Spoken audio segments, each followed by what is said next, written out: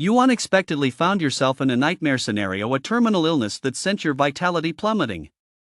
The entire school thought you were done for, but in reality, it was the key to logging in 10,000 years into the future. Just as you withdrew your fist, exhaled, and prepared to push your body to its limits once more, your surroundings once again turned into a deathly silent, gray-white wasteland. You kicked a zombie wearing a special operations suit in the head, blowing its skull to pieces. The next second, the zombie turned to ash. Ding! Absorbed the memories of a fallen warrior, acquired perfect tier basic martial arts. A cold, unfamiliar mechanical voice exploded in your mind without warning. A stream of pale blue data refreshed frantically on your retina. In reality, your stagnant vitality surged instantly, the pinnacle of breathing art from 10,000 years in the future, long-lost body refining formulas. The max-level legacy left behind by the extinction of all humanity now belongs entirely to you. High martial arts, logging into the future 10,000 years ahead. Author, updated monthly. Status, updated to, Chapter 654. The beginning of the cataclysm. Synopsis. Year 1 of the martial path, cracks appeared in the sky and the earth, and terrifying dire beasts invaded the world. Year 100 of the martial path was in its infancy, and human martial artists clashed with the dire beasts.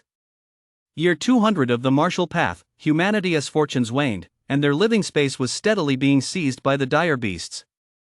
Year 300 of the martial path, Lu traveled back in time, and he could log into the future 10,000 years ahead through his dreams. The tempering skill from 10,000 years in the future, having undergone over 10,000 revisions, is thousands of times more effective than it is now. The breathing art from 10,000 years in the future. The body refining formulas from 10,000 years in the future. The martial arts canon from 10,000 years in the future. 10,000 years into the martial path era, humanity is extinct. The martial path civilization, having flourished to its peak, will have no one left to carry on its legacy. I, Lu, am that sole spark of hope. To read, download, and share more ebooks in TXT format, please visit Traditional Chinese, https, axdzs8.tw Simplified Chinese, https, ixdzs8.com Email, support@ixdzs.com. Chapter content begins. 650, Let me see the limits born of this starry sky. Revised. High martial arts, logging into the future 10,000 years is currently being typed. Please wait a moment. Once the content is updated, please refresh the page to get the latest updates. Main text 001. Nightmare. Have you ever woken up from a nightmare only to find yourself in yet another nightmare? That's exactly what Lu Sheng was experiencing right now. Lu Sheng. A stern voice boomed in his ears like a clap of thunder. Lu Sheng lifted his head groggily, his face still bearing the bewilderment and helplessness of someone who had just awakened from sleep. The middle-aged man at the lectern pushed his glasses up the bridge of his nose and glared at him with a look of deep disappointment. There are only a little over 200 days left until the college entrance exam. Instead of working hard, you still have the nerve to fall asleep in class? With grades like yours, even construction sites might not hire you to carry bricks after you graduate. Do you know what the minimum vitality requirement is for concrete workers on construction sites these days? 0.8. Has your vitality reached 0.8 yet? Lu Sheng kept his head down, rubbing his throbbing temples as he meekly listened to his homeroom teacher's scolding. The chubby boy sitting to his left sneakily turned his head to look at him. Had another nightmare? Lu Sheng nodded without speaking, though his eyes betrayed a deep sense of helplessness. He'd been having the same dream repeatedly for 3 days straight. Lu Sheng couldn't describe what the dream was like. He only remembered that the setting was dilapidated, desolate, and oppressive. He stood dazed and helpless in the middle of a wasteland, surrounded by roaming monsters. It was a nightmare. Lu Sheng was absolutely certain of that. Ever since this dream began, he'd become extremely sleepy, and the quality of his sleep had been abysmal. Even though he slept for over 10 hours a day, he felt as though he'd been up all night for days on end. As a result, over the past 3 days, Lu Sheng's vitality had plummeted by a full 0.02. 0.02. How many tonics would he have to take, and how many days of grueling training would it take to make up for that? Lu Shang was in an absolutely terrible mood. After school, Lu Shang walked listlessly toward the school gate, his backpack slung over his shoulder. Someone called his name, ran up from behind, and blocked his path. Lu Shang, heading to the internet cafe? It was that chubby kid from class earlier that day. His name was Lu Qiming, and he was one of Lu Sheng's few friends. Faced with Lu Qiming's invitation, Lu Sheng shook his head. Nope, I'm going home. Going home this early? That's not like you. Come on, let us go online. I'll cover all the drinks and internet fees today.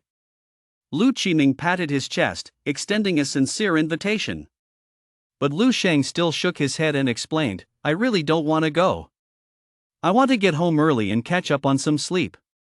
You slept through the whole class today, aren't you awake yet? Lu Qiming pulled an exaggerated face. Lu Sheng couldn't be bothered to explain, he just waved his hand and kept walking. Lu Qiming was about to try persuading him again when a few guys came running over at top speed. Lu Qiming, are you coming to the internet cafe or not? I'm coming right away. Lu Qiming took one last look at Lu Shang, said nothing more, and left him behind to run toward the other boys. Lu Shang watched Lu Qiming's receding figure as students in black and blue school uniforms kept passing by on both sides of him. They bustled toward the school gate and then quickly scattered in all directions, like a murky river receding amid the hustle and bustle. Ah! Lu Shang let out a soft sigh as his thoughts began to churn. He had almost forgotten that he'd been living in this world for nearly 18 years. Lu Sheng's memories of his past life were now very vague. Sometimes he even wondered if it had all been just a dream. A dream he had repeatedly had from childhood through adulthood. Just like the one he'd been having so often lately. No house, no car, single office worker walking, falling off a cliff, waking up. Lu Sheng murmured each keyword under his breath, his gaze gradually growing distant, until he uttered the final word. Time travel. Yes, Lu Sheng had traveled through time.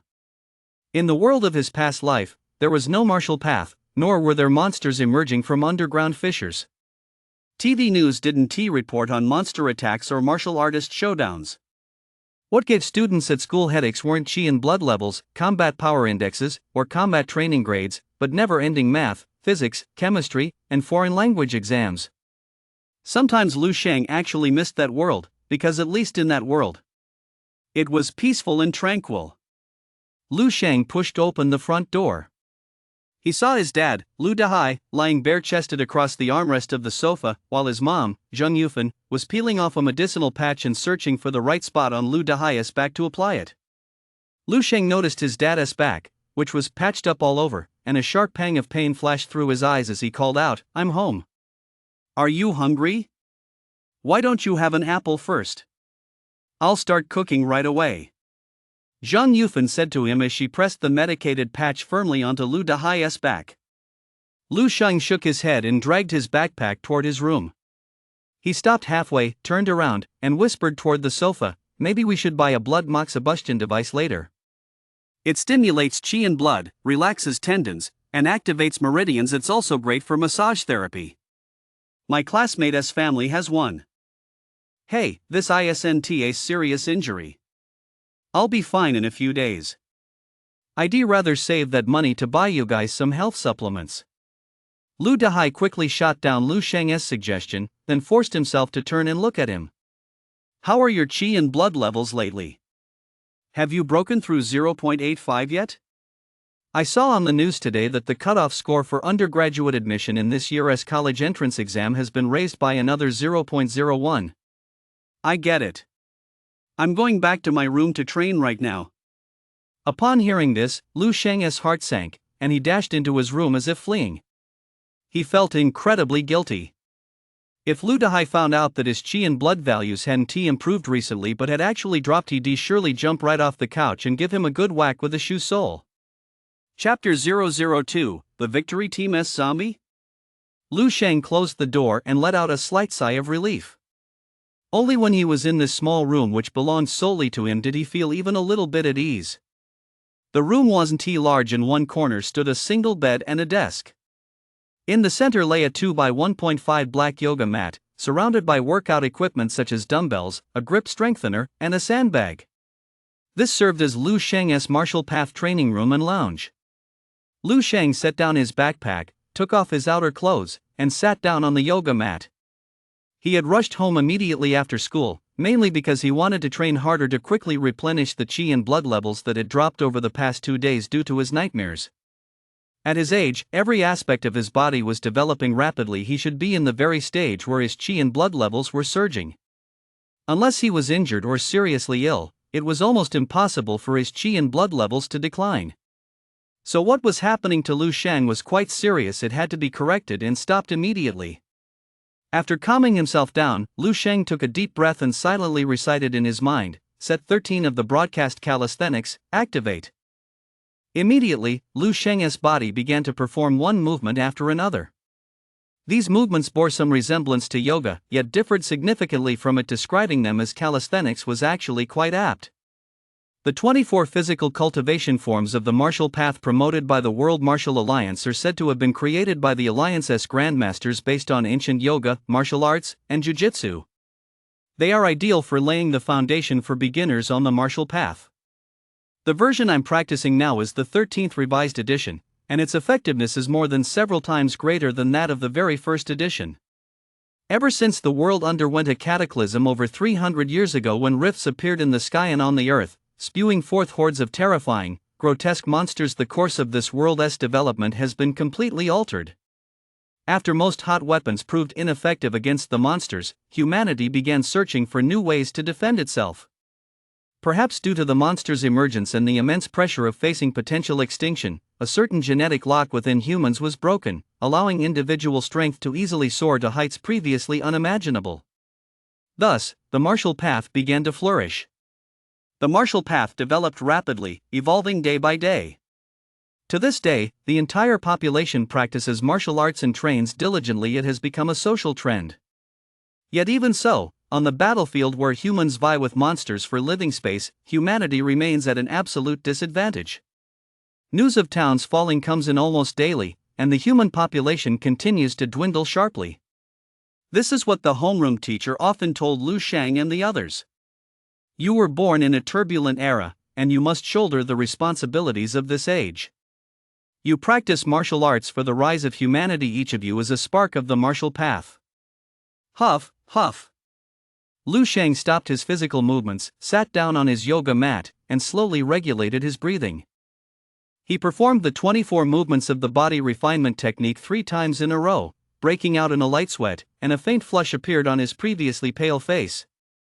If I stop having nightmares, I should be able to replenish my depleted qi and blood levels within a week. Lu Sheng thought to himself. So far, Lu Sheng hadn't figured out the cause of his nightmares. He looked up information online on his phone. Generally, there are 4 causes of nightmares: sleeping posture, diet, illness, and mental state. He could rule out the first 3 factors. Could it be caused by the psychological pressure of the upcoming college entrance exams? Lu Sheng couldn't be sure. Logically speaking, having gone through the college entrance exams twice, his mental resilience should be far greater than that of the average person. It shouldn't be that bad. Lu Sheng rested while his mind wandered. As he thought, drowsiness slowly washed over him like a tide. Lu Sheng yawned involuntarily. His eyelids drooped, his body slowly reclined, and he gradually drifted off to sleep. A leaden gray sky, a black earth, and wispy gray mist permeating the air. Oppressive, hopeless, desolate. The first thing Lu Sheng saw upon waking was this scene before him. That nightmare again. Lu Sheng felt utterly helpless. Wake up, wake up, wake up. Lu Sheng pinched the flesh on his arms and face as hard as he could, trying to rouse himself from the dream, but it was completely to no avail. Unless he reached a specific point in time, he would remain trapped in this nightmare. Ugh, ugh, ugh. A strange sound reached his ears, as if someone's throat were constricted, accompanied by the rustling sound of something being dragged across the floor. Here it comes. Lu Sheng groaned inwardly. Soon, the gray mist not far to his left dispersed, and a tall, rigid humanoid figure appeared before him. The figure's skin was ashen and sallow. Its sunken eye sockets held no eyeballs, only 2 empty hollows. A long gash ran across its face, clearly revealing grayish-white facial bones and blackened flesh. The figure's body was stiff and its movements sluggish. It wore a jumpsuit resembling the Victory Team's uniform, though it was filthy and caked with mud. It looked almost exactly like the zombies Liu Shang had seen in movies from his past life. Chapter 003, Memories Straight Out of a Disaster Movie. Run? That was Liu Shang's first instinct. That's exactly what he'd done before. The jumpsuit-wearing zombie was very slow and couldn't catch up to him. Previously, Liu Shang had gradually lost consciousness while constantly running away, only to wake up again. But this time, Liu Shang changed his mind. I'm not running anymore. Liu Shang rolled up his sleeves with a rather carefree attitude. It's just a dream anyway. Even if I get bitten, it doesn't matter. Dying in a dream might even help me wake up faster. With that in mind, Liu Shang decided to charge straight at the jumpsuit-wearing zombie. Even though my grades at school aren't great, my vitality score is still 0.8. Whether it's strength or speed, I exceed the standards of a normal adult male from my previous life. Why should I be afraid of a mere zombie like you? According to the World Martial Arts Alliance standards, a level 1 martial artist has a vitality score of 1.5 and a combat power of 150. Liu Shang could now be considered roughly half a full-fledged martial artist. Although Liu Shang's grades in practical combat classes were terrible, he knew only a few simple fighting techniques. It didn't dampen his current fighting spirit in the slightest. Wind God Kick. Liu Shang shouted the name of a move he'd read about in novels from his past life, took a running start, and delivered a flying kick that slammed hard into the tall zombie's chest. The tall zombie staggered back several steps. Its clumsy body couldn't withstand such a massive impact, and it fell backward onto the ground. A clear size 41.5 shoe print was left on its jumpsuit. Seems not so bad after all. That single kick instantly boosted Liu Shang's confidence. He saw the tall zombie in the jumpsuit struggling to get back up, so he hurried over to deliver the finishing blow. With his bare fists, Liu Shang landed 2 hard punches on the zombie's face. His fists felt as if they struck a dried coconut shell, causing a sharp pain to shoot through the backs of his hands. Gritting his teeth, Liu Shang scanned the area for a weapon he could use. Soon, a few meters away, he spotted a rock the size of a watermelon. Liu Shang grabbed the rock and aimed it at the tall zombie's head. In movies, zombies' weak spots are always in the head. This should work. Liu Shang muttered to himself as he swung the stone with all his might. Crack! The crisp sound of a broken nose. The watermelon-sized stone was embedded deep into the tall zombie's face. The zombie's body twitched twice, then went completely still. Done. Only after Liu Shang confirmed the tall zombie was dead did he plop down onto the ground, gasping for breath. He had to admit, this dream felt incredibly real. Liu Shang could even hear the sound of his own heart pounding violently. Wake up already! Liu Shang muttered under his breath, just as he was about to stand up. Just then, he saw the towering zombie in front of him crumble like sand, rapidly weathering away and vanishing within a matter of seconds. At the same time, wisp after wisp of black smoke billowed from the zombie's weathered corpse, shooting like arrows straight into Liu Shang's chest. Yah! Liu Shang was taken completely by surprise. Before he could even react, he felt a wave of heat radiating from his chest, accompanied by a flood of fragmented memories that flashed through his mind like scenes from a movie. What do you want to do after graduation? Join the base defense force. I've heard the defense force's training is grueling and dangerous. It's okay, this has always been my dream. Laughs.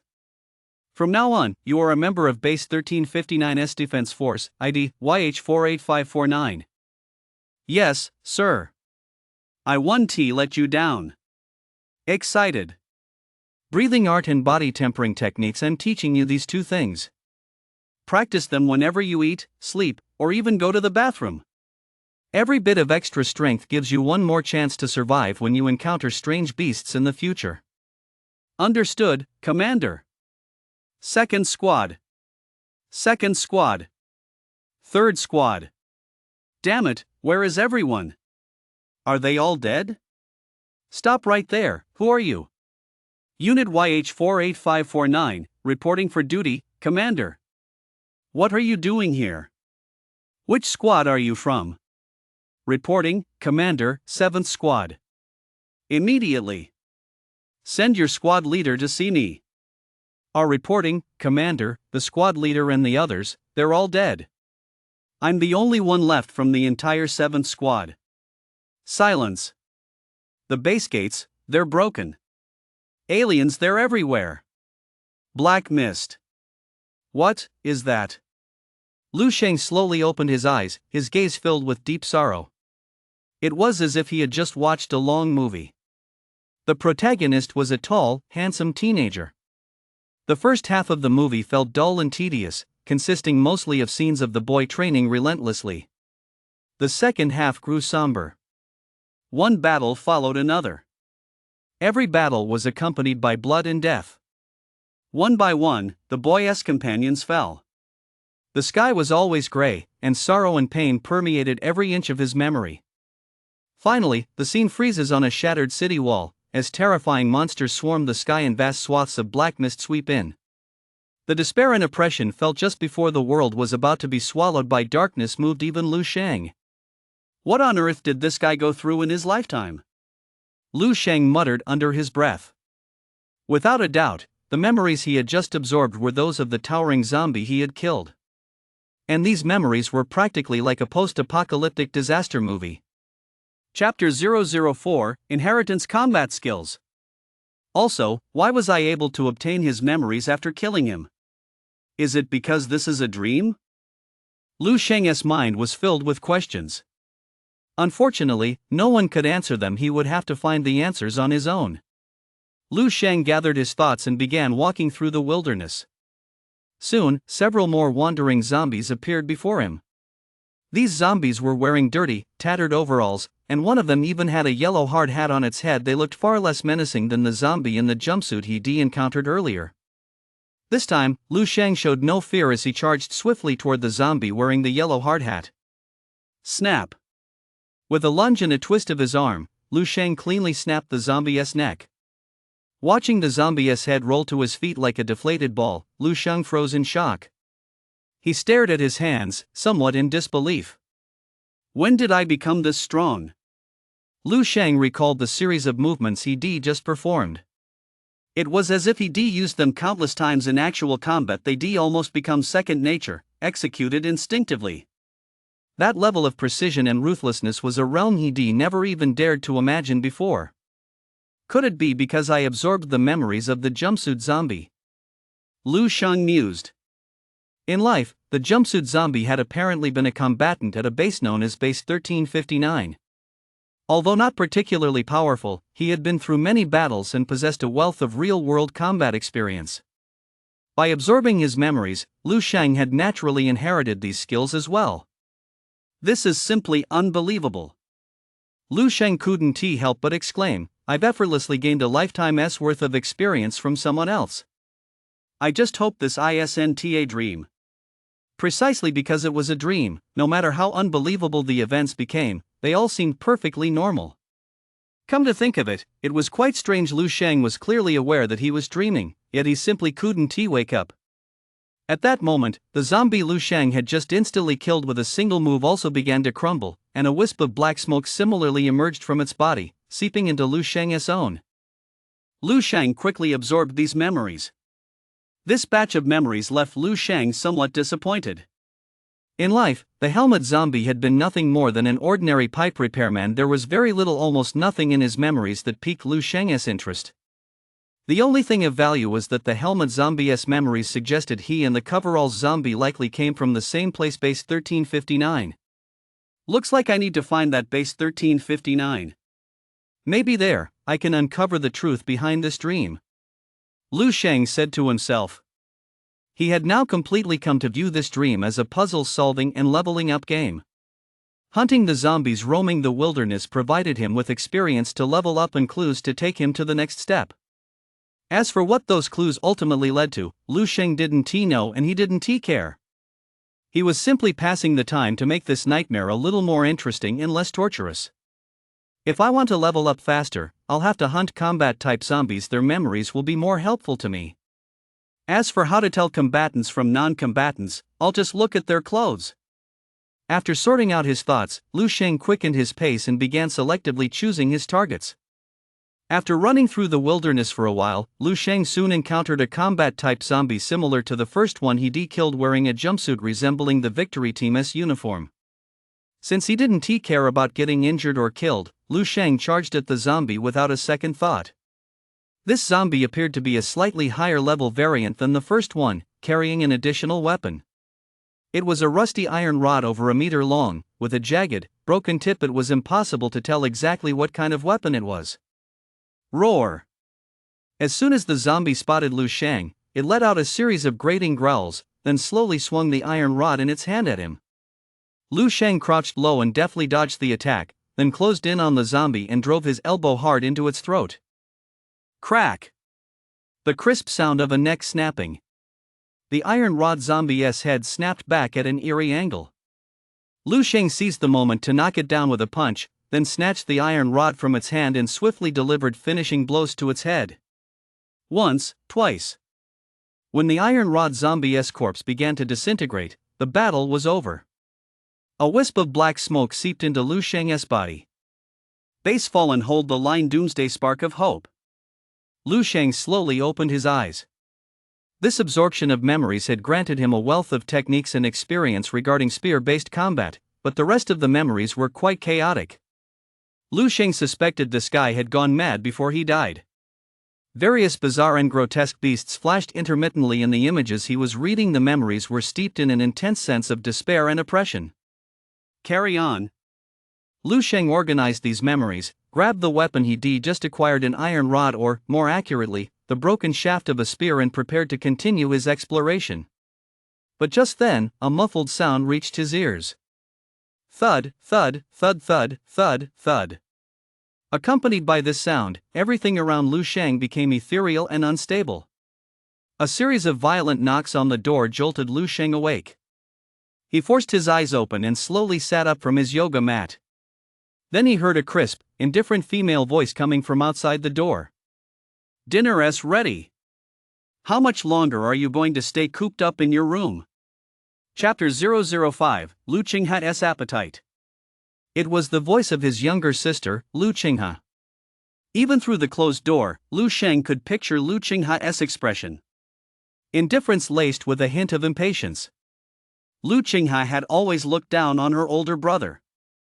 Lu Sheng was about to turn 18 this year, with a qi and blood value of 0.8, which had already dropped to 0.78 in recent days. His combat index and practical combat class grades were a complete mess, and his overall grades placed him in the lower middle range even at Baihe No. 3 High School, which wasn't considered a top school in Baihe City. With results like these, Lu Sheng would have a tough time even reaching the cutoff for a bachelor's degree on the college entrance exam. But Lu Qingha is different. He just turned 16 this year, and in his last test, his qi and blood value had already exceeded 1.0, his combat index broke 100, and he showed considerable talent in practical combat. He is currently enrolled in the gifted class at Baihe No. 1 High School, the best school in Baihe City. If she continues on this trajectory, it's entirely possible that in 2 years, she'll be in the running for early admission to a top martial arts university. To put it simply, Lu Qingha is a genius, an unquestionable genius. Compared to Lu Qingha, Lu Sheng is as ordinary as they come. It's the cliché pairing of a mediocre older brother and a genius younger sister. Although the Lu family didn't favor one child over the other because of their differing martial path talents, Lu Sheng felt that this was precisely why Lu Qingha had always had a strained relationship with him. Perhaps in Lu Qingha's mind, if it weren't for the burden of her mediocre older brother, she, with all the family's resources poured into her, could have reached even greater heights by now. Got it. I'll be right there. Lu Sheng replied, and the knocking outside stopped abruptly. At that moment, Lu Sheng came back to his senses. He had clearly realized he'd just experienced another nightmare. However, unlike before, this time Lu Sheng didn't feel any discomfort after the nightmare. In fact, he felt surprisingly good. No fatigue, no drowsiness. I feel incredibly energetic. Lu Shang was somewhat surprised. He tried to recall everything he had experienced in the dream. A moment later, Lu Shang was stunned. Those memories, the memories I gained from the zombies, I remember them all clearly. The various combat techniques I've inherited are still firmly etched into my muscle memory, and even. Lu Shang swung his fist through the air. It seems even my strength has increased a bit. This was particularly unbelievable. After all, strength comes from qi and blood. An increase in physical prowess must necessarily result from an increase in qi and blood. If Lu Shang felt his strength had grown, didn't that mean his qi and blood levels had increased? Could a dream actually increase one's qi and blood? That's pure fantasy. Lu Shang couldn't believe it and suspected it was all just his imagination. Of course, the most direct way to verify whether this feeling was real was to undergo a comprehensive physical examination. I'll eat first, then find a martial arts school to get tested. Lu Shang quickly calmed his racing heart, tidied himself up a bit, and stepped out of the room. Having lived 2 lifetimes, the only thing that set Lu Shang apart from his peers was probably his composed demeanor. Lu Shang buried his head in his bowl, shoveling rice into his mouth in huge mouthfuls, as if he hadn't eaten in days. When he picked up his empty bowl and handed it to his mother, Zhang Yufan, asking for another serving, he suddenly noticed that all 3 people at the table were staring at him with strange looks. Only then did Lu Shang realize. His appetite today had indeed been a bit excessive. Never mind, I'm full. Lu Shang hesitated for a moment, trying to take the bowl back. But Lu Dahai snatched it away from him. What are you talking about? Are you going to go hungry in your own home? Honey, go steam another pot of rice and stir-fry a couple more dishes while you're at it. His mother, Zhang Yufan, gave a nod and got up to go. Lu Dahai looked quite pleased. Smiling broadly at Lu Shang, he said, "That's how it is for boys during puberty. No matter how much they eat, they never feel full. Their heads just shoot up, shoot up, shoot up. I'll buy some more tonics tomorrow." The growth spurt is a great time to build up qi and blood. Don't let this opportunity go to waste. Lu Shang nodded. How much taller can he possibly get? He'll be 18 soon. Lu Qinghe, sitting nearby, picked up a piece of braised pork and stuffed it into her mouth, muttering dismissively as she chewed.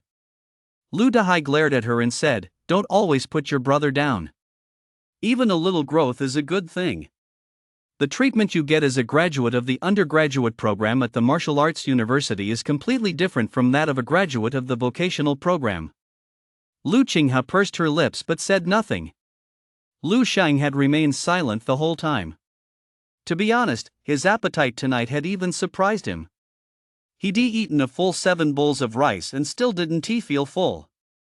After all, Lu Qinghe usually ate no more than 5 bowls of rice. And Lu Qinghe's vitality score was a full 0.2 higher than Lu Shang's. She'd always eaten twice as much as him.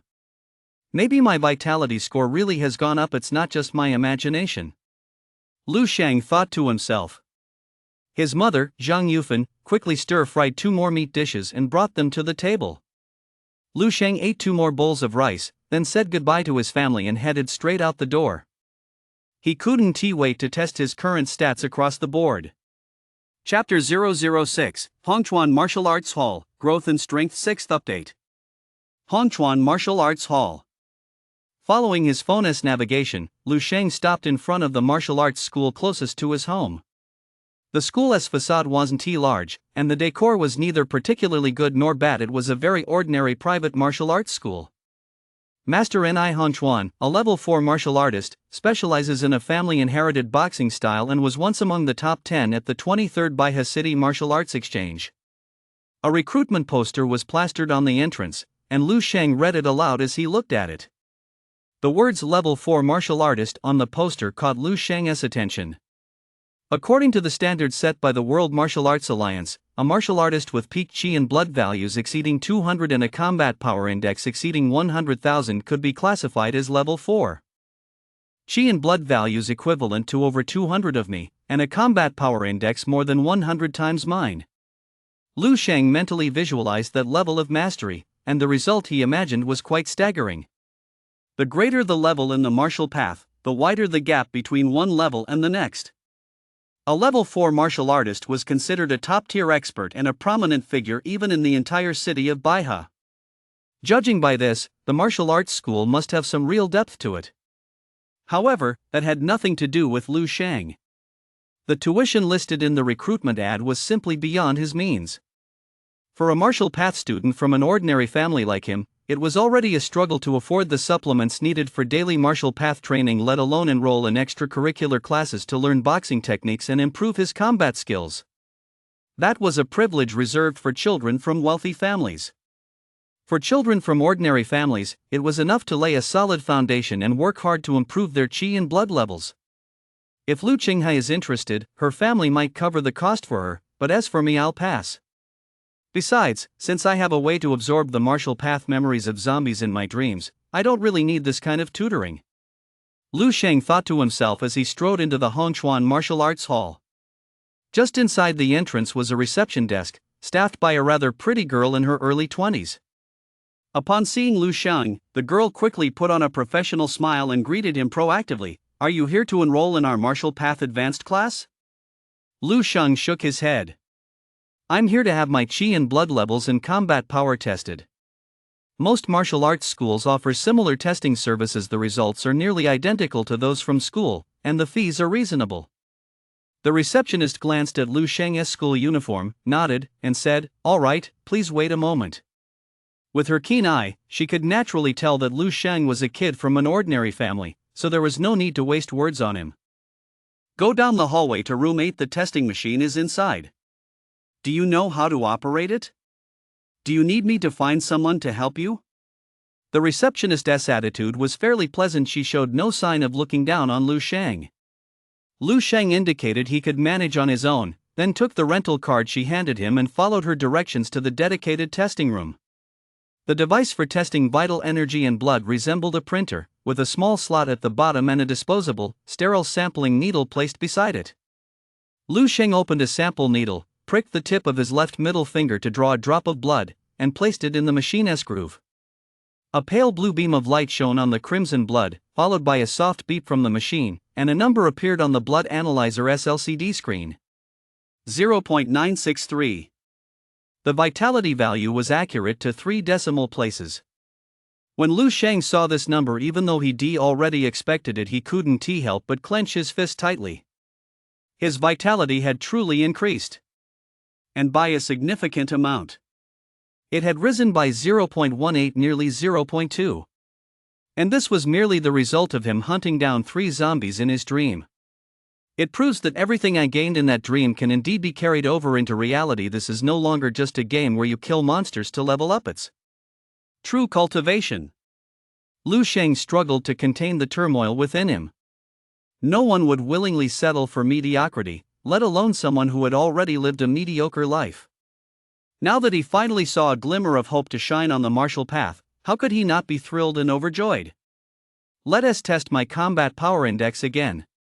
The combat power testing device was much larger, over a person's height, with a padded recess at its center.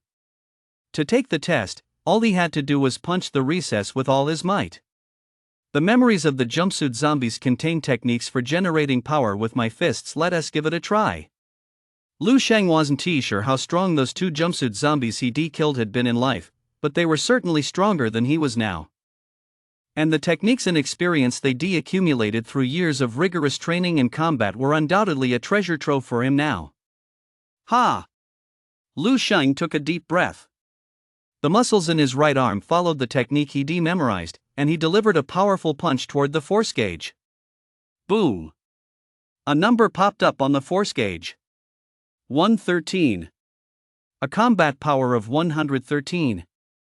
This had already exceeded the standard combat power index represented by his 0.96 health points. This must be the bonus provided by the technique. Lu Shang then tested a punch with his left arm. The reading was slightly lower than his right arm's, but still exceeded 100. After several tests, Lu Shang finally withdrew his fist, satisfied. Last year, the cutoff for the Martial Path undergraduate program at Baiha City was a Qi blood value of 1.05 and a combat power standard of 105.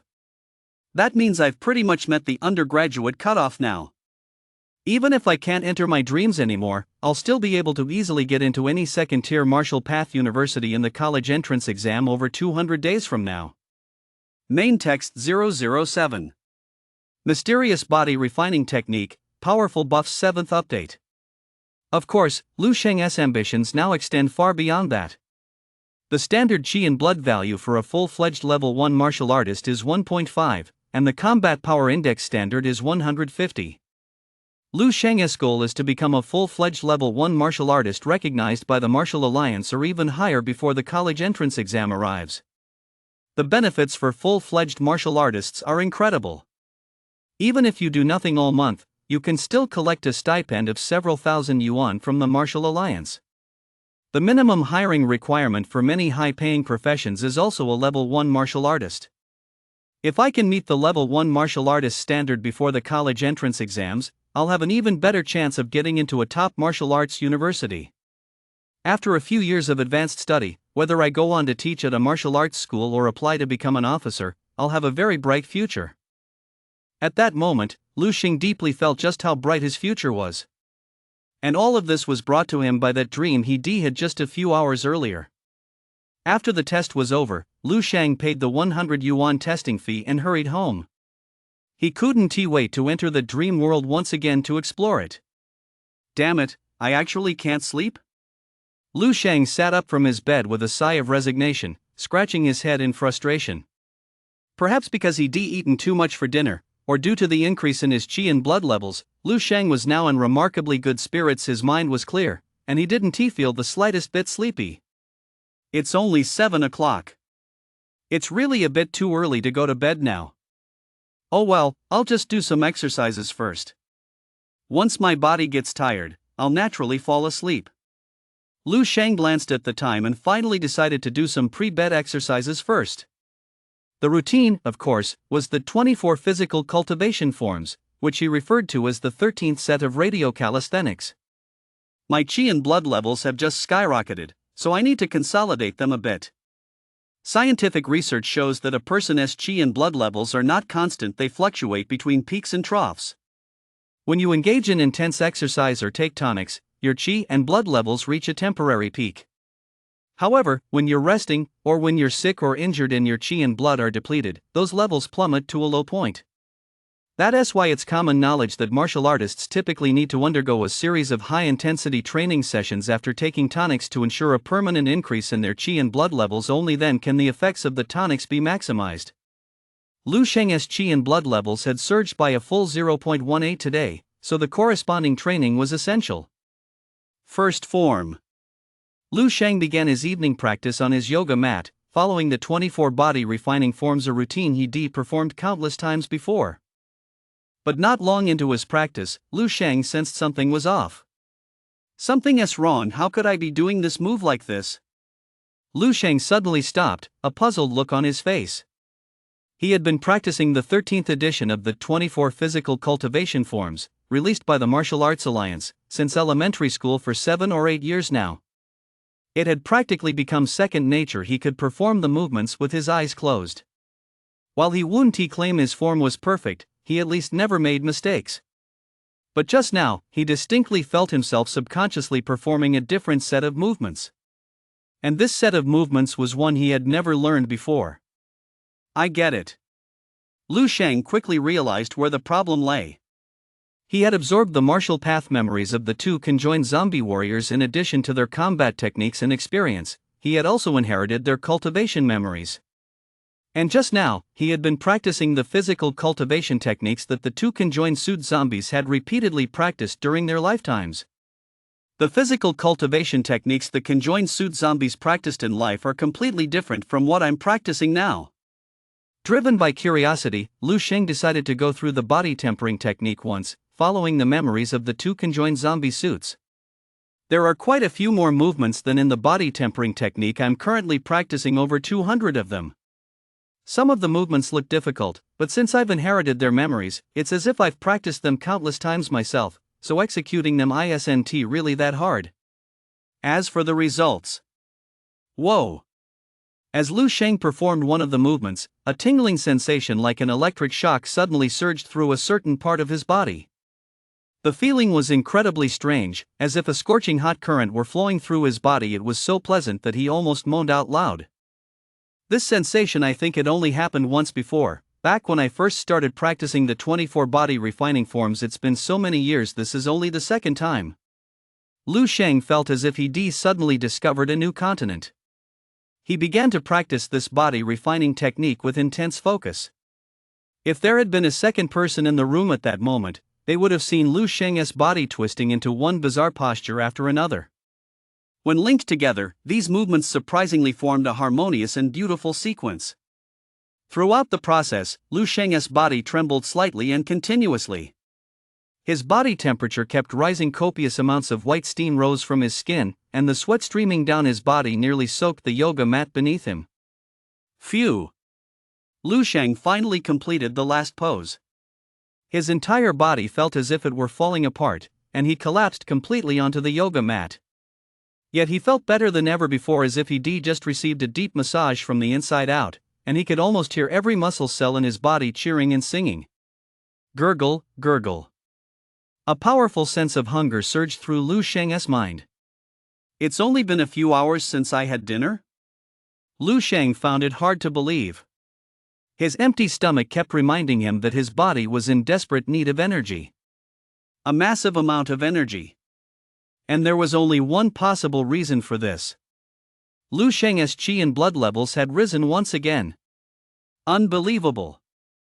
Lu Sheng's face was etched with astonishment.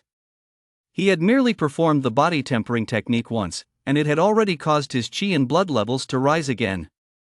If word of this got out, he might immediately be regarded as a genius on the martial path. Main text 008. Explosive rise in qi and blood. 8th update. Of course, he wasn't a genius. Lu Sheng knew this very well. All of this was simply the result of the body refining technique he had just practiced. The results from a single practice session are better than what I achieved in the past year or even several years. The effect is dozens or even hundreds of times greater than that of the 24 body refining forms. No, it's not just because of the body refining technique. There's also the breathing. While practicing the body tempering technique just now, I subconsciously applied a mysterious breathing art. It was the combination of the two that produced such a terrifying effect. Lu Sheng instantly recalled some scenes he had once seen in the memories of the one-piece suit zombie. The breathing art and body tempering technique I taught you, practice them while eating, sleeping, and even using the restroom. A wondrous breathing art, a wondrous body tempering technique. Lu Sheng didn't know exactly what breathing art and body tempering technique the one-piece suit zombie had cultivated in life, but he was certain of one thing. These two cultivation methods were far superior to the 13th edition body tempering technique he was currently practicing, the one claimed to have been jointly created by the masters of the World Martial Alliance. Far, far superior. So this is the true treasure hidden within the dream. Lu Sheng clenched his fist tightly, his eyes burning with intensity. His greatest advantage lay in the fact that no matter how complex the cultivation methods and techniques he acquired in his dreams might be, with the boost from the practitioner's memories from their lifetime, he could apply them seamlessly and effortlessly, without any barriers.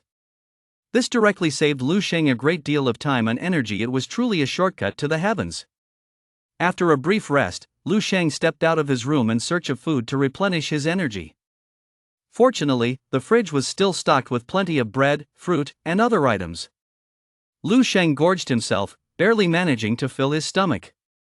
He then returned to his room to continue practicing that mysterious physical cultivation technique, which consisted of a full 268 movements.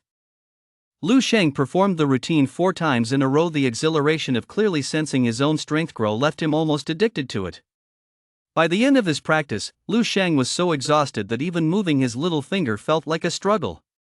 He even experienced a strange sensation. His body felt like a sponge that had been wrung out countless times, completely drained of all moisture, and he slumped limply onto the yoga mat. A belated wave of drowsiness finally began to wash over Lu Sheng's mind. Lu Sheng fell into a deep sleep. Then he woke up in his dream. Gazing up at the familiar, gray, oppressive sky above him, Lu Sheng felt a sense of relief for the first time. In the distance, out in the wilderness, he could faintly make out zombies wandering about in the gray mist. Lu Sheng grinned widely, his face taking on the expression of a lecher spotting a young girl, and lunged viciously at those zombies. Lu Shang, let us go online later, we're one short for our 5-man team. As soon as the school bell rang, Lu Qiming sprinted over to call out to Lu Shang. Lu Shang shook his head and refused, I'm not going. Going back to catch some sleep again? Haven't you stopped having nightmares lately? Lu Qiming couldn't understand. Lu Shang replied casually, it's not catching up on sleep, it's cultivation. I'm preparing for the college entrance exams. Put. Lu Qiming scowled in disdain. We know each other well enough, you're not going to pretend in front of me. Lu Sheng couldn't be bothered to explain it to him. People like Lu Qiming simply couldn't understand just how joyful cultivation really was. The thrill of rapidly increasing one's strength was something no computer game could ever match. Fine, whatever. Seeing how firm Lu Shang was, Lu Qiming stopped trying to persuade him. You'll probably lose interest in 3 minutes anyway. Knowing Lu Sheng as he did, it wouldn't be long before his current enthusiasm faded. By then, wouldn't the two of them be back as the internet cafe duo, the terror of the rift? It's time to head back to the martial arts school for another test. On his way home, Lu Shan walked along, silently musing to himself. A week had passed since his last visit to the martial arts school for testing. During those 7 days, Lu Shang had been completely absorbed in his training, as if he were addicted. As soon as he got home from school, he would rush to his room to do a few rounds of physical cultivation exercises to satisfy his craving. After dinner, he'd do a few more sets, then go to bed promptly at 10 p.m. to hunt zombies in his dreams and absorb their memories. If it weren't for the lack of a plausible excuse to give to his school and parents, he would have even considered skipping school altogether to train at home every day. I'm here to rent the equipment for a test. It was the same Hongchuan martial arts hall as last time. Lu Shang made his way to the testing room with ease. First, a blood sample was taken to test his qi and blood levels. Lu Shang watched as the blue light from the testing device gently scanned his blood. He was incredibly eager to see his current test results. After a week of intense training, bolstered by both the mysterious body refinement technique and the breathing art, just how far could he have advanced? Beep. Qi and blood value, 1.324. Lu Shang clenched his fist tightly, his eyes sparkling with delight. A result that was both logical and unexpected. Compared to his last test, his qi and blood value had skyrocketed by a full 0.36, nearly 0.4. Even people who pop pills every day don't see their numbers rise this fast. Let us test my combat power next. Lu Shang walked over to the combat power testing machine, took a deep breath, and threw a punch. Compared to his last test, Lu Shang's punch was now faster, and his movements were more concise and fluid. This was thanks to the vast amount of combat techniques he absorbed during this period, many of which were related to unarmed combat. The way Lu Shang threw his punches now was on par with those veteran martial artists who dedicated 10 or 20 years to mastering their boxing styles. Boom! A muffled thud echoed as a number flashed on the combat power tester. Main text 009. No way. 9th update. 168. A fierce gleam flashed in Lu Sheng's eyes.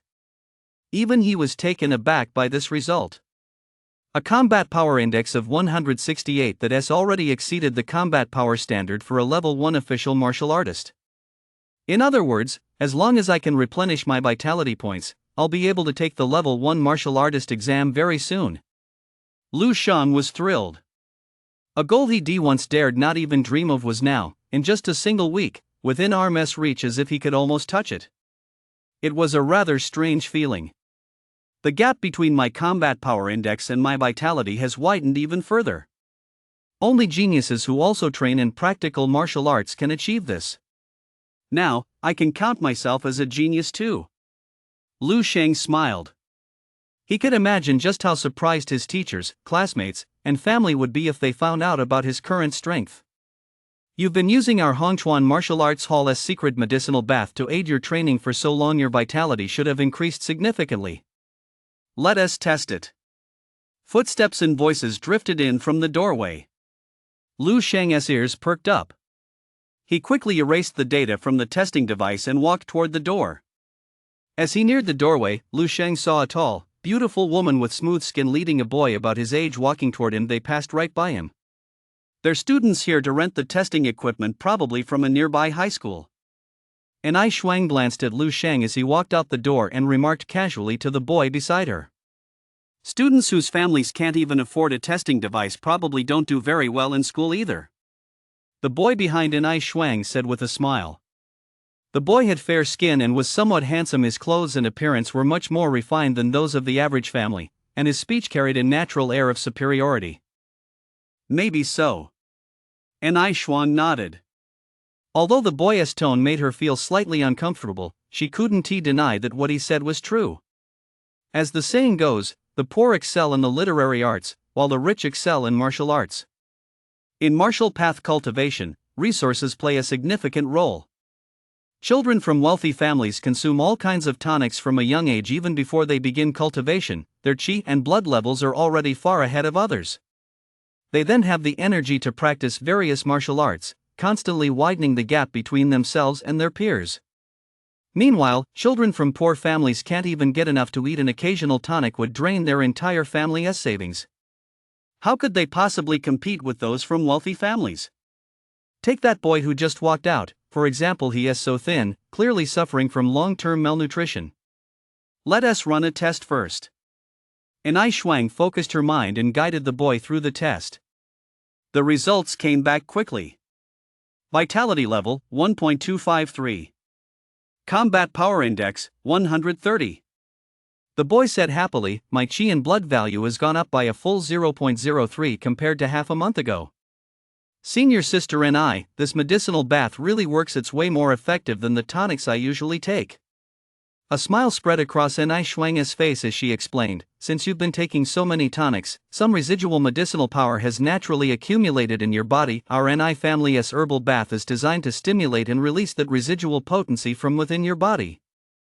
The effects are indeed very noticeable in the first month, but they'll gradually weaken afterward, so you'll need to continue taking various tonics to support it. Tonics? I've got plenty of those at home. The key is whether they actually work.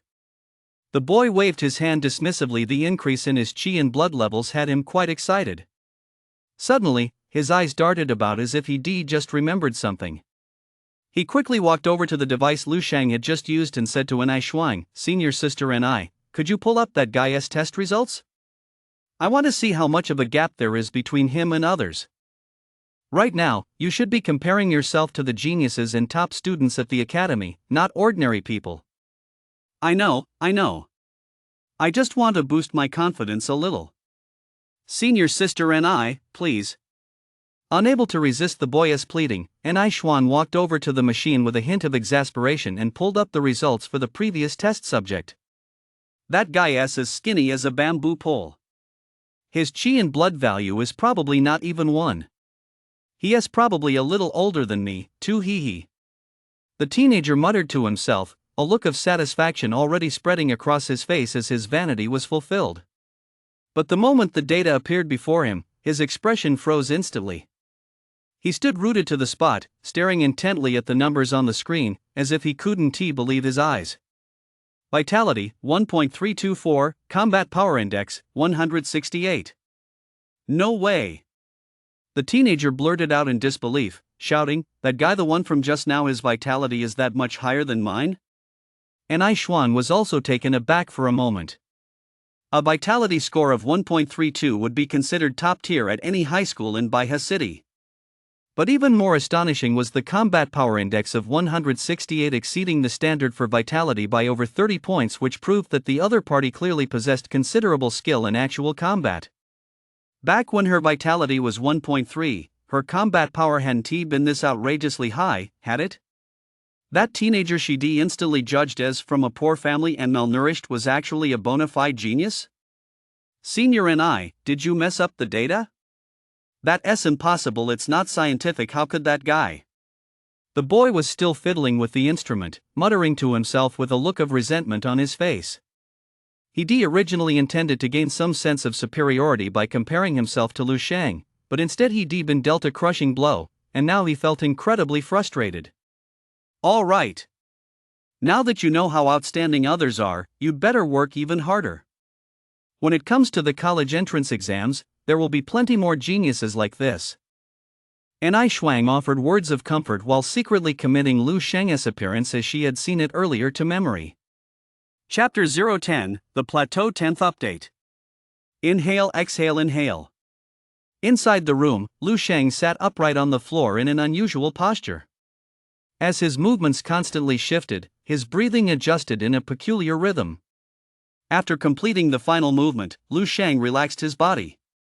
Sweat streamed down the contours of his muscles like a small stream. His entire body gave off a faint heat, as if he'd just stepped out of a sauna. The combat-type zombies in my dreams had all practiced this physical cultivation technique in their previous lives. Each one mastered it to a different degree and focused on different body parts, but now I can perform the entire sequence perfectly with great proficiency. The same set of physical cultivation techniques yields different results when practiced by different people. For example, you might be better at the first 30 movements, while I'm better at the last 30. Different movements target different muscle groups, resulting in variations in each person's physical conditioning. Having absorbed the memories of so many one-piece suit zombies, Lu Sheng has essentially integrated the strengths of nearly all of them, to the point where his mastery of this physical cultivation technique and its corresponding breathing art has reached an exceptionally high level. The results are still excellent. Almost every day, I can feel previously untapped muscle groups being developed. If we say this physical cultivation technique develops the human body to 100% of its potential, then the 24 forms of physical cultivation promoted by the Martial Alliance might not even reach 1%. The gap between these two sets of physical cultivation techniques is simply too vast. Lu Sheng couldn't help but sigh. After finishing his practice, Lu Sheng stood up and gave his body a quick wipe with a towel. Just as he changed into a fresh set of dry clothes, a familiar knock came from outside the door. Lu Sheng, come out to eat. Got it. Lu Sheng replied, quickly tidied up, and walked out of the room. His family was already waiting for him at the dinner table. There were 7 or 8 dishes on the table, mostly meat dishes. At Lu Sheng's place setting sat a bowl brimming with white rice. That's right, a whole bowl. That's because there wasn't a container larger than a bowl to be found in the house. Xiao Sheng, come eat. His mother, Zhang Yufan, motioned for Lu Sheng to sit down. Lu Sheng nodded, sat down, and immediately began shoveling rice into his mouth. Over the past week, Lu Sheng's appetite had become increasingly outrageous. It had started out at just twice that of his younger sister, Lu Qinghe, but now it was nearly 5 times hers.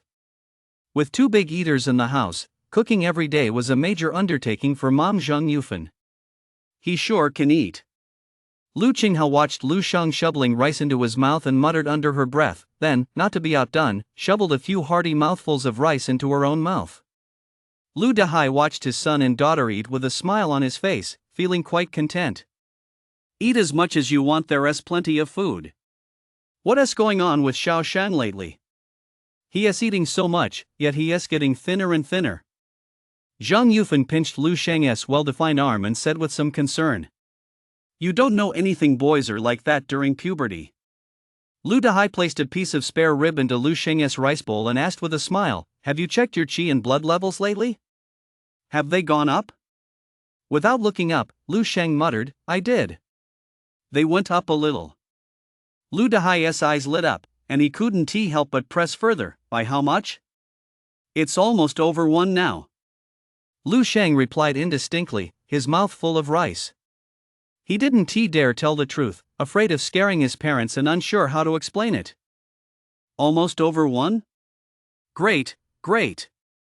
Even though he concealed most of his progress, this result still delighted Lu Dahai immensely.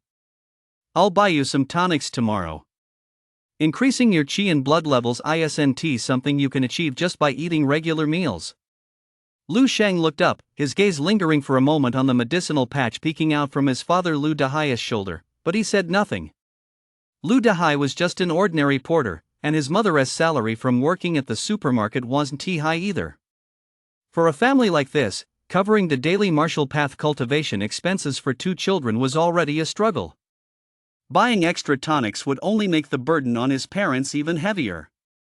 From his parents' casual conversations, Lu Sheng had learned that Lu Dahai had recently started actively seeking overtime work after his regular shift, while his mother was also taking on other part-time jobs. I need to find a way to make money, Lu Sheng silently resolved in his heart. In the wilderness shrouded in gray mist, two figures were locked in combat. Lu Sheng's opponent was a zombie wearing a blue jumpsuit. This type of zombie was considerably stronger than the ones in gray jumpsuits he'd encountered before. It was more powerful, faster, and even retained some fighting skills. The one standing before him was exactly that. The zombie in the blue jumpsuit growled lowly and reached out with a thick arm, lunging viciously at Lu Sheng. Its arm cut through the air with a whooshing sound.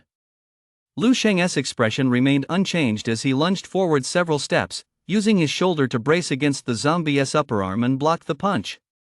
Then, he quickly reached out and wrapped his arm around the zombie's neck in a suggestive gesture. Down.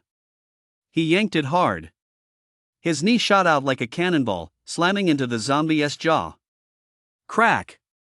The zombie in the blue jumpsuit's head snapped back at an eerie angle, dangling limply behind its shoulders. It staggered for a moment before collapsing to the ground. The corpse rapidly disintegrated, releasing a wisp of black smoke that swiftly surged into Lu Sheng's body. Squad leader skilled in fist techniques. When Lu Sheng opened his eyes, it signaled that he had fully absorbed this memory. This elite monster in the blue jumpsuit had provided Lu Sheng with significant insights. After absorbing these memories, Lu Sheng felt his understanding of fist techniques had reached a new level. It seemed as though he had faintly touched upon a bottleneck. Beyond that lay a whole new world. Chapter 011. Transformation 1. Fist techniques, palm techniques, leg techniques, footwork. Every combat-type zombie had its own area of expertise in life. Although these memories overlap to some extent, they also complement each other like pieces of a puzzle, gradually filling in the gaps in my practical combat skills. So far, I've acquired the most memories related to fist techniques, and this is the first area where I've encountered this sense of hitting a plateau. Lu Sheng thought to himself. The greatest benefit the dream world offered him was his ability to continuously absorb memories and integrate them into himself. What others had spent vast amounts of time and effort refining, Lu Sheng obtained with ease. It was as if Lu Sheng were standing on the shoulders of countless predecessors, advancing rapidly. During this period, he had absorbed a vast amount of memories from the one-piece suit zombies. Aside from causing his progress on the martial path to advance by leaps and bounds, there was another benefit. It was information regarding Base 1359. From the clues gathered in each memory, Lu Sheng gradually pieced together a route that would truly lead him to Base 1359. The direction is right. As long as I keep going, sooner or later I'll find Base 1359. And that day shouldn't be far off. Lu Sheng looked ahead, where the landscape was shrouded in thick gray mist. Occasionally, one or two shuffling human figures flashed through the fog. His gaze was resolute as he strode forward. As for the solution to this problem. In class, Lu Sheng listened intently to the teacher's lecture. Ever since his cultivation practice had gotten on track, Lu Sheng had noticed that his mind had become much sharper. Lu Sheng surmised that he must have absorbed a vast amount of memories in his dreams, and the process of storing these memories had stimulated the development of his brain, enhancing his memory, mental processing speed, and other cognitive abilities. To put it simply, he had become smarter. In more mystical terms, his comprehension had improved. In any case, Lu Sheng now found studying textbook material to be exceptionally effortless. Concepts he previously couldn't understand or grasp were now clear after just one read-through, instantly turning him into a top student. Liberal arts knowledge wasn't entirely useless to Lu Sheng either. After all, the college entrance exam also covers liberal arts subjects, even if they don't contribute much to the overall score. All right, class is over. As the bell rang, the math teacher stopped lecturing, announced the end of class, and added as a reminder, the next class is practical training. Everyone, remember to head to the training hall early to gather there. With that, the math teacher walked out, carrying his textbook and teacup. Lu Sheng organized his class notes and books, tidied up, and prepared to leave the classroom. Practical training sessions were usually held at the school's martial arts hall, a few minutes' walk from the academic building. Factoring in time to change clothes and such, he had to leave immediately if he didn't want to be late, which was why even someone as strict as the math teacher didn't dare to run over time. "Hey, Lu Sheng." Just as he stepped out of the classroom, Lu Sheng heard someone calling his name from behind.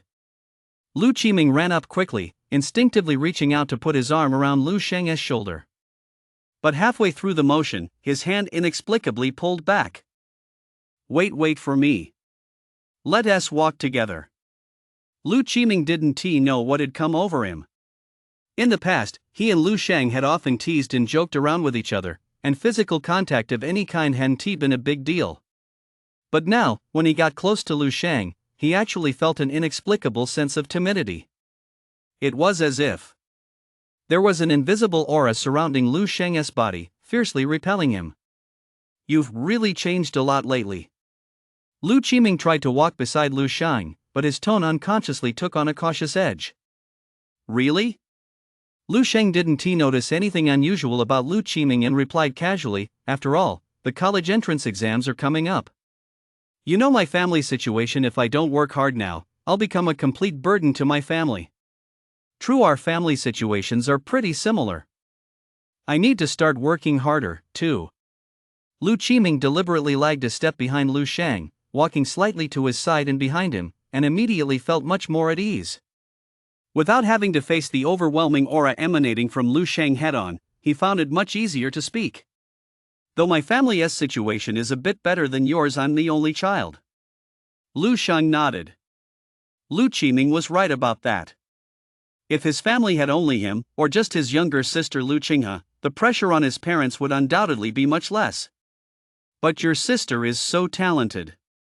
She'll get into Wuhan University on a recommendation, with a full scholarship and all kinds of other subsidies, no problem at all. We're at the locker room. Let me open the door for you." Lu Qiming sprinted past Lu Sheng, beating him to the door and opening it for him. The two of them were supposed to be best friends, yet now one seemed to have been reduced to the other's sidekick, and Lu Qiming didn't seem to realize it at all, as if everything were perfectly natural and only to be expected. "Scholarship." A pensive gleam flashed in Lu Sheng's eyes. Lu Qiming's words had given him an idea. He'd been thinking a lot lately about how to make money. On one hand, he wanted to ease the financial burden on his family so his parents wouldn't have to work so hard. On the other hand, as his martial path cultivation continued to improve, he would inevitably need a large amount of money to support it. Take the simplest example, food. The ordinary meals Lu Sheng was currently eating were increasingly failing to provide the nutrients needed to keep up with the growth of his qi and blood levels. If this continued, it would inevitably slow his progress and he'd end up turning into a terrifying excrement-producing machine. Lu Sheng's previous plan for making money was to become a level 1 official martial artist, which would allow him to receive a monthly stipend of several thousand from the martial alliance money he could use to buy items to replenish his qi and blood. Now, Lu Qiming's words had given him another idea: scholarships. Every school offers material rewards to students with excellent academic performance, and Baihe No. 3 High School was no exception. I remember Baihe No. 3 High School as first-class scholarship is a full 10,000 yuan. If I could get my hands on that money. An idea immediately formed in Lu Sheng's mind. And to secure that money, he would inevitably have to demonstrate the talent and strength expected of a first-class scholarship recipient. Chapter 012, Sparring 2. Lu Sheng, how did you lose so much weight? In the locker room, Lu Sheng and Lu Qiming were changing into the martial path uniforms required for the combat training class. After taking off his outer clothes, Lu Sheng revealed a physique with well-defined, flowing muscles, much like a cheetah's. He was just a bit thinner, a result of his qi and blood growing too quickly for his nutrition to keep up. I need a haircut. Lu Sheng stared at his own face in the mirror, a face that was both familiar and unfamiliar. He was lean and handsome, and his deep, jet-black eyes occasionally flashed with a sharp gleam as sharp as a knife. Even standing there calmly, he now exuded an inexplicable sense of awe. It sent a chill down one's spine, much like when an ordinary person encounters wild beasts such as tigers or leopards in the wilderness. This was the result of his qi and blood levels surging, as well as absorbing a vast amount of dream memories, something Lu Shang hadn't even noticed himself until now.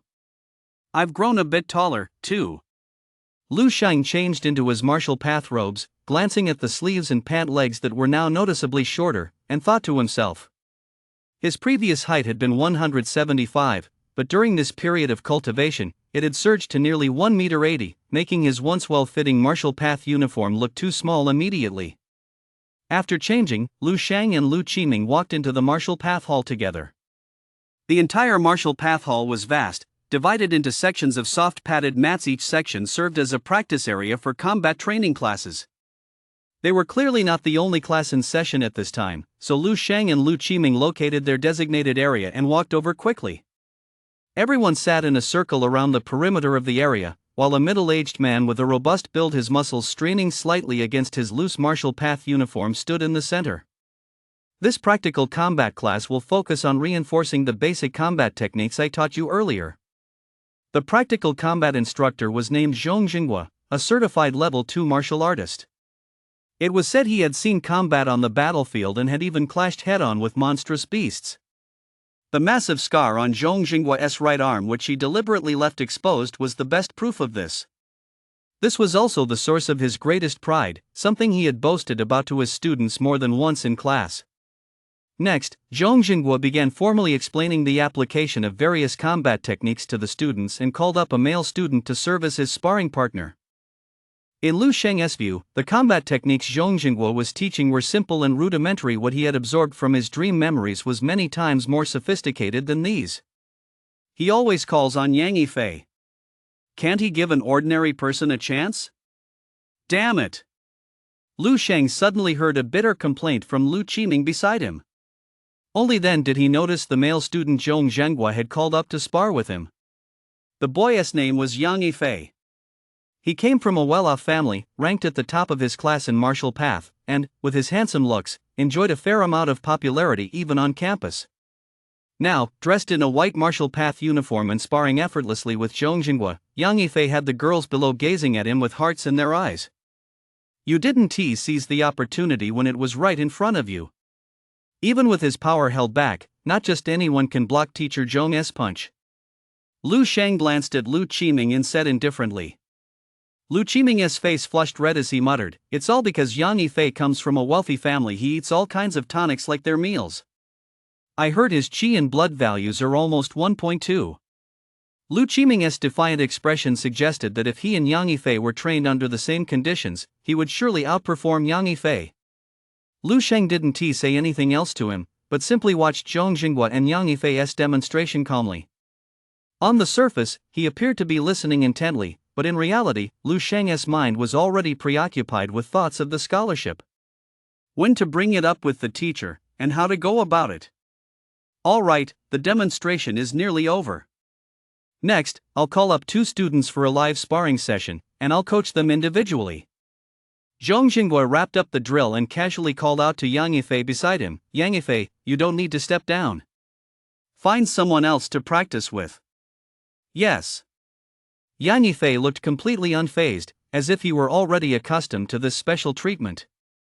"Is there any student willing to come up and spar with Yang Yifei?" Zhong Zhenghua asked loudly, and wherever his gaze fell, the students below scrambled to avoid him. "No one?" Zhong Zhenghua furrowed his brow slightly, looking somewhat displeased. Whenever the topic of practical sparring came up, these students would cower like ostriches, wishing they could bury their heads in the ground. How was he supposed to teach them like this? Many people privately accused him of favoring the top students in the class. But these people never stopped to think, in situations like this, aside from top students like Yang Yifei, how many actually dared to step forward and accept his guidance? Many people love to complain about a lack of opportunities, yet they fail to realize that opportunities slip away quietly with each time they back down.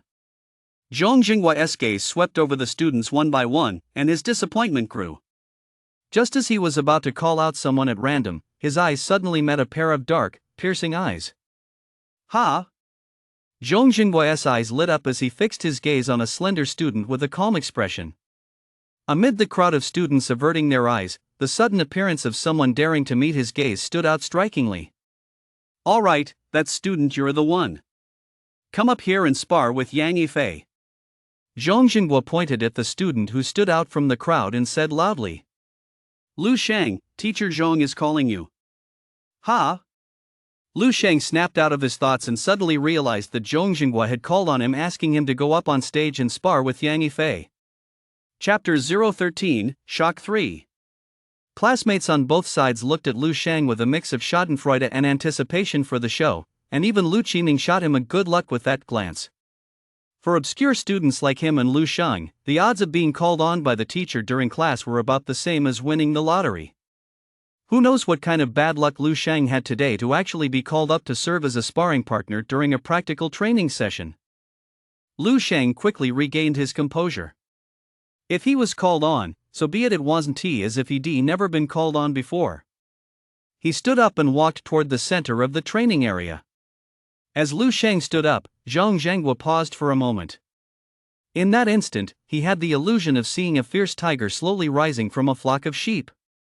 The natural aura emanating from Lu Shang made Zhong Jinghua almost believe he wasn't looking at an ordinary high school student, but rather a battle-hardened martial artist striding toward him. "Teacher." Lu Shang walked up to Zhong Jinghua and greeted him calmly.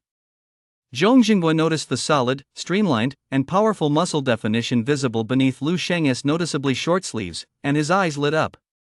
"How come I never noticed before that there was such a promising student in my class?" Zhong Jinghua looked Lu Shang up and down with a hint of admiration and asked, "What is your name?" "Lu Shang."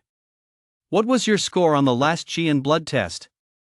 Lu Shang thought for a moment and replied honestly, 0.802. "Only 0.8? That's a bit low. He doesn't look like it." Zhong Jinghua furrowed his brow. "Could I have misjudged him?"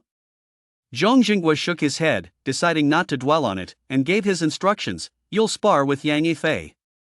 Use the combat techniques I just taught you. Afterward, I'll point out the flaws in your movements." "Yes." Lu Shang nodded, then walked over and stood facing Yang Yifei. Yang Yifei looked relaxed.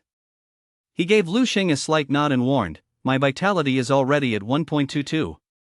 I might hit a little harder later, so be careful." Lu Shang didn't seem to notice, he just nodded casually. However, a low murmur of astonishment rippled through the crowd of students below. "Holy crap! Yang Yifei's Qi and blood value is already 1.22? I haven't even reached 0.9 yet. That's way too strong. He is probably in the top 10 of our grade. Just as expected of Yang Yifei." Hearing these exclamations of admiration, Yang Yifei was clearly flattered. A faint smile, full of confidence and composure, spread across his face as he said to Lu Shang, "Ready?" "Here I come." "Ready."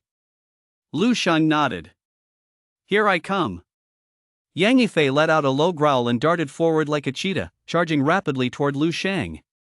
Even Zhong Jinghua, watching from the sidelines, couldn't help but nod slightly at the sight of his performance. As for the students gathered below, they had long since prepared themselves to be amazed. Little stars began to form in the eyes of the girls one by one. Lu Qiming even turned his head slightly, looking at Lu Shang with an expression that suggested he couldn't bear to watch. Then, in the next instant, boom! A figure was sent flying from the center of the arena, flying 5 or 6 meters away before crashing heavily to the ground. "Yang Yifei is so cool. Yang Yifei." A girl's admiring voice rang out just in time, sounding particularly out of place. The girl had only just started shouting when she suddenly realized something was off. Everyone around her was completely silent, staring intently at the center of the court with expressions she couldn't fathom. The girl turned her head to take a closer look and froze on the spot. There, at the edge of the court, was the disheveled figure clutching his chest, his face pale, none other than the idol she adored, Yang Yifei. As for Lu Shang, he was still standing perfectly upright in the center of the arena, seemingly without having moved a single step. Silence. The arena was enveloped in an eerie stillness. Everyone stared blankly at Lu Shang and at Yang Yifei, who lay on the ground in agony, unable to believe their eyes. Lu Shang with just a single move, he sent Yang Yifei, a genius ranked in the top 10 of his grade with a vitality score exceeding 1.2, flying across the arena? They wondered if they were dreaming. Even Zhong Jingguo was stunned. Then he quickly realized something. He hadn't misjudged him. Quick, find 2 people to help Yang Yifei to the infirmary. Zhong Jingguo quickly gave the order, and only then did the others snap out of their daze and spring into action. However, the way they looked at Lu Shang now was as if they were staring at a monster. Teacher Zhong, Lu Shang tried to explain to Zhong Zhenghua that he hadn't intentionally refused to use the martial arts techniques he taught him. Rather, when Yang Yifei charged at him, his combat instincts had driven him to react that way subconsciously. By the time he realized he should have gone along with the sparring drill, Yang Yifei had already been sent flying. Who knew he was so fragile? Never mind. Come with me for a moment. Zhong Jingguo waved his hand dismissively, beckoned Lu Shang, and stormed out, not caring in the least whether the practical training session had ended. Lu Shang had no choice but to obediently follow. Only after the two had left did the training area suddenly erupt into a flurry of heated discussion. Holy crap!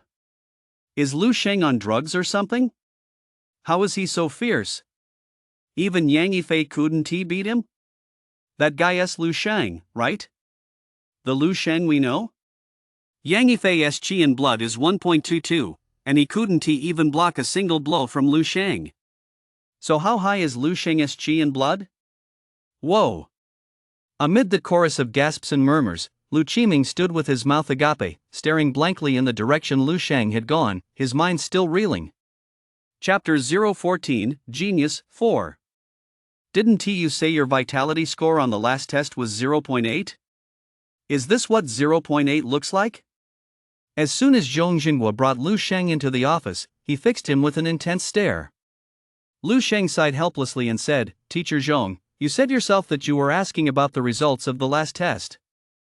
Zhong Jingguo was momentarily at a loss for words. After thinking for a moment, he said, I'll test you again right now.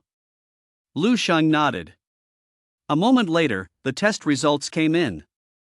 Zhong Jingguo plopped down into his chair and stared intently at Lu Shang with a complex look in his eyes that was hard to put into words. It was a look of shock mixed with delight, delight tinged with surprise, and surprise laced with doubt. Doubt about himself, doubt about the facts. A complex look. When was your last test? Zhong Jingguo took a deep breath, trying to calm himself down, before asking Lu Shang. Lu Shang thought for a moment and replied, the last monthly exam it's been less than a month. If he counted the private tests, it had been about a week ago. Less than a month ago. Zhong Jingguo didn't know what to say. He glanced at the test results again. Vital energy, 1.532. Combat power index, 192. 2 figures that were truly jaw-dropping. They had already exceeded the evaluation standards for a level 1 martial artist. Although the school's testing equipment wasn't as precise as the Martial Alliance's, the margin of error wasn't too great, so the actual results were pretty much spot on. In other words, the student standing before him, named Lu Shang, could already be considered a full-fledged level 1 martial artist. He was not yet 18 years old, with more than 200 days left until the college entrance exams. At Baiha No. 3 High School, in the practical combat class taught by Zhong Zhenghua, a genuine level 1 martial artist not yet 18 years old had emerged. Zhong Zhenghua still needed some time to fully process this result. Admittedly, a level 1 martial artist under 18 isn't particularly remarkable in Longwei or even in Baiha City. However, at Baiha No. 3 High School, he is undoubtedly an unquestionable top-tier genius, a one-of-a-kind talent. At least among the current senior class of college entrance exam candidates at Baiha No. 3 High School, not a single student has reached this level, not even close. Moreover, Zhong Jingguo saw more than just that. What he truly valued was the combat power index of this student named Lu Shang standing before him, as well as his performance in practical combat classes. A combat power of 192 that's over 40 points above the standard for vital energy. Keep in mind that before becoming a full-fledged level 1 level 3 martial artist, A martial artist's combat power index basically follows their vital energy. Because vital energy represents speed and strength. The higher your vitality, the greater the destructive power you can unleash. The transition from a level 3 to a level 4 martial artist is a major hurdle many get stuck at this stage, focusing on tempering their muscles and bones. It is at this point that martial arts techniques truly begin to make a difference, and a martial artist's combat power takes a significant leap forward. Before that, while technique might create various advantages in actual combat, the boost it provides to combat power is minimal. Take Zhong Jingwei himself, for example, a level 2 martial artist. His vitality is 15, and his combat power is only a little over 1,500, just a few dozen points above the standard for his vitality level. Looking back at this, Lu Shanghu, as a level 1 martial artist, managed to push his combat power index more than 40 points above the standard for his vitality level. He is nothing short of a monster. During the practical combat class, when Lu Shang sent Yang Yifei flying with that single move while others didn't catch it clearly, he saw it perfectly. The technique displayed in Lu Shang's punch left even him in awe. This is definitely a combat-oriented martial path genius. At that moment, Zhong Jinghua had an incredibly strong premonition. For Baiha No. 3 High School, this time might have truly struck gold. Lu Shang quietly watched as Zhong Zhengwei's eyes darted rapidly. He must have been thinking through something at lightning speed. After a brief moment of nervousness at the start, Lu Shang had now completely calmed down. Although revealing his true strength this time had caught him somewhat off guard, upon closer reflection, this was actually a great opportunity. He could use this to apply for a scholarship at the school. Given his current abilities, there was no reason it wouldn't be approved. This test also gave Lu Shang a whole new understanding of his own abilities. He had nearly reached the evaluation standards for a level 1 martial artist, so it was time to take the official level 1 martial artist exam. Right now, Lu Shang was desperately short on money. By this point, Zhong Jinghua had also composed himself. With your current grades, you can apply to join the school's honors class. Zhong Jinghua didn't ask Lu Shang why his qi and blood had nearly doubled in just 1 month. There were only a few possible reasons. He had been hiding his true strength all along. His body had suddenly entered a period of rapid development, and his previously latent talent was gradually being unlocked. Both of these situations had occurred with other students before, so there was no need to probe further. If he pressed the issue too hard, it might even cause the student to resent him. "Teacher, I think I'm fine staying in my current class. There's no need to switch," Lu Shang replied. Zhong Zhengwei nodded with a complex expression. He, too, felt it was unnecessary. Cultivating qi and blood values relies entirely on the students themselves. All the school teachers can teach are some practical combat techniques. In this regard, Lu Shang had even surpassed many of the teachers. Then, if there's anything you need, any way the school can help you or provide you with support, you can bring it up now, Zhong Jinghua asked. Lu Shang had been waiting for this very opportunity. "I'd like to apply for the school's Martial Path Scholarship, and I'd also like to have more flexible class schedules." Lu Shang voiced both of his thoughts at once. The second one had occurred to him on the spot. Lu Shang had always felt that staying at school was mostly a waste of time for him right now. If he had more time each day to practice physical cultivation techniques and explore his dreams, his strength might grow even faster. Chapter 015, The Fierce Tiger and the Sheep 5. I'll apply for the school's top-tier scholarship for you, 30,000 yuan. You should receive the funds within the next couple of days. As for your class schedule, the school administration will need to hold a meeting to discuss it, but it shouldn't be a problem. After all, you're a genius. Geniuses are supposed to have certain privileges. Zhong Jinghua quickly responded to Lu Shang's requests. In addition to that, I can make you another promise. If you represent Baiha No. 3 High School and place among the top students in the city on the college entrance exam, the school will award you an additional bonus. And in the time leading up to the exam, if you have any material needs, you can submit a request to the school. As long as it's not too unreasonable, the school will accommodate you. As for me personally, I can also offer you some assistance. Zhong Jinghua's expression was quite solemn as he spoke these words, as if he were already treating Lu Shang as an equal. It didn't take Lu Shang long to understand Zhong Jinghua's reasoning. For a gifted student with such a promising future as himself, now was undoubtedly the best time and the time requiring the least cost to win him over. Thank you, school. Thank you, Teacher Zhong. Lu Shang expressed his gratitude, then paused for a moment before adding, one more thing, Teacher Zhong. I hope you won't inform my family about my current grades or the treatment I'm receiving at school for the time being. I understand. Zhong Jinghua nodded. As martial artists, they could understand the sudden surge in Lu Shang's strength, but it might be a different story for an ordinary family. If Lu Shang's parents found out and started prying for answers, they might do something that would disrupt his progress on the martial path, something no one wanted to see. Well, that's all then, Teacher Zhong. I'll be going now. Go ahead. Zhong Jinghua waved his hand, watching Lu Shang walk out of the office. A few minutes after Lu Shang left, Zhong Jinghua, who had been sitting in his chair, suddenly leaped to his feet. The calm expression on his face was gone, replaced by intense joy and smug satisfaction. Lu Shang, I can't believe Baiha No. 3 High School has produced a Lu Shang. A level 1 full-fledged martial artist under the age of 18, with combat power approaching 200. Before the college entrance exams begin, I've got to keep Lu Shang hidden away as a secret weapon. Then, during the exams, I'll give those guys at first and second high a real scare. Just thinking about the looks on their faces then gets me excited. I need to inform the principal about this right away. Zhong Jinghua walked out of the office beaming with joy. By the time Lu Shang returned to his classroom, the combat training class had long since ended, and all the students had already returned to their seats. As Lu Shang walked into the classroom, the previously boisterous room fell silent in an instant. Then, everyone's gaze turned to him all at once. Shock, awe, curiosity, admiration, fear. Lu Shang walked back to his seat with a calm expression. The moment he sat down, the previously quiet classroom gradually grew noisy again. It was as if a fierce tiger had stepped into a flock of sheep, causing the entire flock to fall instantly silent.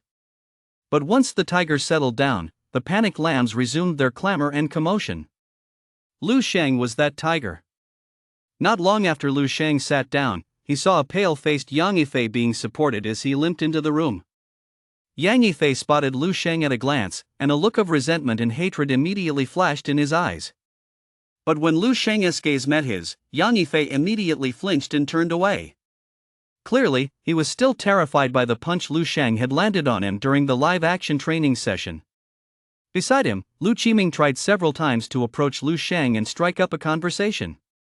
But each time, he didn't dare open his mouth. Lu Qiming watched Lu Shang, who was sitting in his seat, casually flipping through a book, and felt a moment of confusion. He suddenly realized that this lifelong best friend by his side had become so unfamiliar and distant. Baiha City, Central Mall. Inside a shop labeled Martial Medicine Hall, a tall, well-built teenager in a school uniform was scrutinizing the merchandise behind the counter, examining each item one by one. A sales associate approached the boy and politely asked, "Sir, what kind of tonics are you looking to buy?" The boy looked up, revealing a handsome, slender face, and shook his head. "I'm just browsing. I'm not buying anything." "Okay." The saleswoman tactfully stepped aside. The teenager in front of her, dressed in a school uniform, was clearly not part of her target customer base. This teenager was none other than Lu Shang, who had come to browse after school. With a scholarship payment about to come through, Lu Shang couldn't wait to rush to the mall to plan how he would spend the money. It wasn't that he was impatient thinking about how to spend the money before he even received it, but rather that he was desperate to strengthen himself. Over the past few days, as his body refinement technique and breathing art had continued to improve, Lu Shang had increasingly felt an intense hunger emanating from his body at all times. This was a sign of rapid growth in his qi and blood, coupled with a depletion of his physical constitution.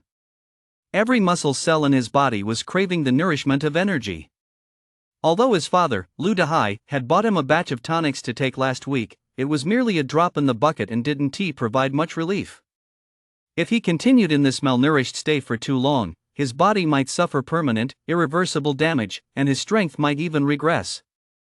This is because cultivation on the martial path is, in essence, a process of continuously unlocking the body's latent potential. The increase in a martial artist's chi and blood levels is a manifestation of this latent potential being constantly unleashed. However, this potential is depleted over time. If not replenished promptly, it will ultimately harm the body. The way to replenish it is by consuming large amounts of external energy. Through dietary supplements, herbal remedies, and other methods. The energy provided by food is, after all, limited. Medicinal herbs, which are rich in nutrients essential to the human body, are the primary source. And these precious medicines are, naturally, quite expensive. Therefore, the saying literature is for the poor, martial arts for the rich is by no means just a casual proverb. Tonic medicines on the market are mainly divided into two types, topical and internal. Topical applications are further divided into medicinal baths, ointments, acupuncture, plasters, and so on. Compared to internal tonics, topical tonics have milder properties, are absorbed more quickly, and are more effectively absorbed. However, they are cumbersome to use, require strict conditions, and their restorative effects diminish with repeated use, necessitating constant changes to the formula. I still prefer internal tonics. Lu Shang had been focusing his attention on the oral tonics as well. However, the price of the oral tonics made Lu Shang frown. Chapter 016, Breaking Through the Plateau, A New Realm of Fist Techniques. 6. The blood-nourishing powder Dad bought me last week cost 3,000 yuan per dose. And that's just the most basic tonic. Above that, there's the blood-nourishing powder, the bone-strengthening powder, and the vitality-nourishing powder. Each one is significantly more expensive than the blood-nourishing powder. The most expensive one, the vitality-nourishing powder, costs as much as 15,000 per dose. That price is simply outrageous.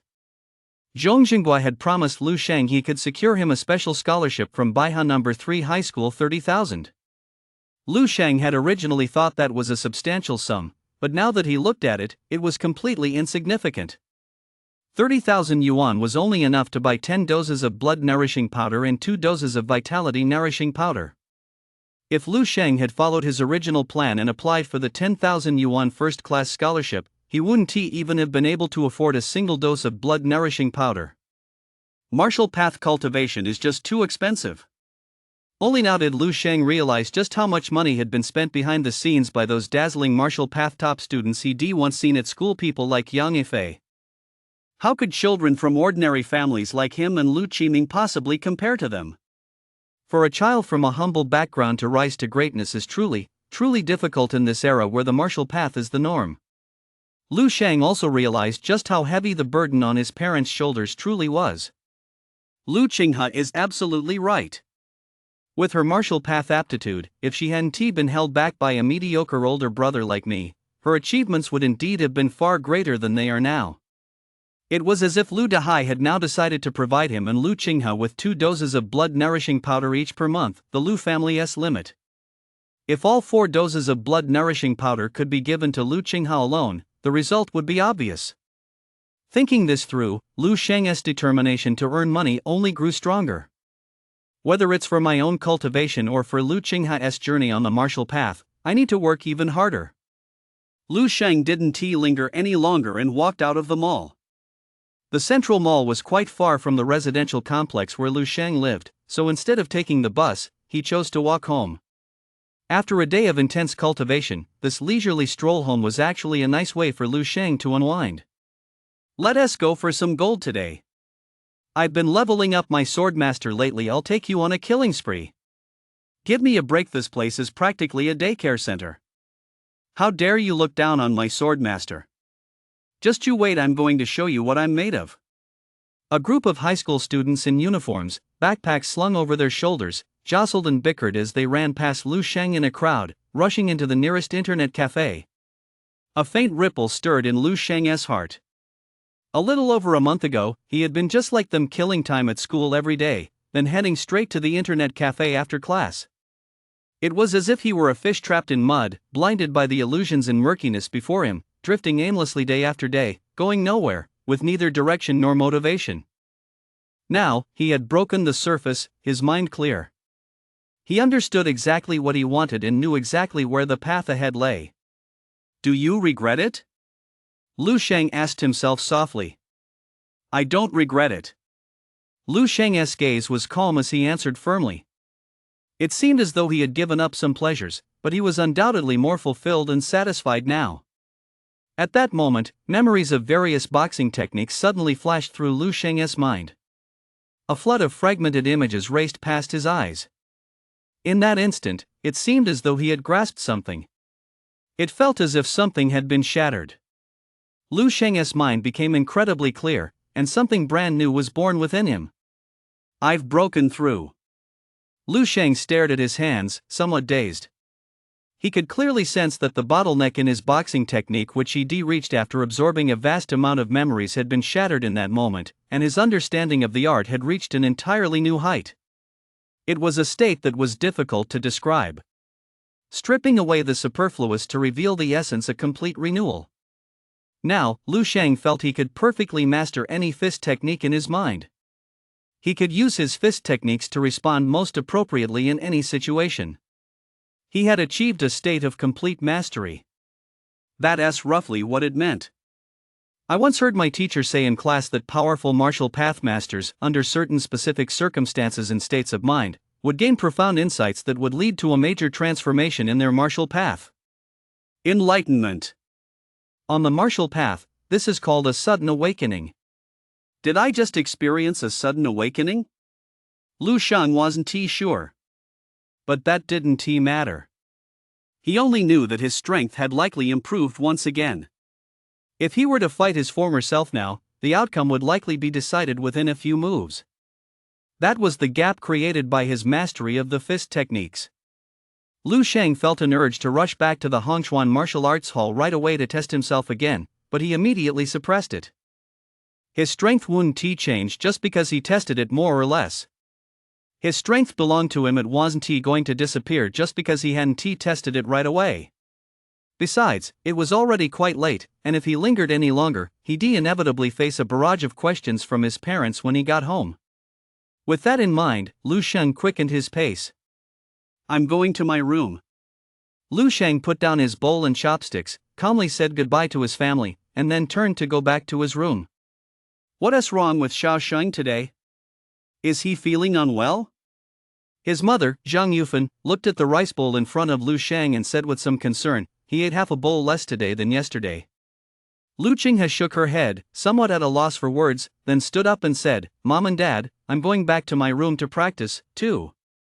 With that, Lu Qinghe quickly ran back to her room. Perhaps because of the dramatic changes Lu Sheng had been going through recently, Lu Qinghe felt a vague sense of unease, and she began practicing even more diligently than before.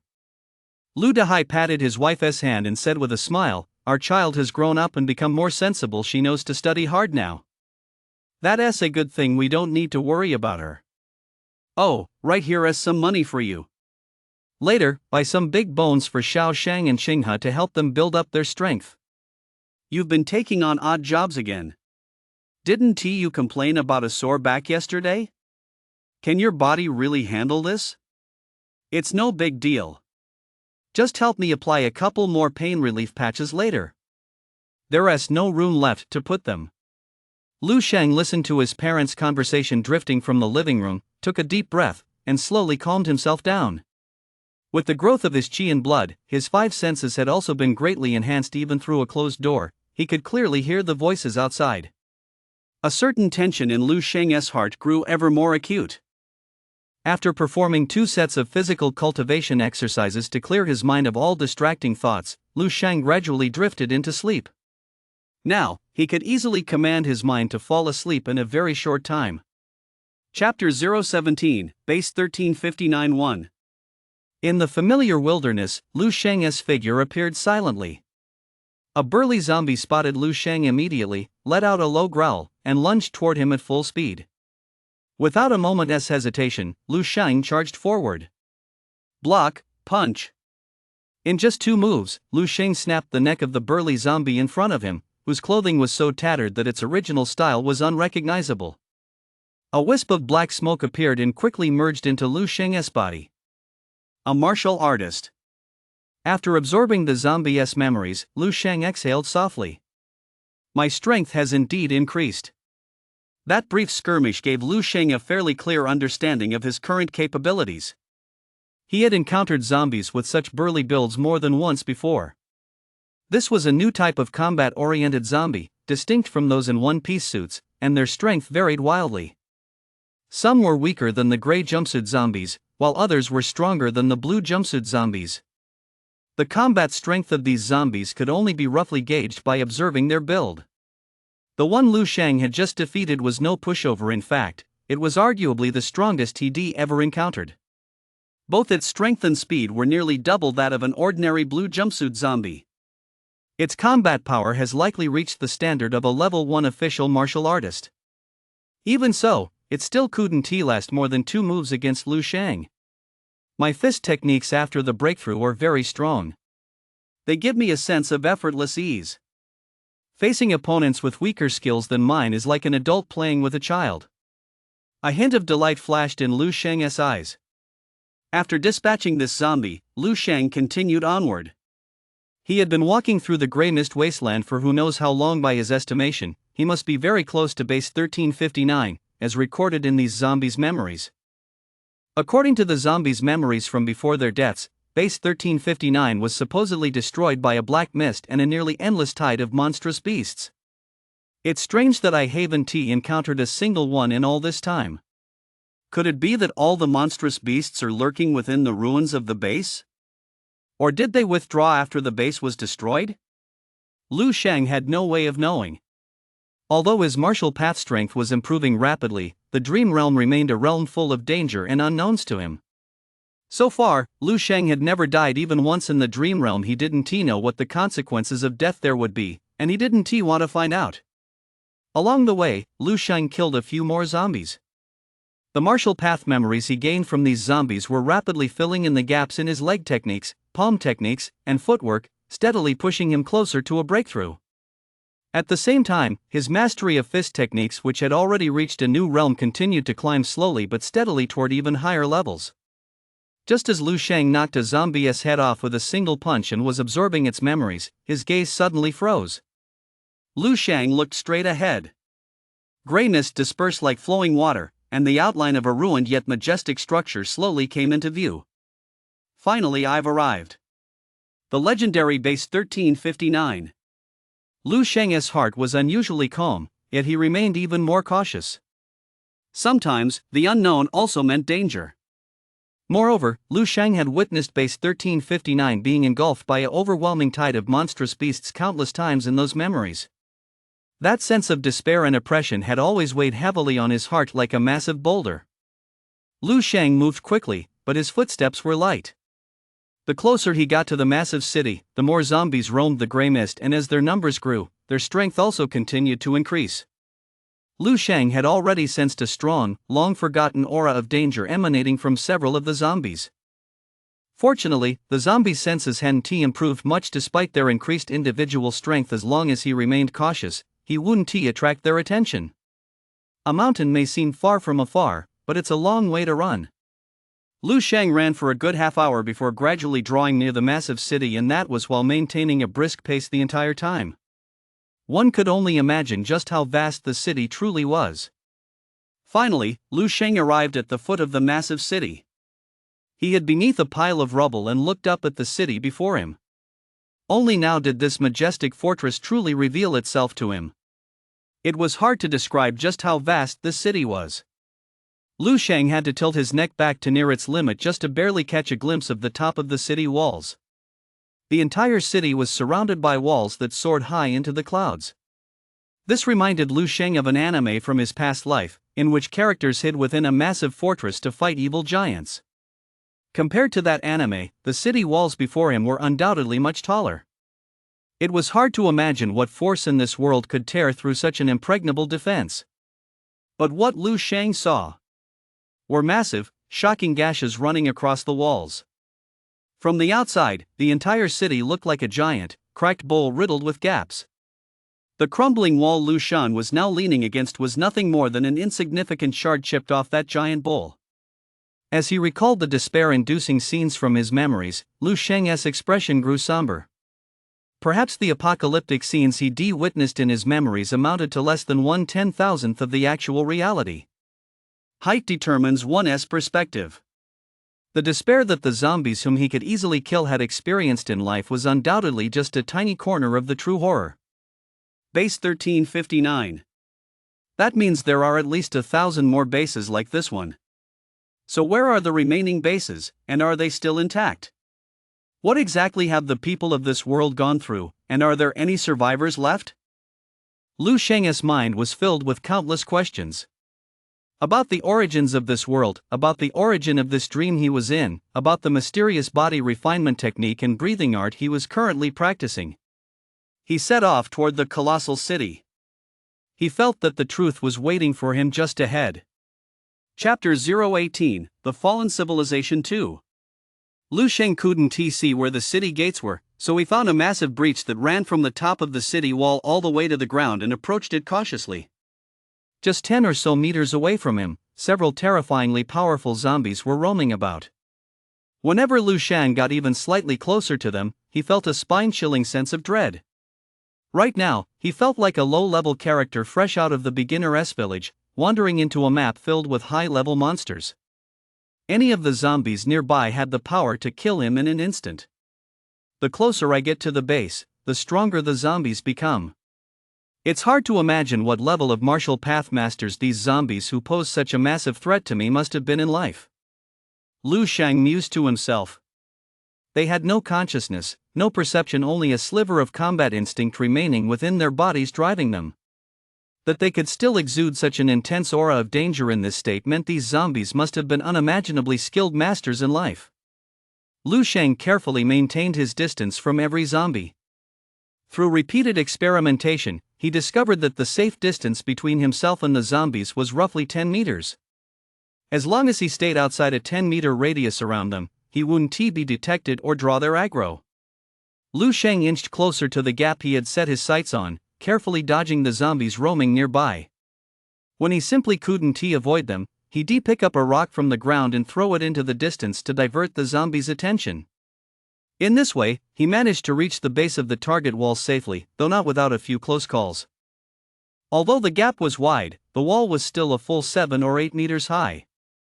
Fortunately, Lu Sheng now possessed the strength of a level 1 martial artist and was agile using the recesses and gaps in the wall. He easily climbed up to the top of the breach. I'd guess the city wall is at least 20 meters thick, and yet it's been battered like this.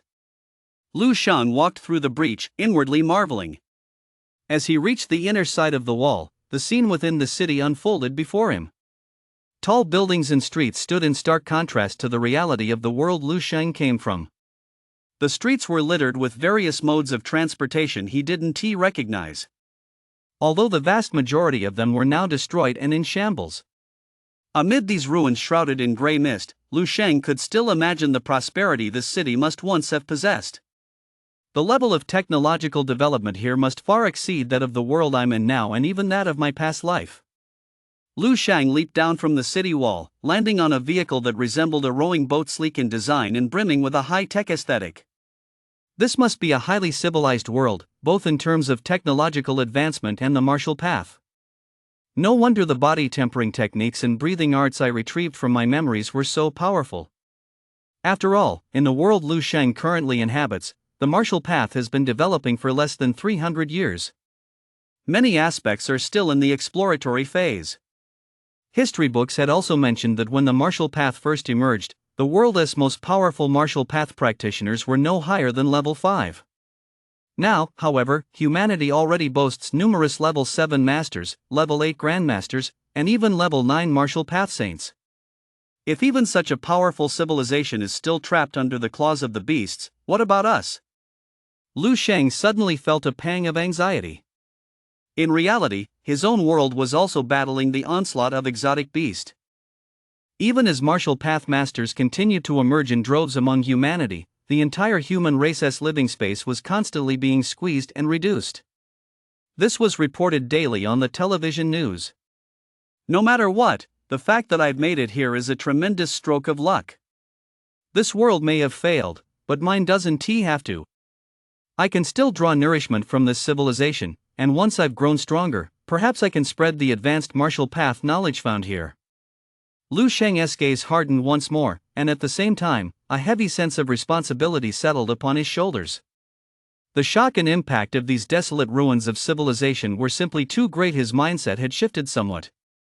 There were many zombies within the city walls, but they were generally weak. It was rare to spot even a few high-level monsters. This was easy to explain. The city walls were meant to protect the vulnerable civilians, while those with combat prowess had naturally gathered on the front lines of the battlefield. Lu Sheng's exploration progressed much more quickly. He walked into a tall building. It was an ordinary residential building. Lu Sheng randomly chose a household and went inside. The place was empty. The house was divided into several small rooms, yet the overall space was quite cramped. A table stood in the middle of the living room, with bowls, chopsticks, and other tableware scattered across it. Lu Sheng imagined the scene. The family had been having dinner when the apocalypse suddenly struck. Lu Sheng felt an inexplicable sense of gloom. There were no zombies in the house. Lu Sheng surmised that, under the influence of that terrifying black mist, ordinary people might not even have been eligible to turn into zombies. It was also possible that they had once been zombies, but over the course of many long years, their bodies had rotted away due to sheer weakness. Lu Sheng walked into a room and found something resembling a picture frame on the bedside table, though there was no photo inside. Lu Sheng guessed it might have been something like a digital photo album. Once the power ran out, the photos inside would naturally disappear. The remaining room appeared to be a child's bedroom. In the corner stood a small single bed, along with a bookshelf and a desk. Lu Sheng tried to find any items that might contain information. But this world's civilization was far too advanced. Books had long since broken free from the constraints of paper, so he found nothing. Finally, Lu Sheng found a palm-sized, lead gray disc on the desk, less than half a centimeter thick, with faint traces of text remaining on its surface. Tianhong technology. Lu Sheng wiped the dust off the disc and made out a few small characters engraved on its underside. After reading these words aloud, Lu Sheng was suddenly struck by a realization.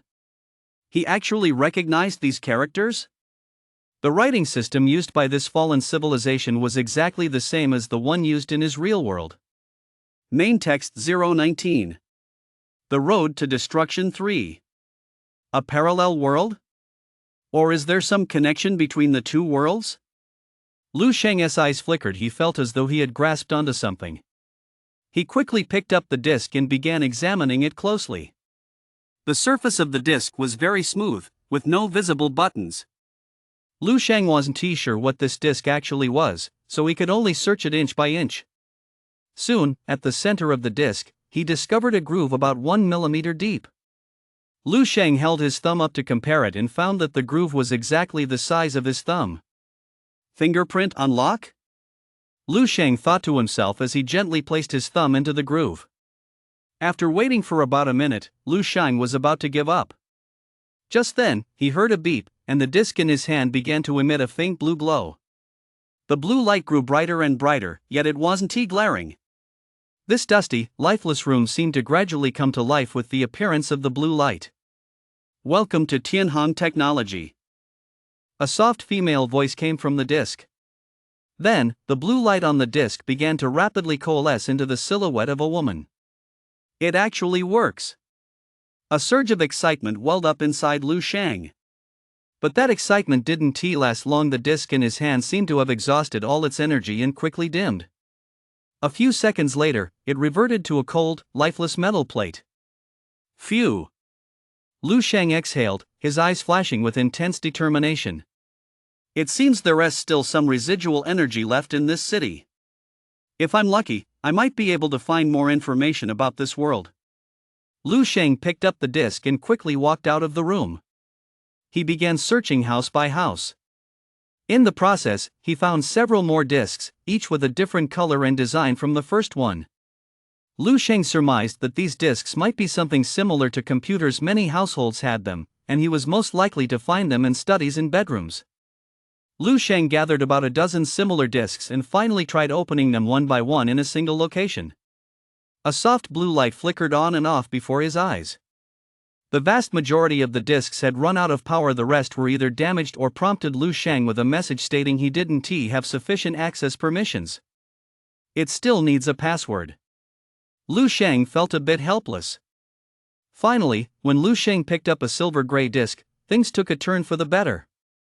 He had found this disk inside a box that appeared to still be unopened. Welcome to Tianhong Technology. The blue light coalesced into the image of a gentle-looking woman, a little over a palm's height, wearing a pink jumpsuit and boasting a figure of near-perfect proportions. Lu Shang waited a moment. No prompts for passwords or iris scans popped up, and he finally let out a sigh of relief. How do I use this? Lu Shang hesitated for a moment. But almost instantly, the blue light beauty in front of him smiled and spoke. First-time users of the Light Brain can follow the prompts below. Thank goodness there was a beginner's tutorial. Lu Shang breathed a sigh of relief. Soon, guided by the Light Brain's intelligent prompts, he mastered how to operate it. Next, it's time to gradually get to know this world. Lu Shang took a light breath, thought for a moment, and issued a command. Bring up the latest news updates. Connecting to Skynet? Connection to Skynet failed. Connecting to the civilian database at base 1359. Connection successful. In the next instant, a flood of information flashed before Lu Shang's eyes. Wherever Lu Shang's gaze landed, the text in that corresponding area immediately zoomed in and was prominently displayed before him. On June 21, 11024 of the Wu calendar, main base number 2 successfully launched the 58th batch of life exploration spacecraft, bound for the Lyra galaxy. July 12, year 11024 of the Martial calendar, base number 105 fell. September 24, year 11024 of the Martial calendar, Lieutenant General Sun King successfully advanced to the 10th level star realm, becoming the 472nd 10th level star realm expert in the history of the World Martial Alliance. Currently, the Alliance has a total of 23 10th level star realm experts. On September 30, year 11024 of the Martial calendar, bases 114, 893, and 1022 fell. The World Martial Alliance will convene its 274th Grandmaster Conference at Main Base 1. On October 3, 11024 of the Martial calendar, bases 585, 697, and 1253 fell. On November 19, 11024 of the Martial calendar. Lu Shang quickly scanned the news displayed on his optical computer. A barrage of information constantly flooded his mind. Level 10 Masters, planetary colonization plans, Grandmaster Council meetings. Just as Lu Shang had anticipated, the Martial Path civilization in this world far surpassed that of his own. They had even long since explored the paths of Level 10 and Level 11 Martial Path beyond Level 9. Yet even so, the news Lu Shang saw most frequently was report after report of Martial Path bases falling. This world's Martial Path civilization is incredibly brilliant, having flourished to unimaginable heights, yet the enemies they face are even more terrifying. Even Level 10 and Level 11 Martial Path Masters cannot protect the human race, which is teetering on the brink of collapse under the claws and fangs of alien beasts. Eventually, they even decided to abandon their homeworld and began searching for a second habitable planet. But judging from the news, Lu Shang lowered his gaze, and the blue light of the information scrolling before him slowed. Right up until the daybase 1359 fell, none of the exploration ships that had been launched had sent back any encouraging news. Lu Shang observed a moment of silence for them. What he saw in those cold news reports was the helplessness and profound sorrow of a glorious civilization as it headed toward its demise. Lu Shang stopped reading the news and said, "Retrieve the world history for me." World history data is being retrieved. Main text 020. Project Spark, the next 10,000 years, 4. World data retrieved successfully. Lu Shang looked at the newly displayed information. Year 1 of the Wu calendar, in the north of the ancient Eagle Kingdom, the south and east of the ancient Lion Kingdom, and the west of the ancient Dragon Kingdom, the Earth's surface cracked open, and a vast number of otherworldly creatures surged forth. The moment he read the very first line of world history, Lu Shang's mind felt as if it had been struck by a sledgehammer, buzzing incessantly. Doubting his eyes, Lu Shang leaned in closer and read on, word by word. In the 34th year of the Martial Path era, the ancient Dragon Kingdom produced the world's first internal energy martial artist. In the same year, the World Martial Alliance was established. In the 42nd year of the Martial Path era, the Martial Path ranking system was established, and Mr. Yang Qianhe, a Martial Path master from the ancient Dragon Kingdom, became the World Martial Alliance's first level 5 expert. In the 104th year of the Martial Path era, Lu Sheng sat on the ground, dazed and disoriented. Though he was usually calm and never let his emotions show, his face was now etched with shock and disbelief. He had skimmed through the history of this world spanning the past few centuries and discovered that it closely matched what he had learned in his history classes. The dates, historical figures, and events were exactly the same. The information covering the years from Martial Path 310 to Martial Path 315 even gave him the illusion of flipping through old newspapers from recent years. Lu Sheng ultimately arrived at a mind-boggling, unbelievable conclusion. This world and the real world he had always lived in were fundamentally one and the same. The information he had just reviewed was not the history of another world, the rise and fall of the Martial Path civilization, but rather the future of their own world. The future, 10,000 years from now. Martial calendar year 11024. That means the world I'm living in now will face total annihilation in over 10,000 years. It will perish in a sky-shrouding black mist, perish in an endless tide of monstrous beasts. Lu Sheng's face turned pale. He couldn't accept this outcome. Just a minute ago, he had been observing a moment of silence for the decline of this mighty civilization. And a minute later, he realized he had been mourning the future of his own civilization. Not necessarily, it might not be the same one. It could be a coincidence, or perhaps a parallel world. Lu Sheng tried to reassure himself, striving to calm his emotions. He needed more facts to verify this. Lu Sheng attempted to zoom out on history, searching for clues in even the smallest details. But just then, the optical brain prompted, insufficient permissions. Guests cannot access this information. Lu Sheng furrowed his brow slightly and said, "Create a user account. Please provide a genetic blood sample." It was truly remarkable that a futuristic AI would require a genetic blood sample to create a user account.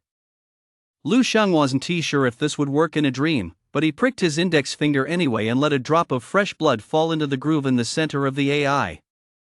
After Lu Sheng placed the drop of blood on the sensor, the computer fell silent for over 10 minutes. Just as Lu Sheng was beginning to wonder if the thing had crashed, the computer finally emitted a crisp beep sound. However, it wasn't a notification that the new user had been successfully created, but rather, human genetic blood sample detected. Spark project activated. Connecting to Fireseed Resource Library number 1359. Connection successful. Access granted. The next moment, a large block of information popped up before Lu Sheng's eyes. Name, Lu Sheng. Gender, male. Lifespan, Martial Path Year 297, Month 6, Martial Path Year 334, Month 8. Martial Path Strength, Level 4 Martial Artist. Available permissions, Level 2. At the very top of this information was a photo of the individual himself. The photo showed a handsome, middle-aged man with a resolute expression of face Lu Sheng recognized all too well. This man was none other than himself. Lu Sheng calmly continued reading the biography about his life.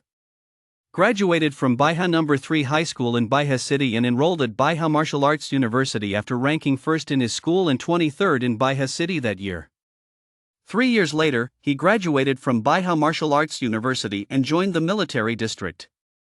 He subsequently served in the Tiannan Military District.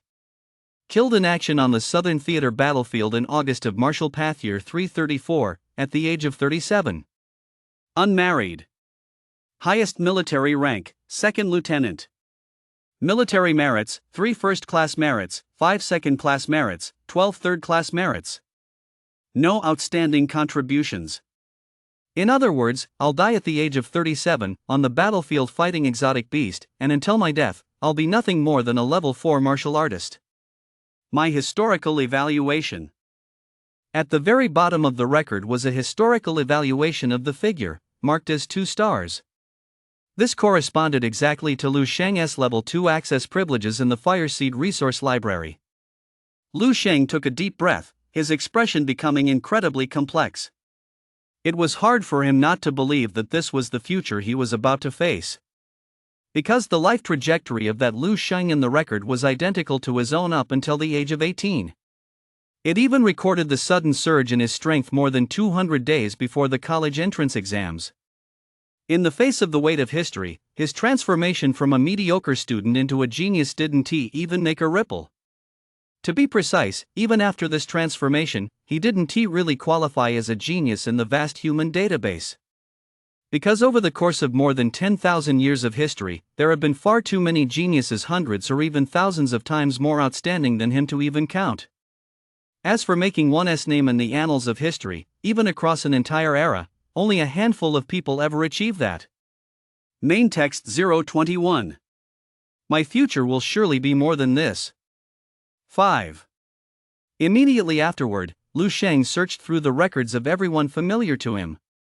The results showed that aside from his younger sister, Lu Qinghe, whose historical rating reached 1 star, not a single person else achieved 1 star. The vast majority had half-star or even 0-star ratings.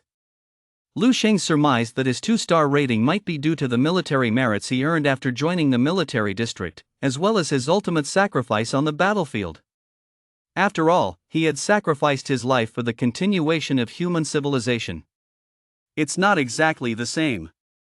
Lu Sheng muttered to himself. According to the records, I was admitted to Baihe Military University with a Qi blood value of 2.012, a combat power index of 257, and a grade in combat proficiency, and a city-wide ranking of 23rd. If I set aside the dream realm and calculate based solely on my practice of body tempering techniques, breathing art, and the speed I've achieved with my current resources, it would be normal to reach this level in a little over 200 days. But if I factor in my cultivation and gains within the dream realm, then I should have achieved far more than this. 2 intense flashes of determination suddenly shot from Lu Sheng's eyes. Over 200 days of entering the dream realm, over 200 days of gains. I refuse to believe my progress is limited to just this much. How could I, Lu Sheng, possibly be merely 23rd in the city? My ranking should be listed nationally, my name should be known by far more people. My future. Lu Sheng clenched his fist tightly. It must be more than this. Since it's the future, it can be changed. My own future can be changed, and the future of the human race can be changed as well. If the future of human civilization is headed toward extinction, then I, Lu Sheng, will be the one to change history and turn the tide. Lu Sheng gazed at the words Spark Resource Repository flashing in blue on the optical computer screen and spoke calmly yet resolutely. I am the spark, I shall set the world ablaze. At that very moment, the despondency, bewilderment, and disappointment in Lu Sheng's heart vanished completely, replaced by an unprecedented resolve and self-confidence. His demeanor underwent a new transformation. It seemed as though flames were blazing in his eyes. The martial path is, by its very nature, one of forging ahead fearlessly. If a dead end lies ahead, then he would carve out a path to survival right in the midst of that dead end. This was Lu Sheng's conviction. Xiao Shang, why aren't you wearing your school uniform? Don't you have school today? Zheng Yufan brought bowl after bowl of breakfast to the table and asked curiously as Lu Sheng, dressed in casual clothes, sat at the table eating breakfast. Lu Sheng casually picked up a meat bun and nodded. Yes, the teacher said we can choose to study at home from now on. Is that even possible? Zhang Yufan muttered in confusion, but since she was juggling several part-time jobs and had to rush off to work as soon as she finished preparing breakfast, she simply didn't have the energy to think about it further, so she didn't ask any more questions. Lu Qinghe, sitting next to her, was about to blurt out, "Why haven't I heard about this new rule at 3rd high school," out of habit, but she swallowed the words the moment her gaze met Lu Sheng's dark, piercing eyes. This guy. Lu Qinghe took a firm bite out of the bun in her hand. Lately, the changes in her older brother Lu Sheng had become increasingly pronounced. He was no longer the ordinary, timid person he used to be. Before, she simply thought Lu Sheng had become a bit more reserved and mysterious. But today, Lu Sheng gave her the impression of a mountain, a block of iron, a ball of fire. Sitting next to Lu Sheng, she even felt a suffocating sense of oppression, as if she couldn't catch her breath. This feeling was awful. Lu Sheng didn't notice Lu Qingha's unease. After quickly finishing his breakfast, he went straight back to his room to practice his physical cultivation techniques. After completing his fourth round of exercises, Lu Sheng's phone rang. It was an unfamiliar number. Lu Sheng, your scholarship has been approved. Come to school this afternoon to pick it up. As expected, it was Zhong Jinghua calling. Got it, Teacher Zhong. By the way, why didn't you come to class today? Didn't they say the school was going to hold a meeting to discuss your attendance schedule? And to think I went out of my way to get your personal cell number from your classmates without notifying your parents. Teacher Zhong, I don't have much time, so I can't waste any more of it. Without waiting to see if Zhong Jinghua on the other end understood what he meant, Lu Sheng hung up. Ever since returning from his dream last night, Lu Sheng's mindset had completely changed. Before this, Lu Sheng had been carefully concealing his true abilities, afraid to reveal too much or let too many people know.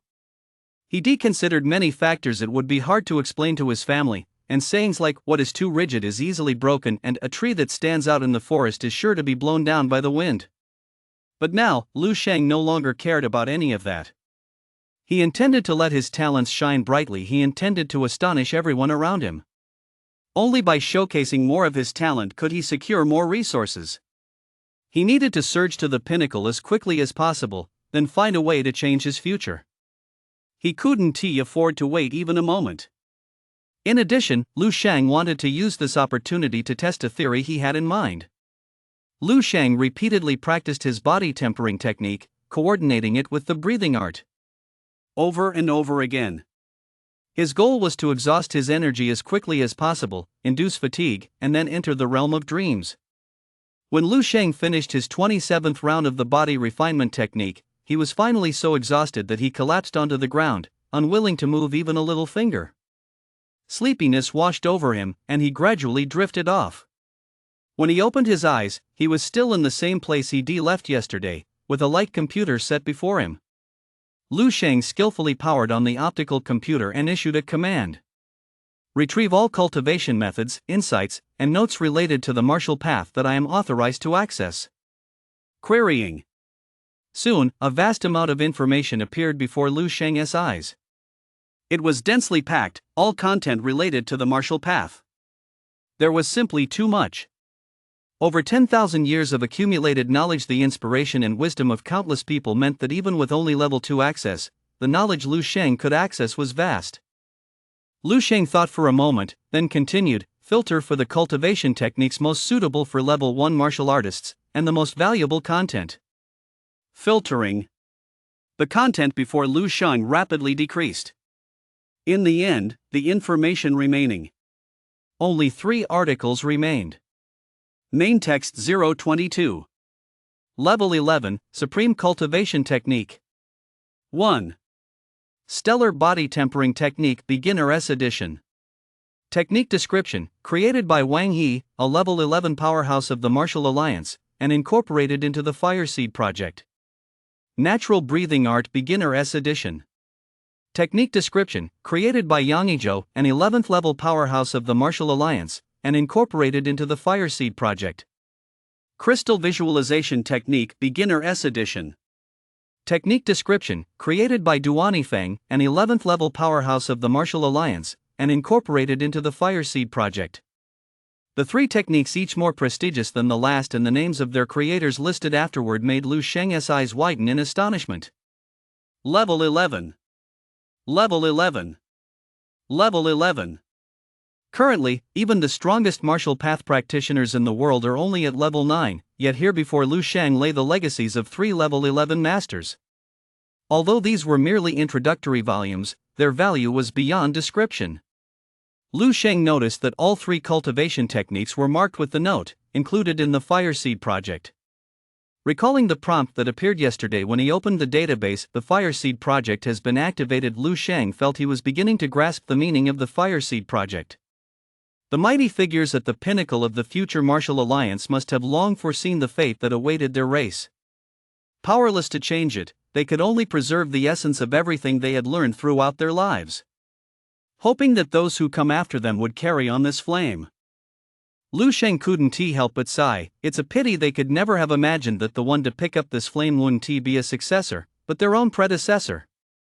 Lu Sheng looked at the 3 cultivation techniques, thought for a moment, and said, "Search for subsequent cultivation techniques."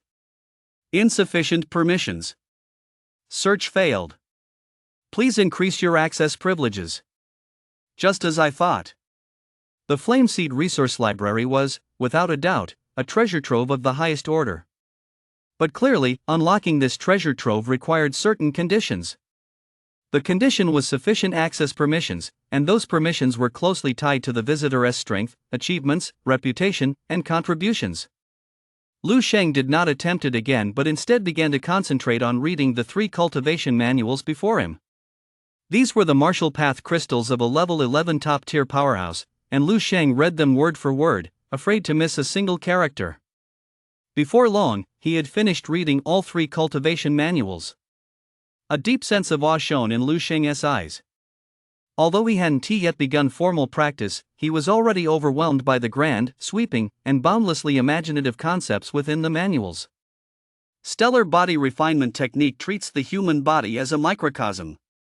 When cultivated to its deepest level, the martial artist's physical density will reach an utterly terrifying degree, with defense and strength beyond imagination, while their vital energy and blood will burn as fiercely as stars and flow as majestically as a galaxy.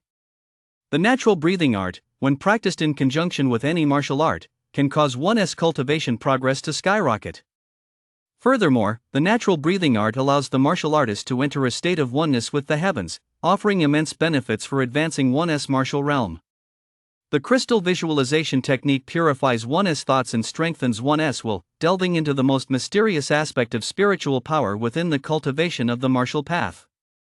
These 3 practices each have different focuses. They were selected by the light brain as the supreme techniques most suitable for level 1 martial artists to build a foundation that beginner's guide. Lu Sheng couldn't wait to give them a try. Although the results of cultivation in the dream realm cannot be carried over into reality, mastering them there first would allow him to pick them up more quickly in the real world. Lu Sheng began by practicing the stellar body refinement technique and natural breathing art. Even though they were part of the introductory volume, the rank of these 2 cultivation techniques was simply too high. Without the boost from memory proficiency, even with his foundation as a level 1 martial artist, it took Lu Sheng half a day of trying before he could barely get the hang of them. When Lu Sheng performed the final movement of the stellar body refinement technique, his entire body immediately began to tremble violently, as if he'd been struck by lightning. That incredibly intense pain and tingling sensation swept through every corner of Lu Sheng's body as rapidly as a surging tidal wave. Even the tiniest muscle and meridian at the tip of his little finger were shaken and tempered. This pain lasted for over half an hour before gradually subsiding, followed by an incomparable sense of bliss. Lu Sheng was immersed in the intense euphoria of cultivation. It felt as if his soul were about to leave his body. If the effectiveness of the physical cultivation techniques he had practiced before was a 1, then the combined effect of the stellar physical cultivation technique and the natural breathing art was 1,000 or even higher. As for the basic 24-form physical cultivation routine he had first practiced, the one promoted by the Martial Alliance, its effectiveness was completely negligible. It was no different from a broadcast calisthenics routine. After completing 1 round, Lu Sheng collapsed onto the ground, completely unable to move. Taking advantage of this moment, Lu Sheng began attempting to practice the crystal visualization method. The philosophy behind the crystal visualization method is both wondrous and mysterious. Its first step is for the practitioner to visualize a human figure in their mind, a figure carved entirely from crystal. This crystal figure is inevitably full of impurities at first, but with each breath, all impurities are gradually removed until it is ultimately pure and spotless. Although Lu Sheng didn't fully understand the principles or effects taught by the crystal visualization method, he knew that mental willpower was crucial to martial path cultivation. A martial artist with unwavering will and a mind free of distractions would far surpass one with a lack of will and numerous desires, both in combat prowess and cultivation speed. That is why the martial path community has always been home to many ascetics dedicated to rigorous training. However, while the crystal visualization technique is miraculous, it is also extremely difficult to master. Even with the assistance of his light brain, which had constructed a three-dimensional crystal figure before Lu Sheng's eyes, he was unable to create his own crystal figure in his mind on the first try. He would just have to take it slowly from now on. Chapter 023, Strengthening the Spirit and Nourishing the Blood too. It took Lu Sheng a long time to recover from the exhaustion of his first practice of the stellar body refinement technique. This was by far the most energy he had ever expended in a dream. After barely regaining some of his stamina, Lu Sheng issued another command to the light brain. Search for the most suitable tonic to replenish qi and blood for a level 1 martial artist. Querying. Swish. A vast amount of information once again appeared before Lu Sheng. Simulation conditions, 300 years on the martial path, feasible formulas. Filtering. The information rapidly narrowed down. Soon, only a handful of entries remained on Lu Sheng's screen. In addition to the formula for each medicine, these entries listed the form, current name, and former names of every herb in the prescription, saving Lu Sheng a great deal of tedious research. Lu Sheng jotted down each of these formulas, then chose to wake up. It stinks. As soon as Lu Sheng woke up, he smelled a strong, fishy stench. He hurriedly scrambled to his feet and discovered that his entire body was covered in a layer of jet-black, oily mud. The stench was emanating from this mud. It's because of the stellar body refinement technique and the natural breathing art. Even though I was only practicing them in my dreams, some of the effects carried over into reality. It was just like when an ordinary person dreams of something sad and ends up crying in reality. Or when they dream of something extremely terrifying and feel tense and twitchy in reality. This is an instinctive reaction triggered by the brain stimulating the muscles. And since even this simple muscular instinct produced such an exaggerated effect, Lu Sheng felt he had underestimated the combined power of the stellar body refinement technique and the natural breathing art. After figuring out the cause, Lu Sheng hurried to take a shower. My qi and blood levels must have increased again, I just don't know by how much. Stepping out of the bathroom with his hair still dripping wet, Lu Sheng glanced up at the wall clock and thought, it's about time to head to school. At least give me a heads up next time. Zhong Jinghua handed a bank card to Lu Sheng and scolded him with a hint of displeasure. Got it, Teacher Zhong. Zhong Jinghua wanted to say something else, but when he saw Lu Sheng's calm, expressionless face, he shut his mouth. Go on, go on. Just make sure to check in at school at least once a week from now on. Zhong Jinghua waved his hand in resignation. Yes. Lu Sheng put the bank card away and turned to leave. Watching Lu Sheng's receding figure, Zhong Jinghua felt an inexplicable sensation welling up inside him. It was a strange feeling, one he couldn't quite put into words. If he had to describe it, it would be this. The Lu Sheng of the past Zhong Jinghua could see right through him. But the Lu Sheng of now Zhong Jinghua couldn't fathom him at all. And this change had taken place in the span of just a single day. Zhong Jinghua shook his head. If he couldn't figure it out, there was no point in dwelling on it. Finally, I've got a little money. As Lu Sheng walked out of Zhong Zhenghui's office, he felt a sense of security for the first time. Of course, he couldn't just spend this money on ready-made tonics, that would be a complete waste. The best way to use it was to buy ingredients and concoct the remedies himself. Lu Sheng had just gathered several tonic recipes from the Fireseed Resource Library, and they were now coming in handy. Of course, although these recipes had been selected by the optical computer as ones that could be made in his era, he still needed to further narrow down which ones were suitable for the current Lu Sheng. The main criterion for this step was money. Lu Sheng headed straight to an internet cafe near the school to look it up online. Who knows if Zhong Zhenghua would be so furious he'd spit blood upon seeing his most prized student right after they agreed on the terms for him to freely manage his school schedule turn around and walk straight into an internet cafe. He checked in and sat down at a computer with practiced ease. The internet cafe was filled with cigarette smoke, and Lu Sheng found a random seat and sat down. On either side of him, a few street kids were playing video games. They looked about his age, with brightly dyed hair and tattoos on their arms.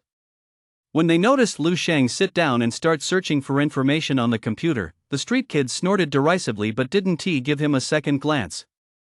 Lu Sheng ignored them and began looking up information on each of the herbal formulas in his mind, one by one. He was mainly checking the prices of the herbs. Then he calculated the cost of each formula and, based on value for money, identified the ones best suited for him. Soon, Lu Sheng settled on 2 tonics that were right for him: spirit nourishing muscle and blood strengthening decoction, and marrow nourishing pills. The herbs required for both of these tonics were generally available on the market, and they weren't expensive, well within Lu Sheng's budget. The Yang Sui Dan was even more effective, but Lu Sheng discovered that one of its ingredients was only effective if harvested within a few hours of being picked. And that ingredient wasn't tea grown in Baihe City. Then I'll go with the Ling Ji Zhuang Shui Tang. Besides, it's relatively simple to prepare, which is perfect for a beginner like me. Lu Sheng made up his mind. Now there was only one issue left for him to consider. Where can I prepare the decoction? Chapter 024, Xingshan Hall 3. Even the simplest decoction requires specialized vessels. The slightest difference in heat control or dosage can make a huge difference in effectiveness.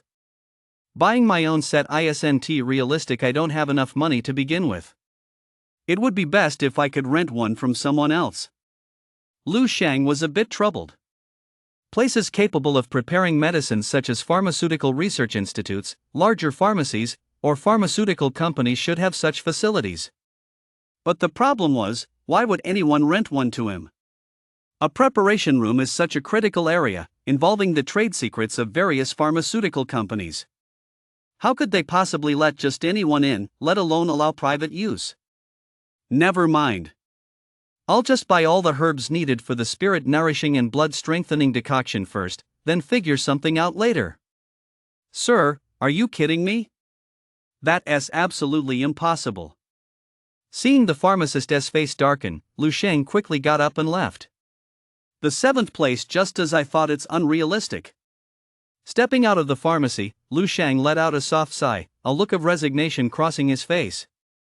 He had already purchased all the herbs needed for the spirit nourishing and blood strengthening decoction. In fact, he bought several extra portions beyond what he estimated.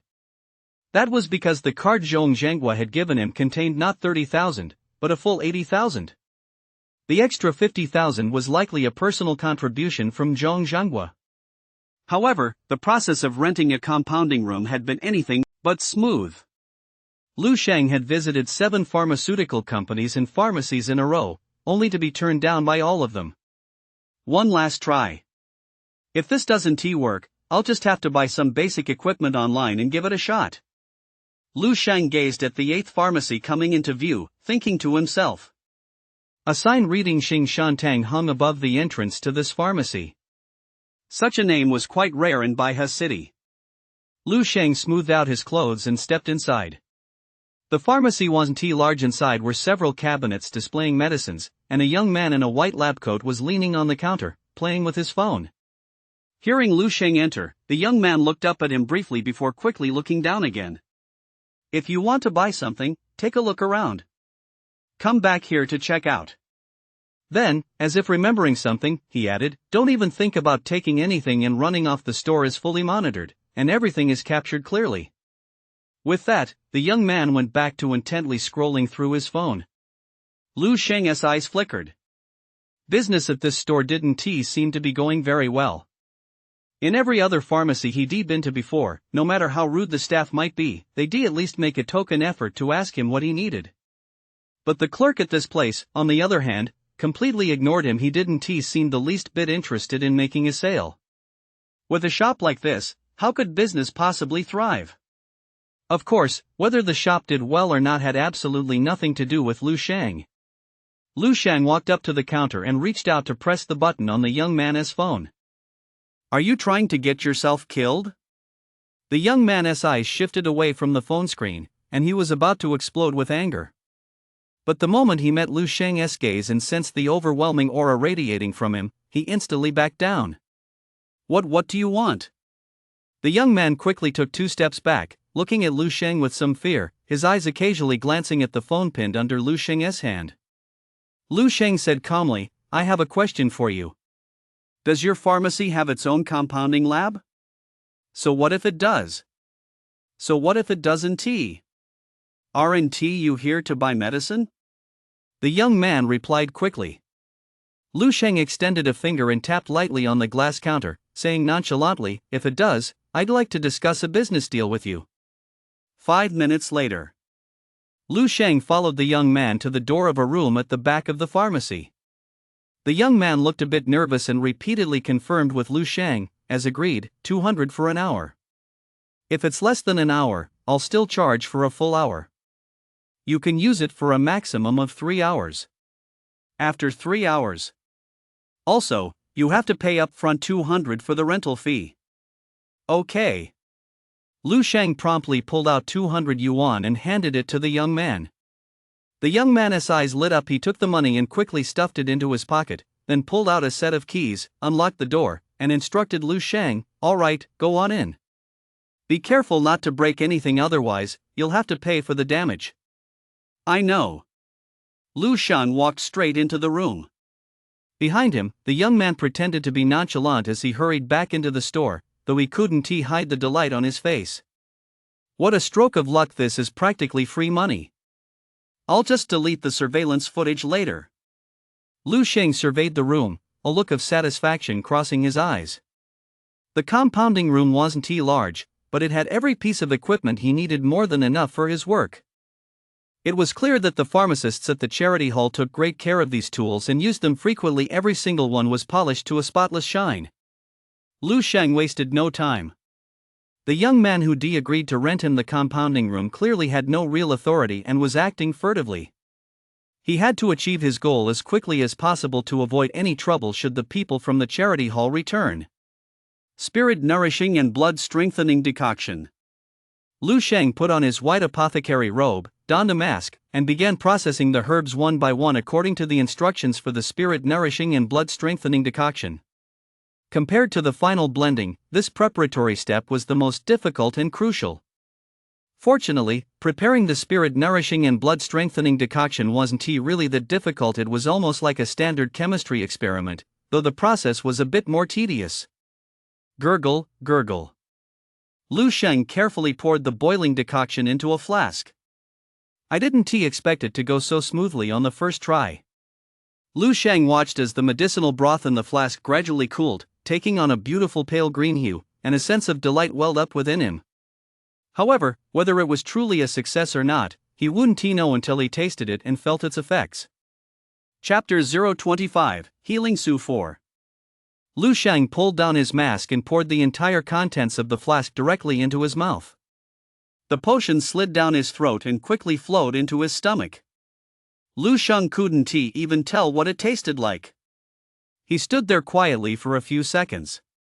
Soon, he felt a surge of heat coursing through his body, spreading throughout his entire being in just a few breaths. Every muscle cell in Lu Sheng's body was greedily absorbing this surge of heat. It was as if parched land had suddenly been irrigated, or a sponge baked in the sun had been plunged into water. A wisp of white vapor rose from Lu Sheng's surface. His qi and blood surged within him, and he felt as though his entire being was gradually being filled. 10 minutes later, this sensation gradually subsided and eventually vanished. Lu Sheng stared intently at the flask in his hand, his eyes shining. He knew he had succeeded. The effects of the spirit nourishing and blood strengthening decoction were even better than he had anticipated, nearly 10 times more potent than the blood nourishing powder he had taken before. And the production cost was less than twice that of the blood nourishing powder. Lu Sheng also felt his skin become slightly firmer. This was noted in the formula. Since the spirit muscle blood nourishing decoction is called that, it naturally has more than just the effect of nourishing the blood. While nourishing the blood, it also increases the user's skin density, shrinks pores, brightens and moisturizes the skin, and offers many other additional benefits. Future tonics are just incredible. They're the crystallization of over 10,000 years of wisdom. Even a tiny bit of them is light years ahead of what we have now. Lu Sheng couldn't help but marvel. The effects of the spirit skin and blood nourishing decoction he'd just taken hadn't been fully absorbed yet. A portion still lingered within his body, waiting to be unleashed through practice of the stellar body refinement technique. Of course, that wasn't a priority right now. The most urgent task was to prepare all the herbal formulas he had on hand as quickly as possible. With this initial success under his belt, Lu Sheng's subsequent preparations went exceptionally smoothly. Knock, knock, knock. Lu Sheng opened the door, his expression impassive. Didn't you say not to disturb me while I was working? Our boss is about to return, you need to come out right away. The young man at the door looked anxious as he kept urging him on. Lu Sheng's expression turned stern.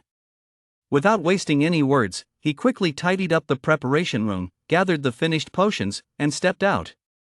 Although he finished much earlier than he anticipated, at least all 12 doses of the spirit-nourishing and blood-strengthening soup had been prepared. A job well done. Lu Sheng paid the young man another 200 yuan before leaving the Xingshan Hall. Before he left, the young man made a point of giving Lu Sheng his cell phone number, saying that if he needed anything in the future, he could call directly. It seemed he was planning to develop a long-term business relationship. With the 12 portions of spirit-nourishing and blood-strengthening soup tucked away, Lu Sheng walked with steady yet swift steps. Now that he had the blood-nourishing medicine, all he wanted to do was focus on improving his cultivation. Healing Su stepped off the car, her body weary. Healing Su was barely 20 years old, with a graceful figure and a gentle, beautiful face. She should have been at an age to enjoy life to the fullest, like a blooming flower, yet she had shouldered the heavy burden of her family at such a young age. The Yi family had long made their living through traditional medicine. Their ancestors had even produced a 5th-level alchemist renowned throughout Baya, but by her father's generation, the family had fallen on hard times. In her grandfather's generation, the Yi family had been prosperous and thriving, with branches of the Xingshan Hall of Charity spanning several provinces, numbering over 100 in total. But now, only 2 branches remain, barely clinging to life in all of Baihe City. The martial path is developing at breakneck speed, and the pharmaceutical industry which grew alongside it is evolving by the day. Every day, new and better formulas are developed, while old ones are deciphered and phased out. The reason our He family has fallen into such decline is precisely because our mindset is too conservative and outdated. We cling to old ways and lack the drive to innovate. Just think about it, could the martial path tonics that were all the rage 100 years ago still sell well today? Back then, many people couldn't even afford a single dose of blood-nourishing powder with a month's wages. Only by innovating and breaking with tradition can we find the cure for our family's current predicament. Healing Su had always acted in this manner. Lately, she had been searching far and wide for a new martial path tonic to serve as the family's flagship product and save the He family's business. But after half a year, her efforts had yielded very little. Just yesterday, she heard that an elderly pharmacist in the neighboring city had recently developed a new tonic, so Healing Su rushed there without delay. But halfway there, she received a call from the other party telling her there was no need to come. A partner had already been selected for the new medicine. Healing Su returned empty-handed. "Miss He, you're back." As soon as she walked in, a young man in a white lab coat immediately greeted her. Feeling frustrated, Healing Su had no time to respond and merely nodded coldly. Having run the family pharmacy for so long, she knew full well what the staff at both locations were really like behind closed doors. This clerk, named Ma Fei, was lazy and good for nothing. He liked to slack off during work hours and sometimes even stole the store's tonics to sell on the side. She warned him several times, but he refused to mend his ways. If she hadn't been unable to find a suitable replacement yet, she would fired him long ago. "She's so beautiful. If only she'd be my girlfriend." Ma Fei kept staring until Healing Su's figure had completely disappeared from his view, only then reluctantly tearing his gaze away. Healing Su had always been Ma Fei's dream girl. The reason Ma Fei had stayed at Xingshantang all this time, refusing to leave, was that he fantasized about what it would be like if Healing Su ever took a liking to him. Although business at Xingshantang wasn't great right now, a starving camel is still bigger than a horse. He already achieved success in both love and career, reaching the pinnacle of his life. Even though the chances of that happening were slimmer than winning the lottery, what if? It's hard to predict the tastes of a rich family's young lady. Isn't that how these urban romance stories always go? An ordinary, poor guy. Ma Fei was leaning on the counter, lost in his wild fantasies, when suddenly, He Lingsu's figure appeared before his eyes once more. Miss He. Ma Fei jumped to his feet with a start, wiping the drool from the corner of his mouth with his sleeve as he did so. At that moment, He Lingsu's pretty face had turned completely icy, her expression dark and menacing. Did you sneak someone into my potion brewing room? Thanks for the tips. There'll be an extra update today. Chapter 026, The He family is saved. 5. And no, I didn't. Ma Fei hurriedly shook his head in denial. Seeing him stammer and shift his gaze nervously, He Lingsu was almost certain of the truth. Forget it. You don't need to come to work tomorrow, He Lingsu said coldly. What? Miss He, please let me explain. He Lingsu paid no further attention to Ma Fei and turned to leave. She was already in a terrible mood today, and running into something like this made her lose her temper completely. In her free time, He Lingsu would often conduct research on new drugs in the compounding room. She knew every single item in there like the back of her hand. Just a moment ago, when she walked into the compounding room, she was shocked to discover that many of the items had been tampered with. Even her clothes had been worn by someone else, reeking of a strong, masculine scent from top to bottom. Bastard! This is driving me crazy, He Lingsu ranted as she tidied up. She picked up the worn apothecary robe with a pair of tweezers and tossed it straight into the trash can. All the containers need to be washed again, the table needs to be wiped down, and then everything needs to be disinfected. He Lingsu was a bit of a neat freak. If circumstances hadn't prevented it, she would have even thrown everything away and bought a whole new set. Huh? There's still one unwashed bottle? He Lingsu suddenly noticed a used flask sitting in an inconspicuous corner of the compounding station. There was still some pale green liquid left inside the flask. That's so gross. With a look of utter disgust on her face, He Lingsu put on gloves and tossed the thing straight into the trash can. But after throwing it away, for some reason, He Lingsu found herself inexplicably reaching into the trash can and pulling the used flask back out. I must be out of my mind, He Lingsu said self-deprecatingly. Lately, her mind had been consumed by nothing but new drugs to the point where she was now even picking up mysterious liquid from the trash can to study it. That said, He Lingsu still skillfully extracted some of the residual liquid from the flask and began conducting a pharmacological analysis. 10 minutes later. Damn, they actually found out. What terrible luck. Ma Fei packed up his things with a long face, preparing to pack up and leave. The thought that starting tomorrow, he'd hardly ever see his personal goddess again filled him with regret. If I'd known, I wouldn't have taken those few $100. You little brat, you've ruined me. Ma Fei walked out of the Xingshantang carrying his belongings, glancing back longingly. God, please let me see my goddess one more time. Ma Fei sighed inwardly. The next moment, a miracle happened. He Lingsu's figure really did appear in Ma Fei's field of vision. Not only that, but He Lingsu was running toward him as fast as she could, her face filled with tension, anxiety, and urgency. Ma Fei! Ma Fei! Ma Fei, where are you? Damn it, you Haven Tea really left already, have you? Holy crap! Ma Fei was stunned. Had his fantasy come true? All those fantasies, all those plotlines he'd read in novels, it seemed as if they'd truly transformed from illusion into reality, rushing toward him step by step. A surge of immense joy and excitement welled up inside Ma Fei. He hurriedly called out, He Xiao Lingsu. Lingsu, I'm right here. Ha! He Lingsu's eyes lit up the moment she saw Ma Fei standing at the door, waving at her excitedly. You haven't left yet. He Lingsu rushed out, grabbed Ma Fei's shirt, and said urgently, Perfect timing, I have something very important to ask you. Go ahead, Susu, whatever I know, I'll tell you. Ma Fei's face was radiant with excitement and happiness. He Lingsu frowned when she heard how Ma Fei addressed her, but she didn't have time to worry about that right now. Who did you bring into the mixing room today? I want to see him. Right now. Immediately. Ha? Ma Fei froze. This didn't quite match the script he'd imagined. Are you deaf? I said I want to see the person you brought into the mixing room today. If you can find him, I promise you'll not only get to keep your job at Xingshantang, but your salary will double. Oh, okay. Ma Fei snapped out of his daze and hurriedly pulled out his phone. I have his contact information. Give it to me now. Healing Su was frantic inside, terrified of wasting even a single second. No wonder she was acting this way. It was mainly because of the results of the pharmacological analysis report she'd just received. Were simply astonishing.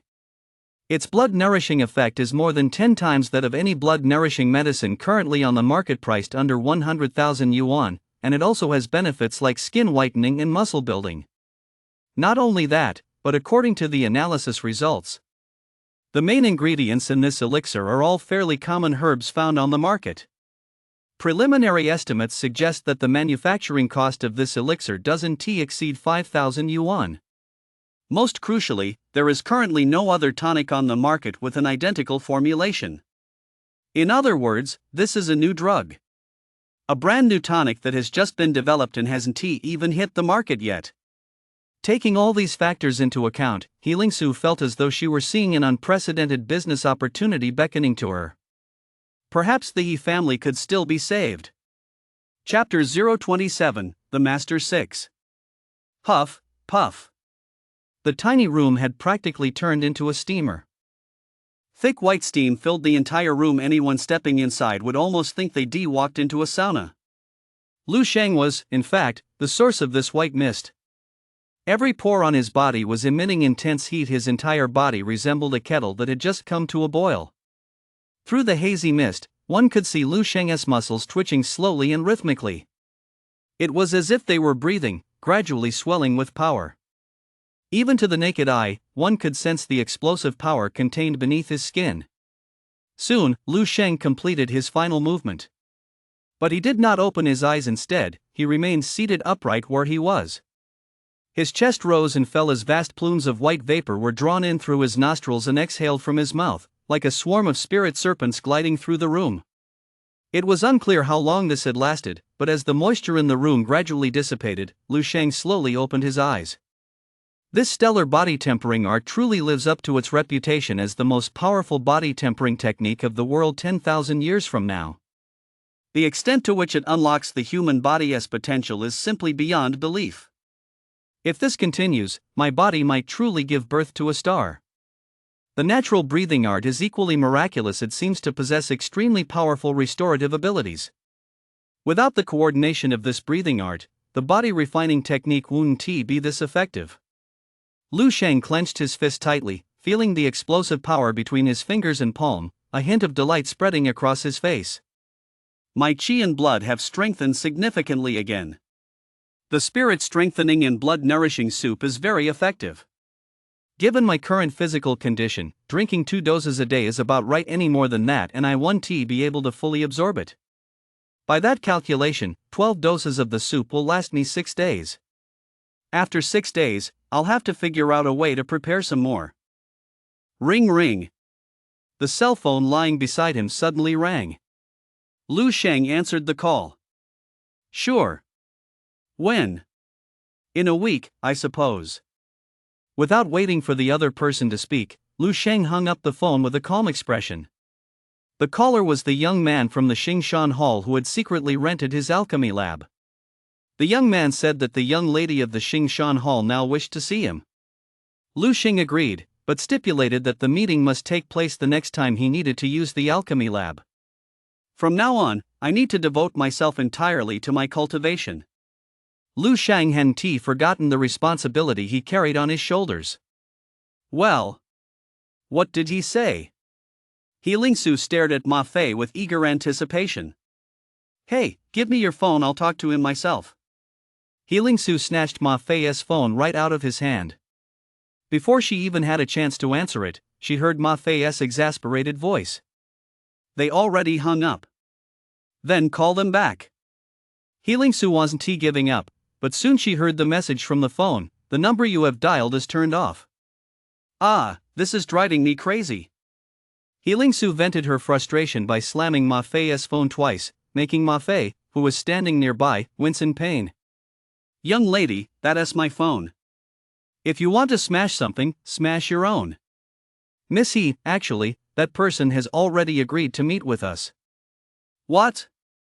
Healing Su's beautiful eyes lit up. Really? What did he say? He said yes, but we'll have to wait a week. A week? The look of delight on Healing Su's face quickly faded. A week is too long, there are too many variables. No way. Healing Su shook her head. She just experienced someone beating her to it and she only been half a day late. A week? By then, the opportunity will be long gone. Miss He, this isn't about whether we can do it, but whether the other party can. The initiative lies with them. Ma Fei patiently explained to Healing Su. Of course I know the initiative isn't on our side.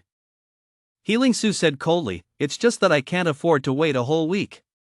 Healing Su ordered Ma Fei, starting right now, you're in charge of finding that master for me, the sooner, the better. For every day you finish the task early, I'll reward you with 5,000 no, 10,000 yuan. Really? Hearing about the reward, Ma Fei perked up immediately. Miss He, you'd better keep your word. When have I ever gone back on my word? Healing Su sounded a bit impatient. Her current state of mind was a mix of excitement and nervousness, eagerness and dread, a sense of uncertainty that was hard to describe to others. Ma Fei was happily calculating just how much of a reward he'd get when he suddenly remembered something and said worriedly, Missy, aren't you making a mistake? The person who asked to borrow my lab is only in his teens, still a high school student. Could he really be the master alchemist you mentioned? A student? Healing Su furrowed her brow slightly and muttered to herself, then perhaps there's a master alchemist standing behind him. Oh. Ma Fei nodded, not quite sure he understood. A scholarship? At the dinner table, Lu Dehai, Zhang Yufan, and Lu Qinghe all stared wide-eyed at Lu Shang, as if they were listening to a fairy tale. You mean you bought this for me with your scholarship money? Lu Dehai held a white device that looked like a flashlight and asked again in disbelief. It's a blood moxibustion device. Lu Sheng corrected him, then took out another 2,000 yuan and placed it on the table. There's 2,000 left over, that's for Mama's food expenses. There's money left over? Lu Dehai's eyes widened. He wondered if he was seeing things or had misheard. Zhang Yufan, on the other hand, was overjoyed. She snatched the 2,000 yuan into her arms and gave Lu Sheng 2 loud smacks on the cheek. My son can get a scholarship too. That's amazing. Lu Qinghe, standing nearby, couldn't help but mutter under her breath, what kind of scholarship pays out that much money? What kind of scholarship could you possibly get? An academic progress award. My qi and blood levels have been rising rapidly lately, so I was selected. Lu Sheng told the lie without batting an eye. Lu Qinghe clearly didn't believe him and was about to say something else, but when she met Lu Sheng's gaze, she shut her mouth. Lu Dehai and Zhang Yufan clearly believed him. Mainly because Lu Sheng had changed so much recently, especially his appetite, it was unbelievable. They'd seen all these changes with their own eyes, and with the added bonus of their son winning an award, what reason did they have to doubt him?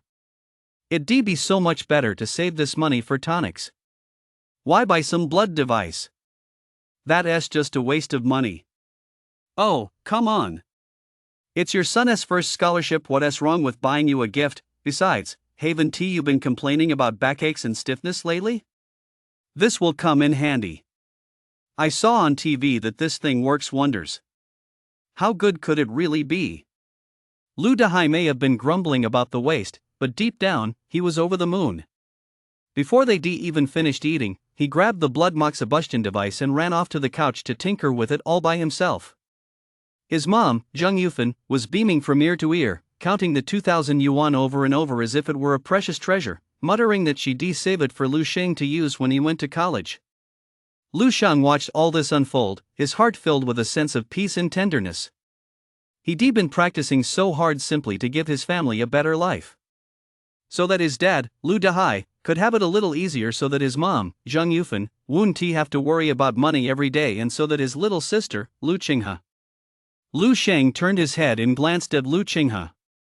Lu Qinghe was sneakily staring at him. As soon as she noticed his gaze, she immediately turned her head away, putting on a cold and nonchalant expression. "Alright, Lu Qinghe doesn't count for now, we'll deal with her once she grows up and comes to her senses." Lu Sheng silently added in his mind. Extra chapter. Please support in any way you can. Main text 028. The spirit of heroes lives on, the star unleashes its power. 1. Base 1359. Lu Sheng stood in the middle of a dilapidated street. 10 meters away from him stood a towering zombie.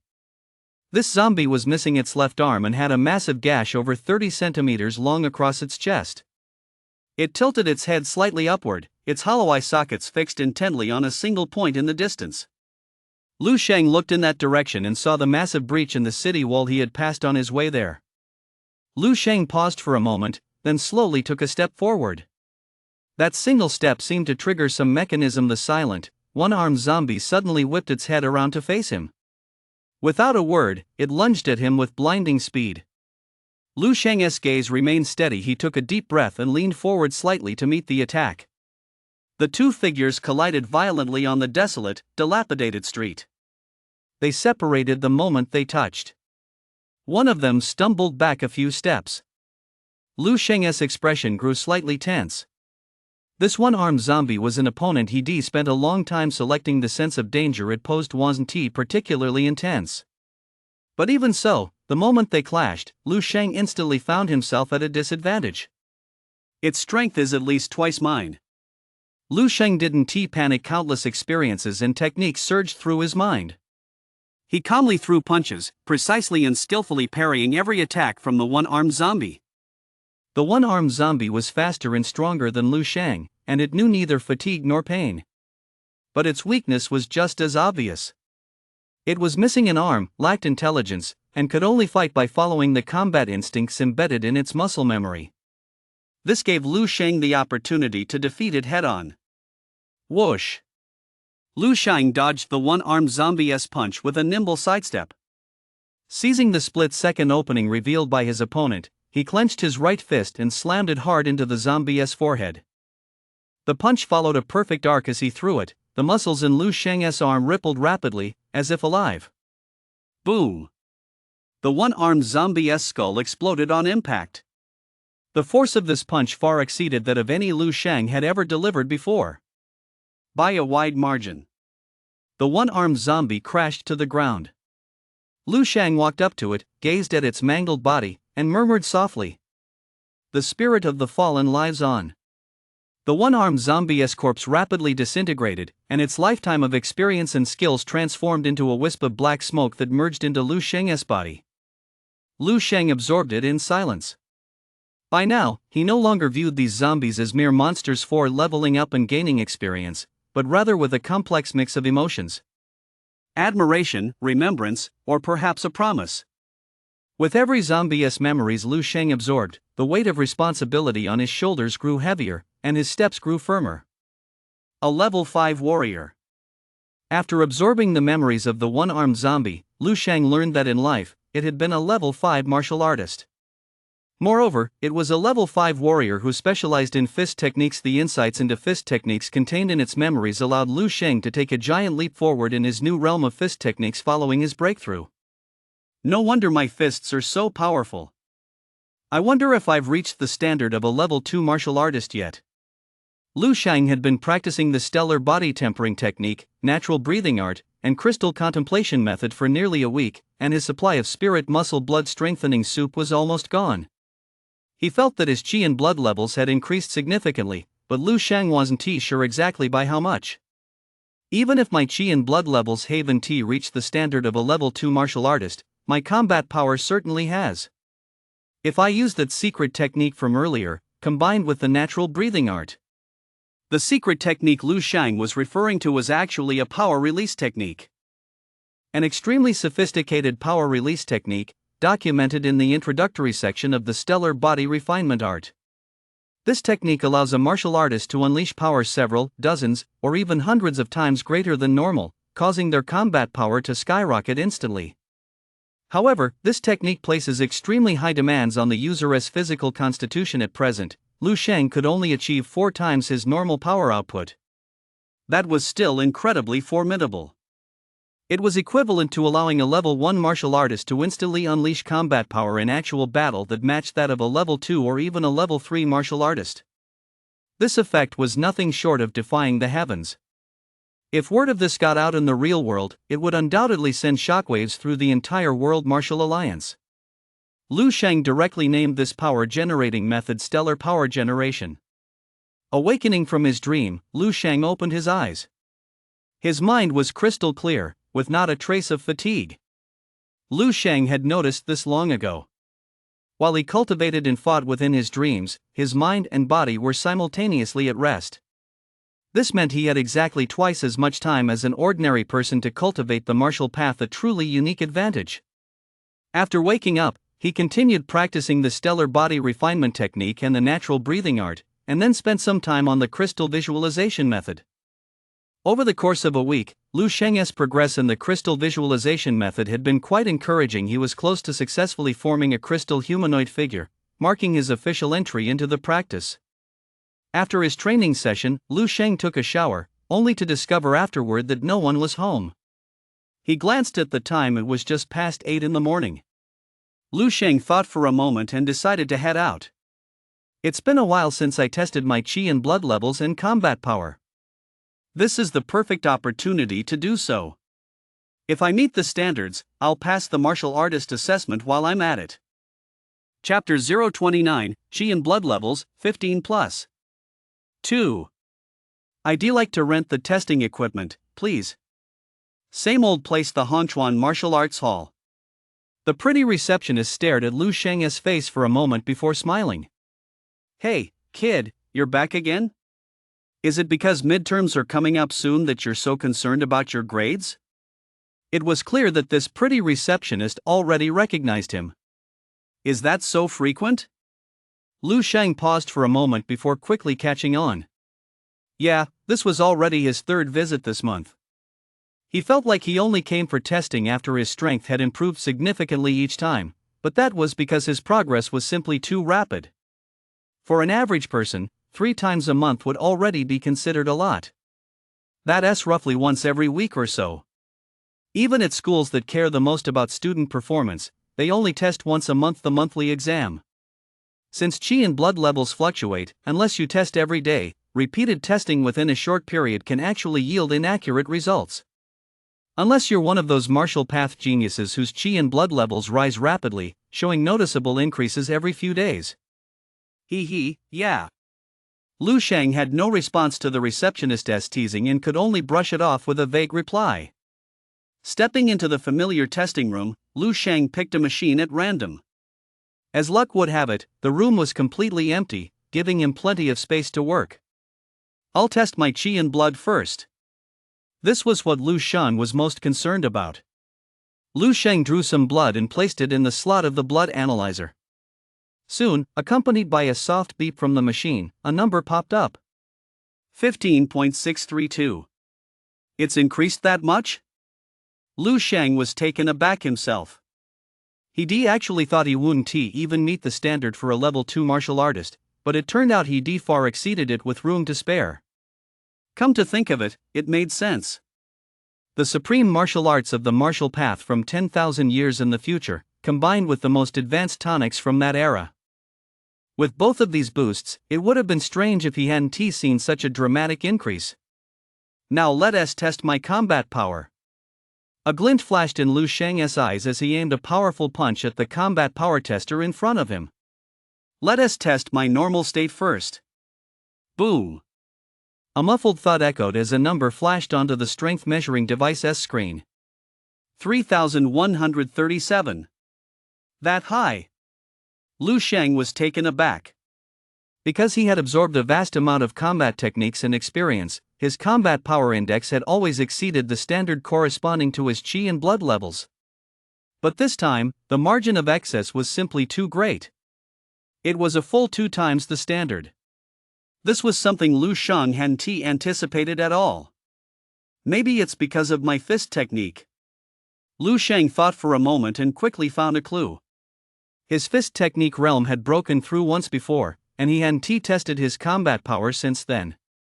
He surmised that the new realm of his fist technique had boosted his combat power, causing it to skyrocket. If that is the case, my maximum combat power will be much higher than I expected. Lu Sheng felt a surge of excitement and decided to test it again. This time, he decided to use the stellar power release technique. 5 minutes later, Lu Sheng walked out of the testing room. His expression was calm, betraying no emotion. "Little brother, are you done with the test? Are you satisfied with your results?" The receptionist greeted him with a smile. Lu Sheng smiled faintly. His handsome face was as refreshing as a spring breeze. "Very satisfied." The receptionist winked playfully. "Well then, I wish you the best of luck on your exam." "Thanks." Lu Sheng waved and strode out of the martial arts hall. The receptionist watched his retreating figure and muttered with a smile, "That cool acting little brat, he does have a pretty nice smile, though." "Who are you talking about?" A voice suddenly came from behind her, startling the girl. The girl turned to look at the speaker and immediately stood at attention. "Senior sister and I." And Ai Shuang stared in the direction Lu Sheng had left, a hint of interest flickering in her eyes. She had seen him when he walked out and recognized him as the prodigy from a poor background who had once surprised her a little. "Was he here for a test just now?" "Yes, he has been here 3 times this month. I guess he has stressed about his midterms." The receptionist replied with a straight face. And Ai Shuang said offhandedly, "Which machine did he use? Take me to see it." And Ai Shuang had nothing better to do, and she was also a bit curious to see if Lu Sheng had made any progress recently. "Sure, senior and I." The receptionist quickly led Ai Shuang to the machine Lu Sheng had just used. "He is the only one who has used this machine today, so the data should be easy to find." As she spoke, the receptionist pulled up the data for Ai Shuang. A few seconds later, Lu Sheng's test results popped up on the screen. Once the two of them had a clear look at the displayed data. "Ah!" The receptionist let out a startled cry. Her beautiful eyes widened instantly, and she abruptly covered her mouth with one hand. Ai Shuang's expression changed dramatically. Her face was etched with extreme shock and disbelief, her eyes brimming with disbelief, as if she couldn't trust what she was seeing. "Is this machine broken?" Ai Shuang spoke with a strained voice. The receptionist stood frozen for several full seconds before suddenly snapping out of it and blurting out, "That's impossible, it was just serviced yesterday." "So that means..." Ai Shuang took a deep breath, trying to calm the storm raging inside her, and slowly said, "This result is real, isn't it?" The receptionist nodded blankly.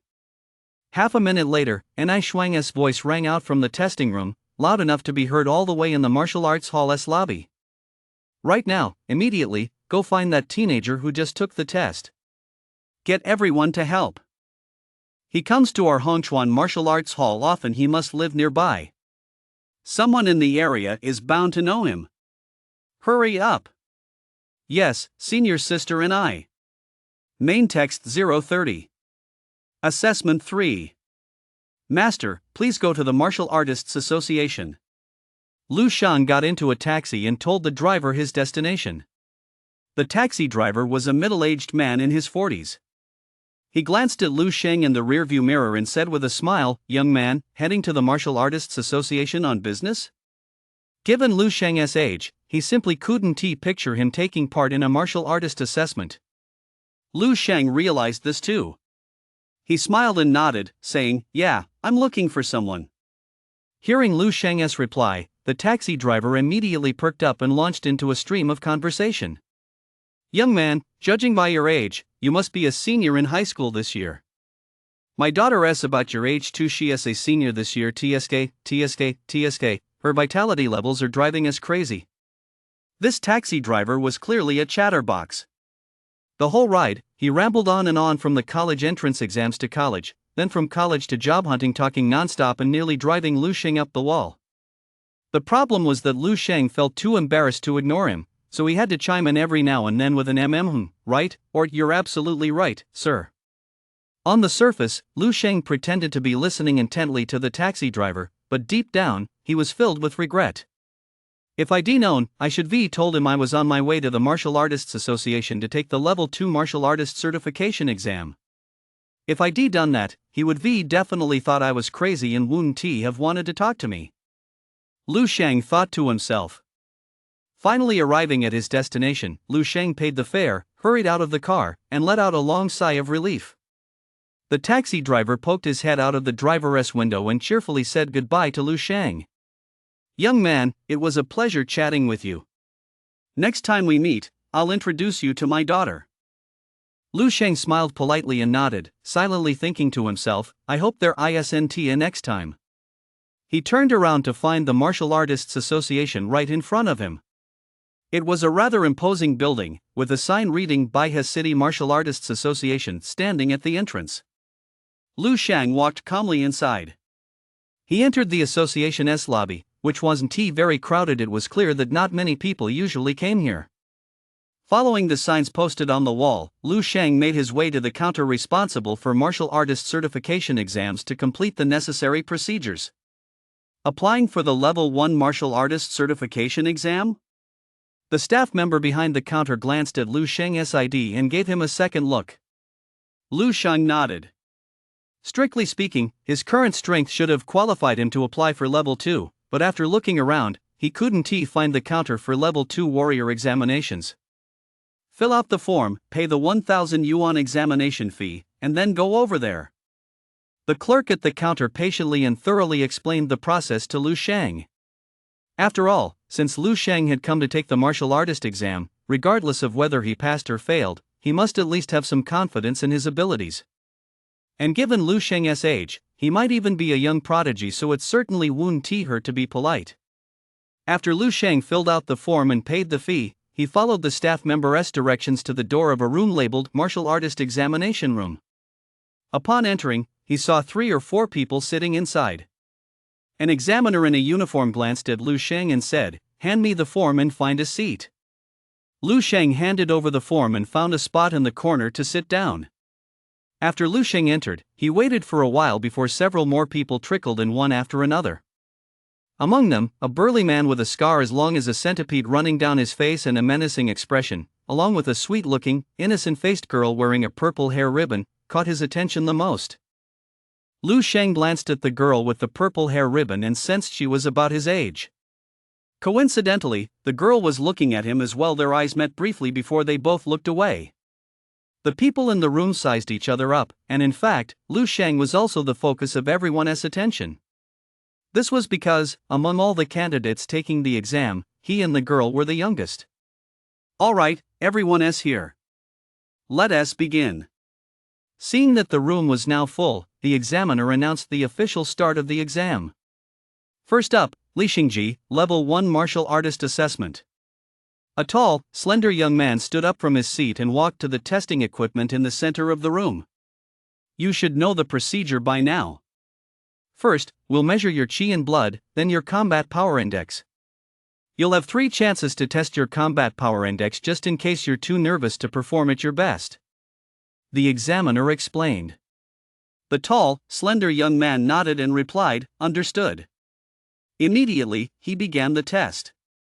It was clear that, as the first person to be tested in the room, the young man was still a bit nervous. During the vital energy test, he fumbled with the lancet several times and failed to draw blood. Fortunately, he passed that part. His vital energy reading was 1.531. Unfortunately, the young man failed to meet the standard on all 3 attempts at the combat index test that followed. He was actually very close. All 3 results were in the 140s, but it was unclear whether it was due to nerves or a lack of ability. Test failed. How could this be? How could this be? The lanky, tall young man who'd been rejected was pale and dejected, muttering repeatedly, "But when I tested at home, I always scored over 150. Seeing him like this, the examiner felt a pang of sympathy and said, "The Martial Arts Association's equipment is custom made by the government. It's more accurate and rigorous than the devices sold on the market. You do have the potential. Go back and really focus for another month. You'll likely make the cut next time." The lanky young man nodded, bit his lip, and quickly walked out of the room. Emotions are contagious. Seeing the first candidate, the lanky young man, fail, the expressions of the remaining candidates grew tense and somber one by one. Chapter 031, It Blowed Up. 4. Zhao Changfeng. The examiner called out a name.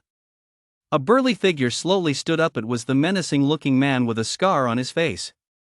Isn't he one of the latecomers? Why is he second in line to be tested? Someone protested. The examiner looked at him coldly and said, "Because I've only just seen his application form. He was originally supposed to be the first to be tested." Everyone in the room froze, unsure what the examiner meant. Then they heard the examiner read out the rest of the words. Level 3 Martial Artist Examination. Whoa! A collective gasp instantly filled the room. Everyone stared at the scarred man in shock, their eyes tinged with a hint of awe. Third level Martial Artist Assessment. In other words, this man possessed the strength of a second-level martial artist, approaching that of a third-level one. No wonder the examiner said he was originally supposed to be first in line. In the world of martial artists, strength reigns supreme, and the strong are entitled to their privileges.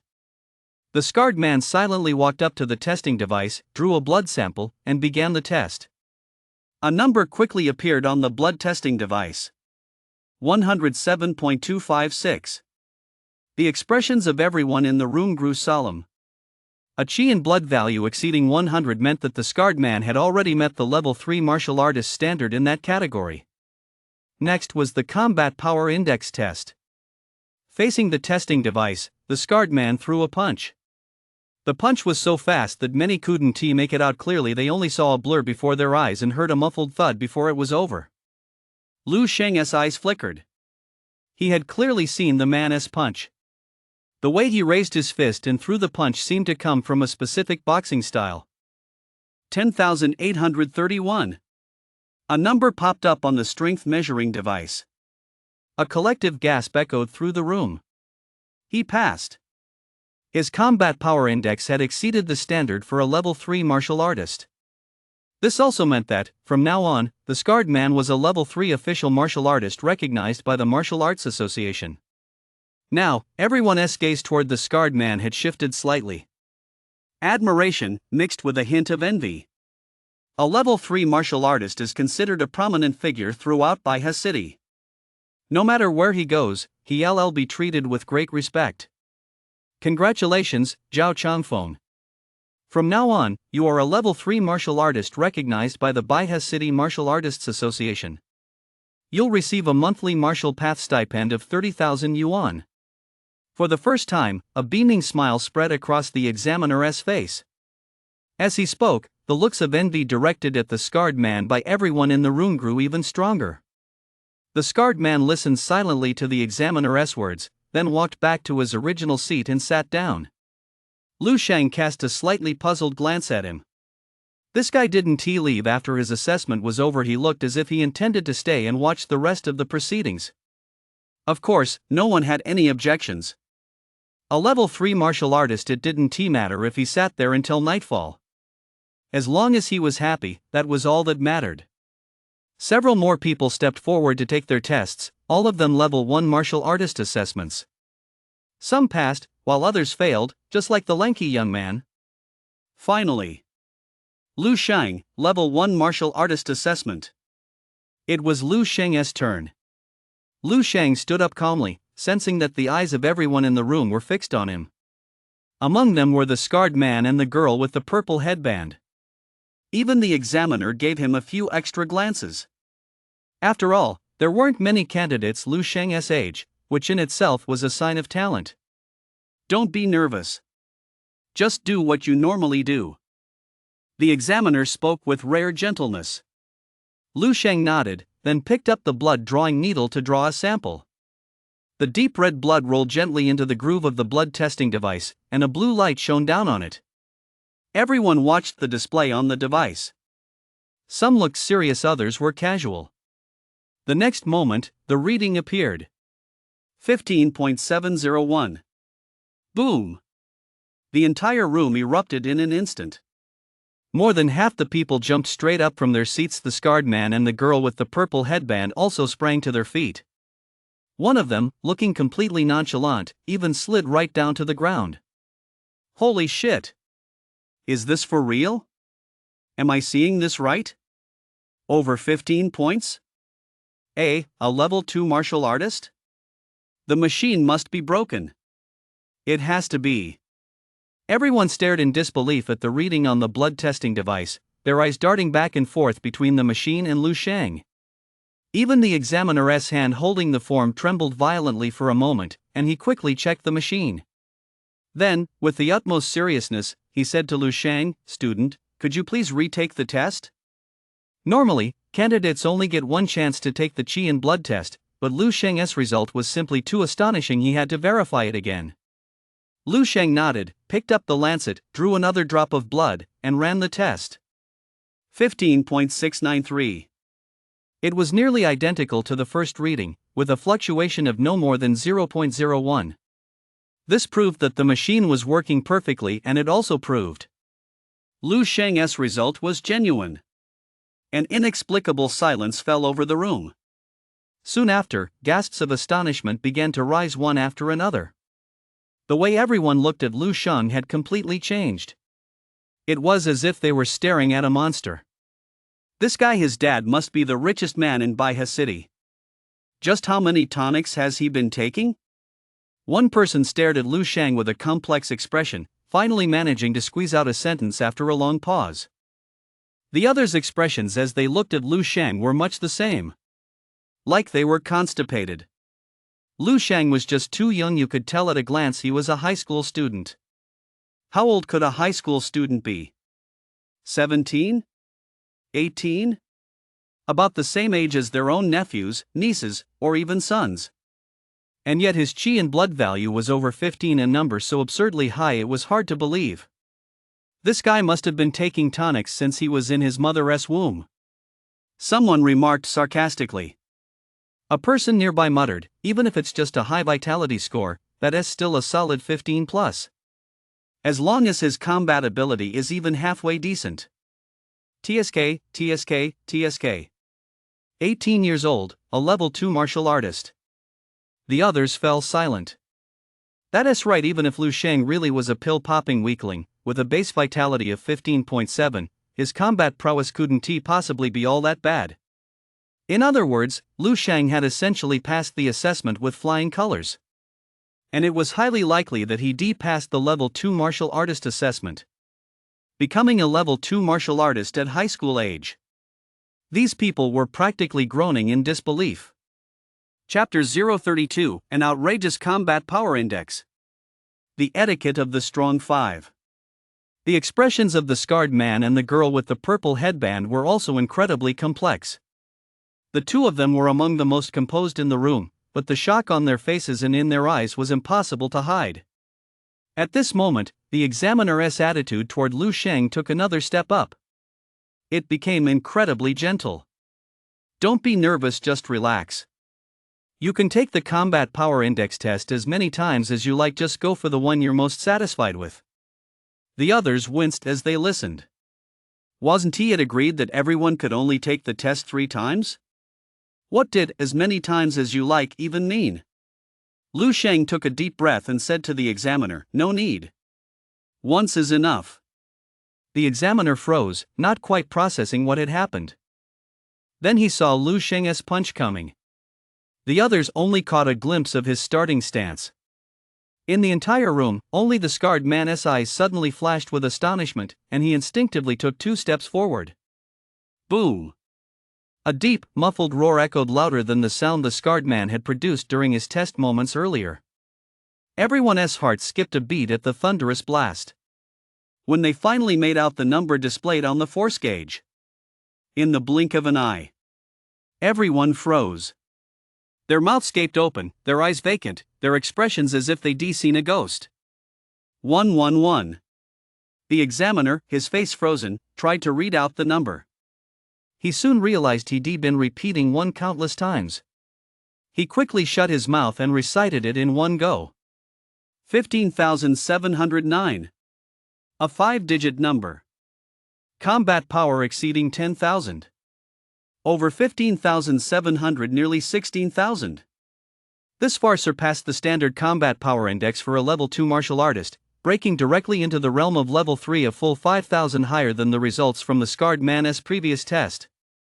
A deathly silence fell over the room. Everyone stood up as one, frozen in place, staring blankly. The scarred man clenched his thick-knuckled hands into fists, his eyes wide with disbelief. The girl with the purple headband pressed one hand firmly over her mouth, afraid she might cry out. The others felt their heads buzzing, their brains were as if deprived of oxygen, having long since lost the ability to think. When something far exceeds the limits of one's cognition and understanding, the brain falls into a brief state of freeze. Clearly, these people were now in exactly that state. Lu Shang, however, wasn't he the least bit surprised by this result. He had already tested it once before at the Hongchuan Martial Arts Hall. That time, the reading was just over 15,600, slightly lower than this current measurement. Martial arts, after breaking through the bottleneck, combined with stellar power and the natural breathing art, my combat power index has directly reached 10 times the standard chi and blood value. Is this the allure of martial path techniques? Lu Shang marveled inwardly. After taking a moment to appreciate his own results, Lu Shang turned to look at the examiner. That's enough, there's no need for a second test. The examiner snapped out of his daze, instinctively nodded, and then recited his standard script. Congratulations, Lu Shang.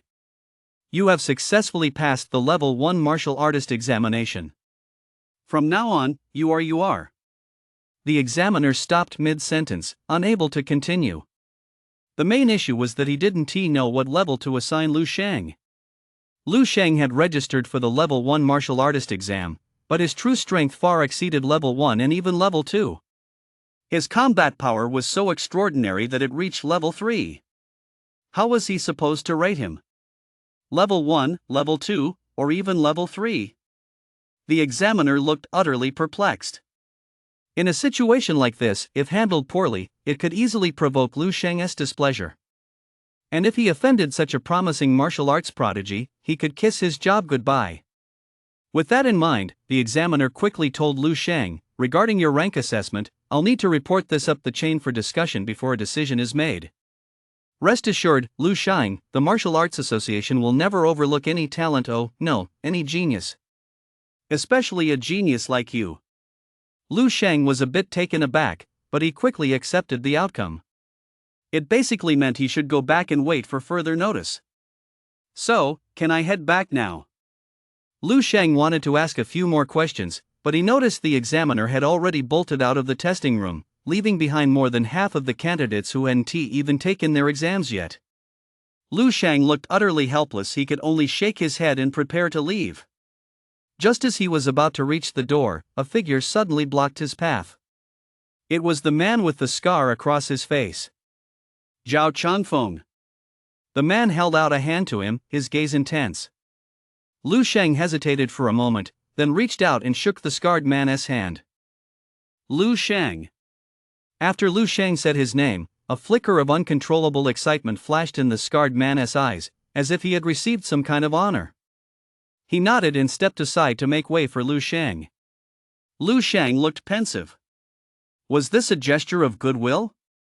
Or an attempt to befriend him? He didn't fully understand the unwritten rules among martial artists, but he subconsciously recalled a fact he'd read in a history book. In the era of ancient martial arts, every martial artist regarded it as an honor to befriend a stronger practitioner. Was that what Zhao Changfeng meant? Wang Dameng. Out of the corner of his eye, Lu Shang saw another person in the room running toward him with an outstretched hand, and it seemed everyone else who had caught on was doing the same. He hurriedly fled the assessment room as fast as he could. This kind of courtesy might be somewhat amusing coming from a single person, but with so many people, it just becomes a joke. Besides, the rest of those guys are just a bunch of nobodies. Watching Lu Shang's retreating figure as he ran out of the room, many people wore expressions of frustration and regret, slapping their thighs in frustration. A genius like Lu Shang, with such terrifying natural talent. It didn't take a genius to figure out that, in the not-too-distant future, this name would surely resound throughout Baiha City. And yet, they had let such a golden opportunity to get to know a future heavyweight in Baiha City slip right through their fingers. They were kicking themselves with regret. Amidst their remorse, some couldn't help but secretly envy Zhao Changfeng, who had been the first to walk out. Looking at Zhao Changfeng's fierce face, which appeared calm on the surface but whose eyes were brimming with unhidden joy, everyone couldn't help but marvel. Damn, he really lives up to being a level 3 martial artist. His mind works so fast. Chapter 033, I saw your brother walk out of the testing room 6, bonus chapter. Lu Shang walked around the Martial Arts Association hall, felt there really wasn't anything else to do, and was about to head home. Just as he was about to leave, he suddenly heard someone call his name from behind. Lu Shang. Lu Shang turned around and saw 3 charming young women standing not far away. The 3 girls were about the same age, all a bit younger than him, and the one standing in the middle was looking at him with a complex expression. Who else could it be but his younger sister, Lu Qinghe? Lu Qinghe? What are you doing here? Lu Shang walked over to Lu Qinghe and the others. That's exactly what I should be asking you. Lu Qinghe retorted irritably, skipping class, not going to school, holed up in your room sleeping all day, and now you're here at the Martial Artists Association? What are you doing here? Lu Qinghe stared at Lu Shang, her expression that of a detective. Lu Shang felt slightly awkward. Skipping class and not going to school was one thing, but how did Lu Qinghe even know that he spent most of his time in his room sleeping? It seemed his little sister had been paying close attention to him lately. Lu Shang brushed it off casually. I came to take care of some business. I'm done now. Who is going to believe that? Lu Qinghe snorted derisively. Just then, a girl with a round face and a pink hair clip standing next to Lu Qinghe glanced at Lu Shang and said, Qinghe, is this your brother? He is actually pretty handsome. After saying that, she blushed slightly and turned her head away. Another girl, who was a bit slimmer, chimed in, yeah, he is not nearly as uncool as you usually say. He is clearly a cute guy. A total hottie, even. You too. Lu Qinghe looked at her 2 best friends, who had betrayed her one after another, and was so furious she was almost speechless. A guy who does nothing but eat and sleep all day, what is so handsome about him? You two are just a couple of looks-obsessed idiots. Seeing Lu Qinghe at a loss for words, Lu Shang felt a lot better. She reached out her hand and said to the girls, Hi, I'm Lu Shang, Lu Qinghe's younger sister. I bet Qinghe causes you guys a lot of trouble all the time. You're the one who causes trouble. Lu Qinghe retorted angrily. The 2 young girls, however, were quite easygoing. The slender one nodded with a smile. Hi, Lu Shang. My name is Feng Fanfan. My friends call me Fanfan. This is Su Nuo. Qinghe does cause us quite a bit of trouble usually, but we're good friends, so it's only natural for us to look out for her. Feng Fanfan.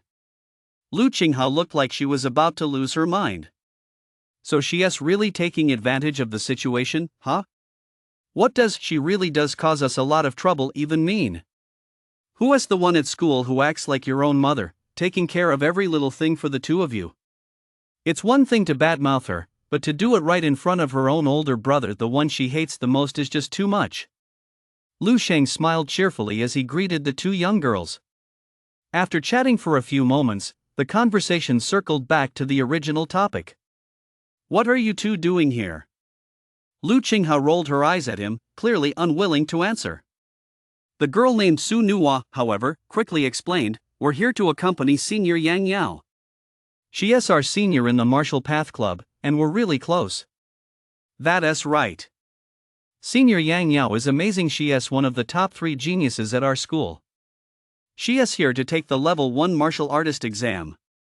Senior Yang Yao is sure to pass. The 2 young girls took turns explaining the situation clearly.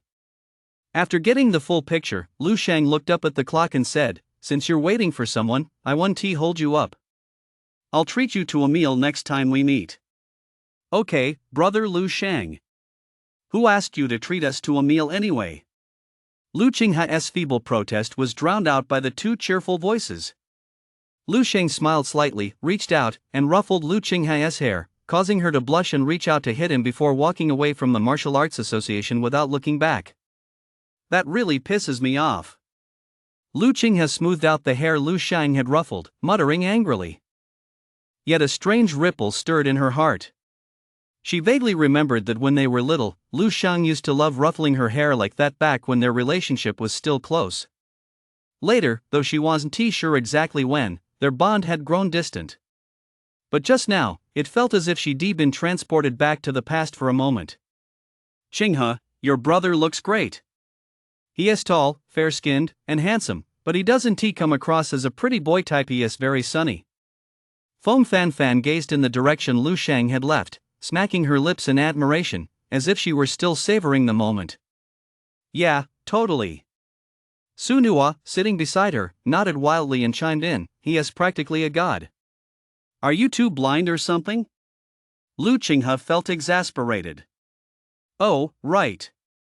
Feng Fanfan suddenly remembered something and said, what exactly is your brother doing at the Martial Arts Association? I think I just saw him coming out of the martial artist assessment room. Your brother isn't here to take the martial artist assessment too, is he? Just like senior sister Yang Yao. Su Nuo chimed in. No way. Lu Qinghe shot the two of them a look that said, you two are crazy and beyond help, and said, my brother goes to Baiha No. 3 high school, and he skips class every single day. How could he possibly take the martial artist exam? That's as likely as a sow climbing a tree. Absolutely impossible. Feng Fanfan muttered, but I definitely saw your brother walk out of the warrior assessment room with my own eyes just now. You must have seen wrong. Lu Qinghe's tone was absolutely certain. Feng Fanfan was about to say something else when Su Nuo looked in a certain direction and exclaimed in delight, senior sister Yang Yao is coming out. Thanks for the tips. Here as an extra chapter. Chapter 034, what is that monster's name? 1. Lu Qinghe and her two friends hurried toward a tall, beautiful girl with a purple hair ribbon tied in her hair. Senior Yang Yao, how did it go? Did you pass? The moment they met, Lu Qinghe couldn't wait to ask, her delicate face brimming with anticipation. Yang Yao was the person Lu Qinghe admired most at school bar none. The top genius at Baiha No. 1 high school, a prodigy whose chi and blood values and combat power index had already reached the level 1 martial artist standard at the age of 18, and the strongest woman in the Martial Path Club. Countless accolades and titles had forged the dazzling senior Yang Yao standing before them. Feng Fanfan and Su Nuo's faces were also filled with anticipation, mixed with a hint of nervousness. It seemed that whether Yang Yao passed the martial artist exam was even more important to them than their own affairs. Yang Yao's expression, however, was somewhat strange. It was a complexity she couldn't quite put into words. Don't even mention it. Something unexpected happened. The exam has been suspended. I guess we'll have to wait until this afternoon. Yang Yao shook her head.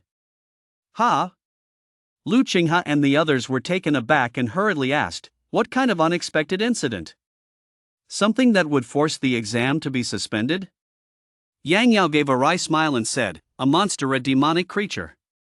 It scared the examiner so much that he abandoned us and ran off. Of course the exam had to be suspended. What kind of monster, a demonic freak? Lu Qinghe and the others were completely baffled. Yang Yao sighed and said quietly, with a complex look in her eyes, actually, it was because of a boy about my age, maybe even a little younger than me. During the assessment, he registered a chi and blood value of 15.7, plus a combat power of over 15,700. Isn't that terrifying? And to think I used to consider myself a genius, but after seeing that guy.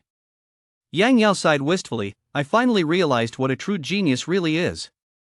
After hearing Yang Yao's words, Lu Qinghe and the other two girls' mouths dropped open wide, their eyes bulging as if they'd been struck by a petrification spell. They were so shocked they didn't even know what expression to make. About the same age as senior Yang Yao. A chi and blood value of 15.7. 15,700 plus combat power. Is there really someone like that in the world? Or rather, can someone like that even be considered human? they finally understood why the martial artist examination had been suspended. With a monster like this appearing in the martial artist examination, the entire Martial Arts Association would likely be in an uproar. It might even make tomorrow's morning news. Senior Yang. Feng Fanfan suddenly snapped out of it and asked curiously, "What is this person's name? Do you know?" Lu Qinghe and Su Nuo immediately pricked up their ears and fixed their gaze on Yang Yao. Yang Yao nodded and spoke a name. Lu Sheng. That guy's name is Lu Sheng. Come to think of it, I actually had a chance to meet him just now, but I was so shocked that I was a split second too slow and missed the opportunity to get to know someone like him. Sigh, I wonder if I'll ever run into him again. Yang Yao sighed deeply, her face full of regret and disappointment. As she spoke, she suddenly sensed something was off. Looking up, she saw that the expressions on Lu Qinghe and the other two had become incredibly strange. Lu Qinghe, in particular, looked completely dumbfounded. Yang Yao blinked in surprise, just as she was about to ask what was wrong. Suddenly, she heard Su Nuo mutter a sentence in a faint voice. "Qinghe, your brother's name is Lu Sheng, right?" And he just walked out of the martial artist examination room. This time, it was Yang Yao's turn to be stunned. Lu Sheng walked all the way home. He felt a bit hungry along the way, so he bought a few dozen meat buns. He walked slowly, munching on them as he went. As he neared the entrance to his residential complex, Lu Sheng saw a group of people rushing past him on the street. Lu Sheng noticed that their clothes looked somewhat familiar. After thinking carefully, he recalled that he seemed to have seen them at the Hongchuan Martial Arts Hall. A few middle-aged women were standing at the entrance to the complex, looking around and discussing the commotion. Who are they? Such a big operation? They're from the Hongchuan Martial Arts School. I heard they're looking for someone. They've combed through several nearby neighborhoods, going door to door. Whoever crossed the Hongchuan Martial Arts School must be really unlucky. With a show of force like that, whoever they find is probably going to end up with at least a few broken legs. You're right. Those martial artists are really fierce. Lu Sheng caught the gist of the conversation but didn't pay it much mind. He merely knew of the Hongchuan Martial Arts Hall. He'd been there a few times, but who they were looking for to settle a score was none of his business. He strolled back to his place, finishing off his last bun just as he arrived. It was a rare chance for Lu Sheng to get out and relax, so he sat on the couch to rest for a while. His phone rang once along the way. Lu Sheng picked it up and saw it was that guy from the Xingshan Hall again. He immediately hung up without answering.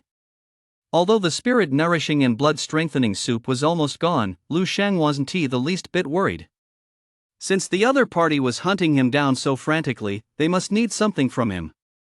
As for what exactly they wanted, Lu Sheng thought for a moment and guessed it had something to do with the spirit-nourishing and blood-strengthening soup. He remembered that he'd left in such a hurry that he'd left behind a flask that hadn't been washed properly. He figured it must be the residual medicinal liquid in the flask that had led the other party to discover something, which was why they were so desperate to find him. The moment Lu Sheng had taken out the spirit muscle and blood-nourishing decoction, he'd already had a rough idea in mind. His martial path cultivation required substantial funds to sustain, and as his strength increased, his needs would only grow. Where would this money come from? Naturally, it would have to come from the medicinal formulas in his mind. To put it bluntly, Lu Sheng could easily exchange even a random future formula for a vast fortune. But how to obtain it, when to do so, and to whom to give it? Every aspect required careful consideration.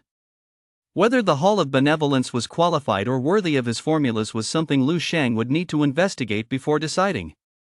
As for now, Lu Sheng was eager to verify a long-held suspicion and idea of his own. This matter was of the utmost importance, directly affecting the path his martial path would take from here on out. Chapter 035, The Altered Future, Xiao Yuhua 2. Entering a Dream. The Dream World, Base 1359. Lu Sheng faced the optical computer and spoke calmly, "Retrieve my personal history." Retrieving. The next second, a vast amount of information appeared before Lu Sheng. The moment he saw his own photograph, Lu Sheng's heart skipped a beat. Then he knew, his hunch was correct. In the photograph, the originally handsome and resolute middle-aged Lu Sheng had vanished. In his place stood a lean, energetic elderly man with snow-white hair. Name: Lu Sheng. Gender: male. Lifespan: martial path year 297, June. Martial path year 383, July.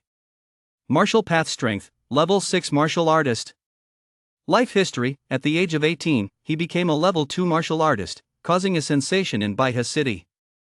Later, recommended by the Baiha City Martial Arts Association, he participated in the Dongning Province Genius Training Camp and ranked among the top 20 trainees. That same year, he entered Dongning Martial Arts University with college entrance exam scores that placed him first in the city, 32nd in the province, and 145th nationwide. 3 years later, he graduated from Dongning Martial Arts University and began his military service. 5 years later, he retired with the rank of lieutenant and founded the Xingwu Academy in Baiha City. At age 45, he was promoted to a level 6 martial artist. At age 55, he failed in his attempt to reach the rank of level 7 Grandmaster. In July of martial path year 383, he died in a monster attack in Baiha City at the age of 87. He was married and had 2 daughters and 1 son. This time, Lu Sheng's biographical record had become much more detailed, and he read through it carefully. Upon reaching the end, he noticed that the historical evaluation of his character had also risen to 2.5 stars, an increase of half a star. Of course, his access level remained at level 2. As expected, the future can be changed, or rather, at least my own future can be changed. A week ago, I was still a level 4 martial artist with a life expectancy of 37. A week later, I've successfully lived past 80, and my strength has reached level 6. If not for an accident, I might have lived even longer. The difference between these two outcomes lies in the improvement in my strength over the past week. Different strength levels lead to different college entrance exam scores, admission to different universities, and ultimately, completely different destinies. Previously, after graduating from Baiha Martial Arts University, I chose to join the military. Now, after graduating from Dongning Martial Arts University, I've chosen to open my own martial arts school, and I may even reach the realm of a level 7 Grandmaster in the end. The efforts I make now are so important.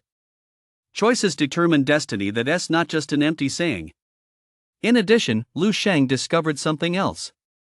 This biography doesn't mention anything related to the stellar body refinement technique, natural breathing art, or the crystal contemplation method. It seems that as long as I don't choose to reveal them, the cultivation techniques I obtained in the Dream Realm 1T have any impact on the rest of my life. As he shut down his optical computer, Lu Sheng's gaze grew incredibly resolute. Verification confirms that my hunch was correct. Destiny can indeed be altered. But to truly change the fate of the human race and shift the course of the world's development over the next 10,000 years, my current strength is simply nowhere near enough. A level 6 quasi-grandmaster is insignificant. Even a level 7 grandmaster, level 8 great grandmaster, or even a level 9 martial saint would struggle to achieve this. Perhaps only when I reach the level of a level 10 or even a level 11 martial pathmaster in this era will there be the slightest possibility of turning the tide. Even over the next 10,000 years, level 11 martial pathmasters will be as rare as a phoenix's feather or a unicorn's horn, let alone in the current 300 years of the martial path. The path Lu Sheng must walk is incredibly difficult. Yet he will press on, doing his very best. Baiha City, Martial Artists Association. The President's Office. 59-year-old Xiao Yuhai had jet black hair and a rosy complexion. His face showed almost no wrinkles, making it impossible to tell that he was an elderly man about to turn 60. But for a level 6 peak martial artist on the martial path who was about to enter the Grandmaster realm, this was hardly surprising. Xiao Yuhai was writing the character God with a brush, completely absorbed in the task. Xiao Yuhai had once paid a visit to an elderly Grandmaster, who told him that his cultivation in all other areas was already sufficient, only his spiritual cultivation fell slightly short. As long as he wrote 100,000 God characters, he would have a chance to truly enter the Grandmaster realm. So far, Xiao Yuhai had written 46,721 of them. This was the 46,722nd. Chairman. The door suddenly swung open, and someone rushed in. Xiao Yuhai's hand jerked, spilling a drop of ink onto the paper and ruining the character he was in the middle of writing. Xiao Yue cast a regretful glance at the character, casually set down his brush, picked up the towel beside him to wipe his hands, and said, "What's the matter? You're in such a hurry you didn't even knock on the door." The visitor was Xiao Yue's secretary, a man in his 30s who wore glasses and had a refined demeanor. "I'm sorry, Chairman. I'll be more careful next time." The secretary offered an embarrassed apology, then his expression turned serious. "I have an important matter to report." "Go ahead." The secretary picked up the documents in his hand and gave a brief summary of the situation. At first, Xiao Yue's expression remained calm, but it gradually began to change as he listened. By the time he reached the end, the teacup he had just lifted trembled violently, spilling scalding tea all over the table. "Bring me those documents quick." Xiao Yue, too preoccupied to clean up the mess on the table, urged her impatiently. The secretary hurriedly handed him the documents. Xiao Yue took the documents and began to pore over them intently. Soon, his eyes began to widen, and the muscles at the corners of his eyes and mouth twitched slightly. Finally, a look of immense delight spread across his face. "Great! Just great!" Xiao Yue jumped to his feet and blurted out excitedly, "I never imagined that Baihe City could produce such a genius." After a brief moment of excitement, Xiao Yue's emotions gradually settled.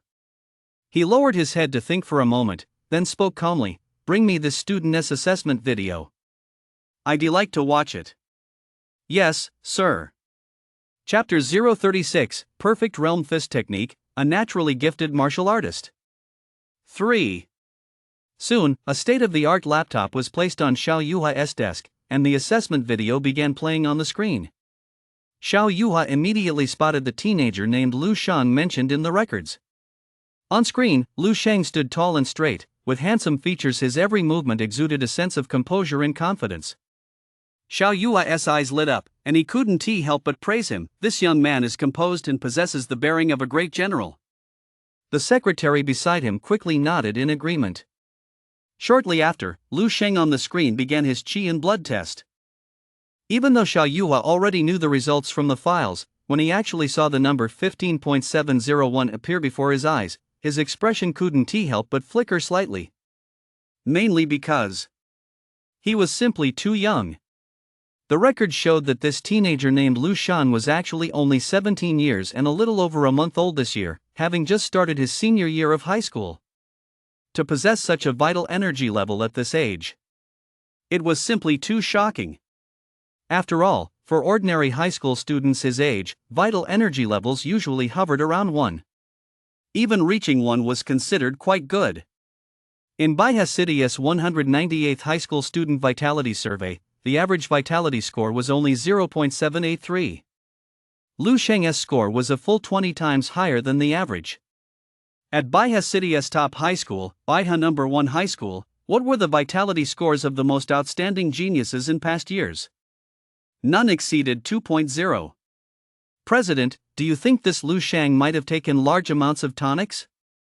The secretary interjected from the side. Xiao Yue shook his head. "Impossible. You've seen Lu Sheng's family background. His parents are ordinary people. They simply couldn't afford that many tonics." The secretary thought for a moment and said, "Maybe someone sponsored him?" Xiao Yue glanced at the secretary. "Do you know how many tonics it would take to reach a qi and blood value of 15.7 at his age?" Xiao Yue held up a finger and said calmly, "Enough to bankrupt a family worth over 100 million. And that might not even be enough. Besides, even if an ordinary person were allowed to take as much as he wants, they'd never reach his level. Genius isn't something you can simply buy your way to." Xiao Yue left out the most crucial point. As a peak level 6 martial artist, he knew all too well how hollow the qi and blood of martial artists who relied on tonics to advance truly were. It was a hollow facade that could be spotted at a glance. It lacked the solid foundation that Lu Sheng possessed. Furthermore, Lu Sheng's subsequent combat power index test results served as the best proof. Thud. A dull thud echoed from the screen, the sound of Lu Sheng's punch. Over 15,700.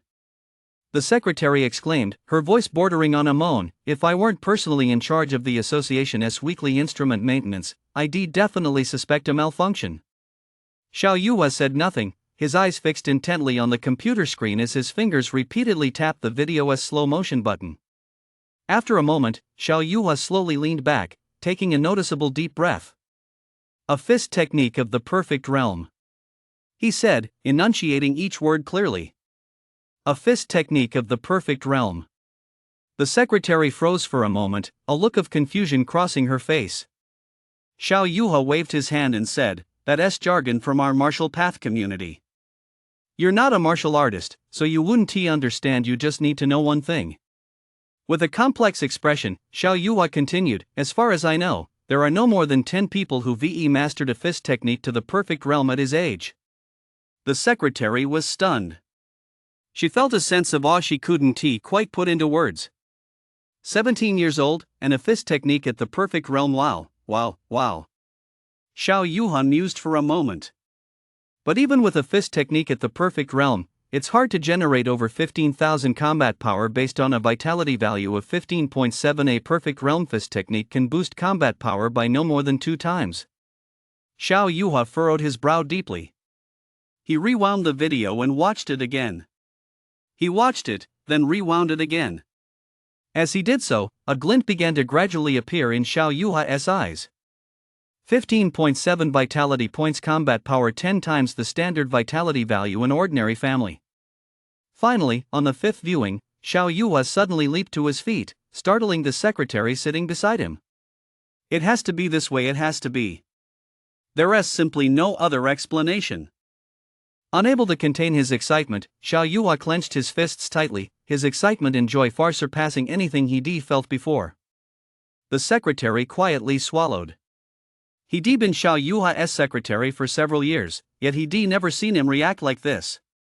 It was as if he'd won the lottery jackpot. "Chairman!" the secretary called out cautiously. In response, Xiao Yuhua burst into a hearty, joyful laugh. "Ha, Xiao Su. This time, our Baiha Martial Arts Association has truly struck gold. A naturally gifted martial artist. How many martial artists does it take to produce just one? And to think one has emerged right here in Baiha City. And so young, too, with such exceptional talent in fist techniques. Ha ha ha." Records showed that this student, named Lu Shang, had been quite mediocre, even poor in all his academic subjects during his sophomore year of high school. But after entering his senior year, within just 1 or 2 months, his chi and blood surged dramatically, and his abilities skyrocketed, reaching the level of a level 2 martial artist nearing level 3. Faced with this situation, Xiao Yuhua could only think of one specific group of martial artists. Talented martial artists. Main text 037. Shockwaves 4. Martial path cultivation is, by its very nature, a process of continuously unlocking the body's latent potential. During this process, some individuals may awaken abilities so powerful they defy ordinary imagination. These individuals are known as naturally gifted martial artists. This is the only possibility. Some naturally gifted martial artists experience a sudden surge in chi and blood levels in the early stages of awakening their talents, which perfectly matches the changes occurring in Lu Shang. As for his absurdly high combat power far exceeding that of a normal martial artist, it must be the talent he has awakened, perhaps something related to strength. At that moment, Xiao Yua's thoughts were crystal clear. All his doubts about Lu Shang had completely dissipated, leaving only a sense of relief and quiet delight. As a level 6 powerhouse, he naturally understood just how immense the value of a gifted martial artist was. If one formal martial artist might emerge from every 1,000 ordinary people, then among 1,000 martial artists, there might not even be a single gifted martial artist. One can only imagine how rare they are. Not to mention a prodigiously gifted martial artist like Lu Shang. Xiao Yuhua had held the position of president of the Baiha City Martial Artists Association for nearly 8 years.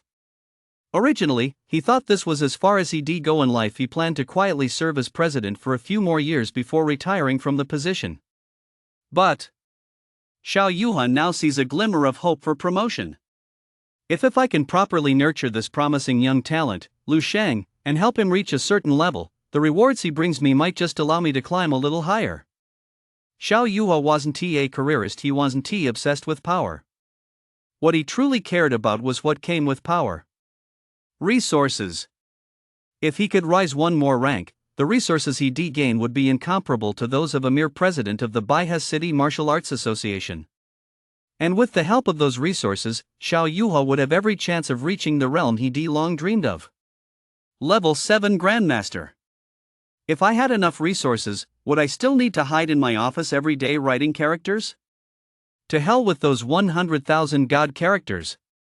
Xiao Yuhua had long since grown sick of writing them. Now, just seeing the character for God made him want to vomit. With that thought, Xiao Yuhua could barely contain his excitement and joy, and quickly gave instructions to his secretary. Hurry up and arrange a car for me. I'm going to pay a personal visit to Lu Sheng's home. I'll pay my respects to his parents and thank them for raising such a fine son. Yes, President. Anai Shuang stood at the entrance of the martial arts hall, pacing back and forth with a slightly agitated expression. A burly young man wearing a martial path uniform in the style of the Hongchuan Martial Arts Hall ran in, panting heavily. Senior sister and I. How did it go? Anai Shuang's eyes lit up instantly, and with a mix of anticipation and urgency, she asked, "Any news?" The young man wiped the sweat from his forehead and nodded. Yes. His name is Lu Shang. He is a student at Baihe No. 3 High School, currently in his senior year. His dad works as a porter at Shinhang Logistics, his mom is a cashier at Jiaojiafu Supermarket, and they have a younger sister. The whole family lives in Building 15 of the Bailan residential complex. Good. Anai Shuang clenched her fist tightly, a look of delight spreading across her face. The young man standing beside her looked puzzled and couldn't help but ask curiously, "Senior Ni, why are you looking for this Lu Shang guy? Did he do something to upset you?" "If you ask me, Senior Ni, he is just a kid, there's no need to push him so hard." "Shut up." Anai Shuang couldn't stand listening to it anymore and interrupted him impatiently. What on earth was he talking about? Was she, Anai Shuang, the kind of person who'd rally a group of people to cause trouble for someone's entire family just over a petty personal grudge? It was truly ridiculous. The young man obediently shut up, not daring to say another word. After all, Anai Shuang was the martial arts school master's own daughter, and her combat prowess was formidable. Almost no one in the school could beat her. She was the undisputed senior sister. Just then, Anai Shuang answered a phone call. Got it. Anai Shuang hung up, her handsome face edged with a complex mix of emotions.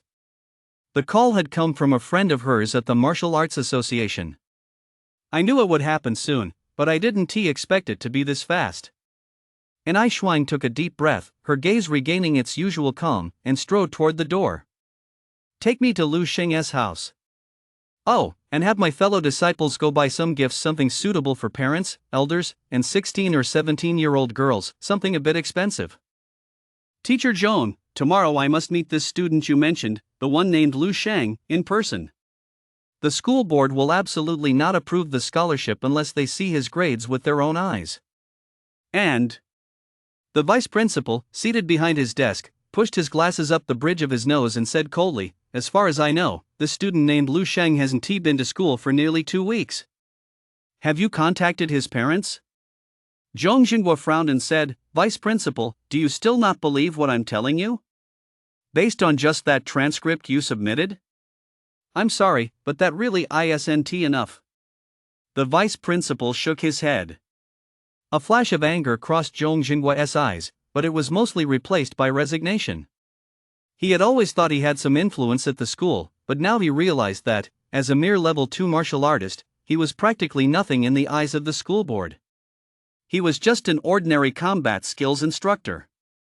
There were plenty of people who could fill that position. After a moment of silence, Zhong Zhenggui relented. All right, I promise Lu Shang will be back in school within this week. But at his own request, could we please not notify his parents? No. The vice principal coldly refused. Being absent from school for more than a week is already a very serious disciplinary offense. I'm already giving you face by not expelling him immediately. And Mr. Zhong, I must remind you that your handling of this matter has been entirely inappropriate. You're covering for a problem student, do you realize that? Zhong Zhenghua wanted to say something else, but the vice principal had already waved his hand, signaling he didn't want to speak with him any further. Zhong Zhenghua stood up. Well then, vice principal, I'll be on my way. The vice principal gave a cold lowered his head to look at his papers, and showed no intention of seeing him off. Zhong Zhenghua sighed softly and was about to leave. Just then, someone burst through the door in a flurry. Good news, fantastic news. Ha ha. Chapter 038, A House Call 5. The man who entered was an elderly man with graying hair. Upon seeing the old man enter, the vice principal, who had been seated behind his desk, immediately stood up. Principal Ding, what brings you here? Zhong Zhenghua also hurriedly greeted him. Hello, Principal Ding. The old man's surname was Ding. He was the principal of Baihe No. 3 High School. Not only that, but he also held positions in the Baihe City Education Bureau and the Martial Arts Association, and was himself a powerful level 5 martial artist. Even in the entire city of Baihe, he was a prominent figure. At that moment, Principal Ding was beaming with joy. His wrinkled old face was practically blooming like a flower. Principal, what has you so happy? Principal Ding, his face beaming with uncontrollable joy, explained with a hearty laugh, I just received a call from Chairman Xiao, who told me that our school has produced a martial path prodigy named Lu Shang. Wow, 17 years old, with a chi and blood value of 15.7, and a combat power index that's even more staggering, over 15,700, meeting the standards of a level 3 martial artist. If Chairman Xiao hadn't told me himself, I would thought it was a joke. Apparently, he is a naturally gifted martial artist as well. Principal Ding rambled on, completely oblivious to the expressions on Zhong Zhenghua and the vice principal's faces as they grew more and more exaggerated by the second. Principal, what did you just say that martial path prodigy's name was? Zhong Zhenghua stammered. Lu Shang. Principal Ding said the name, then patted Zhong Zhenghua on the shoulder with a smile and praised him. Come to think of it, Teacher Zhong, you deserve quite a bit of credit too. If I remember correctly, you've always been the one leading the practical combat classes for Lu Shang's class, haven't you? Lu Shang. Chi and blood value, 15.7. Combat power, over 15,700, level 3. Talented martial artist. Zhong Zhenghua felt as if his whole body had gone dizzy in an instant. It was as if he were walking on cotton, and he could barely stand steady. It was as if he were drunk, or as if he were living in a dream. As for the vice principal standing nearby, his eyes were wide open, and his mouth was gaping wide enough to fit a teacup. He was so stunned he couldn't utter a single word. Lu Shang was jolted awake by a series of urgent knocks on the door, forcing him to snap out of his dream prematurely. Bro, hurry up and come out. Someone's looking for you. His younger sister, Lu Qinghe, was shouting from the doorway, her tone sounding somewhat anxious. Got it, coming right away. Lu Shang replied, a pensive look crossing his face. Lu Qinghe was acting very strangely today. She was knocking on the door too gently, and she never called him brother before. She always just used his full name.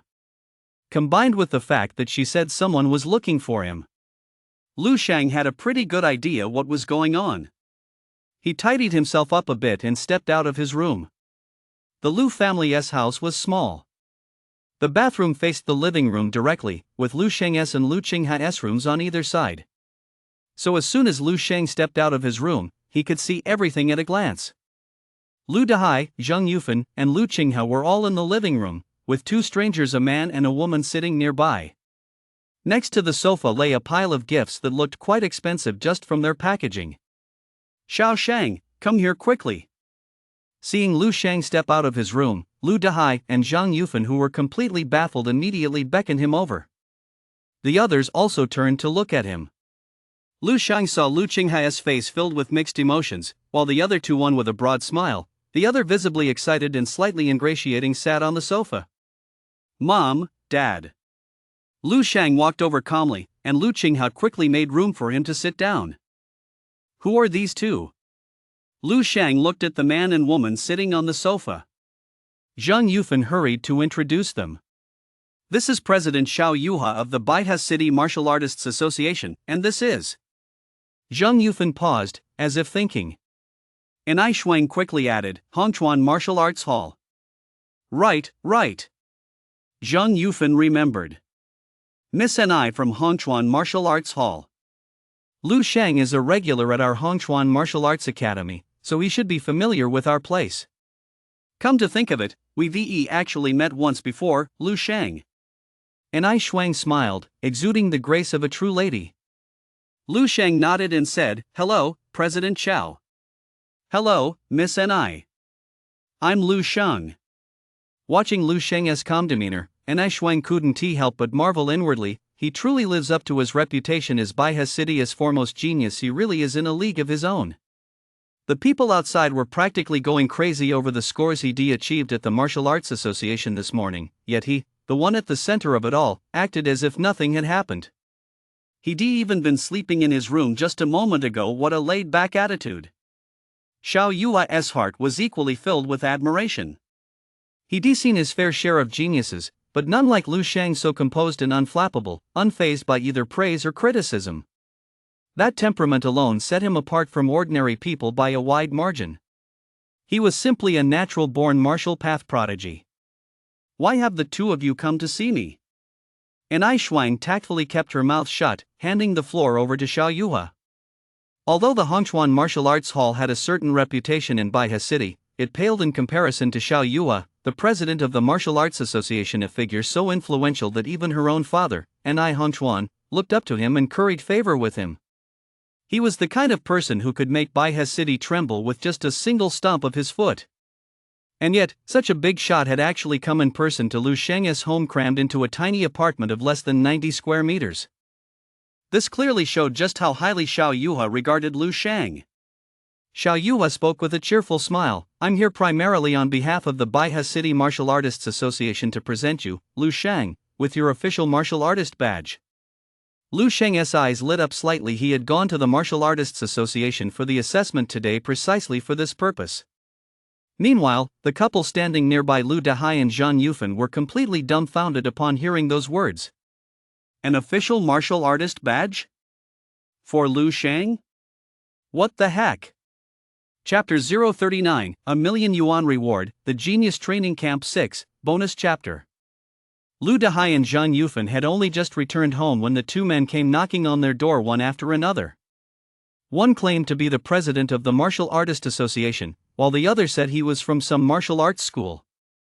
Under normal circumstances, Lu Dahai and Zhang Yufan would have long since dismissed them as con artists and kicked them out. However, whether it was Xiao Yuha or N.I. Shuang, neither of their appearances nor demeanor seemed like that of ordinary people. Especially Xiao Yuha, with the strength of a peak level 6 martial artist and the poise cultivated by having long been above the common crowd, he exuded a powerful aura in every gesture. As ordinary citizens, they'd only ever seen such figures on TV. On top of that, N.I. Shuang had just brought in a whole pile of gifts. That's why they'd half-heartedly invited them in and sat down to chat for a while. In reality, Lu Dahai and Zhang Yufan had no idea why the two had come to see Lu Shang. They were even worried that Lu Shang might have gotten into trouble somewhere. And now, Xiao Yuha was actually saying he'd come to present Lu Shang with an official martial artist badge? Lu Dahai looked completely bewildered and cautiously said, President Xiao, right? Haven T, you made a mistake? Our Lu Shang is still a high school student. Xiao Yuha laughed heartily and replied, It's precisely because he is a high school student and so exceptionally talented that I decided to come in person to honor him. As he spoke, Xiao Yuha took a beautiful, brass-colored badge out of his pocket and placed it in front of Lu Shang. Young Lu Shang, on behalf of the Baihai City Martial Artist Association, I hereby officially notify you that you have successfully passed the Level 2 Certified Martial Artist examination. From now on, you are a Level 2 Certified Martial Artist recognized by the Martial Artist Association. Xiao Yuha said with a friendly smile, Given your outstanding performance on the Combat Power Index test, which far exceeds the standards of a Level 2 martial artist, we've decided to continue paying your monthly martial path stipend at the level 3 martial artist rate. Not only that, but due to your outstanding talent on the martial path, the Bihar City Martial Artists Association will also award you a bonus of 1 million. We hope you will continue to strive for excellence on the martial path and achieve even greater glory in the future. Boom! As Xiao Yuha delivered this barrage of news, Lu Dahai and Zhang Yufan, who were sitting on the sofa, were completely stunned. Their eyes were wide, their mouths agape, and their heads were buzzing. If they hadn't been sitting on the sofa, they probably would have collapsed onto the floor. Lu Sheng, a level 2 martial artist? Receiving the benefits of a level 3 martial artist? A 1 million martial path bonus? Lu Dahai and Zhang Yufan wondered if they were dreaming. 1 million. Pinch me, am I still asleep? Lu Qinghe, sitting beside them, was also utterly shocked, though she managed to keep her composure slightly better than the couple. Lu Sheng, on the other hand, remained quite calm. Aside from the 1 million bonus, everything else was within his expectations. Thank you, Chairman Xiao. Lu Sheng unhesitatingly tucked the badge and the price check from the table into his pocket. There wasn't much to say about the check, it was mainly the badge. Lu Sheng had looked it up online beforehand. Badges for martial artists of levels 1 through 3 are yellow, those for levels 4 through 6 are silver, level 7 grandmasters have gold badges and level 8 grandmasters have diamond badges. Beyond that, Lu Sheng wasn't sure. There were only a handful of level 9 martial saints in the entire world. Whether they needed a badge to prove it or not was beside the point. The one in his hand, with a ring of patterns around the edge and the number 2 inscribed in the center, was the badge for a level 2 certified martial artist. Though it appeared to be made of brass, it was actually alloyed with many rare precious metals, making it more valuable than gold. Oh, right, there is one more thing I want to tell you. Xiao Yuha said, a training camp for college entrance exam candidates is about to start in the province in a couple of days. The association is planning to recommend you for it. Are you referring to the Genius Training Camp organized by the Provincial Association, President Xiao? At that moment, Ni Shuang, who was sitting beside him, suddenly interjected cautiously. Xiao Yuha turned to glance at her. You know about this training camp too? Ni Shuang nodded. I've heard of it. Apparently, only the most gifted martial path prodigies in all of Dongning province are eligible to participate, and fewer than 10 people from each city can attend. That's right. Xiao Yuha nodded, turned to look at Lu Sheng, and asked with a gentle expression, so, are you interested? Ni Shuang watched the scene unfold, her heart filled with a bitter taste. She hadn't just heard about it, she actually applied back then. In the end, Ni Hongchuan had pulled out all the stops, using his connections and giving gifts, but she still didn't get in. It goes without saying just how difficult it is to be selected for this training camp. Countless people would do anything to get in. And now, look at Lu Sheng. Not only was he personally invited by the president of the Martial Arts Association, but he was even asked if he was interested. It was as if they were begging him to go. Sure. Lu Sheng nodded. Judging from the conversation between Ni Shuang and Xiao Yuha, this talent training camp seemed to offer nothing but benefits. Since that was the case, what harm could there be in giving it a try? Great. Xiao Yuha looked quite pleased and stood up from the sofa. Now that the package has been delivered, I won't keep you any longer. Before leaving, Xiao Yuha made a point of shaking hands with Lu Dahai and Zhang Yufan, then solemnly remarked, thank you for raising such an outstanding son. Lu Dahai and Zhang Yufan saw Xiao Yuha all the way to the door, their minds still reeling. Is this real or not? A second-level martial artist, a 1 million reward, could this really be a mistake? Maybe it's just someone with the same name as our Lu Sheng. Lu Dahai turned Lu Sheng's martial artist badge and check over and over in his hands. Ni Shuang couldn't help but chime in with a smile, uncle and auntie, there is no need to doubt it, it's definitely your son, Lu Sheng. Lu Sheng went to the Martial Artists Association this morning for his martial artist assessment and performed exceptionally well. Just look, even President Xiao was impressed. I'm guessing it'll be in the news tomorrow. It's going to be in the news? Lu Dahai froze for a moment. Over there, Zhang Yufan, holding her phone, exclaimed with a look of delight, "It really is Xia Yuhua, the president of our Baihe City Martial Artists Association. It's all over the internet, there are even photos. Thank you for the virtual flowers, monthly votes, and tips. I'm adding an extra chapter. Thank you." Chapter 040, Honorary Disciple Lu Qinghai S. Shock 1. Now, it's time to discuss the purpose of your visit. Lu Sheng fixed his gaze on Ni Shuang and spoke in a calm tone. Ni Shuang's expression froze for a moment. At that moment, she felt that Lu Sheng's demeanor had completely changed. Previously, he had been reserved. Now, he had loosened up slightly. It was as if a silent lion had inadvertently bared its fangs. For a split second, the aura he exuded even gave Ni Shuang the illusion that she was facing her own father, Ni Hongchuan. She actually felt a tinge of nervousness and pressure welling up inside her. After all, she was a bona fide level 3 martial artist. The reason I'm here today. After all, Ni Shuang was the one who ran the dojo on a daily basis, so she quickly regained her composure and said, "I'd like to invite you, Lu Sheng, to become an honorary disciple of our Hongchuan martial arts dojo." Honorary disciple? Lu Sheng furrowed his brow. What's that? It's just like being a disciple. You don't have to come regularly though, of course. You're welcome anytime you want. All classes and equipment are free, and my father might even teach you personally. You'll also enjoy the highest level instructor's privileges. Basically, it's just a title you won't have to fulfill any obligations. Ni Shuang explained rapidly. The title of honorary disciple was something she'd just come up with on the spot. Traditionally, there had only been honorary teachers and honorary head instructors but never an honorary disciple. However, Lu Sheng was too young to be hired as a head instructor. The martial arts school valued his extraordinary talent above all else, which is why Ni Shuang had come up with this title. A level 2 martial artist at 17, with combat prowess rivaling that of a level 3 martial artist. With a drawcard like that, wouldn't the Hongchuan martial arts school become an absolute sensation in Baihe City? Countless parents would be clamoring to enroll their children here. It would be far more effective than hiring a level 4 or even level 5 martial artist as a head coach. That was Ni Shuang's reasoning. No. Lu Sheng flatly refused. We can negotiate the compensation. Ni Shuang hurriedly backed down. But Lu Sheng changed the subject and continued, an honorary membership is fine. You can publicize that I regularly train at your martial arts school, which is, in fact, true. The term disciple carries far too many implications.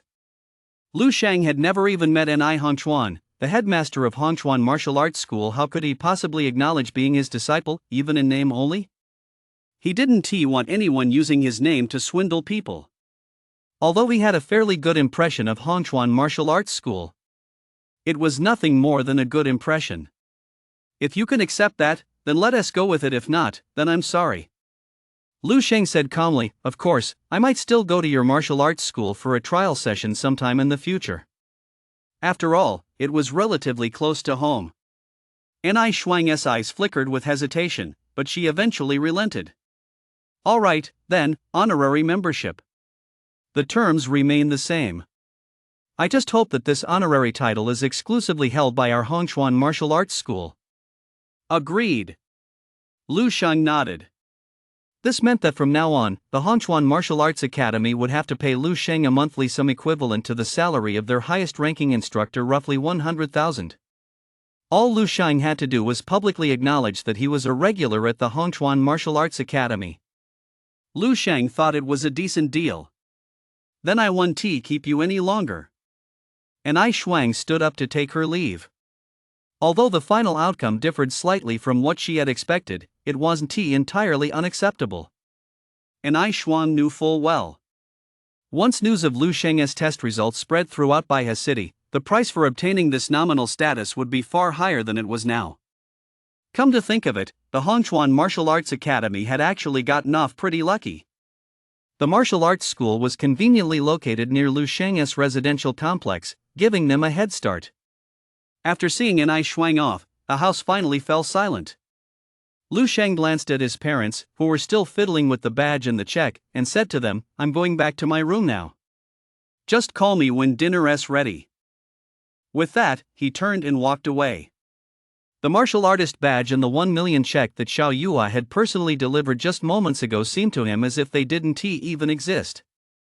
Lu Qinghe was in a state of deep shock. This feeling had begun that very morning when she was at the Martial Artists Association. When Yang Yao uttered that name, Lu Qinghe wondered if she had misheard. Or perhaps the two weren't even the same person. It was the first time Lu Qinghe had ever seen Senior Yang Yao like that. In her mind, Senior Yang Yao had always been a beautiful, aloof, eternally proud, and dazzling genius, the idol she had long admired. But at that moment, Yang Yao's face betrayed deep despair, helplessness, resignation, and a lack of self-confidence. It was the first time she'd seen Senior Yang Yao actually have to look up at someone. And that person was, of all people, her own older brother.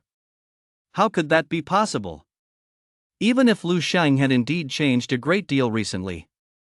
His appearance, demeanor, appetite, grades, and every other aspect had changed so much that she could barely recognize him. But no matter how much he'd changed, there was no way he could have suddenly reached such heights to become someone even Senior Yang Yao had to look up to. Impossible. Absolutely impossible. It must be someone else with the same name, a case of mistaken identity. Lu Qinghe kept telling herself this. As it turned out, after she got home, something even more outrageous happened. Xiao Yua, the president of the Baihe City Martial Artists Association, actually paid a personal visit, all because of Lu Shang. Lu Qinghe knew Xiao Yua. Once, when Baihe No. 1 High School held a school-wide event, the school had specially invited this highly influential figure. Back then, Xiao Yua had sat right in the center of the head table, with the principal and department heads on either side, smiling and beaming with pride, as if having Xiao Yua in attendance was an immense honor. Lu Qinghe was completely dumbfounded. Then this prominent figure, whom she'd usually only seen on TV, began to praise and encourage Lu Shang with a warm and friendly demeanor, even personally presenting him with a martial artist's badge and a cash reward. This scenario was all too familiar to Lu Qinghe. Ever since she was a child, whenever her test scores came out and her homeroom teacher called her up to the stage to be commended, that was exactly the expression on the teacher's face. Thank you all for the flowers, monthly votes, and comments. I currently have 20,000 words in my draft, and the best is yet to come. I'll shamelessly keep asking for your support, thank you. Chapter 041, It's him, too. But that was a teacher at school. Who was Xiao Yua? The president of the Baihe City Martial Arts Association, one of the city's most influential figures. The two were simply incomparable. Watching her parents turn the bronze badge over and over in their hands, examining it so closely they were practically about to take a bite out of it. Lu Qinghe recalled. Once, a classmate had secretly brought her dad's badge to school to show off to them. She'd seen it once. But that was just a level 1 martial artist's badge. This was the first time Lu Qinghe had ever seen a level 2 one. And there was a cash prize, too. A whole million. For the first time, Lu Qinghe realized that a scholarship could actually be this outrageously large. It was all too much to take in. Lu Qinghe was nearly stunned into silence. She sat on the sofa for a long time. Only after her emotions had calmed down a bit did she stand up. Mom and Dad, I'm going back to my room, Lu Qinghe said. No one paid her any mind. Lu Dehai and Zhang Yufan were still staring at the two items in their hands, chattering away. A vague pang of sadness welled up in Lu Qinghe's heart. This seemed to be the first time in her entire life that her parents had ignored her, and it was all because of her older brother, Lu Shang. So heartbreaking. Still no results? He Lingsu paced impatiently around the store. Ma Fei replied cautiously, I managed to get through to him occasionally, but every time, he hangs up after just a few words. You're so useless. Didn't you swear up and down that it would be absolutely no problem? And I actually believed you. He Lingsu stamped her foot and pointed at Ma Fei's nose, berating him. Ma Fei looked utterly aggrieved but didn't dare say a word in his defense. He had promised so confidently before, and now, he'd completely lost face. He Lingsu was beyond frustrated. It had been a week. A whole week and more, and she still hadn't managed to meet that mysterious pharmacist. She didn't even know what the person looked like or what their name was. If she couldn't meet them, she wouldn't get the new medicine. Without the new medicine, the family wouldn't be able to get out of this predicament. That's why Healing Sue was so anxious and frustrated. Over the past week, she barely slept a wink, and her complexion had grown noticeably sallow. She devoted all her time and energy to this new medicine. Even when she received several leads on other potential remedies, she didn't pursue them. She was terrified that if she stepped away, she'd miss out on this opportunity. Logically speaking, this was completely unnecessary. Casting a wider net would yield more results. But this situation defied conventional wisdom. Over the past week or so, Healing Sue had been continuously analyzing the pharmacology and composition of that mysterious elixir. The deeper she delved, the more astonishing her findings became. This tonic, whose exact nature remained unknown, exceeded all others on the market in its blood-nourishing efficacy, meeting the standards set by the Pharmacists Association for Grade 1 and Grade 2 tonics, and even surpassing some Grade 3 tonics.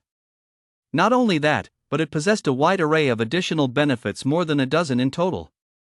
It had virtually no side effects, and its resistance cycle was alarmingly long. And given such excellent pharmacological properties, the estimated production cost of this tonic was actually only a little over double that of blood-nourishing powder. Good heavens, blood-nourishing powder isn't even considered a proper tonic, for crying out loud. The blood-nourishing powder isn't even listed among officially recognized first-tier tonics. These days, the blood-nourishing powder can, at best, be considered a health supplement, something only families with limited means would buy to use as a tonic for their martial path cultivation. But the most crucial point is this. Healing Sue scoured the Pharmacists Association database and found not a single piece of information related to it. There wasn't even anything similar. What does this mean? It means that, 9 times out of 10, this is a newly developed tonic. A groundbreaking, revolutionary new medicine. This is also why Healing Sue is so stubborn, clinging to it so tightly, staking everything on it, and insisting on putting all her eggs in one basket. This isn't just any basket, it's clearly a gold mine capable of bringing the family back from the brink of ruin. It's just that. Right now, this gold mine is visible but out of reach. She hasn't yet found the path leading to its foot. Healing Sue let out a soft sigh and rubbed her temples wearily. Miss He. Just then, she heard Ma Fei calling her name. What? Healing Sue snapped back irritably. Ma Fei was a good-for-nothing who was a master at bragging. She couldn't stand the sight of him anymore. I found that master. What? Healing Sue froze for a moment, then jumped to her feet. Where? Where's the master? Ma Fei wore an incredibly strange expression on his face, his eyes fixed intently in one direction as he pointed. Right there. Healing Sue immediately turned her head, only to see a television set placed in the pharmacy's lobby. At that moment, a news report was airing on the screen. Yesterday, an exceptionally talented martial path prodigy emerged in our city. At just 17 years old, he passed the Level 2 official martial artist examination, and his combat power index even reached the standard of a Level 3 martial artist. This achievement has far surpassed the City Martial Arts Association's record for his age group. Even Mr. Xiao Yue, the president of the Martial Arts Association, has expressed high praise and encouragement for this young martial path prodigy. And this martial path prodigy is none other than Lu Shang, currently a senior in Class 5 at Baihe No. 3 High School. According to reports, Lu Shang. Healing Sue stared blankly at the TV screen when she heard Ma Fei's soft voice by her ear. Miss He, regarding the use of our Xing Shantang potion laboratory earlier, the person we've been trying to contact all this time is this Lu Shang. What? Healing Sue's eyes widened suddenly. Lu Shang, a martial path prodigy, a master alchemist. Healing Sue looked at the face revealed in the news, so young it bordered on childlike, with handsome features, and her mind went into a buzz, as if 100 airplanes were roaring overhead at once. Chapter 042. What's wrong with this world? 3. Lu Shang sat at his desk, browsing information online. After receiving his official Level 2 martial artist certification from the Martial Arts Association, Lu Sheng discovered he could use it to log into a website called Martial Artists Home. This website detailed the various privileges granted to certified martial artists. It wasn't just the monthly stipend that ordinary people envied. There were also many other privileges. For example, martial artists and their family members didn't have to wait in line at hospitals. They received special discounts on buying homes and cars. Their children received bonus points for school admissions and college entrance exams and so on. There were also obligations that martial artists were required to fulfill. There was only one: when the nation called, official martial artists of the Martial Alliance were required to respond unconditionally and rush to the front lines of battle. In addition to this, the Martial Artists Home provides many services. These include purchasing various tonics, weapons, and martial arts techniques available exclusively to martial artists. There are even online courses teaching martial arts, which require a fee to access. Martial artists of different ranks have different access levels. The higher the rank, the greater the value of the resources and content they can access. Lu Sheng closed the website and muttered to himself, "This is actually quite similar to the rules of the Fireseed Resource Library." He possessed the accumulated wisdom of over 10,000 years of the entire human martial path civilization. This so-called martial home was truly of little use to him. Unless he needed to purchase items there, for general tasks like looking up information or asking questions. If he couldn't find the answer in the Fireseed Resource Library, it was even less likely he'd find it here. Lu Sheng stood up from the computer and pulled a small wooden box, about 1 chi square, from under his bed. This box had originally contained some of Lu Sheng's memories. Toys from his childhood, love letters from female classmates, old photographs, and the like. Now, Lu Sheng used it to store potions. He opened the box to reveal 12 glass test tubes neatly arranged inside, 11 of which were already empty. Lu Sheng took out the last vial of elixir. Under the light, the pale green liquid shimmered like flowing jade. Lu Sheng pulled out the stopper and downed the entire contents in one gulp. The last one. Feeling the scorching heat gradually surging through his body, Lu Sheng silently began performing the opening stance of the stellar body tempering technique. "I'll have to brew another batch of restorative potions." Xiao Yuhua had given him a bonus of 1 million, he received a monthly martial artist's stipend, and there was also the naming rights fee wired over from the Honchuan Martial Arts Hall. For the time being, he no longer needed to worry about the cost of purchasing tonics. He could even afford the specialized equipment needed to brew them. "Why did you suddenly decide to go to Shuai City? It's not even as big as our Baihe City. What on earth do you need to buy there?" Zhang Yufan muttered to herself as she packed Lu Sheng's belongings. Lu Dahai sat on the sofa, beaming as he looked at the son he was most proud of, and said, "Oh, come on. The kid's all grown up and has his own plans. Why are you meddling so much? Just let him do what he wants." Zhang Yufan nodded and said, "It's good for him to be away for a few days, to lie low." Over the past few days, Lu Sheng's family had effectively become the celebrity family of the entire neighborhood. Every day, countless people came to their door to visit or drop by. Even when walking down the street, they'd be stopped by people offering praise or asking for advice. At first, Lu Dahai and Zhang Yufan actually enjoyed the attention, but eventually it became a nuisance. Now, Zhang Yufan didn't even dare to go out to buy groceries. Lu Qinghe was in a similar situation. As soon as she entered school, she was surrounded by a crowd. Everyone in the school knew that her older brother was the renowned martial path prodigy, Lu Sheng. Now, every day, Lu Qinghe receives enough letters asking her to get Lu Sheng's autograph, arrange a meal with him, or pass him love letters to fill an entire drawer, and her phone's new messages count as perpetually at 999 plus.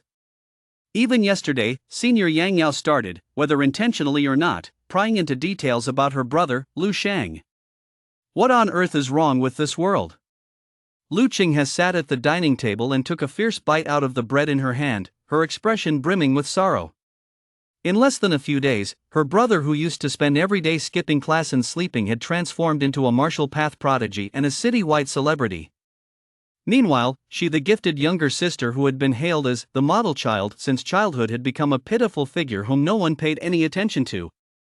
If even her own family was like this, what more could be said of Lu Sheng himself? This was one of the reasons Lu Shang was preparing to leave today. All right, I'm heading out. If I wait any longer, I'll miss the bus.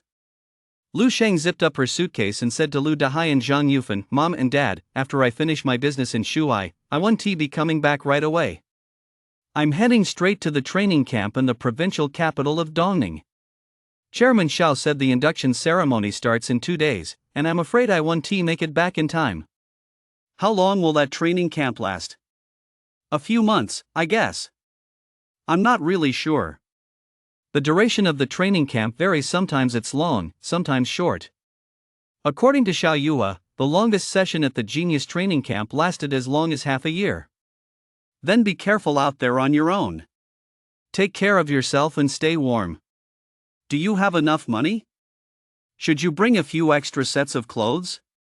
Zhang Yufan looked worried and kept nagging him. After a few more minutes of delay, Lu Shang was finally able to head out. Just before leaving, he spotted Lu Qinghe sitting at the table, eating her breakfast in silence. Lu Sheng couldn't resist walking over and giving her a firm rub on the head. I'm off. Remember to listen to Mom and Dad while you're home, study hard, and stay out of trouble. Surprisingly, this time Lu Qinghe didn't talk back to him. Instead, she just gave a soft "oh." Chapter 043, Mountain Climbing: The Right Way to Practice Natural Breathing Art 4. Shuhai City, Yehu Mountain. Amid the lush mountain forest, two figures were struggling to climb upward. They were a young couple, dressed in hiking gear, looking disheveled and out of breath. It's all your fault. The tour guide told us this trail was really tough. Even a full-fledged level 1 martial artist might not make it, but you insisted on coming. Now look, I can't climb any further. I don't think we'll reach the summit before dark. The girl in the couple stopped, leaned against a tree for support, and began to complain to her boyfriend. The boy scratched his head awkwardly and defended himself. I figured since we're both certified level 1 martial artists, we should give it a try. Who knew it would be this hard? But we should be close to the summit now. Just hang in there a little longer, sweetheart. The girl shook her head. I don't care. I can't walk anymore. Either you carry me up, or I'm not going any further. Don't be ridiculous. Your vitality is even higher than mine. You want me to carry you? I'm not joking. Are you going to carry me or not? No, I want tea. Just as the conversation was about to turn into an argument, the boy suddenly seemed to spot something. His expression turned serious instantly, and he pointed down below, saying to the girl, Look, that person. Don't change the subject. Though she said this, the girl still looked in the direction the boy was pointing. There, on the mountain path they had just walked along, a figure was closing in on them. The figure's speed was terrifying. The distance that had taken them nearly an hour to cover was rapidly shrinking beneath that person's feet at a speed visible to the naked eye. Wherever the figure passed, the leaves and vegetation on both sides parted, as if a wave of dark green were surging toward them at breakneck speed. SSSSS. The girl gasped, her expression one of shock. Level 3, at least a level 3 martial artist. That speed is insane.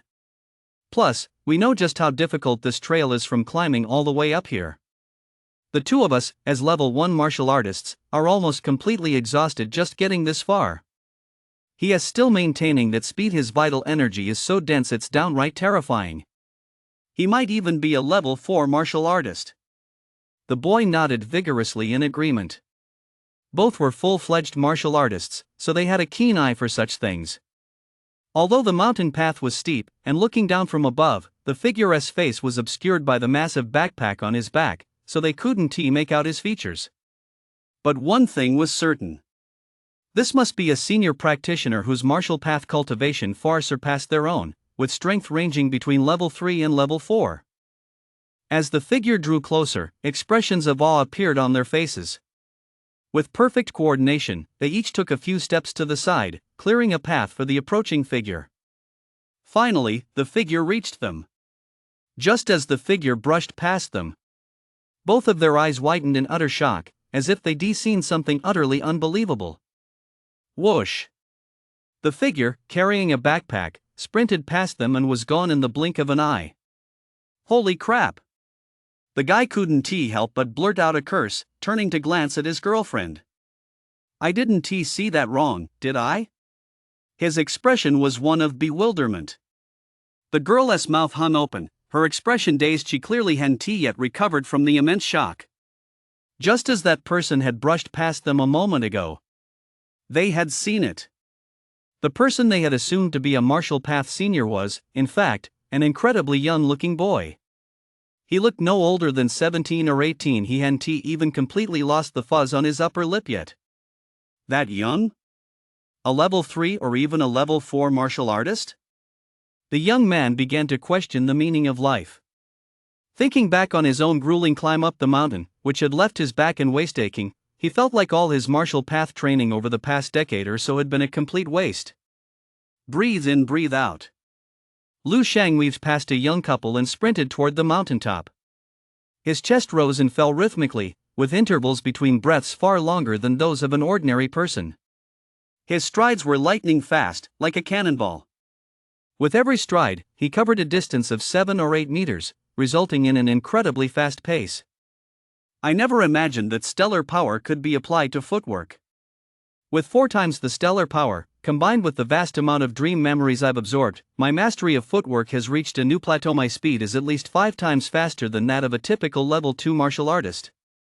And then there's the natural breathing art. I've only just realized how it's actually supposed to be used. Although Lu Sheng's chi and blood levels had increased again over the past few days, they were still far from reaching the level of a level 3 martial artist. The fact that he'd been able to maintain this speed all this time was entirely due to the natural breathing art. This breathing art, hailed as the strongest and most supreme in the martial path world for the next 10,000 years, finally burst forth with unparalleled brilliance just as Lu Sheng's stamina reached its limit. With every breath Lu Sheng took, it was as if he were drawing energy from the air around him. This energy greatly replenished the stamina he had expended. Driven by the natural breathing art, Lu Sheng's body continuously generated fresh strength. Whenever he felt he was about to collapse, the natural breathing art would always squeeze new energy from his muscles. Lu Sheng knew this was a manifestation of repeatedly pushing his physical limits. Boom! Lu Sheng's feet landed heavily on a platform. He had reached the summit of Yehu Mountain. At that moment, steam rose from every part of Lu Sheng's body, and he radiated a heat far exceeding that of an ordinary person. He could almost hear the sound of his blood surging and rushing through his veins. Chapter 044, Breakthrough. I'll teach you something on behalf of your parents. 5. Phew! Lu Sheng exhaled a long, heavy breath, and his entire body felt much lighter. I've broken through. Lu Sheng clenched his fists slightly and could clearly feel his chi and blood levels surge dramatically. An increase in chi and blood means my physical constitution has improved too. I can continue practicing the stellar force technique. I estimate. Lu Sheng assessed his condition and estimated, I can now exert 6 times my normal power. This meant his peak combat power index was about to skyrocket once again. In truth, all of that was secondary. Lu Sheng felt that the greatest takeaway from this mountain climb was finally understanding the true power of the natural breathing art. Rapid physical recovery, a massive boost to my stamina, and the constant unlocking of my potential. This is fine during regular training, but when applied in combat, that's when it becomes truly terrifying. Just imagine, with the natural breathing art, Lu Sheng can recover his stamina extremely quickly, and his endurance is several, over 10, or even dozens of times that of an ordinary martial artist. And throughout this process, he can continuously push his physical limits. Under such conditions, let alone opponents of the same level, even enemies stronger than him could be gradually worn down and defeated. It's as if he grows stronger the stronger his opponent is. My chi and blood have broken through, and I've found the one fresh herb needed for the nourishing marrow pill. My objectives for coming to Tree Sea City have all been fulfilled. Lu Sheng felt elated. He had come to Shuhai City specifically for the nourishing marrow pill. One of the ingredients for the nourishing marrow pill had to be freshly harvested to be effective, and this ingredient could only be found on Wild Fox Mountain. Lu Sheng came to Wild Fox Mountain to buy the herb and, while he was at it, decided to hike up the mountain. Unexpectedly, the hike also yielded rewards. Both his chi and blood levels and his stellar power had broken through.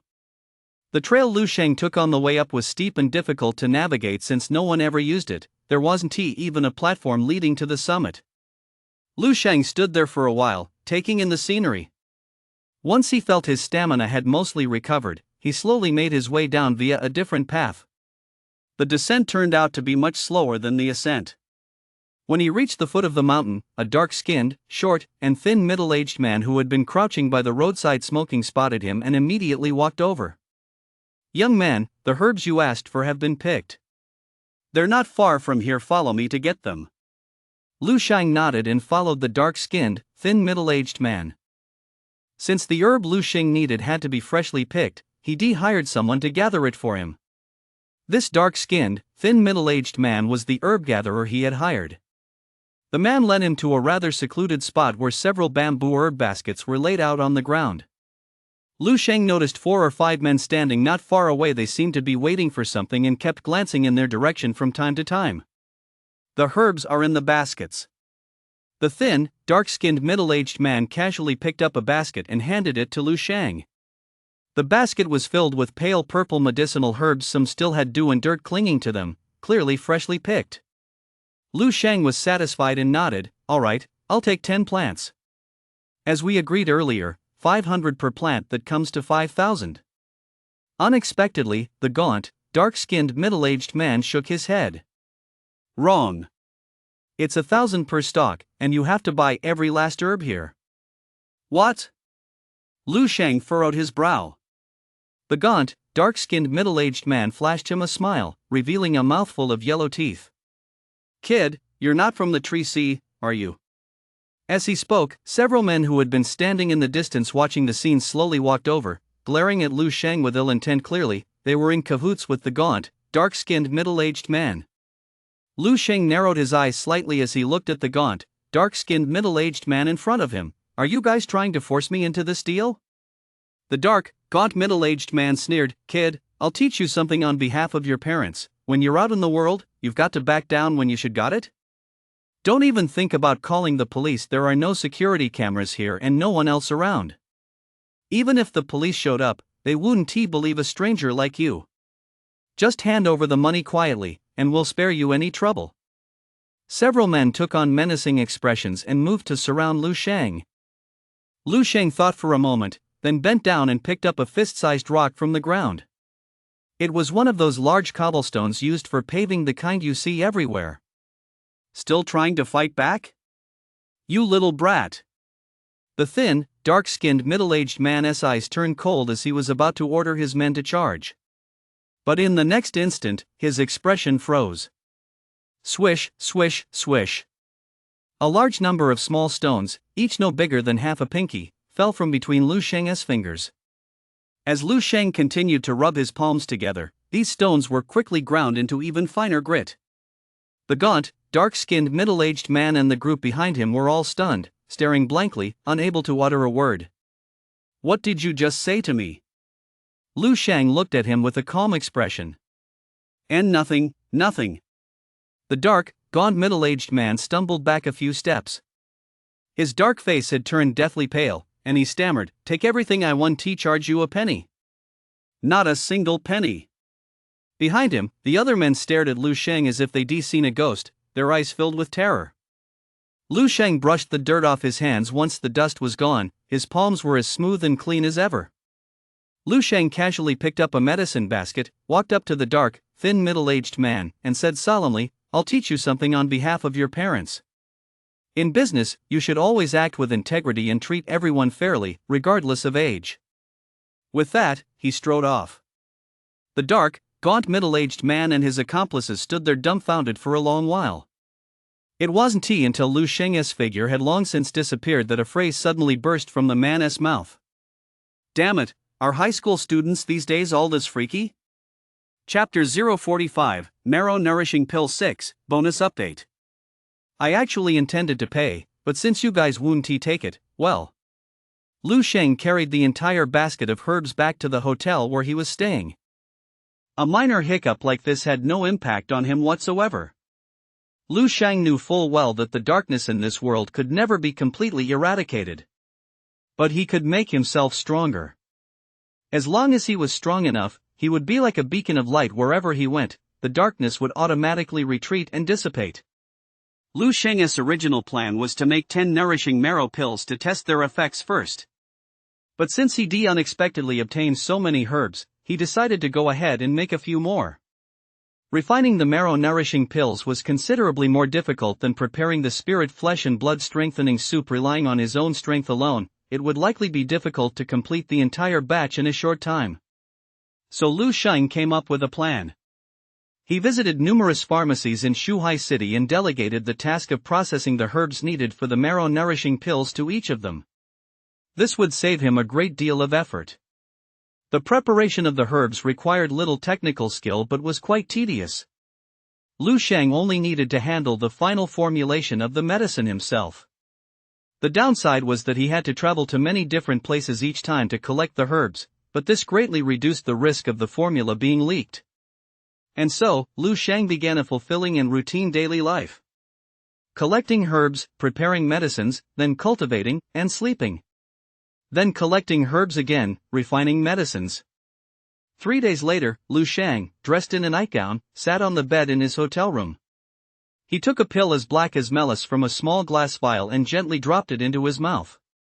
He chewed and swallowed. A few seconds later, a massive surge of heat erupted from within Lu Sheng's body. This heat, like earthworms, burrowed into his bones, bringing him an unbearable, stinging, and tingling sensation. Lu Sheng's body was not idle either. He began to slowly practice the movements of the stellar body refinement technique, coordinating them with the natural breathing art. As Lu Sheng continued his cultivation, a faint mist gradually began to fill the room, and the temperature rose steadily. Eventually, the vast room was shrouded in a hazy white mist, with surging heat at its center. It was as if a star were truly being born within a nebula. Hoo-oo! Lu Sheng exhaled deeply. His scalding breath dispersed the thick white mist in the room. Lu Sheng stood up and turned on the air conditioner's exhaust fan. As he walked into the bathroom, he silently reflected on the Yang Mai pill he had just taken. The Yang Mai pill's nourishing effects on qi and blood were many times greater than those of the spirit muscle blood strengthening soup. In fact, even after taking just one pill, Lu Sheng couldn't fully absorb its medicinal power in a single cultivation session. A significant amount remained within his body. Keep in mind that he was practicing the constellation body refinement technique, combined with the natural breathing art. One can only imagine just how formidable the marrow-nourishing pill's potency was. No wonder the marrow-nourishing pill is classified as a graded tonic, while the spirit flesh blood strengthening decoction is merely a medicinal broth. Lu Sheng had only recently learned about this system of classifying tonics. Fearing that the marrow-nourishing pill would be too difficult to refine and that his own attempts would have a high failure rate, he specifically hunted down the memories of several zombies in the dream realm who had been alchemists in life. Such individuals were easy to find. You could basically run into one just by walking into any random pharmacy. And Lu Sheng's entire knowledge of medicines came from the memories of these alchemists. Even after 10,000 years on the martial path, the nourishing marrow pill remains one of the most suitable tonics for martial artists below level 3. This is because, in addition to replenishing qi and blood, the nourishing marrow pill also has a certain tempering effect on the user's bones. And the process by which a level 3 martial artist advances to level 4 is precisely the process of tempering their tendons and bones.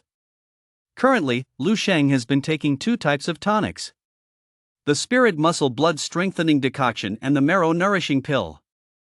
The former has a tempering effect on a martial artist's skin, while the latter targets the bones. In a sense, while taking these 2 tonics, Lu Sheng has long been unconsciously and gradually tempering his tendons and bones. He would only gradually begin to feel the benefits of this after advancing to level 3. The time it would take him to progress from level 3 to level 4 would definitely be much shorter than that of an ordinary person. I prepared a total of over 50 sets of herbs and ended up refining 25 marrow cleansing pills. It seems like a lot, but given how long I might have to stay at the training camp, it might not actually be enough. Lu Sheng thought to himself as he looked at the several small vials filled with bone marrow cleansing pills arranged before him. A success rate of nearly 50% was actually quite high. Based on the memories he absorbed from those alchemists, for a level 1 or 2 alchemist refining bone marrow cleansing pills, succeeding once out of every 4 attempts was already a stroke of luck. Logically speaking, Lu Sheng, a novice who had only recently begun learning alchemy, shouldn't have achieved this success rate. He had no idea what was causing it. It had been the same when he deconcocted the spirit flesh blood nourishing soup earlier. The success rate was alarmingly high. Lu Sheng didn't consider himself some kind of alchemy prodigy. He surmised it might be related to the vast amount of dream memories he de-absorbed, which had made his spiritual power and other abilities far stronger than those of an ordinary person. Lu Sheng tidied up his room and carefully placed several bottles of marrow-nourishing pills in his suitcase to prevent them from breaking. If it weren't for the fact that he needed to rush to the provincial capital of Dongning in the next couple of days to attend the induction ceremony for the Genius Training Camp, he would have loved to stay here a little longer. After all, the fresh herbs needed to refine the bone cleansing pills were only available in Shuhai City. Once he ran out, he'd have to return to Shuhai to restock. Making a round trip like that would be quite a hassle. Thanks for your support. Here as an extra chapter. Main text 046. Flawless and complete, the martial path 1. The Dream Realm. Lu Sheng weaved through the dilapidated streets of base 1359. Wherever he passed, the zombies wandering aimlessly fell one after another, rapidly disintegrating. Streams of black smoke, like swallows returning to their nests, swirled into Lu Sheng's body. Phew! Lu Sheng stopped in his tracks, looked at the now deserted street behind him, and found a spot to sit down and rest. Lately, he had begun consciously clearing out base 1359. He was eliminating the weaker zombies first, leaving the stronger, tougher ones for later. So far, this cleanup operation had only progressed to 2 streets. I've absorbed too much. I need to process it all. During the cleanup, Lu Sheng had absorbed an overwhelming number of memory fragments, some useful, others useless. These memories flooded into his mind all at once, causing an intense sensation of swelling in his brain. Lu Sheng closed his eyes and began practicing the crystal contemplation method. In his mind, a human figure carved entirely from crystal was gradually taking shape. Only the feet remained unfinished. As Lu Sheng continued his visualization, the figure's contours gradually became clearer and more distinct. Finally, a complete crystal figure appeared in Lu Sheng's mind. The figure's body was filled with a vast amount of black and gray impurities. They were so dense that they almost completely stained the entire figure black. In breathe out. Lu Sheng's chest rose and fell as he breathed continuously, following the rhythm of the natural breathing art. Remarkably, the crystal figure in his mind seemed to synchronize with his physical body, performing the same breathing movements. As the crystal figure continued to breathe, the black impurities within the crystal were gradually expelled. During this process, Lu Sheng distinctly felt waves of coolness washing over his mind. The countless memories he had absorbed previously, the parts that were useless to him, were being purged in large quantities. Meanwhile, the useful one's knowledge of the martial path, insights, techniques, and experience were also being continuously sorted and clarified. Footwork, fist techniques, leg techniques, palm techniques, spear techniques, sword techniques. Lu Sheng had hunted so many zombies that he had mastered a vast array of martial arts techniques. Now, under the purifying influence of this clear stream, all these martial arts skills were steadily and rapidly improving. To put it another way, although Lu Sheng had previously acquired the memory inheritance of these martial arts techniques, but these techniques were merely stored in his brain, within his memories. They were jumbled together in a chaotic heap, with no order whatsoever. Previously, Lu Sheng would only dig through this jumble of memories when he thought to use a particular technique. Now, however, his brain has begun to actively sort and categorize these memories, proactively helping his body absorb and assimilate them. If Lu Sheng's acquisition of countless memories in the dream realm was a legacy, then starting from this very moment, Lu Sheng has truly and fully inherited that legacy. Each martial artist chooses a different path of cultivation based on their own natural talents. Some excel at leg techniques, some at fist techniques, and some at weaponry. No one can master all aspects of martial arts simultaneously, and even those who cultivate multiple disciplines are rare. After all, human capabilities are limited. How could a single person possibly achieve all-around mastery? But now, an exception has emerged. Liu Shang, who can inherit another's martial arts from their lifetime by absorbing their memories, is now taking step by step toward an unimaginable, unprecedented realm. Perhaps, one day, the human race might truly give birth to a being who excels in all aspects of martial arts. And that person is Liu Shang. I stand on the shoulders of countless others, comprehensive and all-encompassing, without flaw or omission. This is my martial path. The perfect martial path. Liu Shang gazed at the crystal figure in his mind, breathing steadily and growing ever clearer in thought to himself, so this is the correct way to practice the crystal contemplation method. When the crystal figure in his mind became completely clear, the memories stored in Liu Shang's brain were thoroughly organized. That's terrifying. Liu Shang carefully savored every aspect of himself and couldn't help but marvel. This frightening remark was directed at himself. Having organized all his memories, Liu Shang now possessed more than 10 martial arts techniques that had reached the bottleneck realm, including leg techniques, palm techniques, finger techniques, spear techniques, sword techniques, and broadsword techniques. 2 of his martial arts techniques had surpassed the bottleneck realm: footwork and fist techniques. Among them, his fist technique was coming dangerously close to the next level. Back when I took the martial artist assessment, I was already capable of achieving combat power 10 times the standard chi and blood value. Now, by channeling the power of a star, I've broken through to 6 times that level. If my fist technique breaks through again, how many times will my combat power skyrocket? This process of organizing his memories had been immensely beneficial to Liu Shang. It directly elevated his skills across the board, and his overall strength had increased immeasurably. Not only that, but after this thorough review, Liu Shang felt his mind had become much clearer. His speed of thought, as well as his efficiency in understanding and absorbing new knowledge, had all improved significantly. Even certain aspects of his body had undergone some remarkable changes. Chapter 047, Mental Master, on the High-Speed Train 2. There are a total of 92 zombies on the next street, including 6 tough ones that need to be dealt with separately. Liu Shang said to himself, his eyes closed. When he opened his eyes, a strange glow flickered in his pupils. This was the new ability Liu Shang had gained after fully mastering the crystal contemplation method. I can now detect any object within a 100-meter radius around me through obstacles. Even the structure beneath the ground or inside concrete walls is crystal clear. This ability was truly remarkable. To Liu Shang, it felt just like having an X-ray vision sheet activated in a video game. Everything within 100 meters was visible down to the finest detail.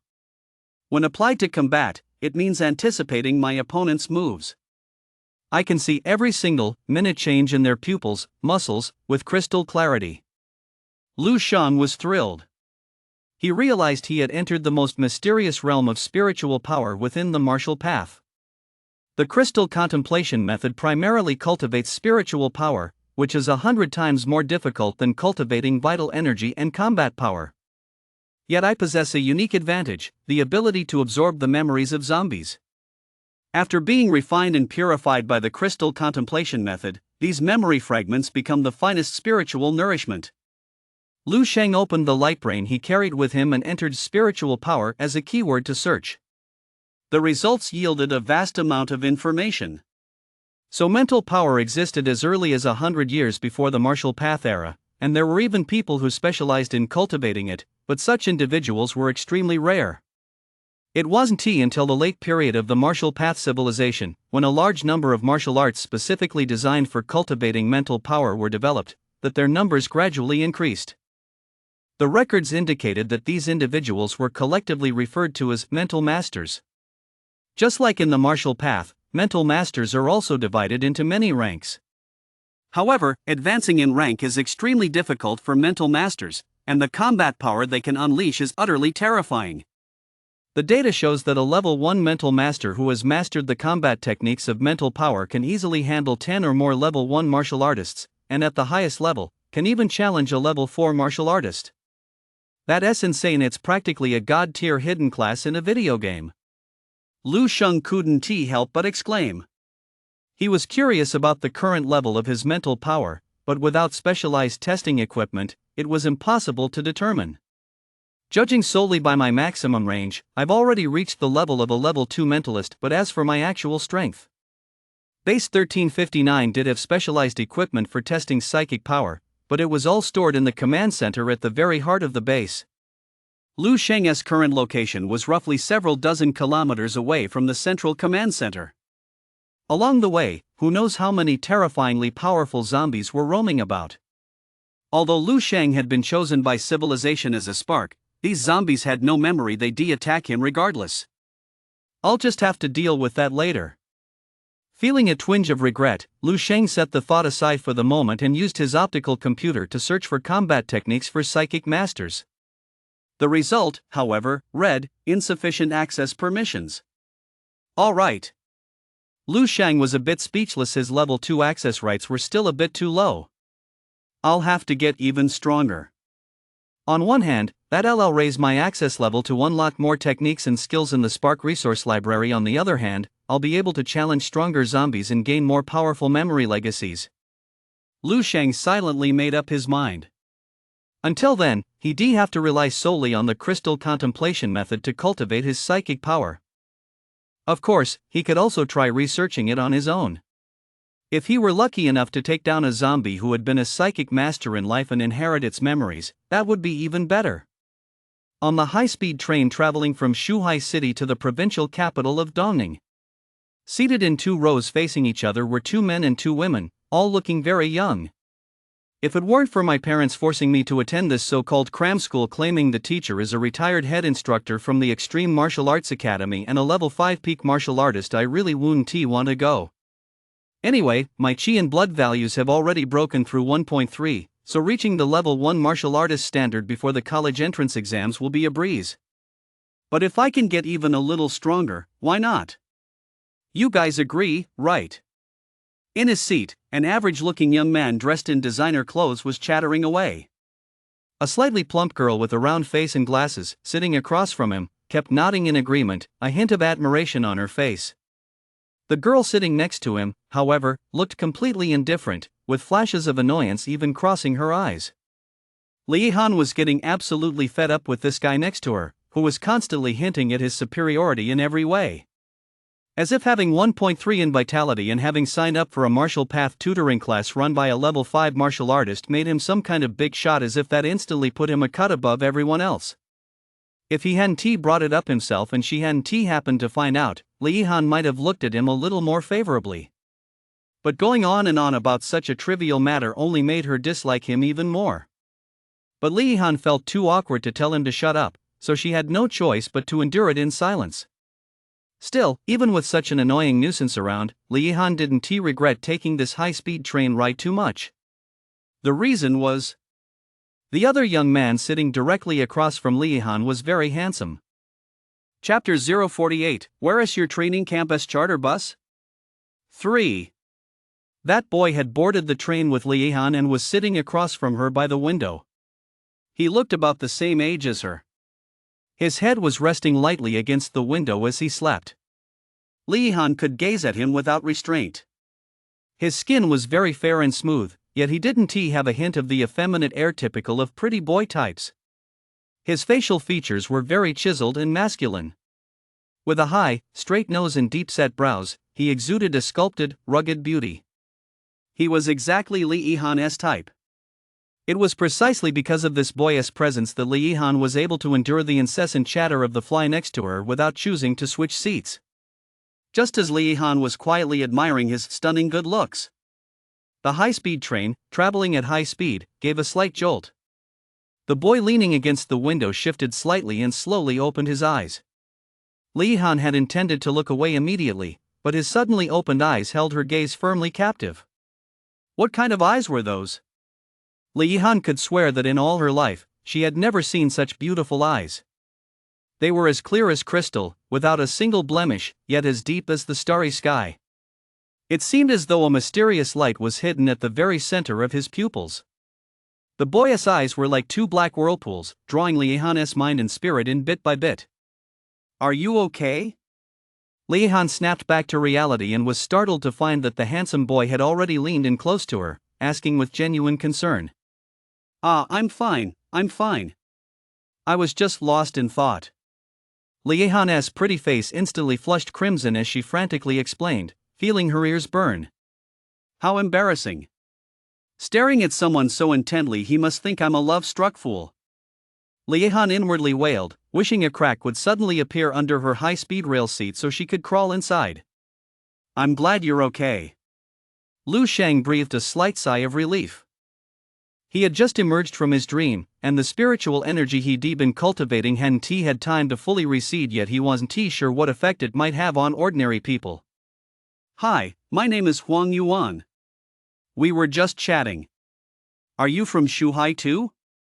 The round-faced girl sitting next to him took the initiative to greet Lu Shang, temporarily easing Liehan's awkwardness.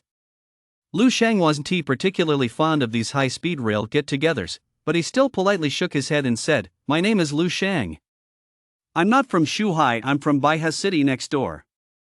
No wonder your accent doesn't sound like a native of Shuhai. The boy next to Liehan chimed in, "My name is Lu Feng. I'm from Shuhai No. 1 High School. My qi and blood level is 1.3.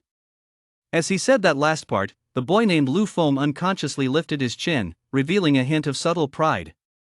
Lu Shang thought that people who constantly flaunted their qi blood levels were no different from those idiots who wore gold chains as thick as their thumbs around their necks, as if afraid others wouldn't realize they were nouveau riche. But out of politeness, Lu Shang still gave the other guy a nod. Just then, Liehan recovered from her embarrassment and, blushing, whispered, "My name is Liehan. I'm from Shuhai No. 2 High School." What a coincidence. We're about the same age, and we're even taking the same high-speed train to the provincial capital of Dongning. Lu Feng said with a smile, "What are you all doing in the provincial capital of Dongning?" "I'm going to a cram school run by a veteran coach with level 5 strength. Rumor has it he has produced several city-level top scorers." Lu Shang struggled to keep a straight face and replied honestly, "I'm going to a training camp. I was handling some business in Shuhai earlier." Liehan and Huang Yuan also explained their respective purposes. In fact, all four of them had similar goals, either attending cram school or special training. After all, they were all at the age when the college entrance exams were approaching, and they were all worried about their qi and blood values. In the conversation that followed, Lu Feng naturally took the lead in steering the conversation. He seemed quite taken with Liehan and kept trying to catch her attention. Of course, his tactics were so clumsy that not only Liehan, but even Lu Shang couldn't bear to watch. Only Huang Yuan, the most innocent of the four, listened with rapt attention, occasionally letting out exclamations of admiration and envy. Since the high-speed train was about to arrive at its destination and it wasn't a good time to enter a dream state, Lu Shang felt rather bored. All he could do was listen to Lu Feng's endless bragging while staring at Liehan, who was sitting across from him, and fantasize in his mind about her favorability toward Lu Feng constantly dropping by 1. Finally, accompanied by a pleasant chime, a high-speed train pulled into the station. Dongning City, the capital of Dongning Province. Phew! Stepping off the high-speed train, Lu Shang let out a long sigh. It had been stifling inside the train car, and sitting for so long had been rather uncomfortable. "Ihan, are you taking a taxi? My tutoring center has a shuttle to pick me up. I can have the driver drop you off on the way." Beside him, Lu Feng, who had just gotten off the train, continued to fawn over Liehan. He even extended the offer to Lu Shang and Huang Yuan.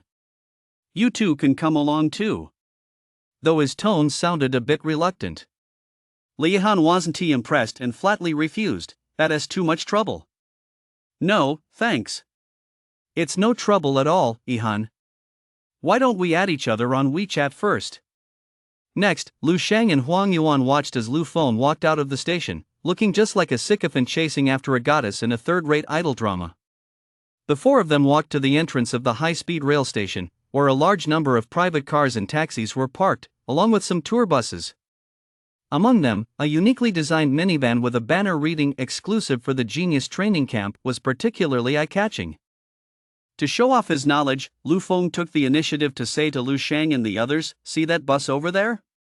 If I'm not mistaken, that's the dedicated shuttle for the participants of the Genius Training Camp being held in the provincial capital of Dongning this time."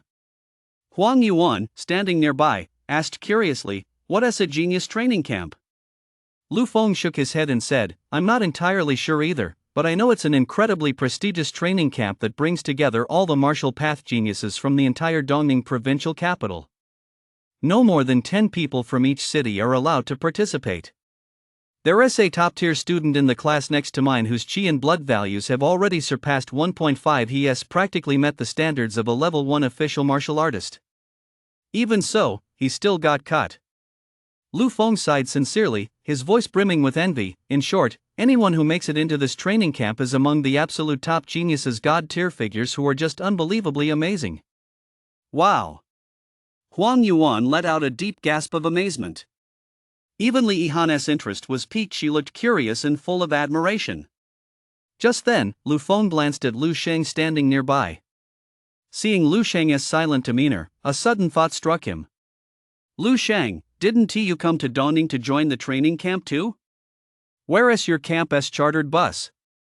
Having just finished raving about an incredibly impressive training camp, he immediately followed up by asking about the one Lu Sheng had signed up for, a question that clearly carried a hint of sarcasm. Lu Feng did it on purpose. After all, who could blame him? This kid named Lu Sheng was so handsome that the beautiful Li Yihan had been secretly staring at him the whole way. Just wait, I'm going to give you a taste of your own medicine. Lu Feng thought to himself. Chapter 049, My car has arrived for. Before Lu Sheng could say a word, Li Yihan had already spoken up, frowning. Lu Feng, is this supposed to be funny? Are you trying to gross people out on purpose? Lu Feng quickly explained with a playful grin, not at all. I was just asking to see how Lu Sheng was planning to get there later. If he doesn't have a ride, I'll have our tutoring center's van give him a lift. Li Yihan's face was full of disgust. Just then, Lu Sheng, who had been keeping quiet the whole time, suddenly spoke up. No need. Our training camp's van has already arrived. Huh? Lu Feng was taken aback. He hadn't expected Lu Sheng to respond that way. Where is it? Lu Sheng, I'll go with you if your training camp's shuttle can give me a ride on the way. Li Yihan spoke up quickly, as if specifically to show her support for Lu Sheng, and in the process, she shot Lu Feng a fierce glare. Lu Sheng furrowed his brow, thought for a moment, and said, I don't know if that is possible. I'll have to ask first. Okay, I'll wait for you. Li Yihan looked completely devoted. Standing nearby, Lu Feng's face had turned green with anger. This was exactly what they meant by backfiring. Even Huang Yuan, whose mind usually works slowly, had figured it out by now. There was clearly a conflict between Lu Feng and Lu Sheng. On one hand, she thought Lu Sheng was a nice guy, handsome and easygoing. On the other hand, she wanted to hitch a ride with Lu Feng. For a moment, she hesitated, unsure of whom to support. Just then, the three of them noticed Lu Sheng spring into action, striding quickly in one direction. It looked like he was going to ask about his private car. That guy really does have a private car picking him up. Lu Feng muttered resentfully, but his words suddenly caught in his throat halfway through. It wasn't just him. Li Yihan and Huang Yuan also froze, their eyes slowly widening. They watched as Lu Sheng walked straight toward the shuttle for the Dongning Province Genius Training Camp, the very one they'd just been discussing, the one Lu Feng had described as absolutely incredible, reserved only for god-tier figures from each city. They watched as Lu Sheng approached the special bus. A person got off the bus, and the two spoke for a moment before Lu Sheng strolled back at a leisurely pace. Let us go. The team leader has agreed. With a calm expression, Lu Sheng motioned to Li Yihan and, in passing, added, Huang Yuan, you're coming too. Li Yihan nodded absently, then followed behind Lu Sheng. Huang Yuan, her face a mix of shock and exaggerated expression, quickly followed suit. Of the four, only Lu Feng was left standing there dumbfounded from start to finish. Lu Sheng hadn't so much as glanced at him. Fuck! Lu Feng suddenly snapped out of it and shouted in disbelief, it's a fake. He's just showing off to me. Just wait till I see how you get kicked off the bus later. Then, he watched helplessly as Lu Sheng led Li Yihan and Huang Yuan smoothly onto the uniquely designed charter bus bearing a banner that read Genius Training Camp. The coach's doors closed quickly, and it pulled away, driving off into the distance. The entire process was incredibly smooth and natural, with no hiccups or surprises. And the scenario Lu Feng had been most looking forward to never materialized. Now Lu Feng was completely baffled. He wondered if there might be a case of mistaken identity. Perhaps there was more than one genius training camp in Dongning City, and Lu Shang was attending a different one. But unfortunately, Lu Feng had once seen the actual genius training camp shuttle picking up students right at the entrance of the Shuhai Martial Arts Association, and it was exactly the same as the one Lu Shang had boarded. So that meant he'd just spent the entire ride bragging to a god-tier figure, someone qualified to attend the top-tier martial path genius gathering in Dongning's provincial capital, and even went out of his way to rub it in right before they parted ways? Lu Feng was completely flustered. Li Yihan remained in a daze until she got into the car, settled in, and the vehicle had driven quite a distance. Just a minute ago, Lu Feng had been raving about how exclusive the genius training camp was, how incredible the people who got into it and rode in this car must be. Then, the very next minute, Lu Shang led her right onto it. As casually as if they were boarding a bus right outside their own front door. The whole process was so surreal it felt like a dream. Huang Yuan was feeling much the same way, but she was reacting much more dramatically than Li Yihan. Her eyes were still wide with shock, and her face bore an expression of disbelief she couldn't shake. Lu Shang, on the other hand, remained as calm as ever. After getting on the bus, he turned toward the window and quietly watched the scenery pass by. It had to be said that the conditions at the genius training camp were quite good. They called it a private bus, and it truly was one. Apart from Lu Shang and the other two, there wasn't a single person on board. Only a driver wearing white gloves was focused on driving. Along the way, he specifically asked Li Yihan and Huang Yuan for their destinations, then dropped them off one by one. Lu Shang. Just before getting off, Li Yihan bit her lip, hesitating over whether she should ask Lu Shang for his contact information. But before she could muster the courage to speak, Lu Shang was already waving goodbye to her. Watching the car slowly pull away, Li Yihan suddenly felt a hollow emptiness inside. She had a strong premonition that after this, she would likely never see Lu Shang again in her lifetime. The transparent bus window reflected Lu Shang's clean, handsome profile, which, as always, shone brightly in Li Yihan's eyes. But Li Yihan knew all too well just how vast the gulf between her and Lu Shang was. Inside the bus and outside, perhaps they were two entirely different worlds. She felt like a commoner who had accidentally stumbled into a princess ball after a moment of magic. She was destined to return to reality. "We're here." As the bus came to a gentle stop, the driver turned around and called out. Lu Shang nodded and stepped off the bus, carrying his suitcase. Before them lay a massive, heavily guarded military base. "Thanks for all the data support, appreciate it." Chapter 050, Connections and the Enlistment Assessment 5. Both sides of the base were completely sealed off by tall, electrified barbed wire fences, and in front of him stood a massive, tightly shut iron gate. Soldiers in uniform stood guard at the entrance. There were also about 10 young men and women, roughly the same age as Lu Shang, each carrying suitcases and various bags. Lu Shang noticed that they were all wearing a brass-colored badge on the left side of their chests. A first-level martial artist badge. Unfortunately, Lu Shang had left his second-level martial artist badge at home. His mom, Zheng Yufan, had tucked it away like a treasure, otherwise, he could pulled it out right then to show off a bit. The ones from Baihe City, they've been dropped off. The driver tossed out the words, started the car, turned the wheel, and drove off. He left behind a group of teenagers staring at Lu Shang and whispering among themselves. From Baihe City? Didn't the Baihe City group go in a long time ago? How come one was left behind? He must slipped in at the last minute. Didn't you see he didn't even pass the official martial artist exam? Baihe City's college entrance exam scores have always been among the lowest in the province. Ha! Lu Shang heard all this chatter, his expression calm, his mind as still as water. With his current strength, even if every single one of these brats who barely met the standards for a level 1 official martial artist were to attack him, they wouldn't stand a chance. As for people whose strength was far inferior to his own and who lacked any sense of self-awareness, he felt it was beneath him to even spare them a second glance. After waiting a moment, a small gate beneath the base's main entrance swung open from the inside, and a middle-aged man in military uniform with a square face and a stern expression stepped out. He took out a roster and checked the head count, finally fixing his gaze on Lu Shang. You are. The middle-aged man glanced down at the paper in his hand, then looked up and asked, the Lu Shang mentioned by Xiao Yue, the president of the Baihe Martial Arts Association? Lu Shang nodded. The middle-aged man's expression turned understanding. Xiao Yue, the president of the Baihe City Martial Arts Association, had specifically mentioned to him that a trainee from Baihe City hadn't arrived on the chartered bus this time and asked him to keep an eye out. Now the person had finally arrived. The middle-aged man's offhand remark immediately took on a different tone when it reached the ears of the other young men and women on the field. So this is the person the Baihe City Martial Arts Association president took a special interest in. No wonder.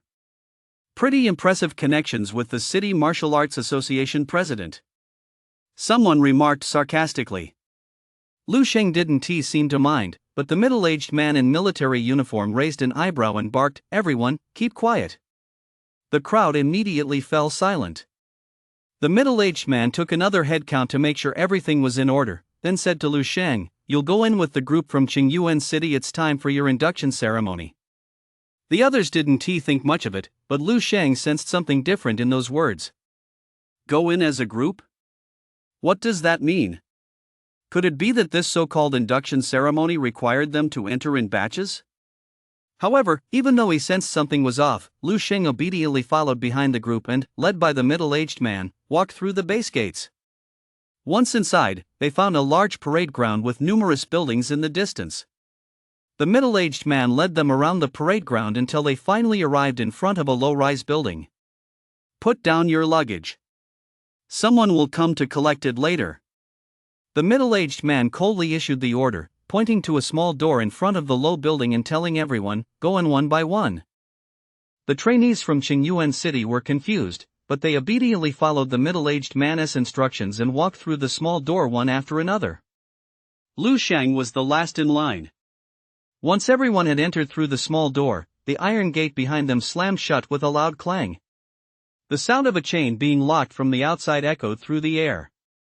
The trainees' expressions shifted slightly. Just then, the middle-aged man's voice rang out again. Walk the exit on the other side, and you'll have passed the camp entrance assessment. If you don't make it, you'll go right back to where you came from. What? Someone immediately cried out, weren't we told this was just an induction ceremony? Why is there a test now? Before they could finish speaking, a mechanical click sounded. The floor of the small room where Lu Sheng and the others were standing split completely down the middle. A group of young boys and girls lost their footing and fell down, screaming in shock. Lu Sheng had already sensed it before the trap on the floor was triggered. To be precise, from the very first second he stepped into this room, Lu Sheng had known there was a trap mechanism beneath the floor. And there was more. Beneath the room lay a narrow and intricate passageway. Thud. Thud, thud. The sound of bodies hitting the ground was accompanied by a few faint, pained moans. The young men and women landed one after another. After all, they were all level 1 official martial artists. Even though they were caught off guard, most of them reacted quickly once the trap was triggered. Only a few who were too flustered chose to land on their backs or buttocks. Lu Shang landed steadily on the ground without making a single sound. His spiritual energy enveloped his feet like flowing water, then provided an upward lift. As a result, his descent could be described as nothing short of floating. This was one of the ways Lu Shang had perfected the use of his spiritual energy while in the dream realm. Although he couldn't yet learn specialized mental energy control techniques, Lu Shang had still figured out some clever little uses for his mental energy. Chapter 051, Fierce Beasts Always Travel Alone. Cattle and sheep travel in herds. 1. Using mental energy as eyes to scan a 100-meter radius, all directions without blind spots. Activating X-ray vision is its basic function. Next is applying mental energy to the surface of the body. For example, applying it to the legs not only reduces air resistance and generates thrust, greatly increasing movement speed, but also achieves an effect similar to lightness skills. Lu Sheng estimated that if his mental energy were strong enough, he might even be able to levitate solely through the power of mental energy. Applying it to the fists can also enhance their explosive power to a certain extent. It can even be used on its own. Lu Sheng had the steel plates in the surrounding walls were over 50 centimeters thick, with concrete behind them essentially. The only way forward was the path right in front of them. On top of that, the walls concealed some unexpected little surprises. Of course, it was up to the teenagers to discover these for themselves, bit by bit. Looks like this is what they call that's a great idea. The pretty girl who had earlier called for Unity couldn't bear to see this happen. That isn't right, someone blurted out. Mechanical puppets. Main text 0. It was Lu Sheng's first time seeing such a high-tech marvel, and he couldn't help but feel curious. He moved closer to take a closer look. You idiot!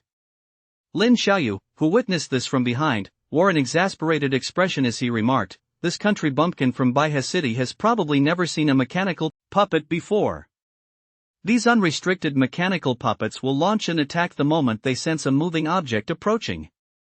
A level 1 mechanical puppet is made of a special alloy. Its fists are rock hard. A single punch can cause internal bleeding even in a level 1 martial artist."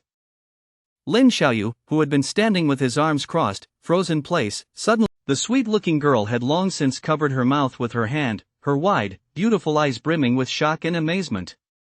Ha ha ha! Just then, a burst of loud laughter suddenly rang out.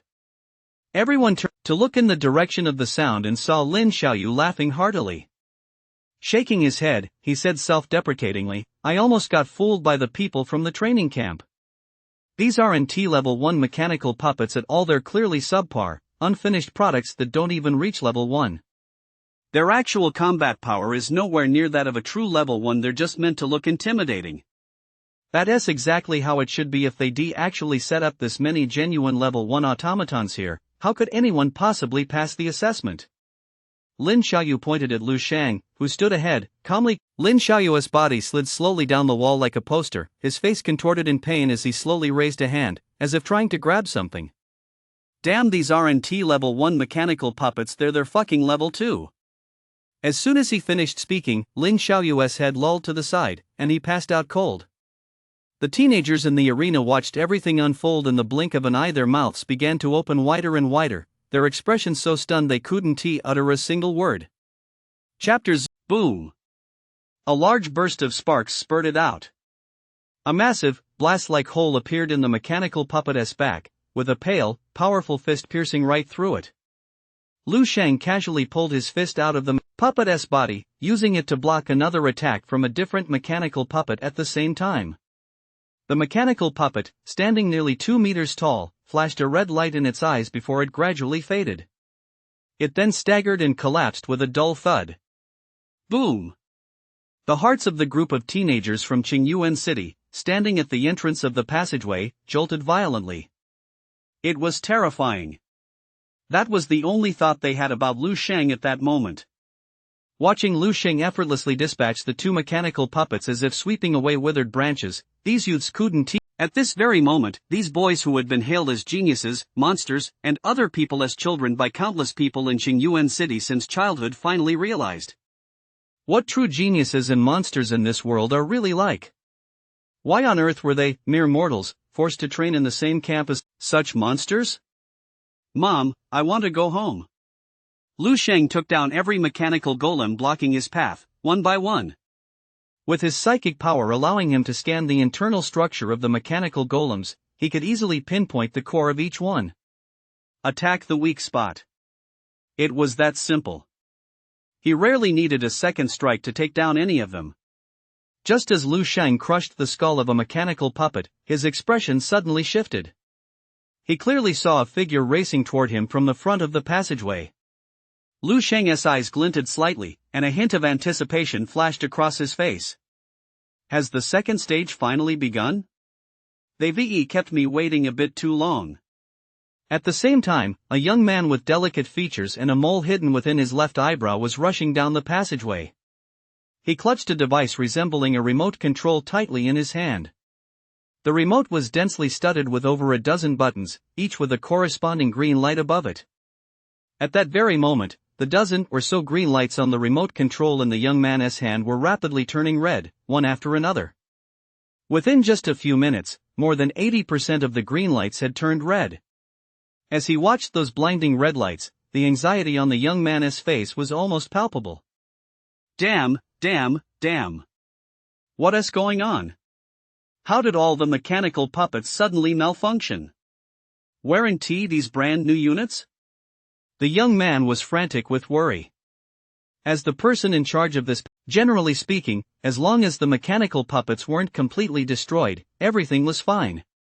A bunch of brats who just reached the standard of level 1 official martial artists, could they really damage level 2 mechanical puppets? Was that even possible? Even if they all gave it their all, the most they'd probably manage was to chip the paint off the puppets' outer shells. So the young man, feeling quite at ease, hid off to the side and dozed off for a bit, planning to come out and save the day when the time was right.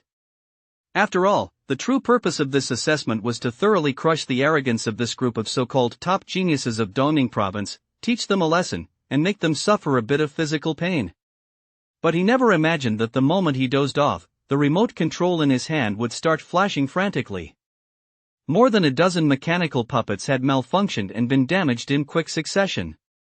Just think about the cost of building a single mechanical puppet. Damn it, even if he sold himself, he couldn't cover the losses. At this thought, the young man's pace quickened even further. Finally, he reached the front of the passageway. In the distance, he saw a slender, handsome teenager standing amid a pile of scrap metal, slowly pulling his arm out of a mechanical puppet's chest. The teenager noticed his arrival, showing not the slightest hint of surprise. Instead, he seemed somewhat excited. Those eyes, clear as crystal, gradually began to glow, with a fierce fighting spirit blazing within them. You're finally here. The young man looked somewhat bewildered. His gaze fell upon the horrifically mangled mechanical puppets, and for a moment, his mind went blank, unable to think. His heart was bleeding. Suddenly, the sound of wind whistled past his ears. Instantly, the young man's hair stood on end, and his whole body instinctively flew backward.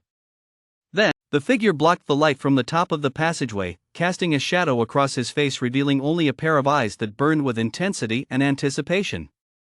His eyes wandered casually over the papers scattered across the desk as he asked, "So? How's the quality of this year's genius training camp?" "Not great." Dong Qingxue shook her head and said indifferently, "There are only 8 prospects who meet our standards. All of them are full-fledged martial artists who awakened their talents. 5 of them are average. They all awakened the most common strength-type talent. As for the other 3..." Dong Qingxue pulled 3 documents from the pile and tossed them in front of the young man. "One is speed-type, one is defense-type. Both have reached the vitality standards of a level 2 martial artist. This one is the most outstanding." Dong Qingxue picked out another document from the 3 and pointed to a girl with a determined gaze in the photo, saying, "Xiao Lin, 17 years and 8 months old. She has had her mental power talent for less than 2 years, and is already approaching the standards of a level 1 mentalist. Her martial path talent is also excellent. She is about to reach level 2. That's pretty good, isn't it?" The young man exclaimed with exaggerated enthusiasm, "An absolute genius, just like you back in the day. Her gaze is very similar to yours, Qingxue. I feel like this little girl has a special connection with you. Stop messing around." Dong Qingxue shook her head, though a hint of emotion flickered in her eyes, and said, "This girl is indeed very good. I've already designated her as a key trainee for this training camp. The others aren't bad either." The young man tried to find a file that caught his eye among the pile of documents on the table. After setting aside the other 2 files from the 3 Dong Qingxue had selected, his gaze fell on the first file at the bottom. "This one." The young man picked up a file and waved it in front of Dong Qingxue, saying with a smile, "He is handsome enough just like me. And he excels in every aspect. His vital energy and blood levels meet the standards of a level 2 martial artist, and his combat power, holy crap. Perfect realm fist technique. His combat power rivals that of a level 3 martial artist. You're passing up a prospect like this? Qingxue, when did your standards get so high?" Dong Qingxue shook her head. "I know which one you're talking about. This Lu Shan was originally among my top-tier picks. He was even on par with Xiao Lin. But later, I took him off the list. You should know why, Xiaojun. Dong Qingxue looked into the young man's eyes. The exaggerated look of surprise on the young man's face gradually faded, eventually giving way to calm. I know it's because of his talent. Yes, it's precisely because of his talent. Dong Qingxue nodded. The ceiling for strength-type talents is simply too low.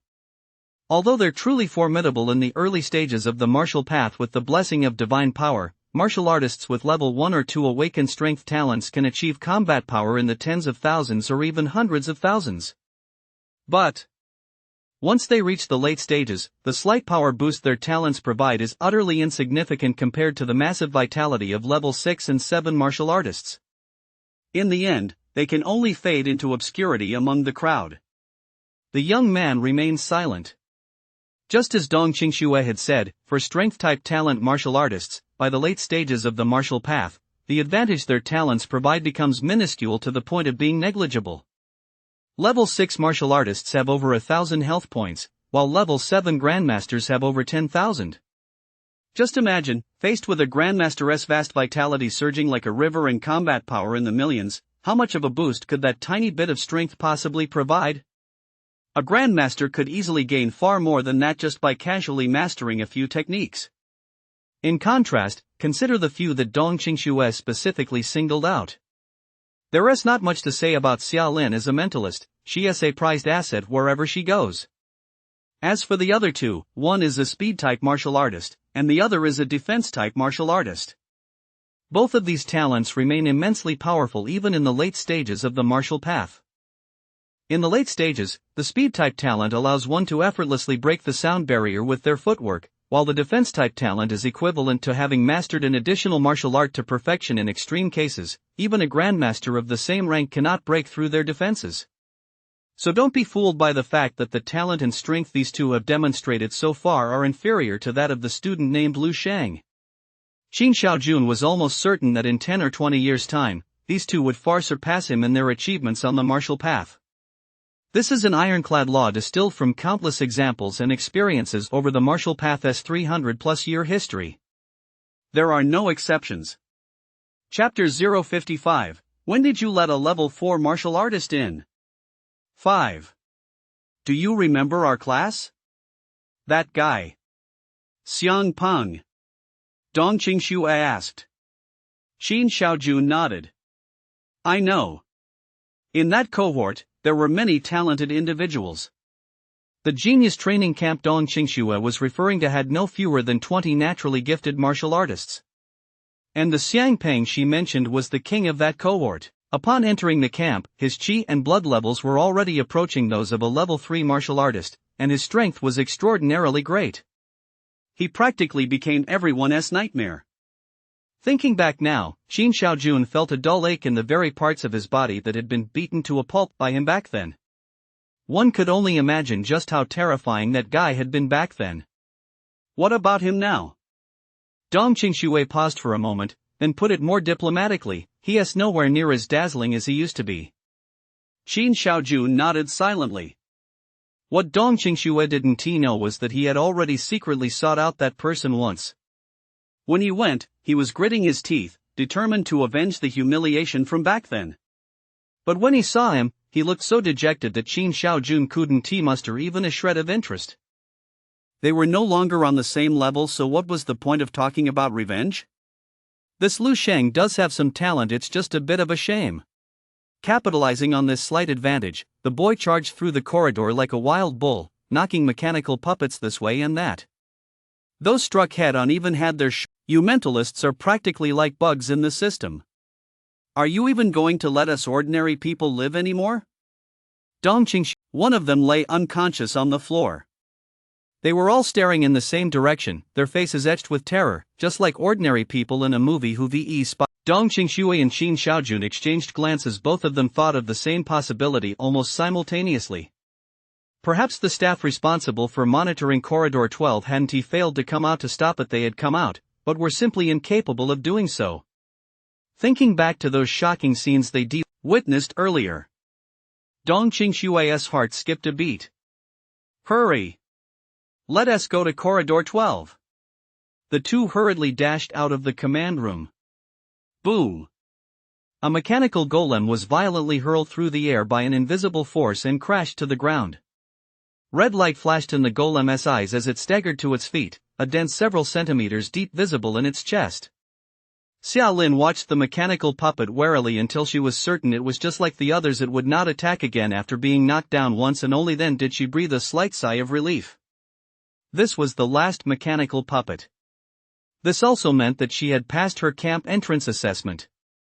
Xia Lin quickly made her way toward the exit. As she neared it, she stopped and glanced thoughtfully in a certain direction behind her. Her spiritual sense told her that someone was hiding there. Someone who gave her a strong sense of danger, someone with strength at least at level 3 or higher. Just as Xia Lin was puzzled. Creak! The small door was pushed open from the inside. The moment the small door, what does this tell us? It shows that training for strength is far less difficult than training for speed or defense. Furthermore, in this book, the bonuses from Vitality primarily enhance a martial artist's strength. The combat power tests in the book also measure the explosive power of a single punch. Boom! The deafening sound seemed to strike the hearts of everyone present. The square-jawed man and his men instantly grew tense. The soldiers immediately readied themselves for battle. They were just waiting for their commander's order to pounce and subdue whoever emerged from the door. Rustle! A body caked in dust and blood was dragged out of the passageway by the boy with one hand and casually tossed onto the sunlit ground. Thud! As the body hit the ground, the face of a young man who had already, that level 3 martial artist who suddenly charged out from behind, apparently wasn't part of the assessment at all. In other words, a soldier in uniform led Lu Sheng to a dormitory, gave him a few brief instructions, and then turned and left. Throughout the entire encounter, the soldier had been giving Lu Sheng the command center of the training camp. On the floor in the center of the room lay a series of utterly shattered mechanical puppets. All of these mechanical puppets were in a state of complete ruin, some missing arms or legs, others decapitated with many parts of their bodies showing signs of having been violently crushed and twisted. They looked just like rag dolls that had been trampled by a giant. The sight was truly shocking. Dong Qingxue and Qin Xiaojun stood inside the room, though neither of them was paying attention to the mechanical puppets. Instead, they were staring intently at the large screen in front of them. The large screen was playing the closed-circuit surveillance footage from Channel 12. It showed everything from the moment Lu Shang and the teenagers from Qingyuan City entered the channel together, all the way to the moment they finally emerged.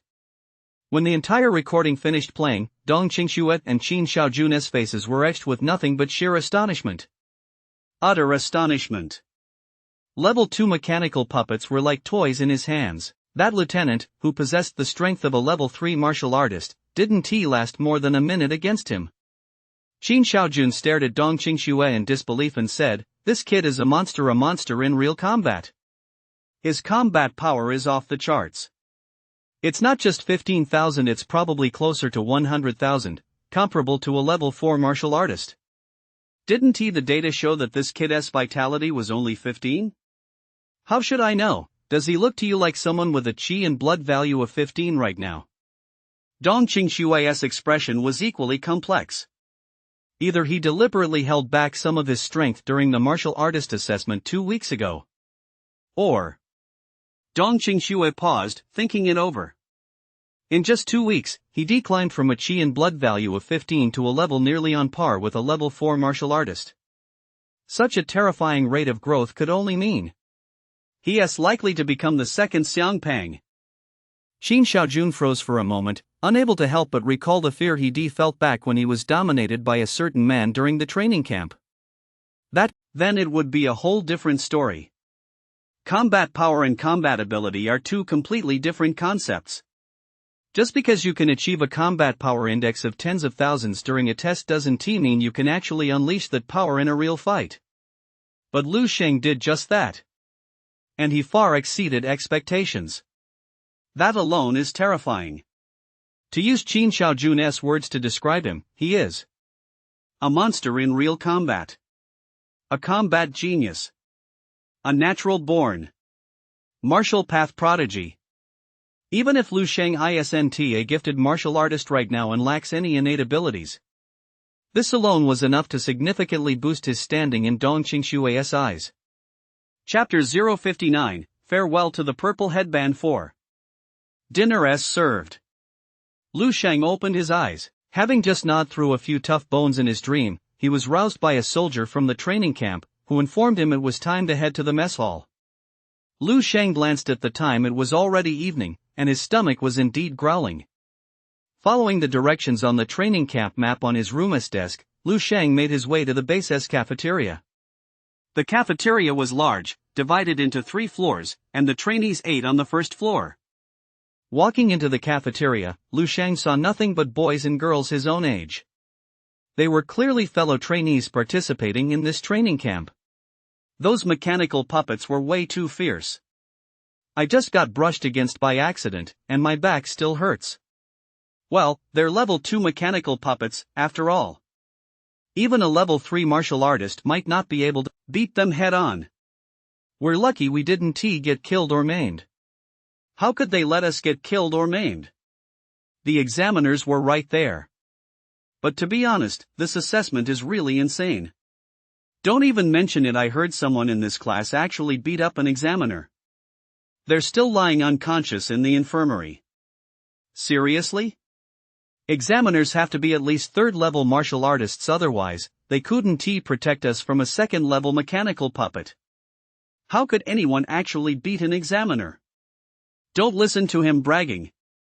I also heard that someone smashed all the mechanical golem traps in one of the assessment corridors to pieces. Someone even saw base soldiers loading those wrecked level 2 traps onto a truck. That's way too exaggerated. It's definitely a lie. Lu Sheng blended into the crowd, saying nothing. He now fully realized just how reckless he'd been playing around earlier that day. Finally, it was Lu Sheng's turn. The food at the training camp was surprisingly good. Over 30 different meat dishes, most of which featured cuts of meat Lu Sheng had never seen before. Plus, he could get unlimited refills, which was perfect for a big eater like him. After casually piling up enough food for 5 people, Lu Sheng carried his tray in search of a place to sit. Perhaps because the sheer volume of food on his tray was so outrageous, it drew quite a bit of attention. Many people shot him sidelong glances. The group from Qingyuan City also noticed him, and one by one, they turned and ran as if they'd seen a ghost. Some even abandoned their trays and dashed straight for the cafeteria exit. It was clear that the psychological trauma Lu Sheng had inflicted on them earlier that day in the hallway was simply too great. Just as Lu Sheng was about to find a random spot to sit down, someone hurried toward him. Lu Sheng, right? It was a tall, pretty girl. I'm also a trainee from Baihe City participating in this training camp. If you don't mind, would you like to sit down, eat with me? The girl reached up to tuck a strand of hair behind her ear, looking a little shy. Just as Lu Sheng was hesitating over whether to accept this sudden invitation, the girl quickly continued, Actually, we've met before at the Baihe City Martial Arts Association, during the official martial artist assessment. Do you remember? Lu Sheng paused for a moment before recalling who she was. You're the one with. Lu Sheng thought for a moment, then confirmed, the purple hair ribbon. The girl smiled and nodded. My name is Yang Yao. Back when they took the exam at the Baihe Martial Arts Association, this girl, like Lu Sheng, had been the youngest among all the examinees. They exchanged a few glances, so he remembered her. However, today she wasn't wearing that purple hair ribbon. She switched to a pink one instead. Come to think of it, we actually have quite a connection. I know your younger sister, Lu Qinghe. Qinghe often mentions you to me. Yang Yao blushed slightly as she said this. She, who was always revered as the aloof goddess at school, unexpectedly found herself trying to get close to a boy by playing up their connection. Really? Lu Sheng smiled, choosing not to call Yang Yao out on her lie. There was no way his sister, Lu Qinghe, would often mention him in front of others. She'd be too embarrassed to even think of it. However, Lu Sheng did recall that Lu Qinghe had indeed mentioned Yang Yao before. Earlier, at the Martial Arts Association, he'd run into Lu Qinghe and her 2 best friends. The 3 young ladies seemed to have gone there specifically to keep Yang Yao company. Since they were all acquaintances, Lu Sheng readily agreed, Sure, where should we sit? Yang Yao's eyes lit up, and she eagerly hurried ahead to lead Lu Sheng to their seats.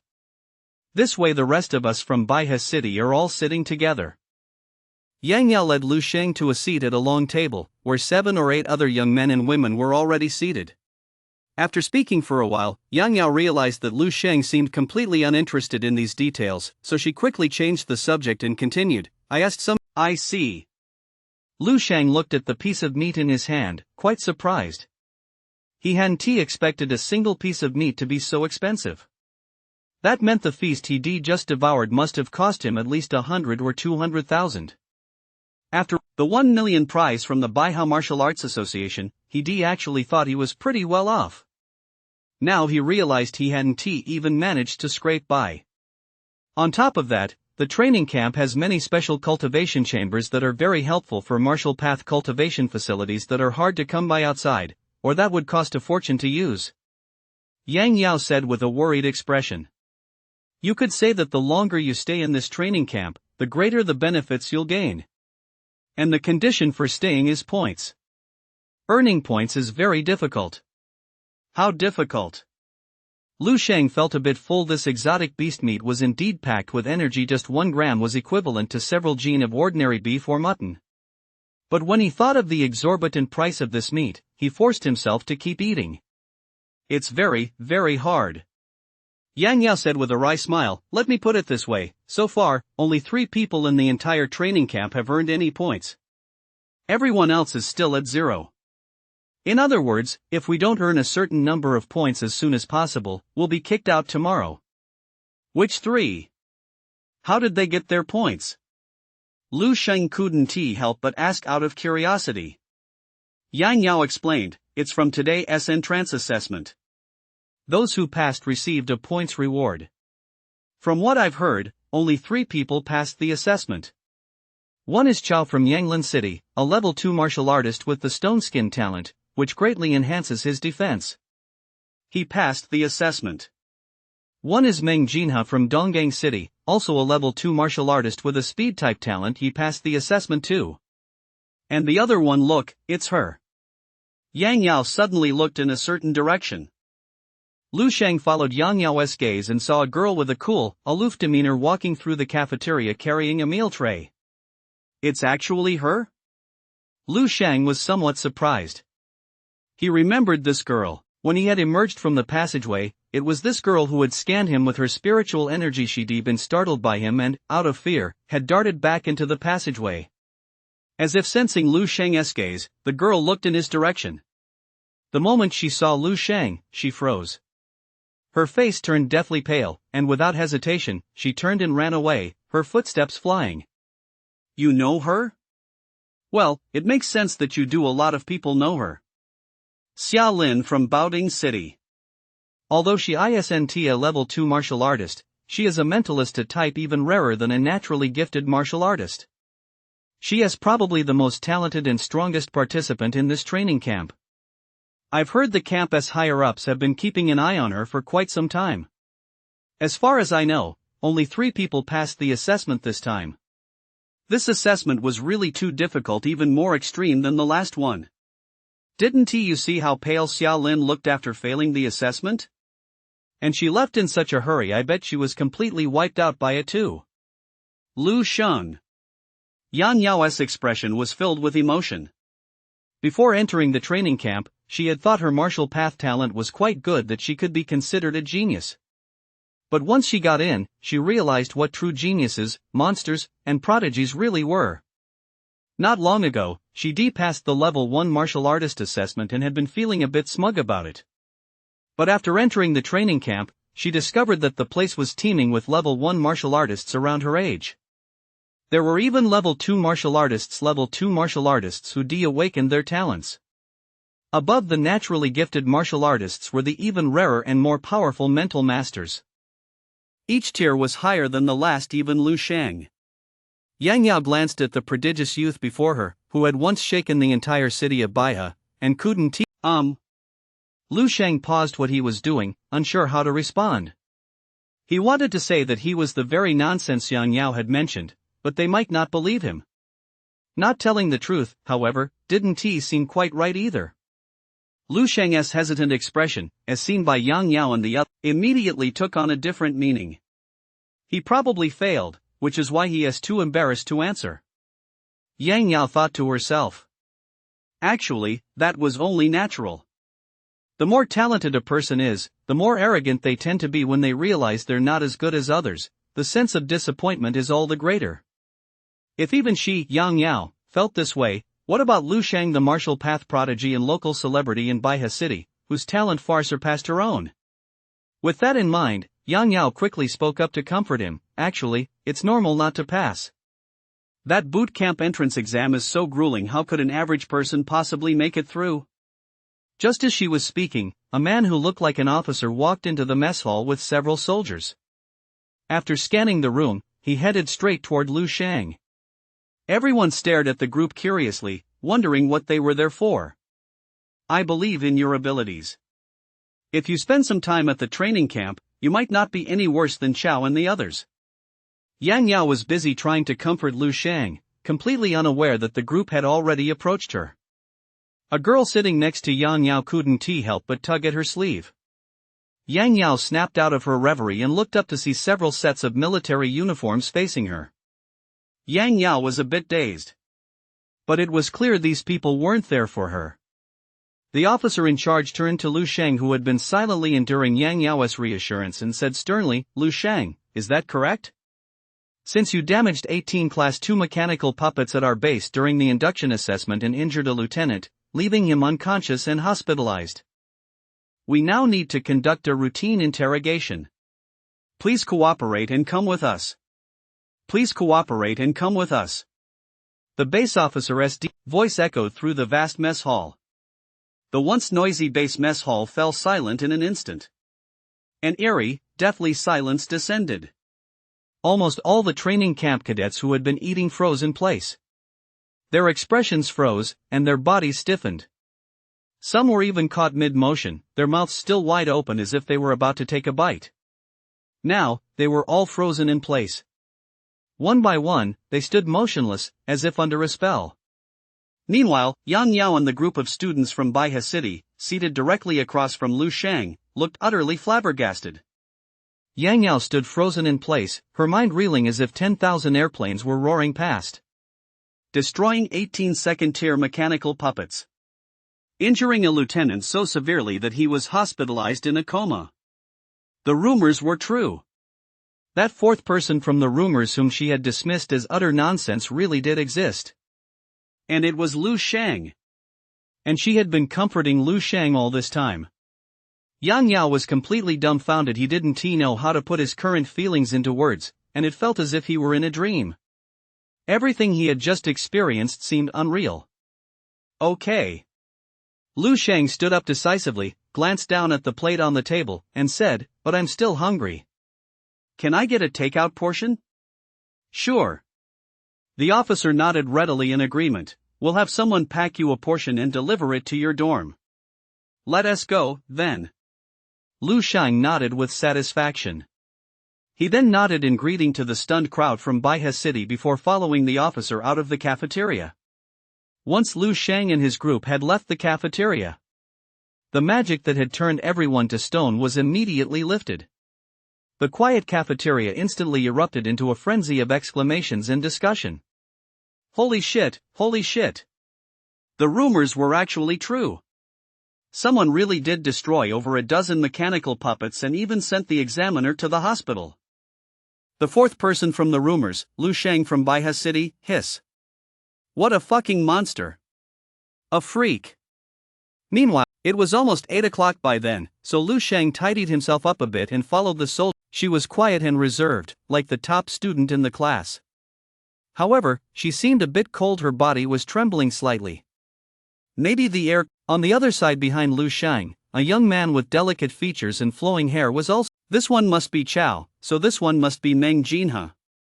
He spread his spiritual energy slightly, taking. Just as he was thinking this, two people walked in through the hall's entrance. A man and a woman, both wearing smart, dark blue military uniforms. How could this be? Dong Qingxue coldly cut off everyone's chatter. It's not too late to leave now. The murmurs died down. As long as we feel you've performed exceptionally well in a certain area, we'll award you a certain number of points based on our mood. Second, pass assessments. But on second thought, it wasn't really that useful. Anyone capable of earning these points within the training camp would have no trouble getting into a provincial. He has finally gone, that terrifying guy.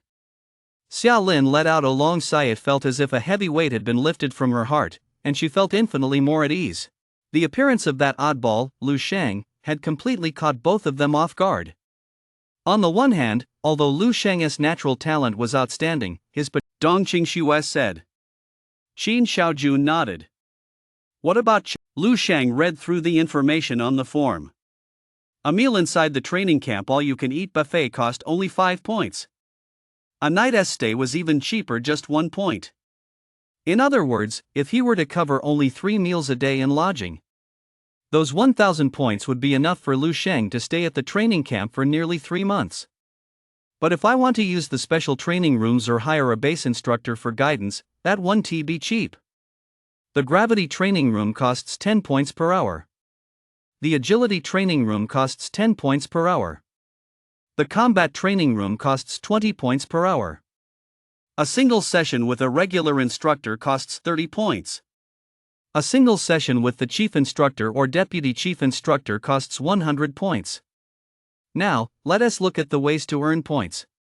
The points available from assessments are quite substantial. For every assessment, regardless of its scale, passing earns you 20 points.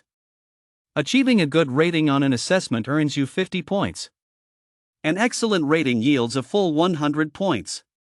Of course, since the camp entrance assessment has just concluded, it's clearly unrealistic to expect to earn points through assessments in the short term. Therefore, one must rely on other methods, such as various administrative tasks.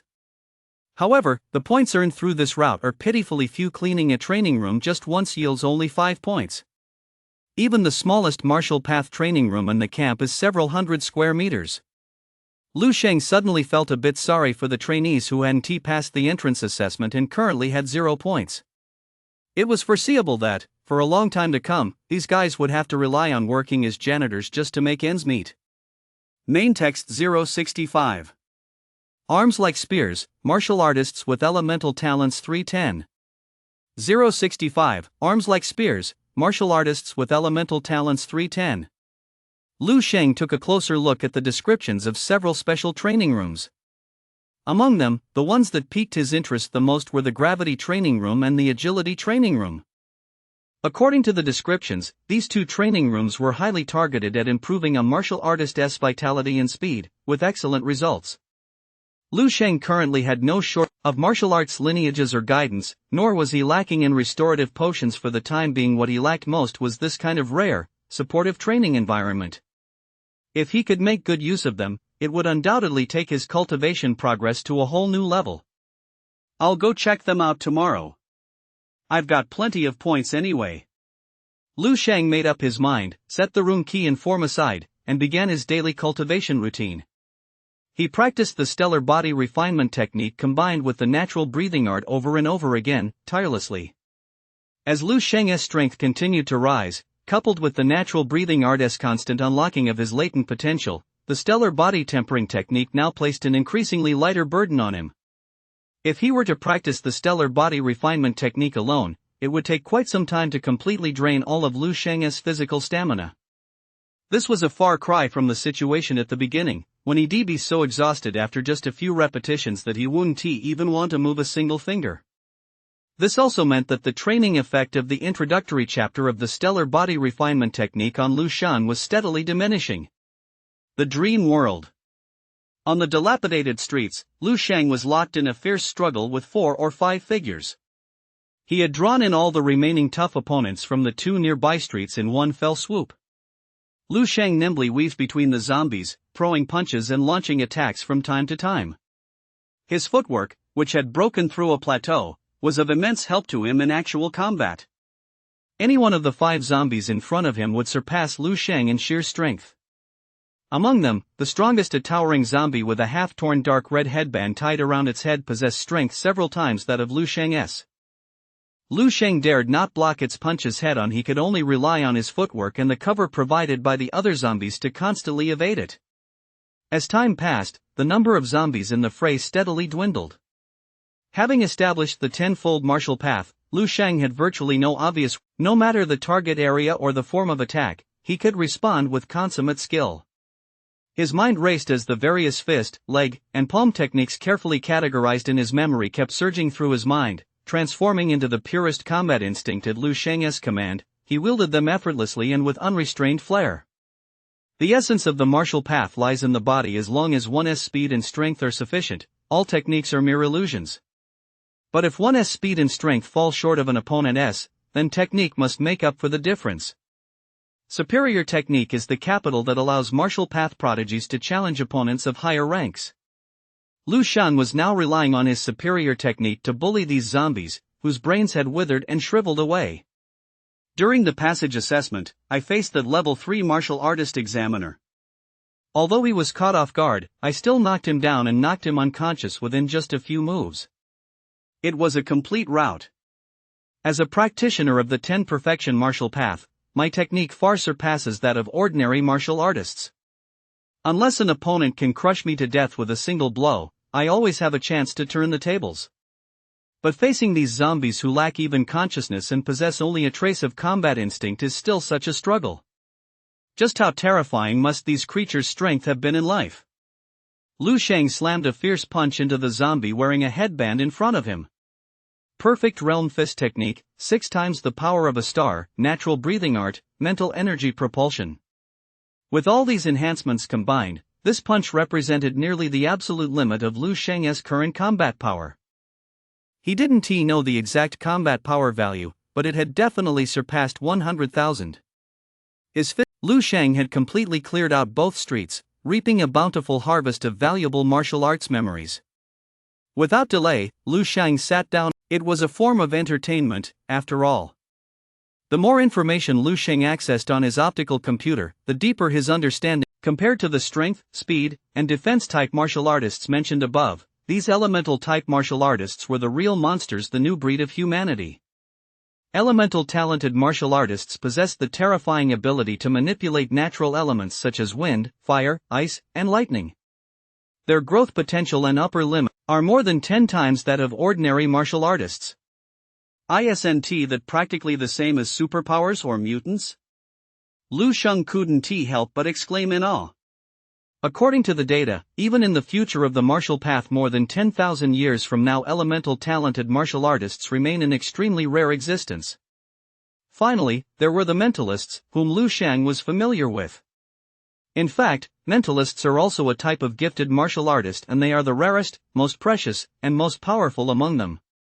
However, in the future of martial path, 10,000 years from now, a mature, systematic method for cultivating mental power has long since been developed. For example, the crystal contemplation method. Anyone with even a modicum of talent can attempt to practice them. Therefore, in the future, the number of mentalists will far exceed that of elemental talented martial artists. Whether they're talented martial artists or ordinary martial artists, in the end, they're all essentially following the same path. After Lu Shang finished reviewing the data, 977 muttered to himself. In the early stages of the martial path, gifted martial artists may hold an overwhelming advantage over ordinary ones, but the further one progresses, the less pronounced that advantage becomes. From what I understand, a level 7 Grandmaster or a level 8 Great Grandmaster. Their vital energy surges as mightily as rivers. A single punch can shatter mountains, split the earth, and divert the course of rivers. They're impervious to swords and spears, and bullets can't catch up to them. Isn't this precisely the manifestation of the strength, defense, and speed talents?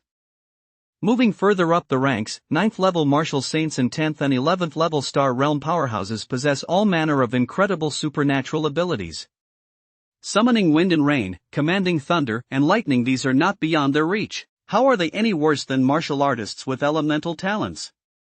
Those with a strong martial path can even manipulate the evolution of their own cells. Can an ordinary mentalist do that? Martial path cultivation is fundamentally different paths leading to the same destination. At the end of the day, it's all about tapping into one's potential, unlocking the body's treasures, and continuously elevating one's level of existence. Lu Shang himself is the best example. Through his cultivation of the stellar body tempering technique and the natural breathing art, his chi and blood levels had skyrocketed, giving him combat prowess far surpassing that of ordinary people, which is why the outside world mistakenly regarded him as a strength-type martial artist. In reality, he knew better than anyone else whether that was truly the case. Mortals always like to categorize the incredible things that happen to others as talent or miracles, but in reality, Lu Sheng clenched his fists, a flicker of determination in his eyes. What talent could possibly compare to one's own effort and wisdom? The martial path itself is the greatest miracle of the human race. Closing the information on the optical computer about martial artists with innate talent, Lu Sheng suddenly realized he hadn't checked his own life history in quite some time. With that in mind, he issued a command to the optical computer. Retrieve my personal profile. Retrieving. Name, Lu Sheng. Gender, male. Lifespan, martial path months. Martial path strength, level 7 martial artist. Life history, at age 18, he became a level 2 martial artist, causing a sensation in Baihe City. Later, recommended by the Baihe City Martial Arts Association, he participated in the Dongning Province Genius Training Camp and ranked first in the camp. That same year, he entered Dongning Martial Arts University with college entrance exam scores that placed him first. Retrieving data. Sure enough, this time the optical brain did not. Moreover, the training in this stage truly lays the groundwork for the future development of the stellar body refinement technique. All the way to the realm of immortality, cellular rebirth, and an invincible physical body. Come to think of it, that makes perfect sense. The stellar body refinement technique claims that upon reaching its pinnacle, one can harbor the mighty power of a star within their body. If one's constitution isn't strong enough, how could they possibly contain a star? They'd likely be burned to death by the heat waves released during cultivation. Lu Sheng briefly reviewed the specific cultivation process for this stage of the stellar body refinement technique. To his surprise, he discovered that the difficulty of the newly unlocked movements had increased immeasurably compared to before, and many of them required the stimulation of mental energy to be effective. Indeed, all paths of the martial path lead to the same destination. Physical cultivation is equally inseparable from the assistance of mental energy. Looking at it another way, the barrier to entry for the stellar body refinement technique is extremely high. It's not something just anyone can practice. At the very least, one must possess the innate talent of a mentalist. Lu Sheng mused for a moment before continuing to review the advanced section of the natural breathing art. Once again, his breathing became rapid. Powerful. After finishing the advanced section of the natural breathing art, Lu Sheng could only utter those two words. The natural breathing art, which had seemed somewhat ordinary in its introductory stage, finally blossomed in the advanced section, radiating a brilliance every bit as dazzling as the other two level 11 cultivation techniques. The entire advanced section of the natural breathing art taught only one thing: how to cultivate a special form of internal energy. When a martial artist advances from level 3 to level 4, although their chi and blood values increase only slightly, their combat power undergoes a qualitative transformation. This is precisely because of the emergence of internal energy. At this stage, the gap between martial artists also widens significantly. A 2.5 genius martial artist with a solid foundation and exceptional natural talent will cultivate internal energy far stronger than that of an ordinary martial artist. Among them, some are even able to imbue their internal energy with special elemental attributes. Of course, this is something only those with elemental-type talents who are rarer than pandas can achieve. This is precisely why martial artists with elemental talents hold such an overwhelming advantage in the early stages of the martial path. The advanced chapter of natural breathing art explains exactly how an ordinary martial artist can reach the same level as those with elemental talents. By imbuing their inner energy with special attributes. And even surpass them. And not just one special attribute, they can switch between them at will. Commune with nature, find the elemental attribute that resonates with you, and thereby transform your inner energy. Not only that, but the natural breathing art can continuously refine your inner energy, elevating its quality to 10, dozens, or even 100 times that of an ordinary martial artist. Lu Sheng's heart raced. He could not calm down for a long time. This method of artificially creating elemental-type martial talents could already be described with terms like reshaping one's foundations or defying the laws of nature. In contrast, the advanced chapter of the crystal contemplation method seemed rather unremarkable compared to the previous two. Main text 067. The Divine Illumination King of the Underworld Sutra, an unimaginably terrifying cultivation technique. 510. 067. The Divine Illumination King of the Underworld Sutra, an unimaginably terrifying cultivation technique. 510. The content of the advanced chapter of the crystal visualization method simply replaces the visualized crystal figure with a diamond figure of even greater strength. The spiritual power cultivated in this way would be purer and more potent. The three advanced techniques brought Lu Sheng so many surprises, each one more powerful than the last. For a moment, Lu Sheng didn't even know where to begin his cultivation. Just as Lu Sheng felt he had gained so much, he suddenly remembered something very important. That's right, now that my permissions have been upgraded, I should be able to access the combat techniques for mentalists as well. With that thought, Lu Sheng immediately issued a command: retrieve all combat techniques suitable for level 2 mentalists to practice. Retrieving. In just a few seconds, a vast amount of information appeared before Lu Sheng. Silver Sky Shuttle, Endless Blade Wheel, Six-Sided Star Cone. As Lu Sheng reviewed each entry one by one, his eyes grew brighter, yet his brow slowly furrowed. How can this be? Is the entry barrier for mentalists really this high? Lu Sheng felt somewhat disheartened. It wasn't that these techniques weren't powerful enough, nor that they weren't suitable for him, but rather, he simply didn't have the resources to master these techniques at the moment. Almost every mentalist combat technique requires a specific, corresponding weapon. Moreover, crafting these specialized weapons involves extremely high standards, including various designs and concepts. You'd have to find a professional to custom make them, and the materials needed to forge these weapons are also highly specific. Damn it, being a mentalist is basically a pay-to-win profession. He now finally understands that the power of a mentalist is not based solely on the mentalists themselves, but is also closely tied to the current level of technological development in the martial path. The crafting of many weapons demands extremely high levels of smelting technology. Even with the current state of martial path technology, it might not be possible to produce them. Not to mention those special materials that will be worth their weight in gold for the next 10,000 years. Lu Sheng wasn't ready to give up. He continued issuing commands: simulate the environment and filter for weapons that the martial path could craft within 300 years. In progress. The content on the screen was drastically reduced, leaving only a handful of options. Lu Sheng gave them a quick glance and continued. Search for the locations where the materials for these weapons are produced, under simulated conditions, within the next 300 years of the martial path. This was the first time Lu Sheng had performed a search with such specific criteria. This involved changes in the terrain across the martial path's 10,000-year history, as well as the distribution of rare mineral deposits. He wasn't sure if it would work. The result was unexpected. There really were some. The query has retrieved the distribution of all locations where strategic resources might exist within the martial path over the past 300 years. Wow, materials for Spirit Mind Master's weapons had actually been classified as strategic resources.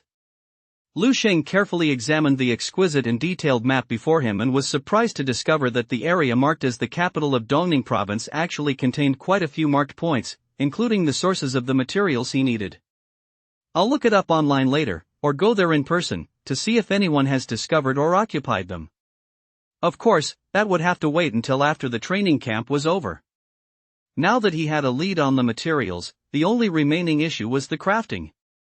It's definitely unrealistic for me to craft these weapons on my own. I'll have to rely on the military or the government. In that case, a gleam flashed in Lu Sheng's eyes as he muttered to himself, I'll have to find an opportunity to showcase my talent as a mentalist. The stronger one's talent, the more resources one can obtain. That has always been the rule in the martial path world. Come to think of it, aren't there any level 11 powerhouses who advanced from being mentalists? What techniques do they use? Lu Sheng pondered this, then changed his approach and commanded his optical brain. Retrieve the mentalist cultivation system that has been incorporated into the Fire Seed project. Retrieving data. Sheng stared at the blue light before him as the content began to appear within it. He knew that only what had been incorporated into the Fireseed project represented the true essence and core of the martial path for the next 10,000 years. He was eager to discover what earth-shattering abilities a peak mentalist, standing at the pinnacle of their art 10,000 years from now, would possess. Crystal contemplation method, already incorporated into the Fireseed project. The first item to appear was precisely the crystal contemplation method that Lu Sheng had been cultivating all along. As expected, the crystal contemplation method is the supreme scripture of the mental masters. There was very little content displayed this time, and Lu Sheng thought there were no further results, but to his surprise, there was actually another entry following the crystal contemplation method. Xinjiao Ming Wang Jing. Technique description, created by Duani Feng, an 11th level powerhouse of the Martial Alliance, and incorporated into the Fireseed project. The Sutra of the Divine Illuminating King of the Underworld, an 11th level technique Duani Feng. It was the same person who created the crystal contemplation method. Lu Sheng was stunned. He had searched on a whim, never expecting to uncover such a colossal surprise. Moreover, this Xinjiao Ming Wang Jing wasn't a fragment, it was the complete text. In other words, Lu Sheng had directly obtained the complete legacy of an 11th level cultivation technique. Then why didn't it show up when I searched before? Lu Sheng muttered to himself as he began reading the text. By the time he had finished reading it, he was completely at a loss for words to describe the profound shock he felt inside. Unconventional and beyond belief. That was Lu Sheng's assessment of this cultivation technique. Of course, it was also unimaginably powerful. No wonder it didn't show up when I searched for combat techniques earlier. Although this technique falls within the scope of a mentalist's abilities and is specifically designed for combat, it isn't strictly a combat technique. The core of the Divine Illumination King of the Underworld Sutra is simple, so simple it can be summed up in a single sentence. Using mental energy to construct another body within the martial artist's own body. A body woven entirely from mental energy. It could also be called a doppelganger.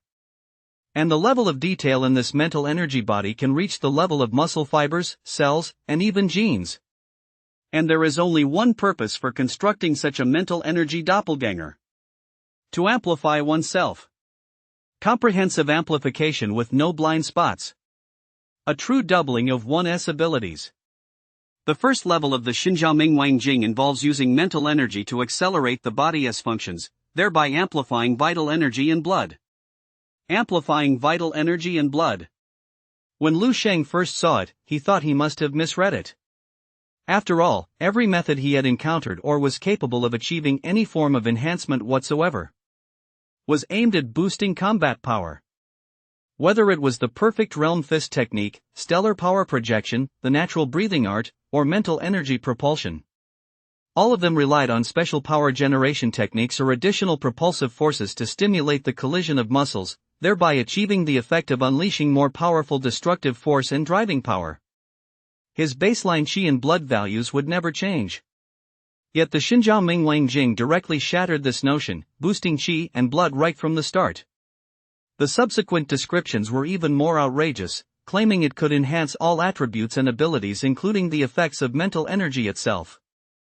This is simply outrageous. Vitality is the foundation of everything. Even newcomers who just begun their martial path know this. Yet even a figure of this caliber could not prop up the collapsing human civilization. Lu Sheng fell silent. Facts have proven that my thinking was correct. Yang Yao held a mop in both hands, struggling to scrub away the stains on the floor. Yang Yao, aren't you done yet? The girl helping out mopped her way over to Yang Yao's side, looked up, and chatted with her. 4 times? Yang Yao was startled. Yang Yao, what do you think Lu Sheng has been up to lately? Hiding in his room all day, never coming out? Is he going into seclusion to train like those ancient martial arts masters in novels? You close with him? Do you know anything? Yang Yao's movements paused for a moment before quickly resuming their normal rhythm. I don't know. The girl sighed and said, I guess you don't know either. That Lu Sheng really is something. Who knows what kind of shenanigans he is up to. He came in so fiercely back then, crushing everyone in the camp so they didn't dare say a word. And look at him now, he wilted the very next day. The girl picked up the mop in her hand, dipped it into the bucket of water, and shook her head. Now that over a month has passed, everyone including us underachievers has made tremendous strides in our strength. Several have even broken through to level 2 martial artist. Lu Sheng's been holed up. I bet the others have long since caught up to him and even surpassed him. Yang Yao, do you think he is scared? Did he know this would happen and decide to play hide and seek to keep up the air of mystery? The girl stared intently at Yang Yao as she asked. Yang Yao couldn't help but picture the figure of that young man in her mind. When still, he was like ice, silent, calm, and low-key. But when he erupted, he was like a volcano, unrestrained, reckless, and like a demon king who controlled everything. No, Lu Sheng isn't that kind of person. Yang Yao said firmly. Then he should come out already. We're not asking him to back us up. Just to save our face would be enough. The girl, clutching a mop, looked utterly exasperated. You know just how tough things are for us right now. So many people from the city have experts backing them up. They've snatched up all the jobs that are easy and pay well. All that's left for us are the dirty, exhausting jobs that pay next to nothing. Haven't you noticed those guys are specifically targeting us Baiha City folks? It's all because Lu Shan was so cocky when he joined the camp. If he is going to play hide and seek now, he shouldn't have drawn all that hate in the first place. He is just screwing us over, damn it. The girl picked up the mop and jabbed it hard into the bucket, sending water splashing all over the floor. Yang Yao forced a smile and said comfortingly, "You take a break. I'll handle the rest myself." With that, he silently went back to cleaning, saying nothing more. In a room with 6 walls as leaden black as rock, a sturdy figure sat quietly in the lotus position. It was a teenager in his early s. His skin was dark, his features ordinary, yet his brow carried a hint of determination and ferocity. The boy sat motionless in the center of the room, yet he seemed to be bearing an immense pressure. Every muscle in his body trembled ever so slightly.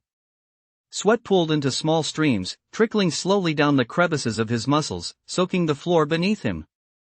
It was unclear how much time had passed, but the boyish expression began to grow strained and grave. He struggled to lift half a finger, moving it inch by inch until he gently pressed a button on a white remote control of unknown material lying within reach. Beep. As the beep sounded, the air in the entire room seemed to lighten. The boy exhaled deeply and slowly stood up from the floor, his entire body emitting a series of crisp cracking sounds from his bones. The boy walked out of the room, and a classmate who had been waiting at the door immediately handed him a dry white towel. The boy took it without a second thought, wiping the sweat from his body as he casually asked, "How long did I last this time?" 3 minutes and 52 seconds. The classmate blurted out the number, his face glowing with excitement and admiration. "Chow, you're seriously amazing. Just now I thought you weren't going to make it." I almost hit pause from outside, but I didn't expect you to hold out for another 30 seconds. Outside the gravity training chamber was a huge one-way mirror, allowing those standing outside to clearly see what was happening inside. This prevented tragedies caused by people inside being unable to stop training due to excessive physical exhaustion from the high gravity. Only a little over a minute longer than last time? Nua Zhao Chao furrowed his brow, then turned to the boy and said, "Next time I go in, I want to press stop myself. I'll save just enough strength to wiggle my little finger when you see that gesture. Hit pause immediately." "Okay." The young man said with admiration, "Chow, if you push yourself this hard, you'll surely adapt fully to 4 times the gravity very soon and break through to level 3 martial artist. By then, who in the entire training camp will be a match for you?" "Level 3 martial artist, huh?" Chow muttered under his breath but said nothing more. Coming back to his senses, Chow asked the boy beside him, "Do you know what Xiao Lin has been up to lately?" The boy thought for a moment and said, "Xiao Lin rarely shows up in the main training rooms. She gets one-on-one coaching from Chief Instructor Dong Qingxue, and since she is a mentalist, her training regimen is completely different from everyone else's." "A mentalist?" A fierce gleam suddenly flashed in Chao's eyes as he said, "So what if she is a mentalist? As long as my defenses are strong enough, a mentalist is nothing but a joke.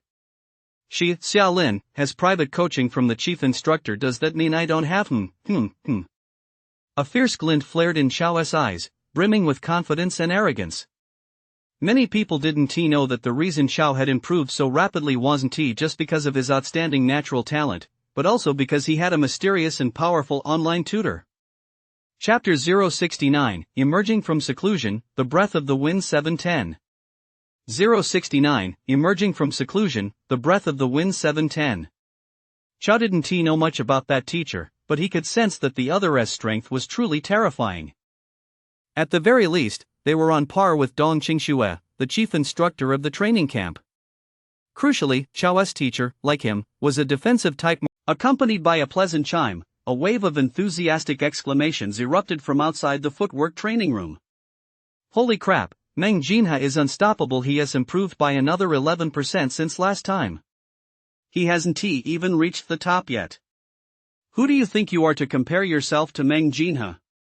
Meng Jinhe, with his delicate features and slender build, smiled as he stepped out of the agility training room, greeted by gazes filled with admiration, respect, and awe. He thoroughly enjoyed this attention. Jinhe, you should be able to enter the third stage pretty soon, right? Meng Jinhe pretended to think for a moment, then nodded. I suppose so. Once you enter the third stage, you'll be close to the agility training room's all-time record. Jinhe, you're about to break the training camp's record. One boy exclaimed excitedly. That's so awesome, Jinhe. You're my idol. Meng Jinhe beamed, his face radiating unmistakable pride and confidence. Breaking the record? Wasn't that a piece of cake? Looking at the crowd of admiring supporters before him, Meng Jinhe felt a secret sense of triumph. These people surely had no idea that he had actually been singled out long ago by Deputy Chief Instructor Major Qin Xiaojun. He had been secretly grooming him all along.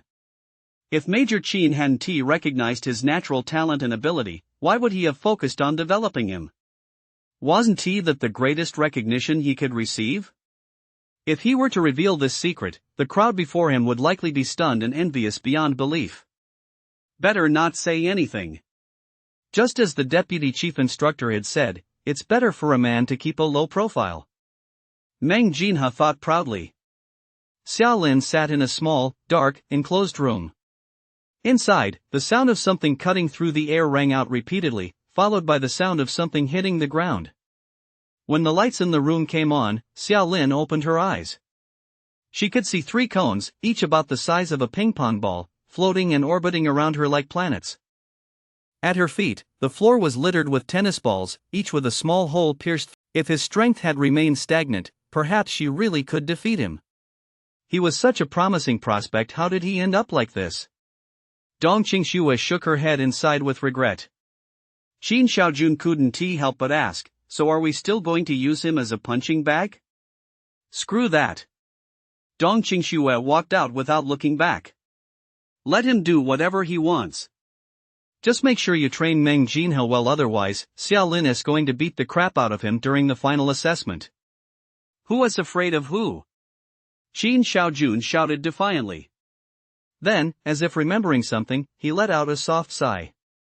Just as a certain person's name along with the glory and pressure associated with it gradually faded from everyone's sight, the door to a single-occupancy dormitory in the training camp finally swayed open at a time unlike any other. Sunlight filtered through the branches and leaves of the large tree in front of the dormitory, casting dappled spots of light onto Lu Sheng's face. Lu Sheng narrowed his eyes and stared intently at a pair of flower-tailed finches perched on a branch for quite a while. Only after they flew away did Lu Sheng look away. It's been a month. Lu Sheng sighed softly. Compared to a month ago, Lu Sheng's figure was now more well-prepared and upright. He had grown a little taller, and his hair had grown slightly longer. His skin was fairer and smoother than a month ago, and his eyes were clearer and brighter. His entire demeanor seemed to have undergone some indescribable change, though no one could quite put their finger on exactly what it was. Over the past month, Lu Sheng had been completely immersed in his cultivation. The advanced chapter of stellar body refinement technique, the advanced chapter of natural breathing art, the advanced chapter of crystal visualization method, and the Divine Illumination Sutra of the King of the Underworld. He cultivated all 4 techniques simultaneously until he had consumed every last marrow-nourishing pill in his possession. Only then did his progress slow slightly. That was when he finally stopped. Just how much stronger had Lu Shang become over the past month? No one knew. Not even Lu Shang himself knew. Right now, I just want to find a place where I can properly test how much stronger I'd become. Lu Shang looked at his hands and muttered to himself. Soon, an idea came to him. Lu Shang set off toward a location marked on the base map he had memorized. He moved so quickly that he vanished in the blink of an eye. Not only that, but his breath seemed to carry a hint of the wind. Time to hit the hay, guys. I've updated 7 chapters, all long ones at around 3,000 characters each. There are 3 more coming tomorrow. The titles are trash, so please support me with full subscriptions. Chapter 070. The sound of cutting through the air in the gravity chamber 810. 070. The sound of cutting through the air in the gravity chamber 810. Genius Training Camp, Special Training Chamber Complex. The complex was huge, almost as big as a soccer field. There were a total of 8 entrances and exits throughout the complex, with various special training chambers located in different areas. At one of these entrances, 3 boys were walking out while chatting. I feel like I've made pretty good progress lately. Next time, I might try the double gravity chamber. Keep an eye on me then, okay? I really don't want to end up with internal bleeding and have to go to the infirmary. No problem. But remember, we agreed to share the room. If you go into the double gravity chamber, you'll have to cover the bulk of the points. Fine, I'll pay half then.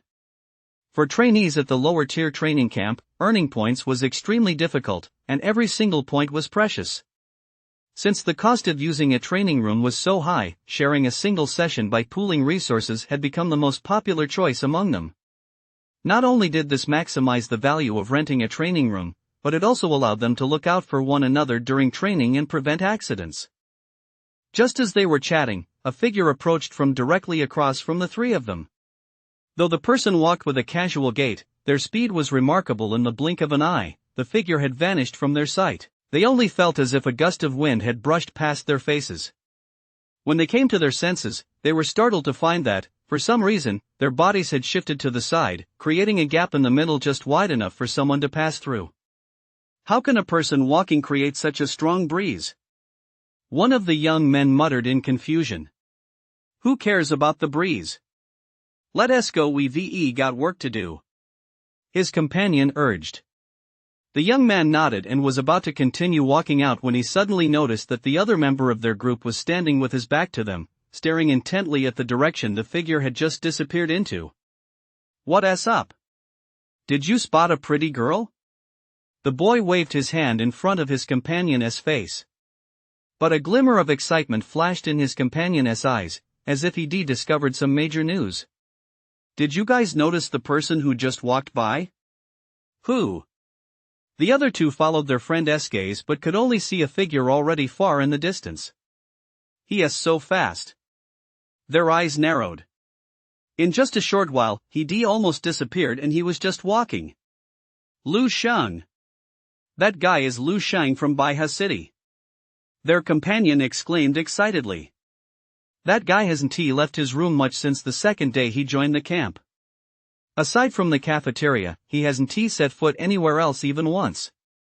And today he actually came to the training hall. That's big news. The other 2's eyes lit up instantly as well. Is it really him? How could it be anyone else? He just walked right past us. Quick! Let us follow him and check it out. The 3 had no intention of leaving. Driven by their curiosity, they broke into a light jog to catch up. So this is what they call a gravity training room? Lu Shang surveyed the small room in front of him. A huge one-way mirror was mounted on the wall outside the room, allowing a clear view of the interior. Inside, it was completely empty, with pure black walls. There were 6 such gravity training rooms in total. Most were empty, with only 1 or 2 people standing outside a few of them, all of their attention fixed on the glass in front of them. Let us go in and take a look. Lu Shang took out his ID card and swiped it on the card reader outside the gravity training room. The card reader displayed the number 365. Lu Shang had a total of 1,000 points, having spent so much time in the room, had quite a few left. 10 points per hour. Lu Sheng thought for a moment, then decided, I'll go for 3 hours first. After all, it was still early before mealtime. The card reader deducted the points, bringing his total down to 335. Then the training room door beeped, and the door opened automatically. Lu Sheng walked inside. There was a small open area near the entrance, with a dense list of precautions posted on the wall. You must remove your shoes and cannot carry any items on your person. Lu Sheng followed the instructions, emptying everything from his pockets onto the designated storage rack, then walked barefoot into the room. The floor of the room, made of some unknown material, was unusually soft. To use a popular expression, it felt like stepping in shit. The floor would sink slightly beneath his feet as he walked. Lu Sheng walked to the center of the room, where a white remote control lay on the floor. A quick glance was enough to tell that it was used to adjust the gravity multiplier. Let us start with 1 times gravity. No deep breath, no preparation whatsoever. Lu Sheng simply pressed the start button on the remote control in his hand. Holy shit, doesn't this guy even need to warm up? Outside the gravity chamber, 3 young men watched Lu Sheng reach out to press the start button and couldn't help but blurt out. This guy has been out of the training camp's rhythm for too long. He has lost even basic common sense. One of the young men shook his head and said, the gravity chamber isn't something to mess around with. We're all serious martial artists. Our muscles and bones might be fine and able to withstand sudden changes in external pressure. But his fragile internal organs won't have it so easy. If he doesn't warm up and prepare properly as required, he could easily suffer internal organ rupture and bleeding. Don't you remember the first time we went in? He has always been so cocky. Let him learn a lesson the hard way. Another boy said with schadenfreude. The other 2 nodded in unison. Beep. The sound signaling that gravity had been activated. The 3 boys smiled as they watched Lu Sheng inside the room, ready to enjoy the show. After all, the training room had one-way glass, so they didn't have to worry about Lu Sheng noticing them. Why isn't he reacting? Didn't he turn it on yet? It's on. One of the boys glanced over at the small display screen outside each room, which showed the gravity level inside. Right now, the screen read, 1x gravity activated. Then why isn't he reacting at all? One of the boys leaned in skeptically, widening his eyes to get a better look. Inside the room, Lu Sheng looked completely unfazed, as if nothing had happened to him at all. His expression hasn't changed at all. Could it be?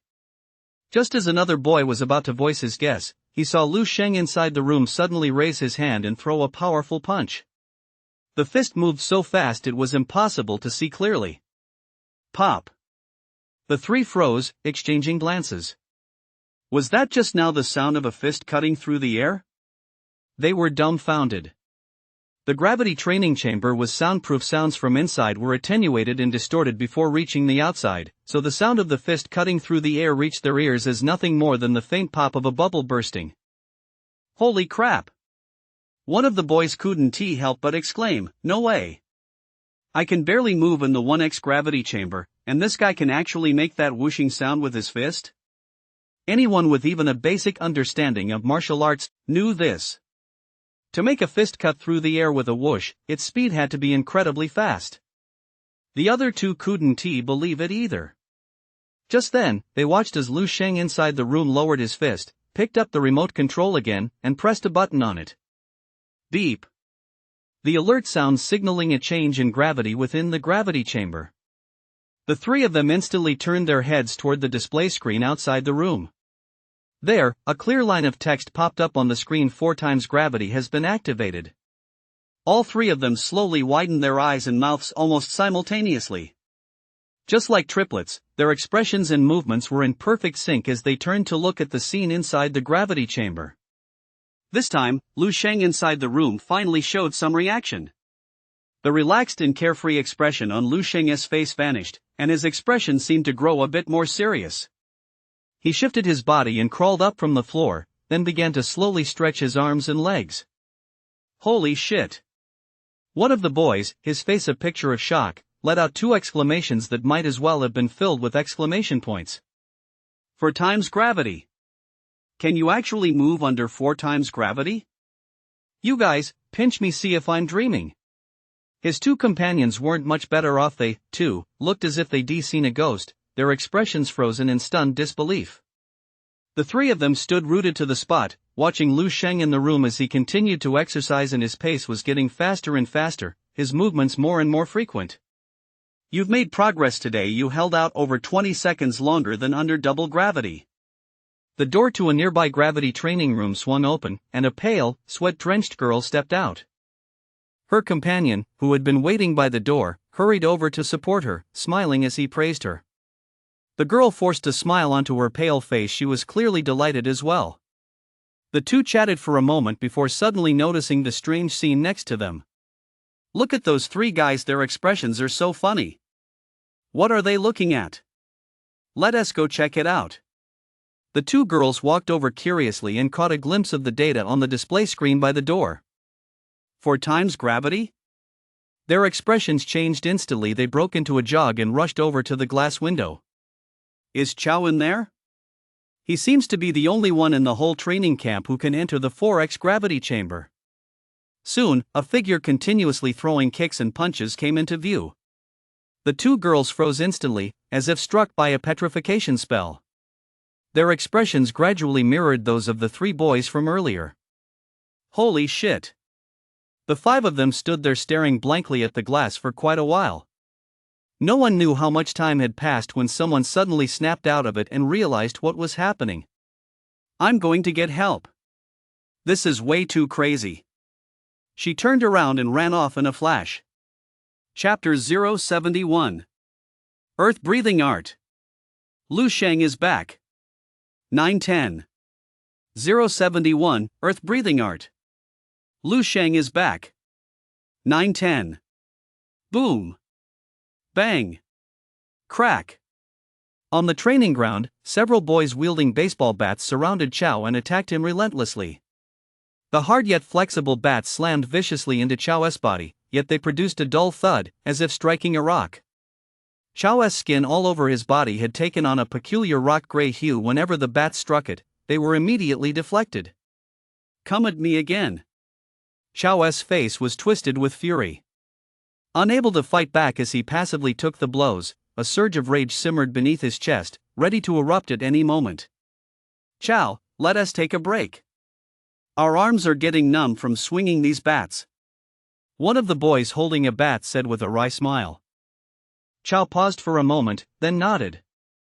All right, let us practice some more later. Although these men respected his talent and strength and had voluntarily gathered around him, they were all geniuses on the martial path, top-tier figures in the city, and couldn't possibly be treated as his henchmen, to be bossed around at his whim. After all, he had to be considerate of their feelings. Seeing Chow nod, the boys breathed a huge sigh of relief and sat down to rest. Just as the group was chatting idly, a man burst in from outside as if his life depended on it. Chow 993 Chow, something major has happened. The man was gasping for breath. For a full-fledged martial artist to be running like this, one could imagine it must be an urgent matter. What major incident? What could possibly be that serious at a training camp? Chow replied casually, but suddenly, as if a thought struck him, he sprang to his feet. A flash of intensity lit up his eyes as he asked, did Meng Jinha break a record? Or was it Xiaolin? The newcomer pressed a hand to his chest to steady his breathing and shook his head. It's neither Meng Jinha nor Xiaolin. Then who is it? It's Lu Sheng. That Lu Sheng from Baihe City. The visitor finally got his breathing under control and blurted out in one breath, Lu Sheng went into the 4G training chamber. I can't quite explain it, but yes, about to break your record. You'd better go check it out. Lu Sheng? Chow's expression froze. It was a name he never would have expected to hear. I'll go check it out.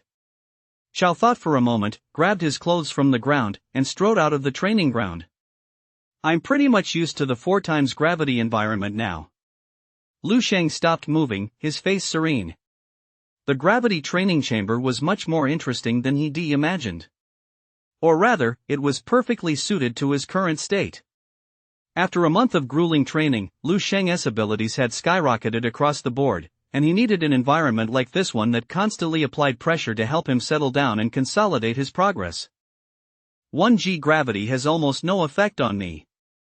It just feels like there's a bit more strain on my body, as if the air has become thicker. Performing the same movements as usual requires more effort. At 4 times gravity, this sensation is even more pronounced at first, even breathing felt a bit uncomfortable. But it's just discomfort once you get used to it, it's no different. Lu Sheng thought to himself as he casually picked up the remote control from the floor and pressed the plus button. Gravity, increase it by 1 more fold. 5 times gravity. A sudden surge of pressure slammed into Lu Sheng's body. Lu Sheng felt his body sink heavily downward. It was as if he had suddenly sunk into a quagmire, making it increasingly difficult to move. This pressure is just about right. A faint gleam lit up in Lu Sheng's eyes as he took a deep breath. Now, it's time to test out what I've learned recently. Switch to earth breathing art. In an instant, Lu Sheng's breathing changed. It was a change that defied precise description. Lu Sheng's chest began to rise and fall in a peculiar rhythm, and his body swayed in a strange manner. His feet clung tightly to the ground. Through the thick floor padding, it was as if an invisible force were surging ceaselessly into his body from the ground. This was one of the gains Lu Sheng had achieved during his month of arduous training. It was one of the special breathing arts he had grasped from the advanced section of the natural breathing art. Earth breathing art. Although Lu Sheng was still a long way from comprehending the corresponding earth attribute inner energy, what he had mastered so far was already enough to significantly boost his strength. Take this moment, for example. Hiss. Outside the training room, the crowd gathered to watch all gasped in astonishment at the sight. By now, the doorway to this small room was already swarming with people. At the same time, more people kept rushing in from the venue's 8 entrances and exits, hurrying over. Among them was Chow, who had just arrived with his group. How's it going? Has Lu Sheng come out yet? How long did he stay in the 4 times gravity chamber? As soon as Chow arrived, he asked. Before the person he was addressing could answer, a wave of intense gasps erupted from the crowd gathered at the glass window. Holy crap, it's 5 times gravity now. Lu Sheng turned the gravity up to 5 times. Holy crap, if I went in there, I'd probably get crushed to death. That's insane. 5 times gravity? Chow froze for a moment upon hearing the commotion, then rushed over, pushing his way through the crowd with a grim expression. Fuck, who the hell do you think you're shoving? A boy whom Chow had grabbed by the shoulders and yanked out turned around, his face full of anger only to come face to face with Chow's terrifyingly grim expression. He froze for a moment. Chow! Chow had arrived. The news quickly spread within the small crowd. The people gathered outside the one-way glass all turned their heads, sizing up Chow with strange looks. This is going to be a show. Someone muttered under their breath. Chow pretended not to hear the comment, his eyes fixed straight ahead into the room. Inside, a tall, upright teenager stood in the center of the room, his body swaying slightly to a unique rhythm. His breathing was steady, and his handsome face was serene. At first glance, Chow's pupils contracted sharply. He can actually stand up? Unwilling to believe it, Chow turned to look at the small display screen beside him. The crowd voluntarily parted to clear a line of sight, and someone joked, Chow, stop looking, it really is 5 times. The screen isn't broken. Ha ha. A faint ripple of laughter rippled through the crowd. Chow shot the person a fierce glare, then turned his gaze back to the training room, his face quickly betraying immense shock and disbelief. 5 times the gravity. It really was 5 times the gravity. How had Lu Sheng managed to do it under such pressure? He, Chow, had a mysterious and powerful martial arts master guiding him online every night, more credits than he could ever use, and spent 10 times as much time in the gravity training room as anyone. That level of depth and scope is simply incomparable to ordinary techniques.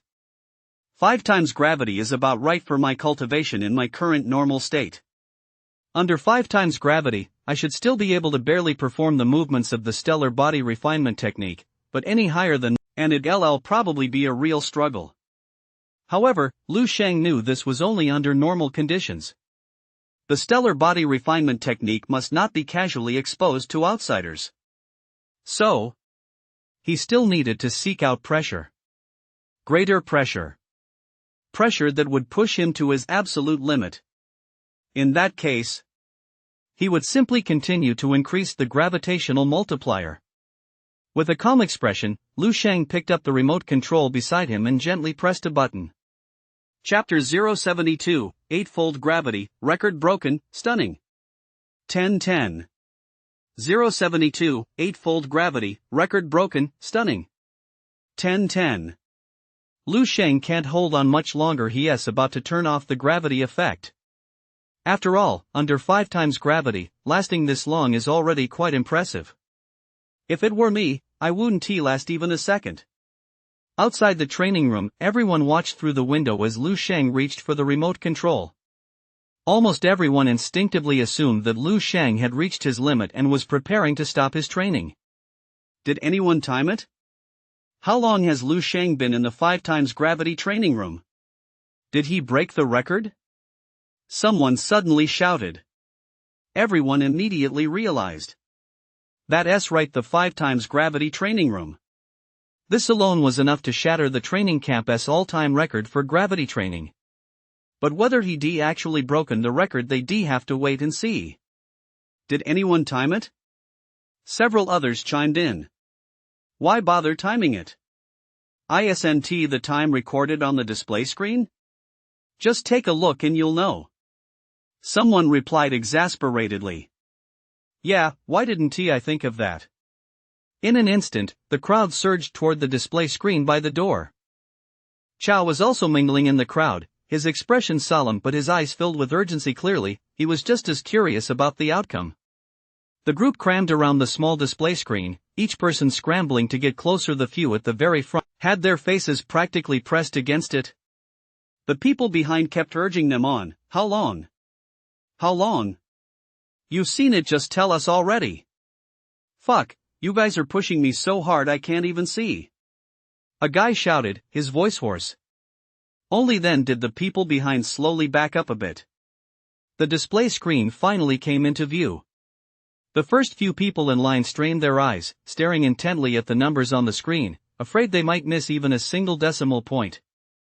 The activation time under 5G gravity mode is 7 minutes. As soon as they heard 7 minutes, the crowd immediately erupted into an uproar. Holy shit, over 7 minutes under 5G gravity. Isn't that already a record? That's insane, Lu Sheng. What do you call this? When you don't make a sound, it's nothing, but when you do, it's earth-shattering? Do you think he was in seclusion last month, training some legendary martial art? With this result, Lu Sheng must already be a level 3 martial artist, right? Wow. Listening to the chatter around him, Chow felt a mix of emotions. He suddenly felt that all his efforts over the past month had been in vain. What with the so-called online guidance from a mysterious teacher, and spending 10 times as much time in the gravity training room as everyone else every day. It was all a joke. 3 minutes under 4 times gravity and 7 minutes under 5 times gravity are completely different concepts, okay? The gap between them. Chow's pride was shattered in that moment. Standing in the crowd, he felt like a clown. How many seconds for 7 minutes? You didn't finish. Yeah, 7 minutes and how many seconds? Hurry up and say it. A commotion rose again from the crowd. But at that moment, the few people at the very front fell silent. Their heads were planted right in front of the display screen, their expressions blank, unable to utter a single word. Damn it, you're just taking up space. A hot-tempered fat guy couldn't stand it anymore. He charged forward and shoved the others aside. It's just a few numbers, is it really that hard to read? As he spoke, he looked up at the display screen. The moment he saw it, he too froze in place, speechless. With the fat guy shoving them aside, the people blocking the front scattered, and the crowd behind them got a clear view of the entire display. In an instant, everyone fell silent. Their eyes were fixed on that tiny display, their expressions as if they'd seen a ghost. Holy shit. Someone managed to squeeze out a muttered curse, opening and closing their mouth, but not a single word came out. On the small display, a clear line of text read. 6 times gravity has been activated. 6 times gravity. Lu Shanghen T left the training room. His movement with the remote control wasn't T to pause, it was to continue increasing the gravity multiplier. Chow stood in the crowd, staring at the huge 6 on the display screen, his expression somewhat dazed. Just then, right before everyone's eyes, the number on the display screen changed again. The original 6 times silently transformed into a single-digit 7. 7 times gravity has been activated. In an instant, the crowd went absolutely wild. Today, 2 more trainees couldn't handle it and requested to withdraw from the camp. Dong Qingxue casually tossed the 2 files aside and said coldly. Qin Xiaojun, holding a cup of coffee, offered a nonchalant consolation. They're all spoiled brats from well-to-do families, geniuses who've been the center of attention back in the city. It's only natural they can't handle the pressure here and can't keep going. Don't worry. They can't even handle a little pressure? They can't hang in there when faced with a little difficulty? Then what will happen when they're on the battlefield, fighting monster beasts with real weapons? Will they be able to hold out? Dong Qingxue said with a cold laugh, geniuses in the safe zone will never truly be geniuses. Only those who've been tested on the battlefield are true geniuses. You're just taking things too seriously. Qin Xiaojun shook his head and said, actually, the quality of this class of trainees is pretty good. I estimate that at least 80% of them will make it to the end of the camp. Let us hope so. Dong Qingxue brought the conversation to a close and was about to resume reviewing the documents in front of her when suddenly, her computer emitted a crisp notification sound. Ding! A hint of surprise flashed across Dong Qingxue's face. She clicked on the message, and the first words she saw brought a smile to her lips. Someone has broken the all-time record in the gravity training chamber. Dong Qingxue remarked. Qin Xiaojun, who had been sitting calmly nearby, immediately perked up. That fast? Who? Chow. That kid's got some skills. Xi Meng must have trained him well. I should find time to treat him to a meal later. As Dong Qingxue read the message, however, her expression grew increasingly strange. She suddenly looked up, stared blankly at Qin Xiaojun, and said, "It's not Chow. It's someone you'd never guess." I'd never guess? Qin Xiaojun was a bit puzzled. Who is it? Dong Qingxue looked Qin Xiaojun straight in the eye and said, enunciating each word clearly, "It's Lu Shang." Put. Qin Xiaojun immediately spit out the coffee he'd just taken a sip of, splattering it all over the floor. Who? Lu Shang? That kid's out of seclusion? He has been holed up for over a month straight, and he still managed to break the record? Qin Xiaojun fired off a barrage of questions, his face a picture of disbelief. Dong Qingxue nodded thoughtfully. It seems he didn't completely waste his time these past few months. Combined with his existing abilities, it's entirely possible he achieved this result. Qin Xiaojun held his cup, wiping his mouth as he said blankly, "That's true. But that kid has still given us a huge surprise. It looks like the Whetstone project can continue."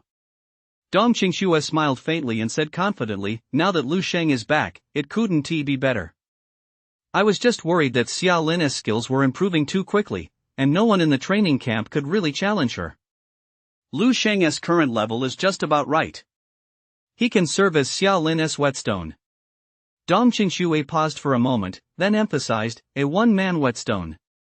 Look at you, acting all high and mighty." Qin Xiaojun shook his head and walked to Dong Qingxue's side. "Let me see Lu Sheng's record-breaking score. I recall the all-time high in the gravity training chamber was something like X minutes under 5 times gravity." As Qin Xiaojun spoke, he walked over to Dong Qingxue, who handed him her computer. She was just about to pull up the message history for Qin Xiaojun to see.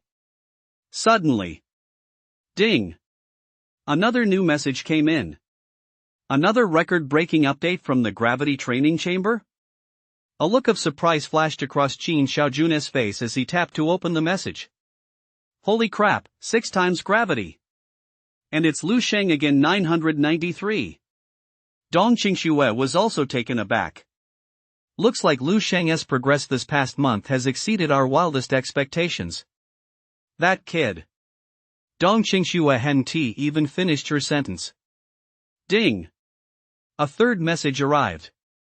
It was still about the gravity training room, still a record-breaking notification. And still. It was Lu Sheng. 777 times gravity. Qin Xiaojun was so shocked he stuttered, whipping his head around to look at Dong Qingxue. Just how much strength has this kid been hiding?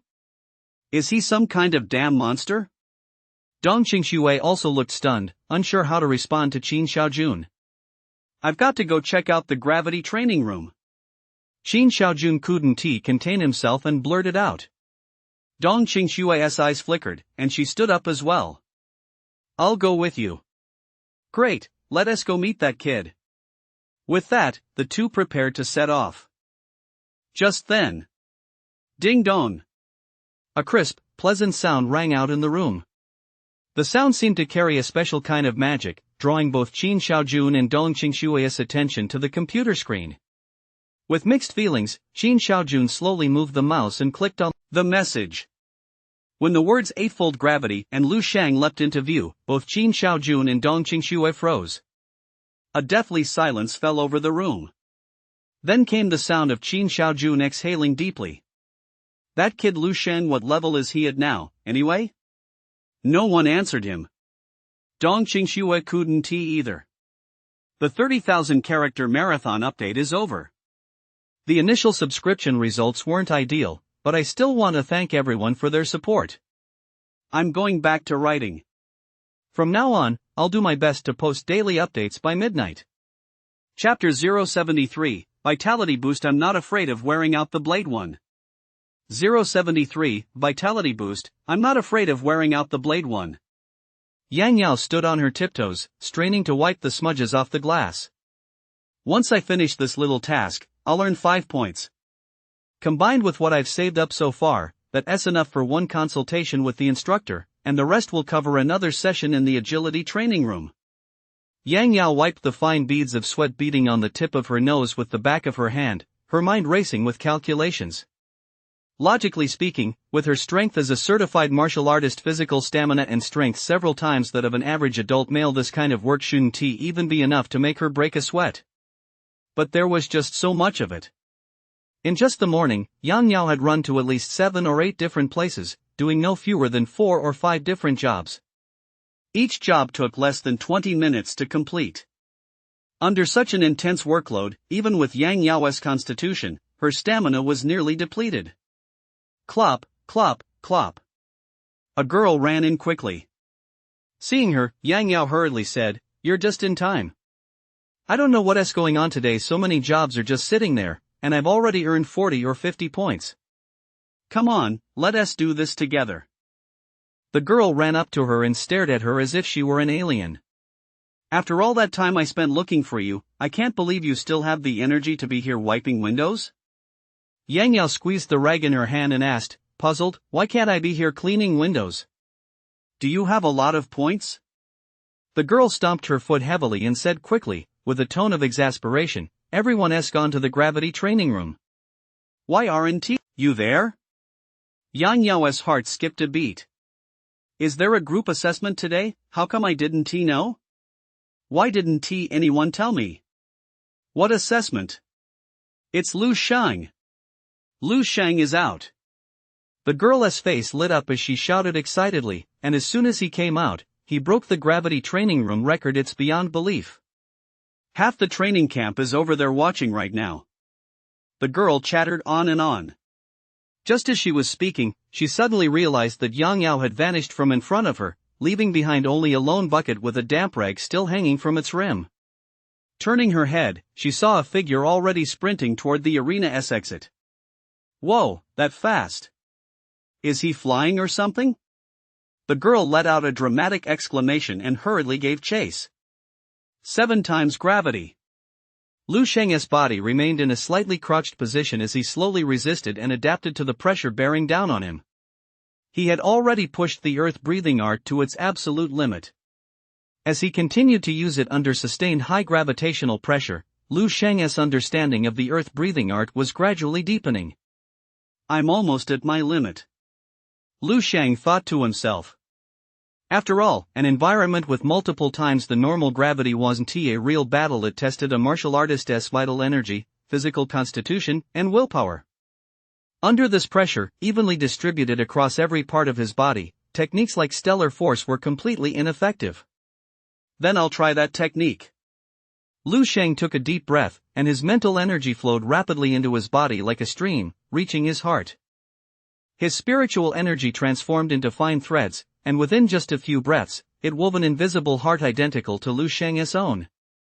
Unfortunately, this scene, which could be described as a masterpiece of divine craftsmanship, could not be seen by outsiders, otherwise, they would surely be so astonished their jaws would drop. The skill and painstaking effort contained within were truly breathtaking. This intangible heart, which represented the vast majority of Lu Sheng's relentless efforts over the past month, overlapped perfectly with his original heart. Boom! Both hearts beat in unison. In an instant, a colossal force surged forth from Lu Sheng's heart.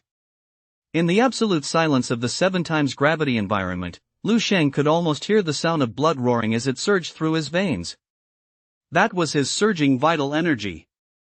As his vital energy increased, the pressure imposed by the 7 times gravity gradually eased.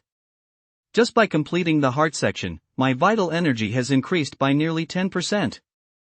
The effects of the Divine Illumination King of the Underworld Sutra are truly terrifying. Lu Sheng slowly stretched his body, which had been constrained by the gravity. Vital energy is the foundation of a martial artist. An increase in vital energy levels enhances a martial artist's strength in every aspect. It's not as simple as +1 strength or +1 speed. An increase of nearly 10% in vital energy levels brought Lu Sheng a boost that could only be described as immense. Moreover, unlike techniques such as channeling stellar power, this boost imposes no physical requirements whatsoever. Unlike ordinary methods of increasing qi and blood, the boost from the Divine Illumination King of the Underworld Sutra has no side effects and lasts much longer. Lu Sheng could sense his mental energy slowly depleting. This boost would persist until his mental energy was completely exhausted. Then I'll just increase the pressure some more. Feeling that his qi and blood had been boosted and that his endurance limit had once again risen, Lu Sheng picked up the remote control beside him and pressed the plus button once more. 8 times gravity. Boom! A tremendous pressure slammed into Lu Sheng's body. Thud! Lu Shan lost his balance and fell straight to one knee on the ground. He had, after all, underestimated the terrifying pressure of 8 times Earth's gravity. It felt as if 10,000 small road rollers were frantically crushing every surface of his body. Lu Sheng could even hear the creaking sounds of his muscles and bones grinding and colliding against one another. Even the earth-breathing art could do little to counter such terrifying pressure. I'm almost at my limit. At that moment, Lu Sheng was grateful that he had cultivated the stellar body tempering art. This level 11 supreme body refining art not only forged his external physique but also simultaneously tempered and strengthened his internal organs. The strength of his internal organs far exceeded that of an ordinary martial artist. Otherwise, Lu Sheng might have already collapsed from injuries caused by his internal organs being crushed and bleeding. Under these conditions, my spiritual energy is being depleted much faster. Every extra second I hold out is a challenge for me. But Lu Sheng breathed slowly, a flicker of determination in his eyes. Isn't this exactly what I want? Ha ha ha. Lu Sheng's gaze was resolute as he straightened his back, inch by inch. 8 times the gravity. Outside the room, a person stood with a dazed expression, muttering, "He is actually trying to stand up." The crowd, their faces etched with shock and disbelief, could no longer find the right words to describe their exact feelings at that moment. In the wake of such a series of massive shocks, any words or expressions seemed utterly inadequate. They now wanted to confirm just one thing: were they actually dreaming right now? Was it possible that they had fallen asleep from exhaustion during their rigorous training and were still living in a dream, not yet awakened? Yang Yao clamped her hands tightly over her mouth, afraid she might cry out in her overwhelming excitement. Her beautiful eyes were fixed solely on the boy inside the one-way glass, who was trying to pull himself up from the ground inch by inch, and they shone brilliantly. Why was she so moved to see Lu Shang return? Was it simply because we're both from Baihe City? Perhaps not even Yang Yao herself was aware of this question. Chao stood in the crowd, the corner of his eye twitching slightly. His hands were clenched into fists, his fingernails digging deep into his palms, almost piercing the skin. The stinging pain in his palms served as a constant reminder of the reality of the scene before him, but he would have preferred to be dreaming right now. Damn it! How could this be so absurd? Chao roared inwardly. This guy. No, hello. Qin Xiaojun and Dong Qingxue stood in the distance with their keen eyesight. They could clearly see the scene inside the training room through the one-way glass. Beside them, a soldier held a laptop displaying the real-time surveillance feed from the training room. It was clear the soldier was deeply shaken. His hands, clutching the laptop, were still trembling slightly. He recognized the trainee on the screen. On his very first day at the camp, he'd beaten a third-rank martial artist lieutenant half to death. It seemed he'd only recently recovered and been discharged from the hospital. It was hard not to be deeply impressed by such a monster-like figure. It seemed this monster had become even more terrifying now. Do you still have confidence that Xiao Lin can defeat him? Qin Xiaojun asked Dong Qingxue. Dong Qingxue's face betrayed no emotion. After a moment of silence, she spoke calmly. Before reaching the Grandmaster level, the power of a mentalist is beyond your imagination. All right. Qin Xiaojun nodded helplessly, but muttered under his breath, such a stubborn woman. Doesn't she fear that the whetstone might be too hard and end up breaking the blade itself? Just then, Dong Qingxue's eyes suddenly flickered, and she whispered, "It's out." Qin Xiaojun looked up toward the distance. Chapter 074. You don't actually think Lu Shang can break my record, do you? 2. 074. You don't actually think Lu Shang can break my record, do you? 2. Beep. Accompanied by the beep, everyone's gaze instinctively turned to the display screen outside the room. Many held their breath, afraid that the number on the screen might accidentally jump up another notch. Under 8 times gravity, endurance time, 4 minutes, 3 seconds, 2-4. Someone almost moaned as they read out the figure on the screen. The crowd stirred briefly, then fell into collective silence. Sometimes, when you're overwhelmed by too many shocks, you become numb to them and eventually get used to it. This isn't even Lu Sheng's true limit. Someone remained silent for a moment before speaking slowly. No one argued. Many wore complex expressions. Indeed, almost everyone who had ever entered the gravity chamber knew this. In that environment, when one truly reaches their physical limit, even moving a little finger is difficult. It requires someone on the outside to help shut off the gravity. Compare that to Lu Shang. Not only was he able to press the remote control to shut down the gravity chamber on his own, but he could even stand up. The gap between the two was so vast that huge didn't he even begin to describe it. Creak. The gravity chamber's door slowly swung open from the inside. Everyone's expressions grew solemn, and then they saw a handsome, upright young man walk out of the room with a calm expression. Lu Shang. Seeing the dense crowd gathered outside the door, Lu Shang showed no sign of emotion. After finishing his training, he had released his highly concentrated mental energy and had long since sensed the presence of these people. Lu Shang, here's a towel. A medium-built, slightly chubby boy stepped forward and handed a clean white towel to Lu Shang. Lu Shang paused for a moment, then quickly took the towel, nodded at the boy, and said a thanks. He vaguely remembered this young man. He seemed to be one of the trainees who had come to Baihe City for this training session. No need to thank me, no need to thank me. It's the least I could do. The young man's face flushed bright red, and he was so flustered he could barely form coherent sentences. It seemed that having Lu Shang accept his towel was an immense honor and a source of great pride for him. A few people standing nearby even looked at him with envy. Lu Shang casually grabbed the towel to wipe the light sweat from his body, then turned to check the scores on the display screen. Upon seeing the exact time recorded, a look of regret crossed Lu Shang's face. If he'd known it would take this little time, he wouldn't have lost 3 hours worth of points. So many points had been wasted for nothing. However, Lu Sheng remembered something and pulled out his ID card, swiping it across the display. He must have broken the gravity chamber record this time. If he remembered correctly, breaking a record came with a points bonus. Beep beep. A number popped up on the display. Remaining points, 4,335. Whoa. Before Lu Sheng could say a word, a chorus of gasps came from behind him. A full 4-digit points total. Quite a few people instinctively reached into their pockets to feel their ID cards, a number flashing through their minds before a look of despair spread across their faces. Even if everyone's points were added up, they probably wouldn't amount to half of Lu Sheng's total.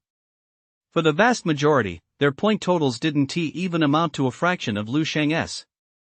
Is this the gap between people? No, this is the gap between humans and monsters. Many thought this firmly to themselves. Over 4,000 points. Lu Sheng nodded. That was more than enough for him to splurge on. Even if he spent every day in the training room until the camp ended, he might not be able to spend all these points. Where should he go next? Lu Sheng thought for a moment and quickly decided on a direction. The crowd parted like a tide, spontaneously clearing a path for Lu Sheng. Lu Sheng walked casually in one direction, a gentle breeze swirling around him. A crowd followed closely behind him, yet deliberately maintained a certain distance. The scene resembled a mighty tiger striding through the forest. He was already prepared to face the various looks of awe and admiration from the people waiting outside. But the scene he expected didn't unfold. The area outside the cultivation chamber was completely empty. The group that usually waited at the door was nowhere to be seen. There wasn't even a single person. Who are you guys watching? Meng Jinha peered over someone's shoulder. Jinha? The person, upon seeing Meng Jinha, quickly made room and greeted him warmly. Come on, come over here, this spot's great. Who exactly are you guys watching? Meng Jinha was starting. My agility and speed should have improved considerably too, I just don't know by how much. Now's the perfect time to put it to the test. Lu Sheng thought to himself as he reached out and pressed the training activation button on the wall. Main text 075. How come the second stage ended so quickly? 2. 3. 075. How come the second stage ended so quickly? 2. 3. Beep.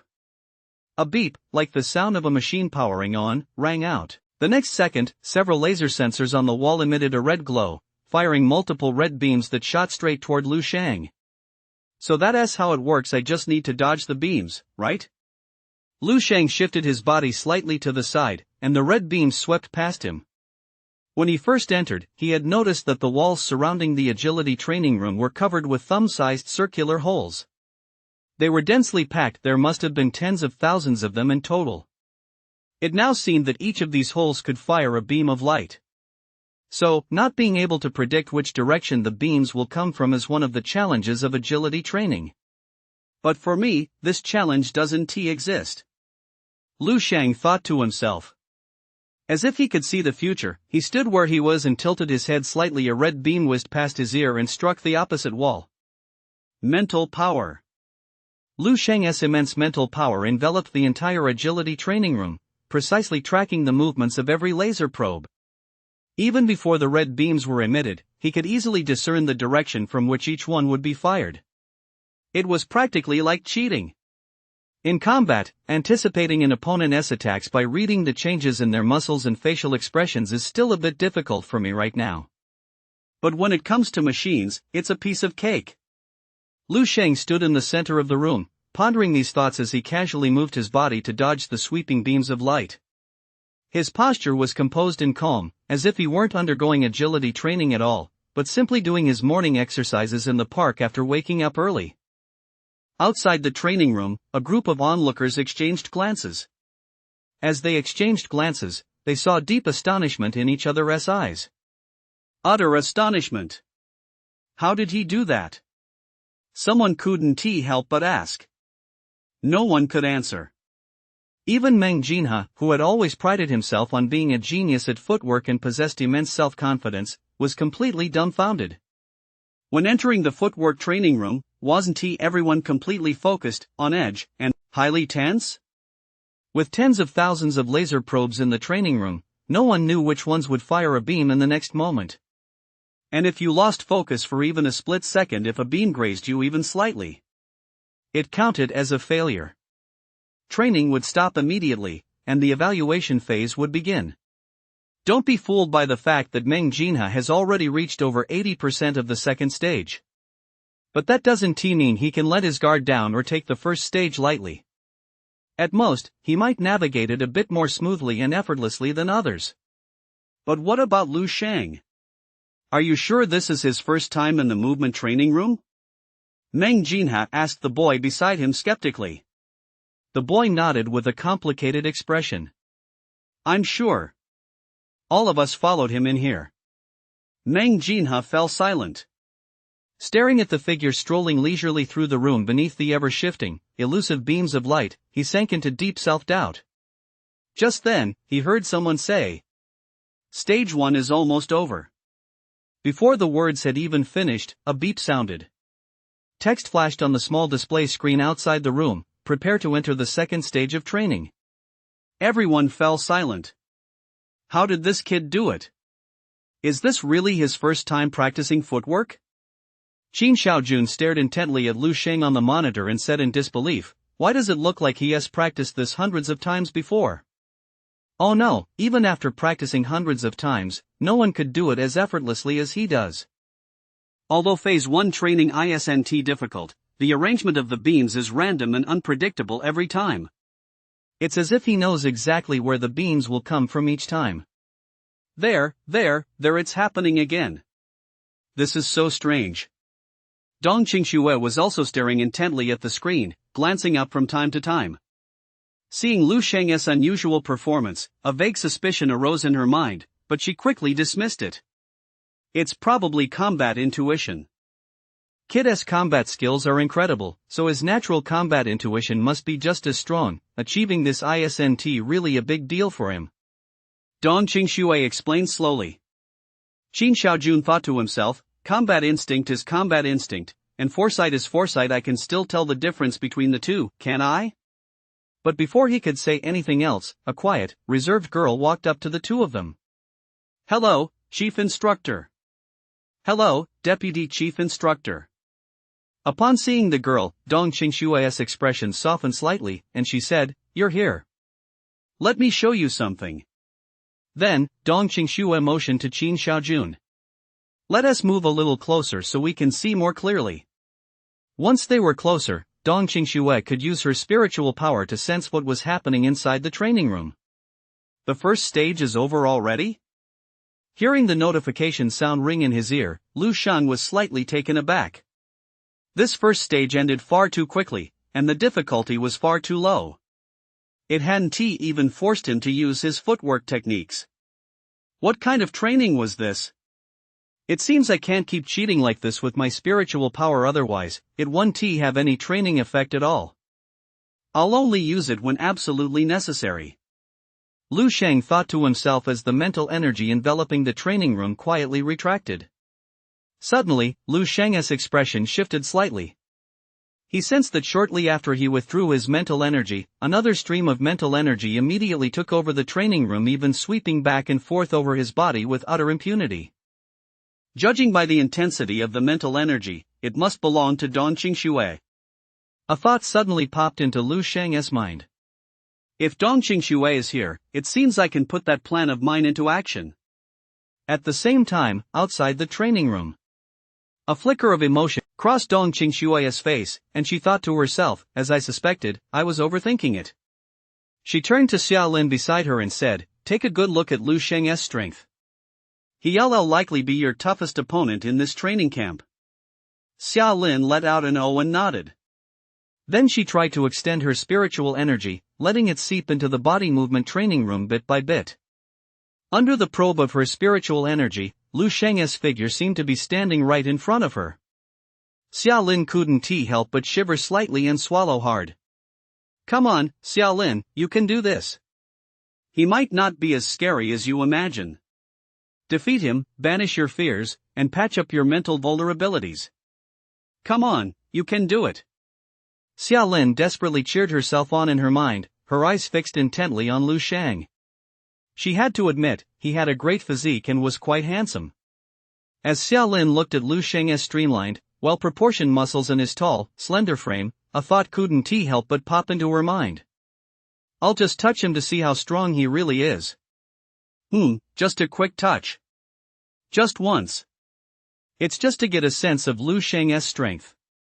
Xiaolin reassured herself, then extended her mental energy, carefully letting it settle on Lu Shang. 0 Please leave a flower. The very moment her mental energy touched him, an intense, electric shock surged back at her. Xiaolin let out a startled ah, and quickly withdrew her mental energy. Then she saw Lu Shang, within her field of vision, cast a piercing glance in her direction, his eyes brimming with warning. He can see me? Does he know it was me touching him? Xiaolin was instantly dumbfounded, standing frozen in place, not moving a muscle. What's going on? Dong Qingshui's puzzled voice rang in her ear. Xiaolin snapped back to her senses and instinctively shook her head, and nothing. She didn't dare tell Dong Qingshui she wasn't sure if what she just experienced was really an illusion. In her field of vision, Lu Shang was still standing there with the same calm expression as before, as if nothing had happened. Probably maybe it really was just my imagination. Xiaolin thought to herself. But Xiaolin glanced at Lu Shang again and couldn't help but pull her spiritual energy back sharply. This guy is still so scary. He seems even scarier than before. I'd better stay away from him. It's one thing to look, but what's with reaching out to touch? That's going too far. Casually probing others with mental energy was a very rude act. If you happened to provoke a martial artist who was both powerful and short-tempered, you could very well bring about your own demise. It was absolutely necessary for Lu Shang to give this person, who had rashly probed him, a little warning.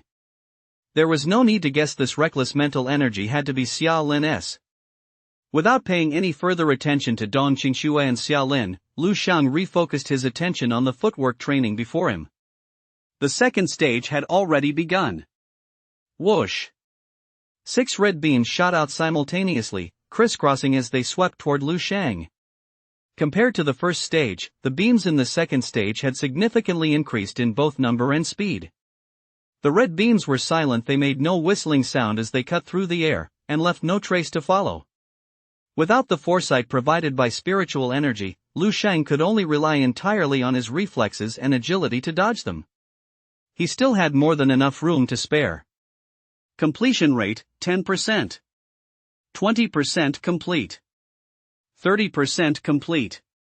Lu Shang calmly made it through the first 80% of the second stage of training. It wasn't until he passed the 80% mark that his expression grew slightly more serious. But it was only a slight change. Having broken through one bottleneck, his footwork now stuck at a second bottleneck was still more than capable of handling this level of training. After all, why does this feel different from the second stage I've seen before? Yeah, Lu Shang's second stage seemed especially easy. The onlookers buzzed with discussion. Aside from surprise, there was even more wonder and confusion. In their eyes, Lu Shang's second stage agility training was completely different from what they had imagined. It seemed especially effortless. Someone muttered under their breath, "What do you mean, particularly simple?" It's just that Lu Shang made it look so 993 effortless. The crowd fell silent, and many of them suddenly realized. It seemed to make sense. It was precisely because Lu Shang had made it look so effortless and casual. So much so that while watching, they had gotten so caught up in the moment that they unconsciously formed the illusion, "Damn, it's that simple, that's so easy, or even I could do that too." Many things in life are like this. Watching is one thing, doing it yourself is another. It's the same principle. It wasn't that the second stage footwork training had become easier, rather, the person they were watching had grown stronger and reached a higher level of skill. When they practiced on their own or watched others train before, it seemed difficult. Now, watching Lu Shang, they naturally felt that the difficulty of the second stage had decreased. Upon reflection, a profound sense of awe gradually welled up from the depths of their hearts. Looking again at Lu Shang, who stood calmly in the room, everyone's expression changed instantly. Just how masterful must his footwork be to make it seem so effortless to us? Someone murmured, and the gathered trainees all wore complex expressions, at a loss for words. Is that it? Meng Jinhe was still in a state of utter bewilderment. He stood there dumbfounded, unable to accept what he was seeing. He had worked so hard for this second stage footwork training. And Lu Sheng had completed it so effortlessly on his very first try? It felt as if he'd set his sights on an expensive toy and had painstakingly saved up his allowance for a long time to buy it. Just as he was about to save up enough, one day he saw a kid around his own age casually pull out more cash than he'd saved in several months of pocket money and buy the toy with a look of ease on his face. That massive psychological blow caused Meng Jinhe to lose almost all his fighting spirit in an instant. It was as if he'd suddenly lost all sense of purpose and direction, no longer understanding the meaning behind all his hard work. The blow was too great. If Meng Jinhe were to enter the body movement training room now, it was uncertain whether he could even match his previous performance. Not far away, Xin Xiaojun, Dong Qingxue, and Xiao Lin were also watching this scene unfold. Dong Qingxue's gaze sharpened slightly as she asked, "Did you notice?" Xin nodded, his expression somewhat complex as he replied, "Perfect realm agility, and not just any perfect realm agility. He has likely been in the perfect realm for quite some time, otherwise, he wouldn't be able to perform with such ease." Dong Qingxue couldn't help but exclaim, "Perfect realm fist techniques, plus perfect realm footwork, how on earth did this kid train? He has never even been to the battlefield, how could he have reached this level at such a young age, even in the safe zone?" Xin Xiaojun said with a sigh, "You have to admit, there really is a small handful of people in this world who possess several times or even more than 10 times the natural talent and ability of ordinary people in certain areas. Do you still think Xiao Lin can defeat him?" Dong Qingxue didn't answer, she merely said indifferently, "Let us wait and see." Xiao Lin, standing nearby, visibly trembled at those words. She cautiously glanced up at Dong Qingxue, as if she wanted to say something, but then closed her mouth. At that moment, inside the training chamber, Lu Sheng had already begun the third stage of his footwork training. From the spectator's perspective, it was clear that the sense of ease Lu Sheng had been exuding was rapidly fading. The difficulty of the third stage of training had suddenly increased several times over compared to the second stage. Those crisscrossing, elusive red beams, even just watching them made one feel an immense pressure bearing down on them. Everyone was convinced Lu Sheng was about to fail. But the very next second, he would narrowly dodge them. The entire process was fraught with danger, making people involuntarily hold their breath for him. Lu Sheng is reaching his limit. Dong Qingxue suddenly spoke up. Observing him up close through her mental energy, she understood his current state all too well. Clearly, he had reached the limit of his physical reactions. If the next wave of beams were even slightly more difficult, failure would be inevitable. There was no longer any point in continuing to watch. Xin Xiaojun glanced at the training progress and said, "That's pretty impressive. He has already broken the record for the training campus agility training room." Wow! Just as the two were about to look away, they suddenly heard Xiao Lin beside them let out a startled eek.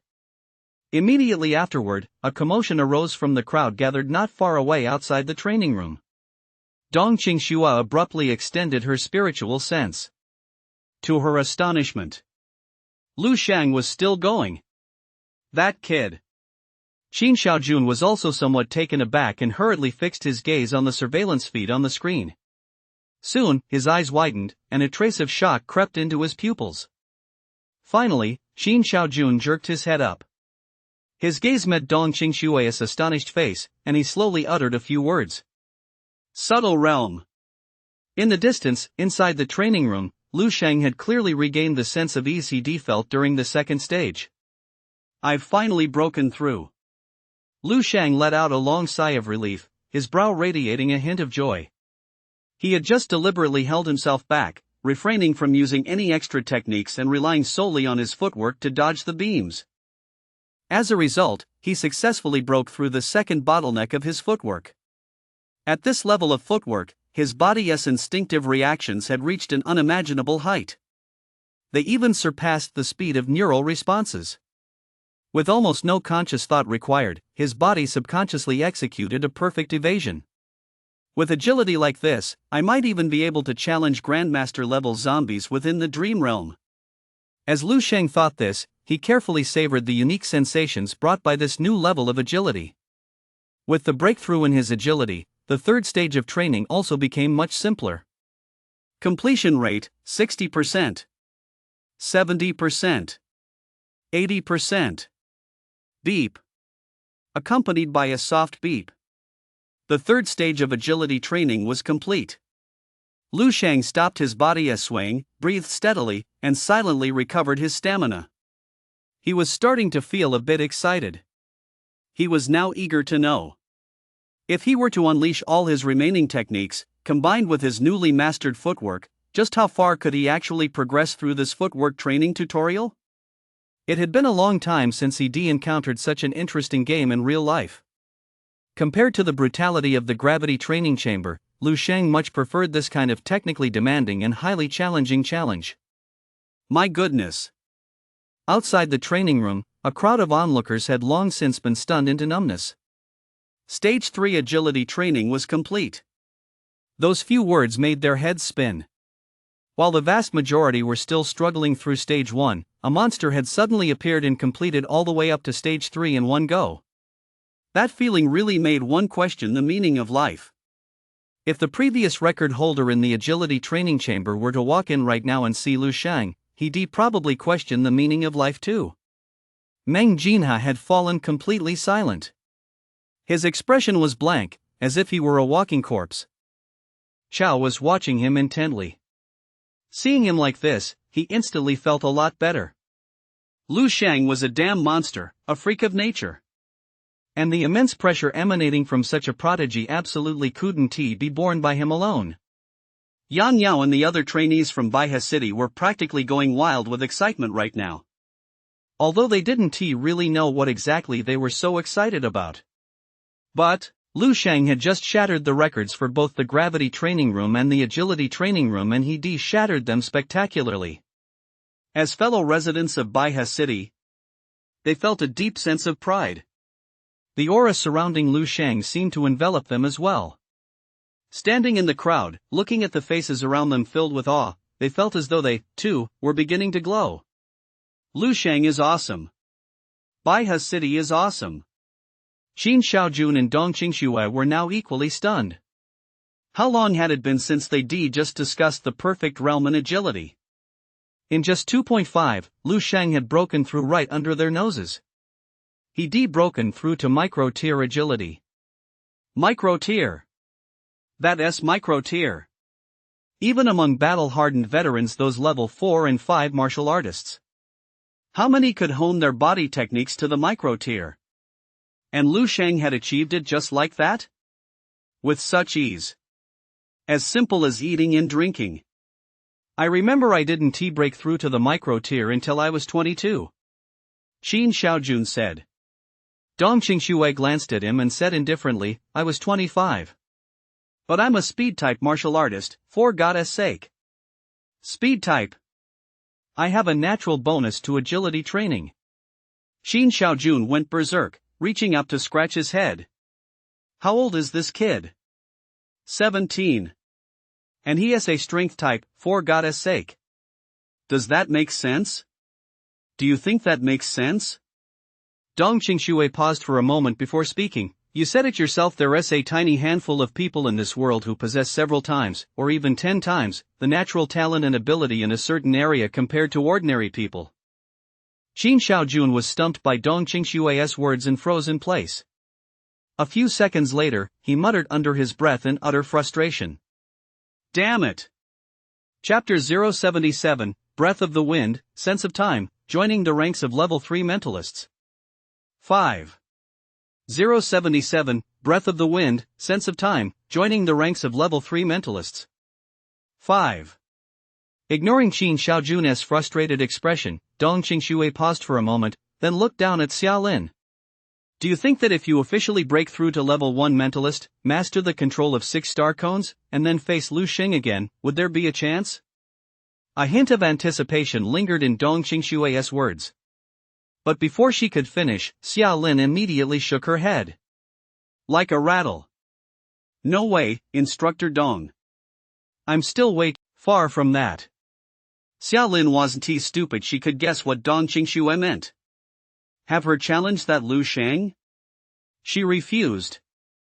Before coming here, she might have had some thoughts about it. After all, he was her weak spot in terms of mental power, and she'd eventually have to figure out how to fix it. But that was just a passing thought. As for now, don't even joke about it.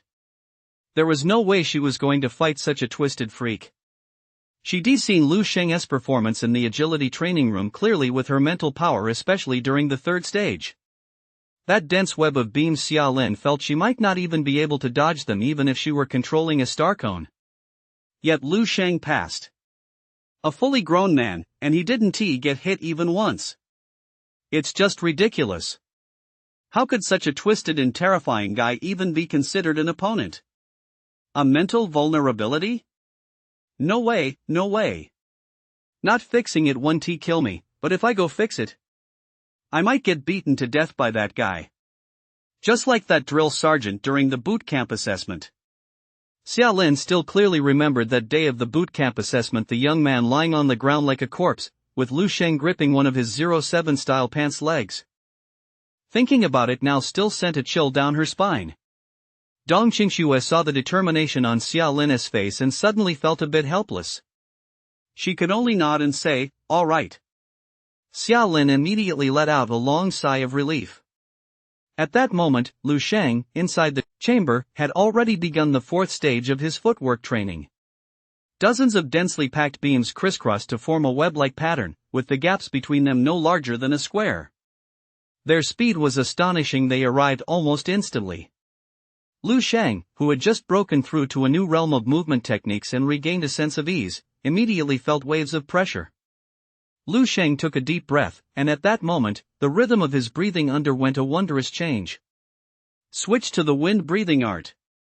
In an instant, a gentle breeze seemed to swirl around Lu Sheng, and his already extremely fast speed suddenly increased even further.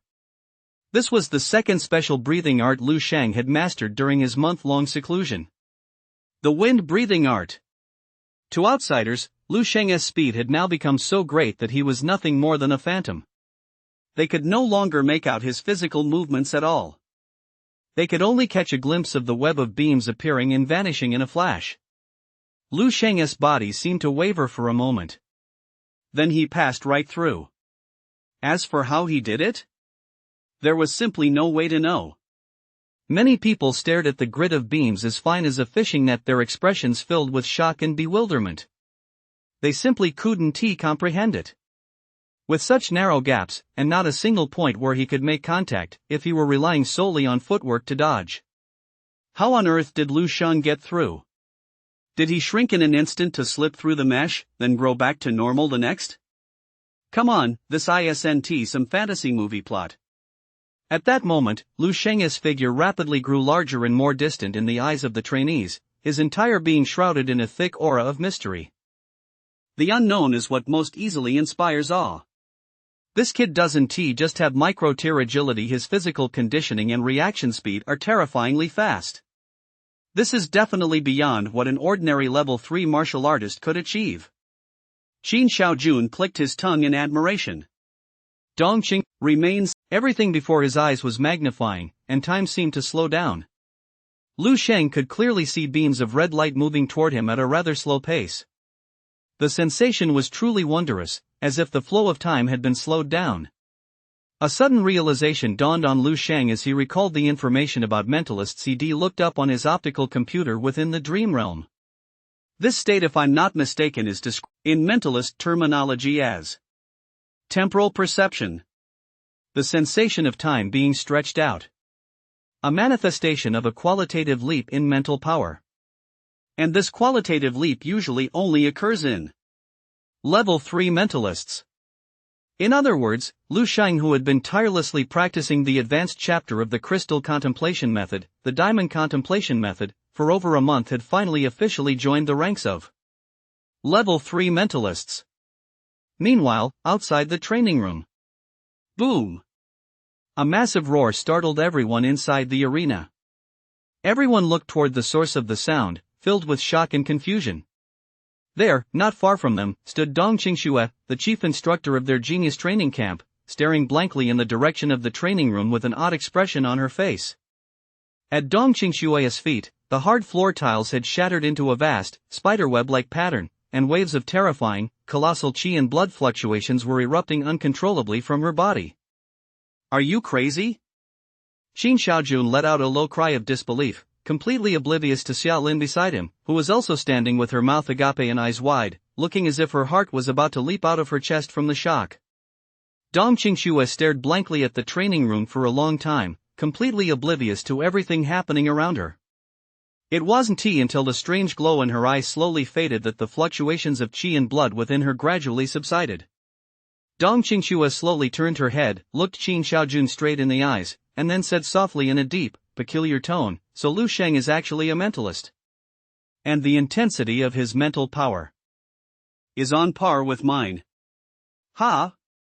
Qin Xiaojun let out a startled "ha," seemingly a bit confused. 3 seconds later, a thunderous "holy shit" echoed through the arena. Boom! Another terrifying surge of vital energy erupted with a thunderous roar. Large sections of the floor tiles were shattered by the shockwave. Only this time, all the cracks originated from beneath Qin Xiaojun's feet. The trainees in the distance looked completely bewildered and confused, unsure of what exactly had happened. Something that could cause two chief instructors to act so strangely, one after another, as if they overdosed on drugs. A web of energy beams swept rapidly across the area. Lu Sheng's body suddenly froze, then quickly relaxed as he stood quietly in place. He had failed. Lu Sheng's expression betrayed a hint of regret, but he also realized he had truly reached his limit. Although he had activated time sense and utilized the qi and blood boosts from the wind breathing technique and the divine illumination king of the Underworld Sutra. But his raw power of 993 was still just a bit short. Being able to see the ray's trajectories clearly didn't mean he could dodge them. Time had been stretched, but Lu Sheng's own movements had also slowed down. In the end, as the rays sped up, he simply couldn't keep up. "Unless I make further breakthroughs in my vital energy and physical constitution, this is my true limit." Lu Sheng looked at the final results displayed on the room's wall. Training complete. Results for this session: Stage 4 completion rate 56%. Congratulations to Warrior ID RU285632. Your footwork has surpassed 97% of all trainees. A pleasant chime rang out in the room. Listening to the final results report, Lu Sheng silently reminded himself. There are still a full 3% of people whose footwork surpasses mine. How many martial artists are there in the world? Even 3% must amount to hundreds of thousands or even tens of millions. I'm still very weak, I need to work even harder. With that thought, Lu Sheng pushed open the door to the agility training room and stepped out. The crowd gathered at the entrance had long since frozen in place. At that moment, Lu Sheng struck them as utterly terrifying, like the dark clouds before a storm, harboring terror beneath a calm exterior, accompanied by a low-pressure atmosphere that made it hard to breathe. Lu Sheng's face remained serene. Just then, a pair of small, feminine hands suddenly reached out, swiftly snatching the towel from his grasp, then handing him a bottle of water. Lu Sheng looked up and saw that it was Yang Yao. "Lu Sheng, where are we going next?" Yang Yao's fair, delicate face was slightly flushed with excitement and anticipation. Her eyes, fixed on Lu Sheng, were filled with admiration and expectation. She looked every bit the adoring fan. "The combat training room, or..." Yang Yao rattled off the names of all the training rooms in one breath. Lu Sheng was taken aback. He glanced around and noticed that everyone else was looking at him with the same expression. It was as if a group of soldiers, their morale sky high, were waiting for their general to lead them to conquer one new continent after another. Lu Sheng chuckled helplessly and shook his head. "We're not going anywhere." Yang Yao was taken aback for a moment. Lu Sheng glanced up at the huge digital clock on the wall in the distance and said, "It's almost mealtime. Eating is the most important thing." With that, Lu Sheng turned and walked away with a calm expression. Behind him stood a group of trainees with stunned expressions. After lunch, Lu Sheng didn't return to the training facilities. He had already achieved his goal of testing his strength. There was no need to waste any more time on other things. Lu Sheng had already assessed the situation. The only training rooms of value to him in the camp were the gravity training room and the agility training room. Back in his dorm, Lu Sheng continued to stay indoors, quietly working on his original assignments. With 4 level 11 cultivation techniques at his disposal, his time was growing increasingly tight. He didn't even have time to spare while sleeping at night. Lu Sheng had already mapped it out. From now on, he would only need to set aside 1 to 2 hours each day to spend in the gravity and agility training rooms. After practicing the stellar body refinement technique several times, just as evening fell, a soldier came running up to him with a message. Lu Sheng, the chief instructor requests your presence. It had finally happened. Lu Sheng wasn't the least bit surprised. He tidied himself up briefly and followed the soldier out. Along the way, Lu Sheng noticed that all the soldiers on guard duty and patrol within the base were saluting him with looks of awe. It seemed his performance in the training hall had already spread throughout the entire. Just inside the door stood a stone desk over 5 meters long and more than 2 meters wide. A handsome young man with a melancholy expression was leaning against the edge of the desk, a cup of coffee in his hand. Qin Xiaojun. At the far end of the office was a massive piece of equipment featuring a huge screen. These are blood drawing needles specifically designed for level 5 martial artists. They should be able to pierce your skin. Lu Sheng looked pensive. It seemed that both Dong Qingxue and Qin Xiaojun must be level 5 martial artists, otherwise, they wouldn't have level 5 blood drawing needles on hand. The tip of the level 5, mastering the flame breathing art, was a natural progression, a logical next step. Therefore, the flame breathing art was the first advanced technique Lu Sheng had mastered in his cultivation of the natural breathing art, and the one he had mastered most deeply. But he had never used it in battle. The fire breathing art coursed through Lu Sheng's entire body, as if streams of heat. Strength type talents are generally considered inferior to speed type and defense type talents, but when they reach Lu Sheng's level of power, that's a different story. Those who shatter conventions cannot be measured by common sense. Most crucially, Lu Sheng just happened to be a mentalist just as he had suspected. Dong Qingxue walked over to the device and said, "Yes, this is a professional instrument developed by the Mental Power Masters Association to assess mental." Noticing Lu Sheng's pensive gaze, Dong Qingxue finally realized that she and Qin Xiaojun had indeed behaved in a way that seemed to undermine their authority. She quickly cleared her throat, straightened her posture, and said to Lu Sheng, "Come on, you give it a try." Lu Sheng. Mental Power Intensity, 113.56 T. Mental Power Purity, 20.3. The first reading wasn't surprising. Back at the training hall, Dong Qingxue had already sensed that Lu Sheng's mental power was formidable. He had already reached the ranks of a level 3 mentalist. Now that the test results were in, they confirmed her assessment was correct. What truly shocked Dong Qingxue was the second result. Mental Energy Purity 20.3. That was a full 5 times her own. What did that even mean? It meant that if Dong Qingxue were to compress and purify her current mental energy 5-fold, she'd be roughly on par with Lu Sheng.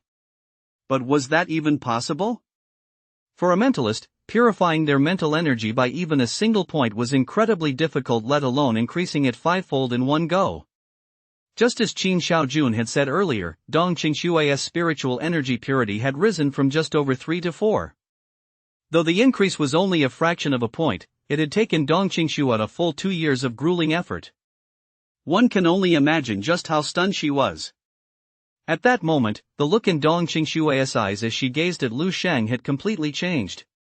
If before, Dong Qingxue had considered Lu Sheng a monster or a genius, then now she felt that this calm, handsome young man standing before her was nothing short of a complete freak, a monster, and not even human. A level 3 mentalist at the age of 17 was already outrageous enough, and on top of that, his mental energy purity was a full 5 times that of an ordinary level 3 mentalist. Oh no, not an ordinary psychic. After all, she, Dong Qingxue, was considered one of the top-tier level 3 psychics, wasn't she? That meant the gap in Lu Sheng's psychic energy purity compared to an ordinary level 3 psychic must be even more absurd. For a split second, Dong Qingxue even felt an impulse to cut open Lu Sheng's brain right then and there to study it closely. Wow! Qin Xiaojun was equally dumbfounded. Although he wasn't a mentalist himself, his privileged upbringing combined with having Dong Qingxue by his side had given him a keen eye and broad perspective through osmosis. He wasn't sure exactly what a mental power intensity of 20 points meant. But he knew one thing. Lu Sheng was incredible. Incredibly awesome. So awesome he was practically flying high. Do you have a teacher? Have you studied mental energy cultivation techniques before? Dong Qingxue stared intently into Lu Sheng's eyes and asked rapidly. Lu Sheng hesitated for a moment, then nodded. Yes, I have a teacher. My teacher taught me a technique for cultivating mental energy. Lu Sheng knew that given his current level of spiritual power, it would be hard to explain it away as just natural talent. He might as well admit it openly. And in a sense, Lu Sheng wasn't lying. He did indeed have a master. His master came from 10,000 years in the future. His strength had reached level 11. His name was Duan Feng. Chapter 080, The Rising Star of Command 3. 080, The Rising Star of Command 3. Just as I thought. Upon hearing Lu Sheng's answer, Dong Qingxue's expression visibly relaxed. It was only natural to have a master. If Lu Sheng had no teacher and had relied entirely on his natural talent to reach this point, she truly couldn't accept that. Actually, the purity of my spiritual energy wasn't originally this high. It was only after practicing the cultivation method my master gave me and breaking through twice that I reached my current level. One breakthrough came when he successfully visualized a crystal humanoid. Another came when he successfully transformed the crystal humanoid into a diamond humanoid. Lu Sheng thought to himself. That alone is enough to prove just how extraordinary your natural talent is. Dong Qingxue couldn't help but exclaim. It hasn't been long since your talent awakened, has it? Less than 3 months. There was no point in hiding this. A quick check of his records would make it obvious. Wow. Dong Qingxue's gaze toward Lu Sheng began to carry a hint of envy. To possess level 2 or even nearly level 3 psychic strength right upon awakening, with such high purity even the Psychic Masters Association wouldn't produce many prodigies like you in decades. There's an association for mentalists too? Lu Sheng couldn't help but ask. You didn't know?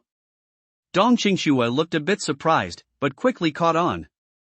I guess your teacher deliberately didn't tell you, afraid it would affect your cultivation. After all, the more you know, the more distracting thoughts you'll have, which can affect the purity of your mental power. But since you brought it up, I'll mention a few things to you. There is indeed an association for mentalists, though few people know about it, and its location is more secluded than that of a typical martial artist's association. A mentalist's strength can also be officially recognized. You're now eligible to take the mentalist certification exam. If you need it, I can write you a letter of recommendation. Of course, this is only if your teacher doesn't object. Dong Qingxue placed particular emphasis on that last sentence, as if it were a sensitive topic. My teacher probably won't object. In fact, I've never even seen what he really looks like. Every time I receive his instruction, the method is very mysterious. Lu Sheng didn't even blink. He had already mastered the art of spinning tales. Every word was true, yet every word was worlds apart from reality. Your teacher must be a truly remarkable figure. Dong Qingxue spoke with deep respect. This was evident from his attitude toward Lu Sheng and the way Lu Sheng taught him. With a talent as extraordinary as Lu Sheng's, most people would have treated him like a precious treasure the moment they discovered it. Yet the teacher Lu Sheng spoke of allowed him to develop freely. He wasn't even willing to show his face. Only someone of exceptionally high caliber could adopt such a style of conduct. Thinking of this, Dong Qingxue felt much better. Lu Sheng was indeed a prodigy, but his extraordinary talent was supported by external factors. Sure enough, there are no geniuses in this world who appear out of nowhere. Even Lu Sheng, with his humble background, had a powerful and mysterious mentalist mentor behind him. Actually, the main reason I asked you here today is to discuss a few matters with you. Dong Qingxue took a moment to compose herself, regained her composure, and sat down at her desk. Qin Shaojun also put aside his carefree demeanor and sat properly to one side. Please speak, chief instructors. The first matter. Dong Qingxue exchanged a glance with Qin Shaojun. Qin Shaojun pulled a bank card from his pocket and handed it to Lu Shang. Here is 5 million. It's coming in first at this training camp, plus an extra bonus for your outstanding performance. Although the training camp wasn't over yet. But after Lu Shang's performance today, his dominance had been thoroughly cemented. Unless someone among the remaining trainees suddenly made a truly massive breakthrough, it would be impossible to shake Lu Shang's position. But the likelihood of that happening wasn't much greater than the likelihood that Qin Shaojun would stop being a slacker starting tomorrow. Don't be dissatisfied, this is already the maximum amount we were able to secure. The Eastern Military District has always been tight on military funds. Most of the budget for this training camp has gone toward providing 3 meals a day for you little rascals. Qin Shaojun shot Lu Shang a look and said with a scoff, "You're famous throughout the entire training camp for your huge appetite. Counting the money you've eaten up, that must add up to 10 million by now." Lu Shang. Are you kidding me? Dong Qingxue glared at Qin Shaojun, then turned to Lu Shang with a serious expression. Lu Shang, although this amount is a bit on the low side, it's more than enough to demonstrate the Eastern Military District's sincerity.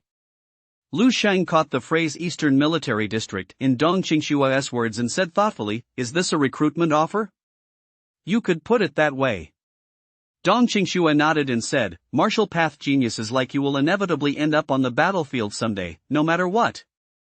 You can't raise a true dragon martial saint in a safe zone. The nation and the Martial Alliance provide martial artists with so much support and privilege, it's not for them to enjoy for nothing. Sooner or later, you'll have to take this step. What we hope is that when the time comes for you to choose a military district, you'll give priority to our Eastern Military District. The Eastern Military District is great. The female soldiers are all curvy with long legs and they're easy to get along with." Qin Shaojun chimed in loudly. Lu Shang. All right. Lu Shang accepted the bank card and said earnestly, "I appreciate your sincerity and will give it serious consideration." Dong Qingxue seemed to have been waiting for this very promise, and a smile spread across her face. Then let us move on to another matter. Dong Qingxue looked Lu Shang straight in the eye and said solemnly, "Major Qin Shaojun and I have decided that you will represent the Dongning Province Genius Training Camp to participate in this year's Qiming General Star Selection for the entire Eastern Province." Qiming General Star Selection? Lu Shang's expression changed. That's right. Dong Qingxue explained, "Every province in the entire eastern region holds a talent training camp like ours every year. The purpose is to select true geniuses with the potential to become general stars." You know what a general star represents, don't you? Lu Shang nodded and uttered 2 words. Grandmaster. That's right. Dong Qingxue continued, "And the Qiming General Star is a future Grandmaster, a general star in the making. Every year, there is only one such person in the entire eastern region. This one is selected from among the top graduates of the talent training camps in all the provinces. Although there is only one Qiming General Star, and even if you become one, it doesn't necessarily mean you're destined to become a Grandmaster. But as long as you earn it, it will undoubtedly be a major highlight on your resume. Everyone who participates will have this on their record. And this record will be of great help to you, no matter where you go in the future. Think it over, Lu Shang. There's nothing to think about. I'm in." Lu Shang agreed without hesitation. Living in this era, some things simply cannot be avoided. Lu Shang had a grand vision. He sought to single-handedly change the fate of the entire human race, turn the tide, and become the wildfire that spreads across the land. From the moment that conviction took root, it was destined that his future would not be one of peace. "Zero, please leave some flowers." Since he was bound to go to the battlefield and fight the beast sooner or later, why hesitate when such a great opportunity was right in front of him? All right.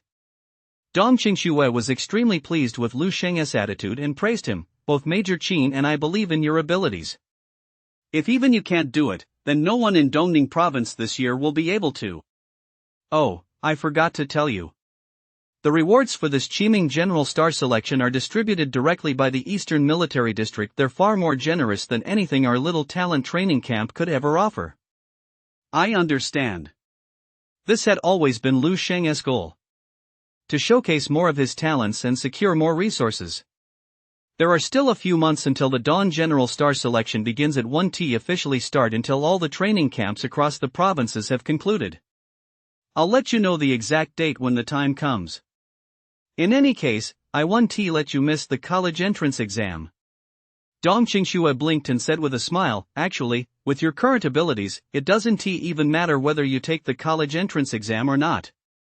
You can choose any university along the martial path in the entire eastern region. Then do I still need to stay at the training camp? Lu Sheng asked. Dong Qingxue replied, it's up to you. If you want to stay, you can. If you don't, you can leave any time. Lu Sheng thought for a moment. I'll stay a little longer. Although the training camp no longer held much significance for him, at least there were still the gravity training room and the agility training room, which had been quite helpful to him. Besides, the food here was really good. That kid is definitely staying just for the food. Qin Xiaojun whispered to Dong Qingxue. Lu Sheng. After Dong Qingxue explaining everything, Lu Sheng took his leave without further ado. As she watched Lu Sheng's back disappear through the doorway, a complex expression gradually emerged in Dong Qingxue's eyes. I never thought that I, Dong Qingxue, would ever find myself envying someone because of their talent. Dong Qingxue sighed and said softly. That's right. Qin Xiaojun couldn't help but exclaim, that kid Lu Sheng is a total monster. We should count ourselves lucky we didn't end up in the same class as him, otherwise, it wouldn't be anything like the psychological trauma Xiangpeng left us with back then. I really feel sorry for the other kids in this class. I bet they'll all be so crushed they'll all start questioning the meaning of life. A smug, schadenfreude-filled expression spread across Qin Xiaojun's face.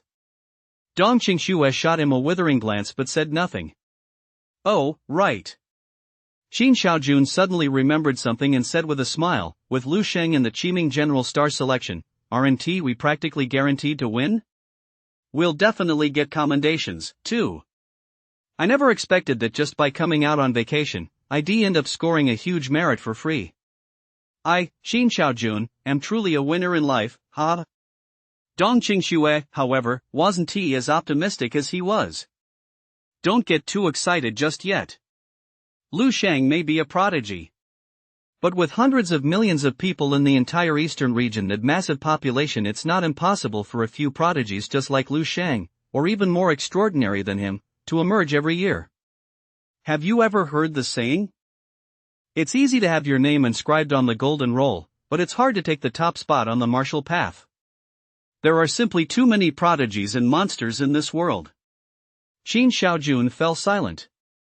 After a moment, he spoke with a straight face, Qingxue, you look so sexy when you act all deep and mysterious I almost fell for it. Dong Qingxue? Qin Xiaojun, are you trying to get yourself killed? Just kidding, just kidding. Ah, don't slap me. Damn. Chapter 081. If I'd known, I would ask Xiaolin to look after you more for.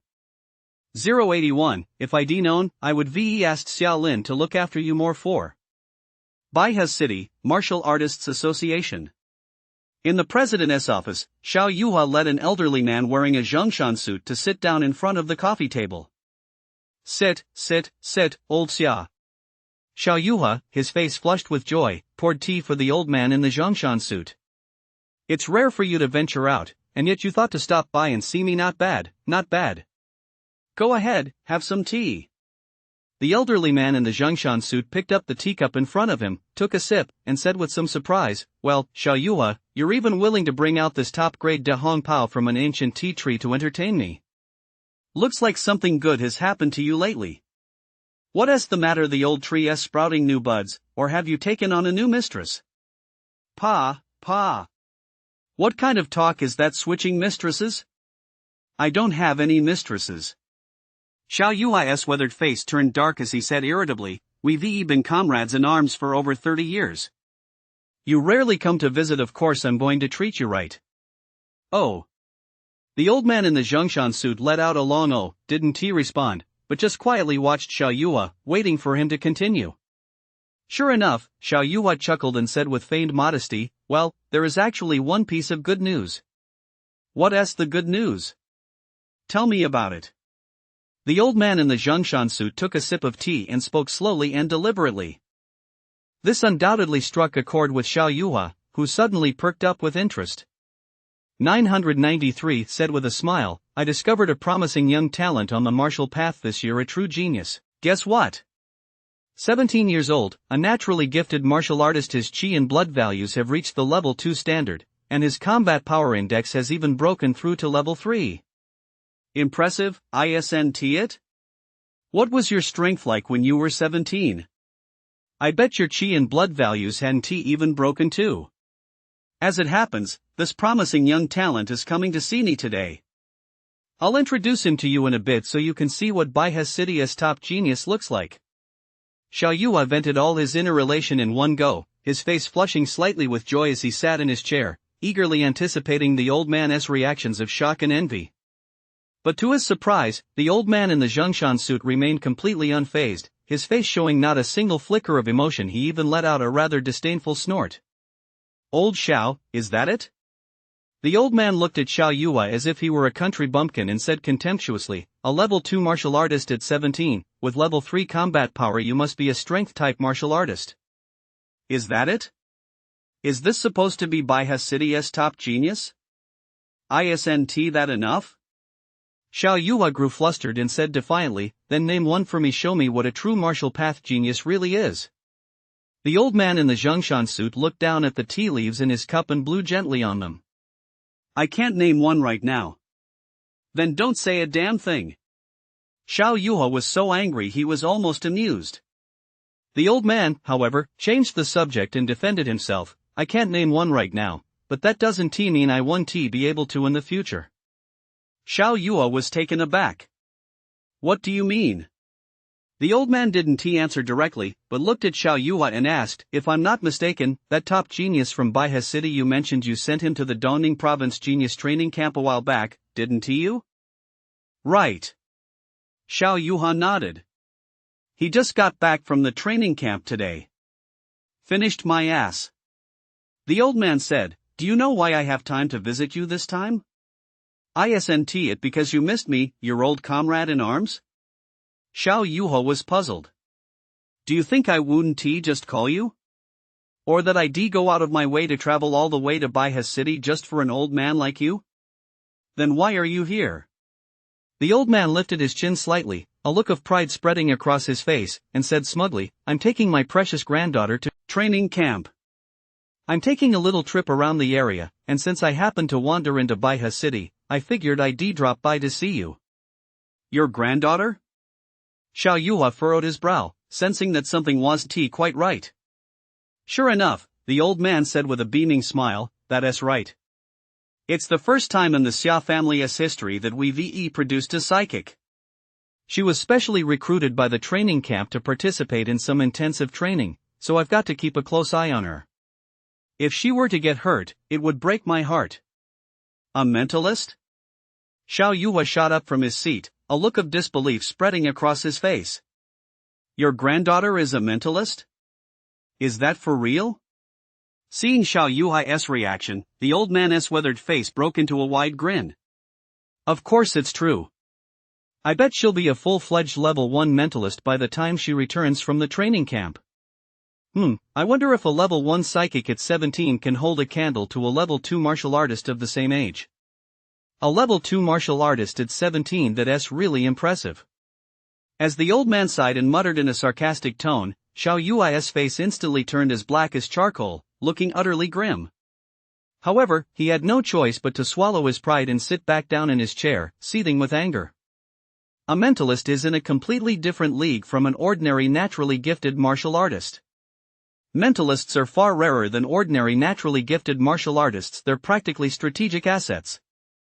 Such rare talents as scarce as giant pandas have produced only a handful in all of Baiha City, and yet, unexpectedly, Old Man Sia's family had managed to land one. It really was as if their ancestors' graves were smoking with good fortune. No wonder he'd been so kind as to make a special trip to see him. It turned out he'd been waiting all along to show off in front of him. Lu Sheng's is decent, but compared to Old Man Sia's granddaughter, he really can't hold a candle to her. He is practically just an ordinary person. A level 1 certified mentalist at 17. Xiao Yuhua looked at Old Man Sia's smug, weathered face and was so envious he could have gritted his teeth. Oh, right, I forgot to tell you something. The old man in the Zhongshan suit seemed to remember something and added, that genius training camp in the capital of Dongning province hasn't ended at all. My granddaughter video chatted with me just yesterday and said it'll last at least another month. That genius of yours from Baiha City, he came back early. You know what I mean, right? Upon hearing this, Xiao Yuhai's face darkened even further. Of course he knew exactly what that meant. It meant that their top genius from Baiha City wasn't up to par and had been eliminated from the training camp early. He'd actually been planning to show off Lu Sheng's talent scores in front of the old man, only to have the other man turn the tables and use his own granddaughter to mock and humiliate him, rubbing salt in the wound. Damn it, this public humiliation with his mind in a complete fog meant he was probably tens of thousands of god characters further from the Grandmaster realm. At this thought, Xiao Yuhua felt as if a breath were trapped in his chest, one he could never exhale, even in death. He could only sit silently in his chair, sipping his tea in sullen silence. Come on, old Xiao, don't get too upset. Just take it in stride. Not everyone can be as outstanding as my precious granddaughter. There are plenty of people who fall short of my precious granddaughter Xiaolin. You're hardly the only one in Baiha City. The old man in the Zhongshan suit consoled Xiao Yuhua with a magnanimous expression. Xiao Yuha's expression, however, grew even more grim. Just then, a knock sounded at the office door. Come in. Xiao Yuhua called out, suppressing his anger. Soon, the office door opened, and the secretary led a handsome, well-built young man inside. Chairman, Lu Sheng is here. Oh, really? Lu Sheng, please come in. Xiao Yuhua forced a smile and beckoned to Lu Sheng, who was standing at the doorway. Hello, Chairman Xiao. Lu Sheng stepped into Xiao Yuhai's office and noticed there was another person inside. He appeared to be a friend of Xiao Yuhai's. Old Xiao, this must be the top genius from Baiha City you've been telling me about. The elderly man in the Zhongshan suit stood up as soon as he saw Lu Sheng, beaming, a young prodigy indeed, very impressive, very impressive. Only Xiao Yuhua could detect the sarcasm in the old man's words. With a grim expression, he forced a smile at Lu Sheng, then waved his secretary out of the room. This is an old comrade in arms of mine. You can call him Old Xia. Xiao Yuhua introduced him. Hello, Old Xia. Hello, hello. The elderly man in the Zhongshan suit beamed, patting Lu Sheng on the shoulder and saying, he is the same age as my daughter, Xiaolin. If we get the chance, we should bring her out so they can meet. Don't you agree, Old Xiao? Xiao Yuhua replied with a grim expression, I don't think that's necessary. What? Isn't the humiliation enough already? Does he want to round up everyone just to publicly humiliate him? Look at me, what a scatterbrain. The old man laughed as he tapped his forehead, then said with a twinkle in his eye to Lu Sheng, right? You just got back from the training camp in Dongning province? Although Lu Sheng had sensed something was off in the office the moment he walked in and noticed Xiao Yuhai's expression wasn't right either, since Xiao Yuhai himself had said the old man was his friend, he didn't think much of it and nodded. Yes, Old Xia. My training camp is over, so I'm back. Good that it's over. It's good you came back early. The old man said leisurely, that kind of place really isn't suitable for ordinary people like you. My Xiaolin is outstanding, but she often complains to me about how hard it is. She even says there are a lot of freaks at the training camp. 2.5. If even my Xiaolin thinks there are monsters there, how could an ordinary person handle it? They'd be completely crushed. Oh, By the way, young man, do you know our Xiaolin? Lu Sheng was taken aback. After listening to this old man ramble on about things he didn't quite understand, it turned out he was Xiaolin's grandfather. Thinking back to the Xiaolin in his memories who would either run away or play dead every time she saw him, and then looking at the old man standing before him. Lu Sheng's face betrayed a hint of bewilderment, but he nodded anyway. I know her. Xiaolin is actually quite famous at the training camp. This remark instantly put the old man's mind at ease, and he couldn't help but burst into laughter. My Xiaolin is bound to excel wherever she goes. It's a shame about you, young man. If I'd known you were the kind of talent old Xiao values, I would had Xiaolin look out for you more at the training camp. That way, you wouldn't have been eliminated and sent back so early. Don't you agree, old Xiao? Xiao Yuhua looked at the old man's insincere expression, snorted coldly, and remained silent.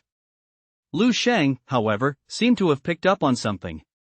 After thinking for a moment, he tried to explain, actually, I wasn't he. But before he could finish, Xiao Yuhua cut him off. Chapter 082. He had everyone in the training camp in awe a month ago. 5. 082. He had everyone in the training camp in awe a month ago. 5. Lu Sheng, you came to see me right after you got back. Is there something you need? Xiao Yuhua frantically signaled to Lu Sheng with his eyes, hinting that he shouldn't give old Xia another chance to show off, and quickly spoke up. Lu Sheng found it amusing, but he still took a document sealed in brown paper out of his backpack and handed it to Xiao Yuhua. Chief Instructor Dong Qingxue from the training camp asked me to give this to you. I hope you'll approve it. What kind of document could the training camp's chief instructor possibly have that needs approval from you, the mere president of the Baihe City Martial Arts Association? Before Xiao Yuhua could say a word, old man Xia leaned in from the side. He shot Lu Sheng a strange look and said, Young man, did you mess up at the training camp, forcing old Xiao your sponsor to take the fall for you? Lu Sheng couldn't be bothered to respond. He figured it out. This old man was truly annoying. No wonder Xiao Yuhua had looked so sour when they came, and he'd probably been driven to it by this guy.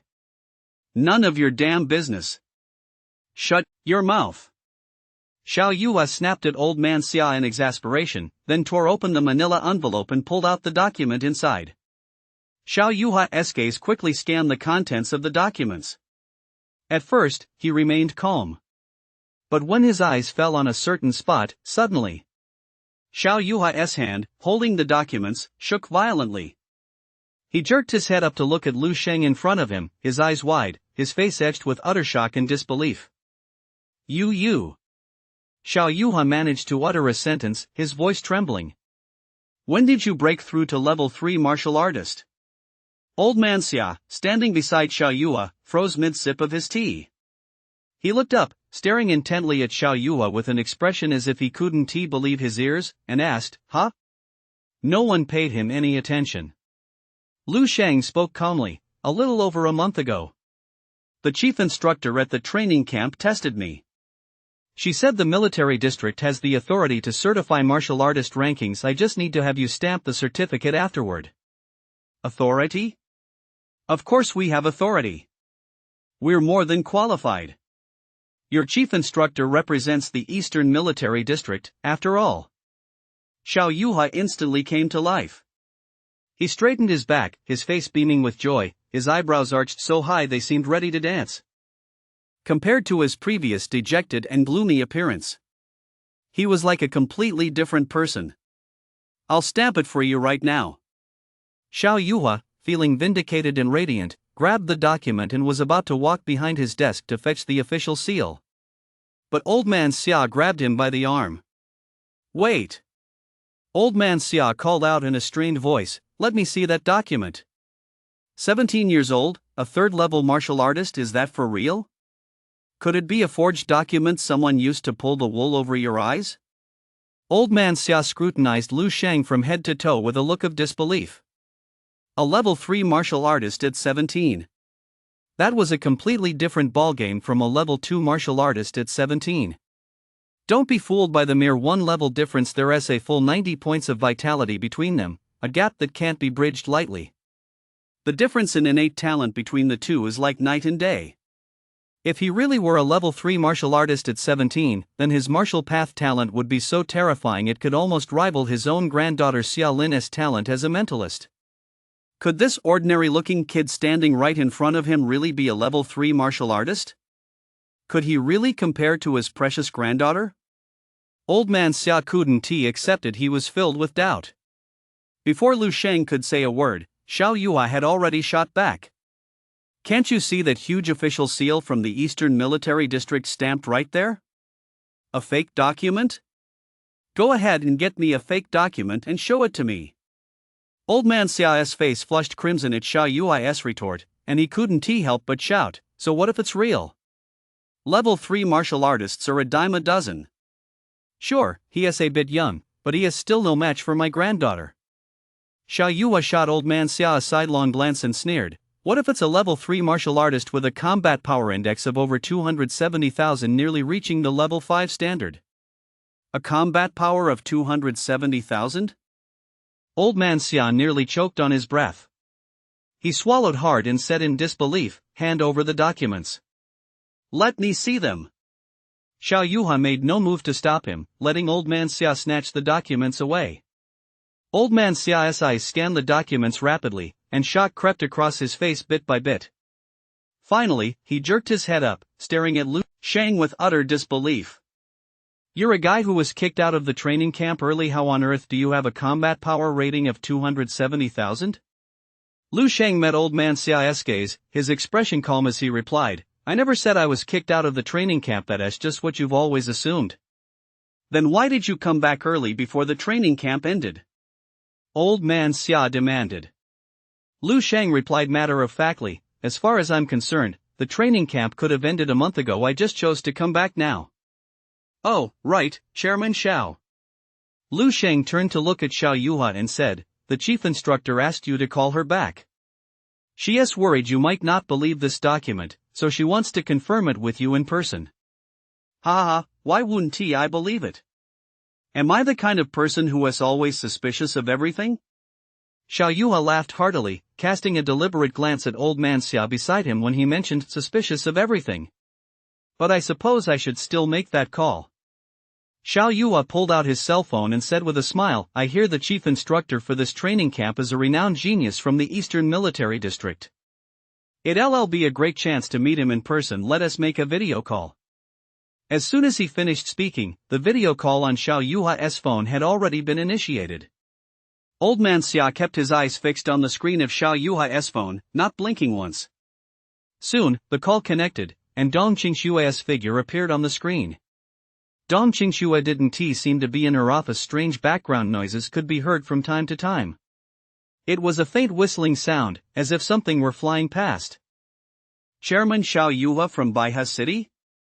Dong Qingxue looked slightly surprised, but quickly regained her composure and greeted Xiao Yuhua with a serious expression. That's me.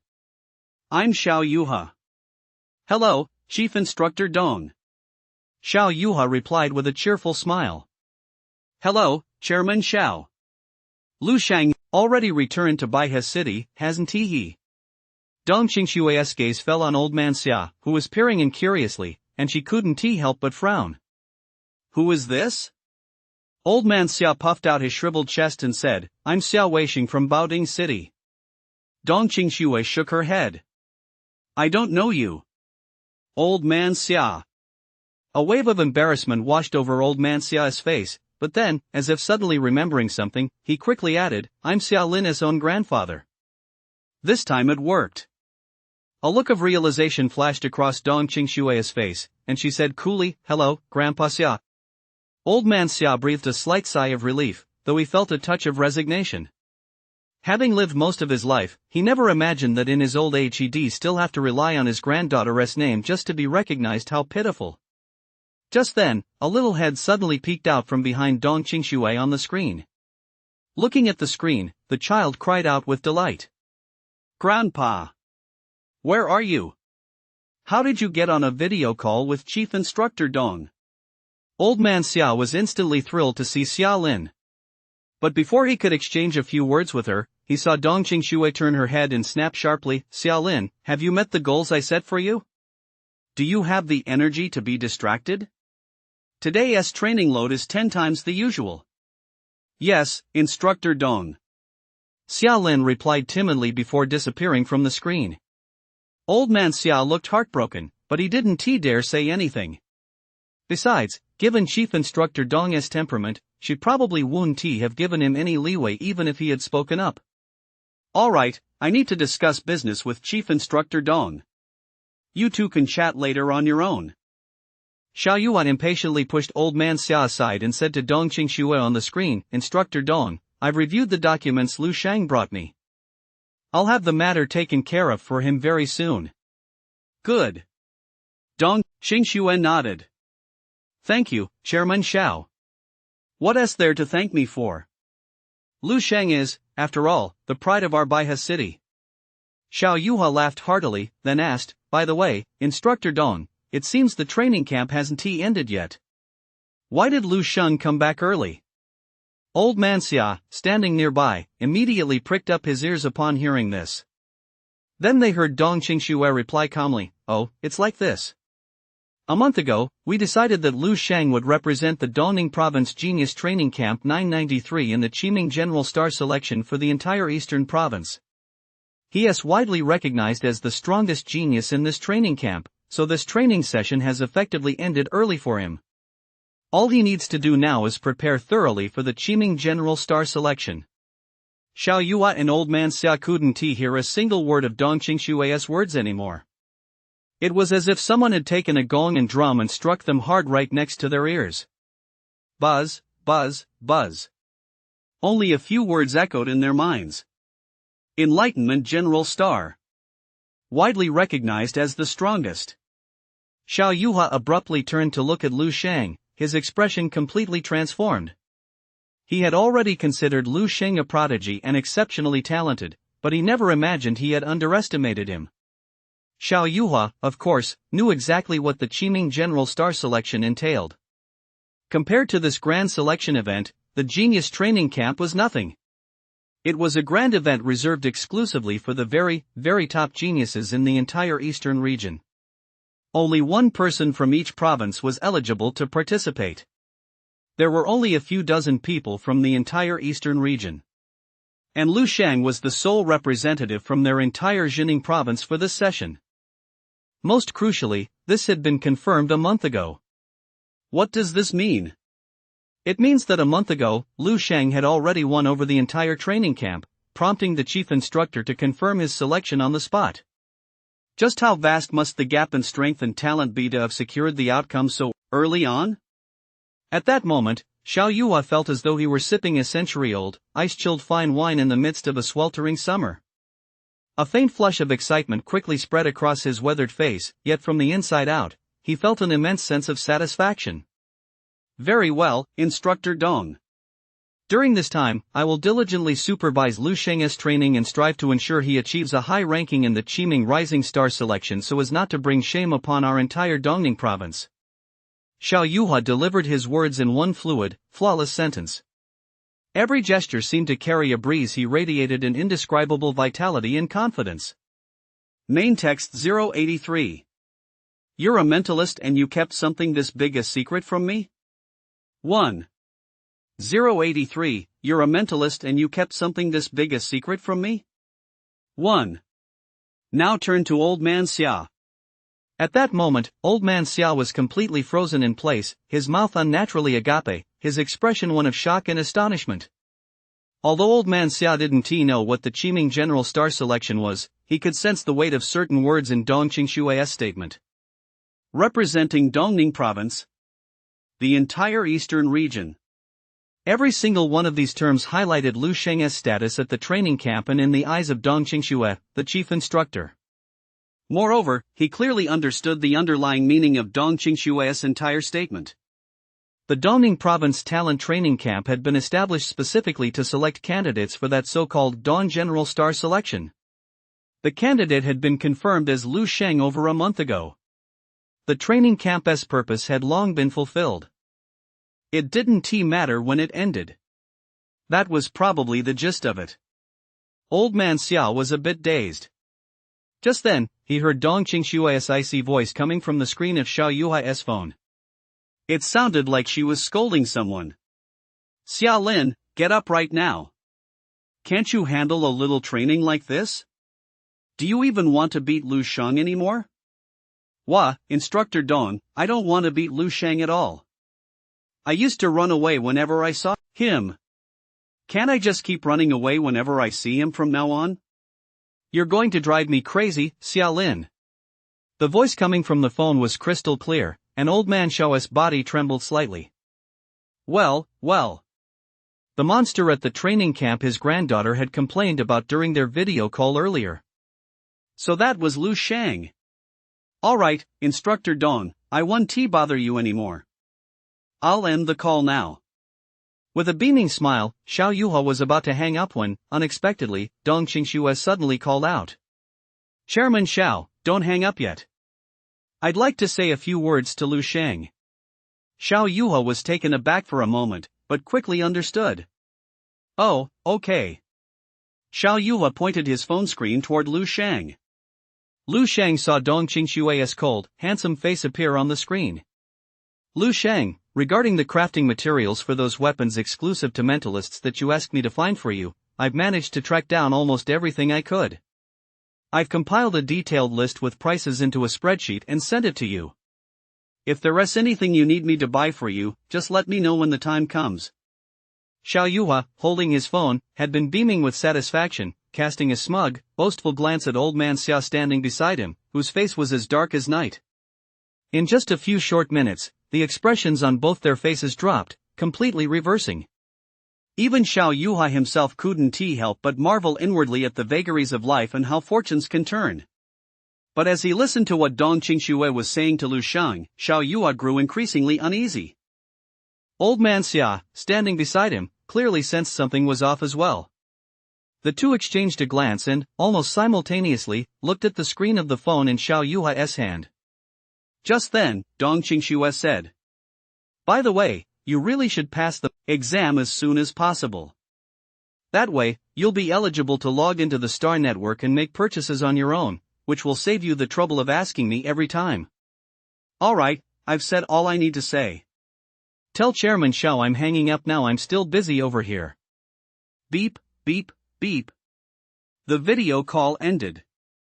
Xiao Yuhua and old man Xia, however, looked as if they'd seen a ghost. Lu Sheng. Xiao Yuhua swallowed hard, gathering his thoughts before speaking. His voice and tone were slightly strained, as if he were suppressing some emotion. Just now, what did Instructor Dong Qingshu say to you? Xiao Yuhua's voice began to tremble slightly. What do you mean? Hurry up and take the Psychic Master exam? After asking, Xiao Yuhua and old man Xia both stared intently at Lu Sheng, waiting for his answer. Lu Sheng replied quite naturally, Oh, because I was tested and found to have a talent for spiritual power at the training camp, Chief Instructor Dong Qingshu wrote me a letter of recommendation, telling me to make time to take the spiritualist exam. That's all. That's all? What do you mean, that's all? Xiao Yuhua nearly exploded. He practically leapt out of his skin. He'd always admired Lu Sheng's calm and composed demeanor, but now he found Lu Sheng's attitude particularly infuriating. It's bad enough that you didn't mention something as huge as becoming a mentalist, but why are you acting so nonchalant about it, you little brat? If Dong Qingshu hadn't let it slip, were you not even going to mention it? You've been keeping this from me, the president of the Martial Arts Association, all this time? Damn it, can we even get along anymore? That's what he was thinking, but when the words reached his lips, only one sentence came out. Alright, Lu Sheng, I really didn't misjudge you, you're the top-tier genius Baita City hasn't seen in a century. Xiao Yuhua was so overjoyed his heart was trembling. 17 years old, a level 3 martial artist, with a combat power of 270,000 and, crucially, he possessed the innate talent of a mentalist. This was practically a constellation of accolades, shining so brightly it couldn't get any brighter. On top of that, Lu Sheng was about to represent Dongning Province in the Qining General Star Selection. If he made the cut, then holy crap. He, Xiao Yuhua, would be set for life. He might not even have to wait for Lu Sheng to fully mature. He could boost his standing in the Martial Arts Association and seize the opportunity to be promoted to Grandmaster. Even if Lu Sheng wasn't selected as a general star. Given Lu Sheng's rate of growth, as long as he cultivated a good relationship with him, he would undoubtedly reap immense benefits in the future. After all, he was still young. It would be several years before his physical vitality and chi began to gradually decline, so he could afford to wait. Come to think of it, how should he go about building a relationship with Lu Sheng? That's it. Old Man Xia has a granddaughter. He wasn't quite as old as Old Man Xia, but he did have nieces. Although his nieces weren't particularly talented or good-looking, still. I'll just have to find an opportunity to give it a try. Sometimes, the tastes of prodigious geniuses are hard to predict. Who knows, maybe we'll hit it off. As Xiao Yuhua thought this, the more he looked at Lu Sheng, the more he liked what he saw, and a broad smile spread across his face. Meanwhile, Old Man Xia, standing nearby, had a stiff expression on his face, his lips trembling. Lu Sheng was actually a spiritual mind master, too. And it seemed his talent was even better than that of his granddaughter, Xia Lin. The last shred of pride Old Man Xia held deep within his heart was completely shattered at that moment. Are you sure you don't want me to send a car to take you home? Xiao Yuhua walked Lu Sheng all the way to the entrance of the Martial Arts Association and helped him into a taxi. No, I'll be fine going home on my own, thank you, President Xiao. Lu Sheng politely declined Xiao Yuhua's offer. Xiao Yuhua didn't want to press the issue, though his expression still betrayed a sense of regret. Then come over to my place for dinner sometime. I'll cook a few dishes for you myself, and I'll introduce you to some young people there about your age, so you should have plenty to talk about. I definitely will. As the car pulled away, Xiao Yuhua waved to Lu Sheng, then turned around. His back immediately straightened, a smile played at the corners of his mouth, and his entire demeanor transformed. He couldn't wait to get back and call his old comrades in arms, old buddies, and old colleagues to brag. He detailed them all about the incredibly talented martial path prodigy who emerged under the Martial Arts Association's jurisdiction, and while he was at it, he mentioned just how dark that old man surnamed Xia's face had been today. Just thinking about it felt great. Lu Sheng watched Xiao Yuhua drive away through the window.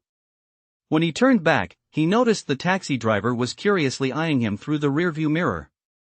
Noticing his gaze, the driver couldn't help but speak up. Young man, what is your relationship with Chairman Xiao? I see he is being so polite to you. Lu Sheng smiled and said, we're not related at all, we just know each other. Chairman Xiao is always very polite to people. Is that so? That is quite rare. Chairman Xiao is a level 6 martial artist, after all I didn't expect him to have such a good temperament in private. Young man, you look kind of familiar to me. The taxi driver stared at Lu Sheng for a moment, then suddenly slapped his thigh so hard he nearly knocked the steering wheel out of his hands. I recognize you now. Your name is Lu Sheng, right? You're that martial path prodigy who was on the TV news 2 months ago. No wonder even Chairman Xiao is so polite to you. I heard you're only a senior in high school this year, and you're already a level 2 martial artist. Wow, my daughter really looks up to you. Could you sign an autograph for me later? I won't even charge you for the ride. Listening to the taxi driver's incessant chatter, Lu Sheng felt a bit exasperated. Are all taxi drivers in the world such chatterboxes? Fortunately, the ride wasn't too long, and he'd soon be arriving at his apartment complex. By the way, do you have any secret tips on the martial path? Could you teach me a few so I can pass them on to my daughter when I get home? The taxi driver was still talking to himself when he suddenly heard Lu Sheng whisper. Master, please pull over for a moment. The voice wasn't particularly loud, but it exploded in the driver's ears like a clap of thunder. The driver jumped, slammed on the brakes, and turned to look at Lu Sheng. At that moment, Lu Sheng was staring intently out the window. It was a rather imposing storefront. The main door stood wide open, half of the glass door lay on the ground, and shards of broken glass were scattered everywhere. Lying on the ground by the entrance was a sign that had been smashed to pieces. Vaguely visible on the sign were a few characters, Hongchuan Martial Arts Hall. Quite a few people were standing at a distance, watching the commotion. Lu Shang tossed a 100 yuan bill onto the seat, got out of the car, and walked away. "I'll get off here." "Thanks, driver." The taxi driver stared blankly as he grabbed the 100 yuan bill. Suddenly, he remembered something and shouted urgently. "Sign in. You haven't signed in yet." Unfortunately, Lu Shang, dragging his suitcase, had already walked quite a distance away. Chapter 084. Challenging the Dojo 2. 084, Challenging the Dojo 2. Why is there a fight at this martial arts school every single day? You're telling me. People get hurt every day, people get sent to the hospital every day, they fight way too fiercely. Who would dare send their kids here under these circumstances? I mean, these martial artists, if they're so skilled, why don't they fight their own kind? Why don't they go to the battlefield to fight monsters instead of staying here and disturbing the peace? Exactly. A few middle-aged women in their 40s and 50s, vegetable baskets, stood not far from the martial arts school's entrance, whispering among themselves and chattering away. Suddenly, a voice cut in. "Aunties, has it been like this at this martial arts school lately?" The women looked up and saw a tall, slender teenager with fair skin who had appeared before them at some point. The teenager had a clean-cut, handsome face and was dragging a suitcase, as if he'd just returned from a trip. His jet-black eyes were clear and deep, sparkling like crystals. The middle-aged woman paused for a moment, then instinctively replied, "That's right. It's been like this for half a month now. Every day, people come up to challenge the school, one group after another. Both sides have suffered quite a few injuries. I heard even the school's master got hurt." The handsome teenager furrowed his brow and asked, "Do you know why?" One of the middle-aged women quickly replied, "I know why. Apparently, this martial arts school used the name of a martial path prodigy to recruit a lot of students, stealing business from other schools. The other schools couldn't stand it, so they joined forces to take it down. I bet it'll be shut down in a few days. The sign has been smashed several times over the past half month. Hey, what is the name of that martial path prodigy again? I think he lives in a neighborhood around here." A middle-aged woman standing nearby couldn't help but chime in, "Young man, you aren't thinking of signing up at that martial arts school, are you? Take my advice, find another one. This place is a hotbed of trouble right now, don't get dragged into it." The teenager smiled and said, "Nope, I'm just heading to the martial arts school to find someone named 993. "Oh, well, that is fine then. But you'd better come back another day, or wait a little longer going after they're done fighting." Hey, where did he go?" The middle-aged woman stopped mid-sentence and looked up, only to discover that the boy standing right in front of her had vanished. Not far away, at the entrance to the martial arts school, she could still see a suitcase being slowly pulled inside. Young people just don't like listening to their elders. They're clearly heading straight into a pit of fire, yet they insist on jumping in. Sooner or later, they'll get hurt. Just then, one of the middle-aged women suddenly let out a startled cry as she stared in the direction the boy had left. "Oh! I just remembered this the high school martial path prodigy who was featured on the TV news a little over 2 months ago. I remember he looked just like this, so fair-skinned and clean-cut. All these fights at the martial arts schools, they're all because of him." The other middle-aged women were taken aback, only then realizing they'd just inadvertently come into contact with the central figure of the incident. Instantly, their curiosity flared up again, sparking another heated discussion. Lu Shang dragged his suitcase through the entrance of the Hongchuan Martial Arts Hall. The scene inside was even worse than outside. The entire front desk had been kicked over and smashed to pieces on the floor. A pile of decorative indoor potted plants had been completely shattered. Shards of flower pots and soil were scattered everywhere, leaving the floor in utter disarray. A large crowd had gathered in the martial arts hall, and it appeared that two opposing sides were facing off against each other. Lu Sheng noticed faint traces of blood still lingering on the floor and walls. In some places it looked as though a fight had already taken place here. Lu Sheng casually set down his suitcase and slowly made his way toward the crowd. At that moment, everyone was staring at the center of the crowd. No one even noticed him enter. Lu Shang slipped behind the group and gently tapped the shoulder of a pretty girl who was standing on tiptoe, looking around. The girl turned her head and froze for a moment when she saw Lu Shang. Then, her face lit up with immense surprise and excitement, and she turned to call out to someone. But before she could utter a sound, a fair, slender hand gently covered her mouth. Shoo! Lu Shang made a shushing gesture at the girl and shook his head slightly, signaling her not to make a scene just yet.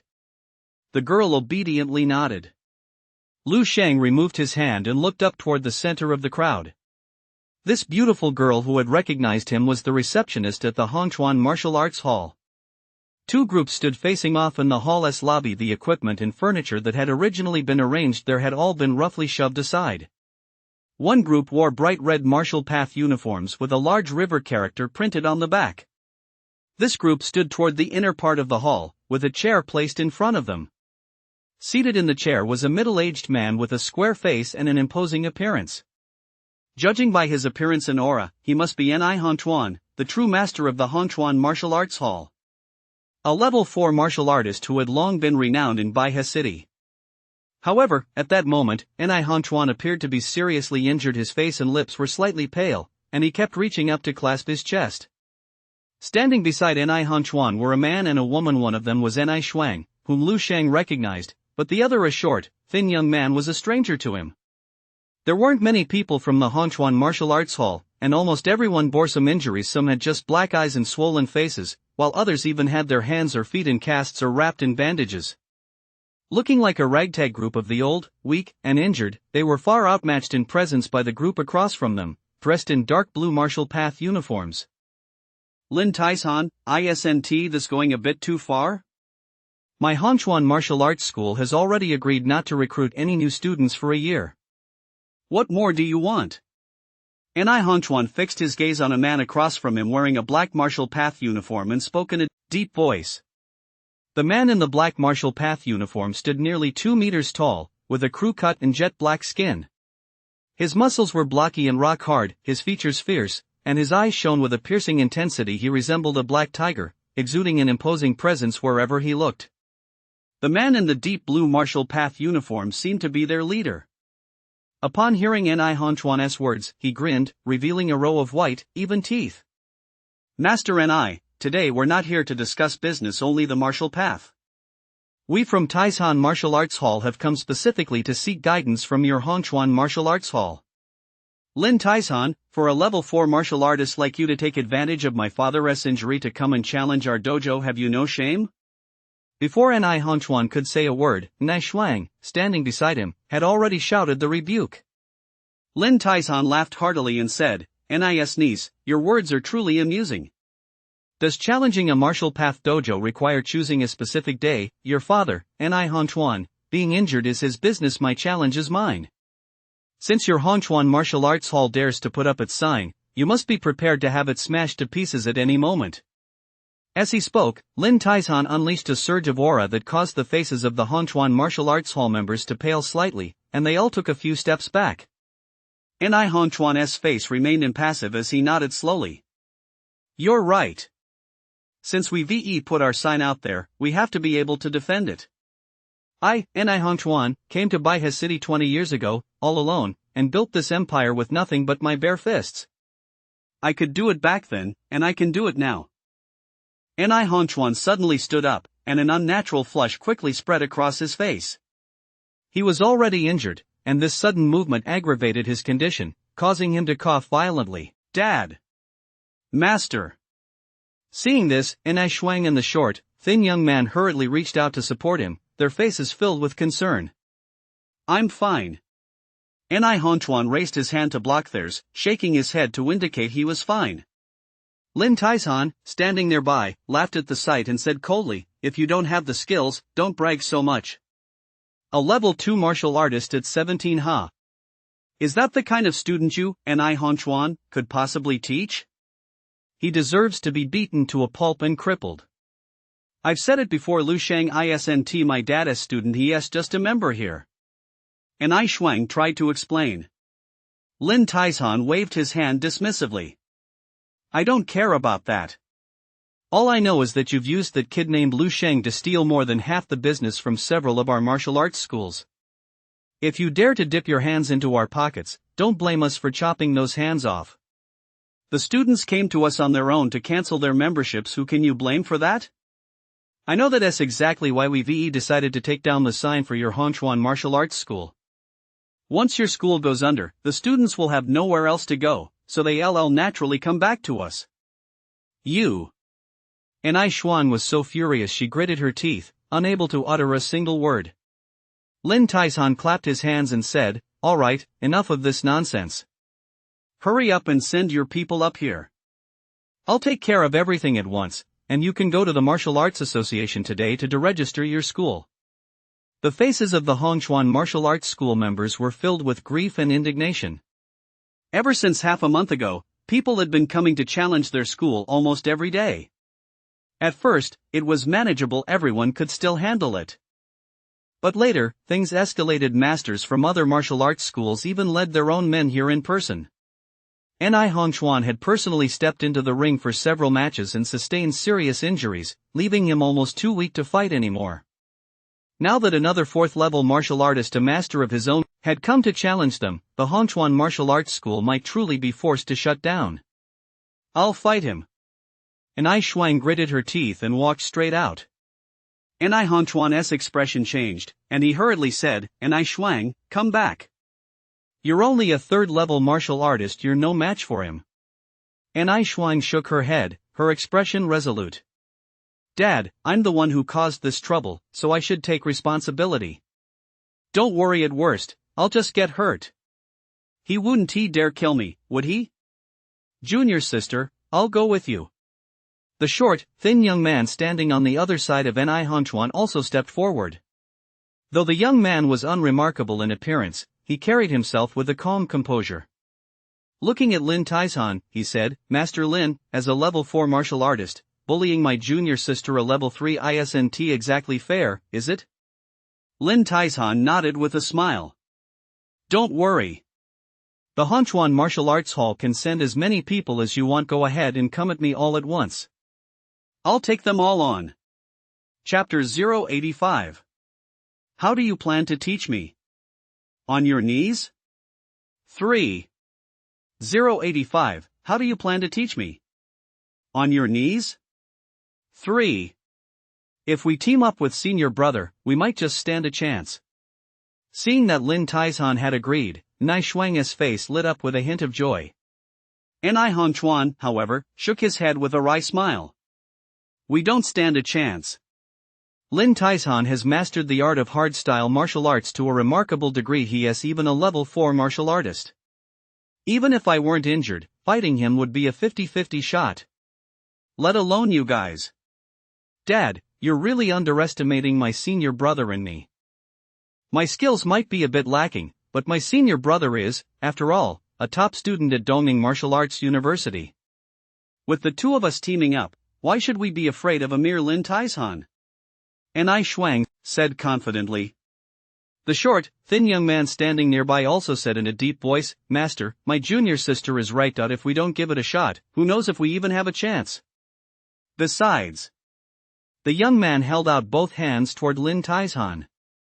Lin Taizhan froze for a moment, then his face quickly lit up with surprise and delight as he exclaimed, "You've broken through?" The young man shook his head and said, "I'm still a bit short of cultivating inner energy, but my qi and blood levels have already reached 200. Doesn't that mean you've got 1 foot in level 4? Ni Shuang was overjoyed. Ni Hongchuan was also quite excited. "Excellent. I've always thought you were level-headed. I wondered why you'd be acting so impulsively alongside Ni Shuang today. So you actually had a plan all along? Dad." Ni Shuang frowned. "Ha ha." Ni Hongchuan laughed heartily, and the gloom on his face vanished almost entirely. It seemed even his injuries had improved somewhat. "Hey, how long do you two plan to keep discussing this?" Lin Taizhan's voice rang out, "If you drag this out any longer, the Martial Arts Association will shut down. Do you really want us to make another trip tomorrow?" "Shut up." Ni Shuang glared at him and said coldly, "I'm going to knock you out in a minute, and then I'll make you parade through the streets carrying the sign for our Hongchuan Martial Arts Hall." Lin Taishan smiled faintly, a cold gleam flashing in his eyes. "You sharp-tongued little brat, you're really annoying." The next second, Lin Taishan's figure suddenly vanished. Ai Shuang's heart skipped a beat, and immediately afterward, she heard the voice of the short, thin young man right beside her. "Be careful, junior sister." In the next instant, two figures collided violently. Boom! One figure was sent flying backwards 7 or 8 meters, revealing the slightly pale face of the short, thin young man. "Senior brother." Ai Shuang hurried over and asked anxiously, "Are you okay?" Only then did she realize that the short, slender young man had just taken Lin Taishan's blow for her. "Don't worry, I'm fine." The short, thin young man a smile and shook his head. Ai Shuang didn't notice that his right hand, hidden behind his back, was trembling uncontrollably. Ai Hongchuan, who had witnessed the scene, wore a grave expression as his brow slowly furrowed. So he had a trick up his sleeve after all. Lin Taishan glanced at the short, thin young man, a hint of surprise crossing his face. "That works out perfectly.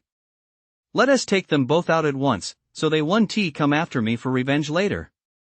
It'd be a real pain in the neck." Lin Taishan took a step forward, and in that instant, his entire body seemed to swell slightly. His muscles bulged and swelled, and his skin glowed with a faint, iron-like sheen. A mountain-like aura surged forward, crushing down upon the short, thin young man and Ai Shuang. Their faces turned pale with shock. The Lin Taishan standing there now was almost a completely different person from the Lin Taishan they had known before. Ai Hongchuan jumped to his feet from his chair, his face etched with shock. "Lin Taishan, have you broken through to level 5? Lin Taishan grinned savagely and said, "Not quite yet, but my Iron Mountain force has already reached perfection." "Ai Hongchuan, you coward, too scared to face me yourself, so you sent 2 little kids up here to die. Well, I'll grant you your wish." With that, Lin Taishan struck with both hands. His 2 jet-black palms, as wide as palm leaf fans and several times larger than an average person's, sliced through the air with a whistling sound, even causing the curtains several meters away to flutter. The sheer force was utterly terrifying. Ai Hongchuan was both shocked and enraged. He tried to speak up to stop him, but the movement aggravated his injury. His face turned pale, and he slumped back into his chair. Ai Shuang and the short, skinny young man were engulfed by this overwhelming force. Their faces turned deathly pale, yet they had no choice but to grit their teeth and stand their ground. Crack! With a crisp snap, the short, thin young man flew backward with a scream and crashed to the ground. One of his arms was bent at an unnatural angle. The pain caused cold sweat to pour down his face, and his lips trembled. Ai Shuang slightly better. Lin Taishan directed the vast majority of his power at the short, thin young man. She was merely grazed on the arm by the edge of his iron palm, yet her arm was still dislocated. It was just a single exchange. Both of Ai Hongchuan's top-tier level 3 martial artists from the Hongchuan Martial Arts School were injured and fell to the ground, completely incapacitated. Lin Taishan's power was so terrifying it left everyone almost unable to breathe. Anyone else? Lin Taishan cracked his neck and smiled as he scanned the crowd from the Hongchuan Martial Arts School. Anyone caught in his gaze lowered their head in fear. No one dared to meet his eyes. That's enough. Ai Hongchuan's chest heaved violently as he slowly stood up and spoke, enunciating each word clearly. "Isn't this exactly what you want to force our Hongchuan Martial Arts School to close? Fine, I'll grant your wish. I'll go to the Martial Arts Association right now to revoke our school's accreditation." As Ai Hongchuan uttered those words, he seemed to age 10 years in an instant. Even his back had hunched over.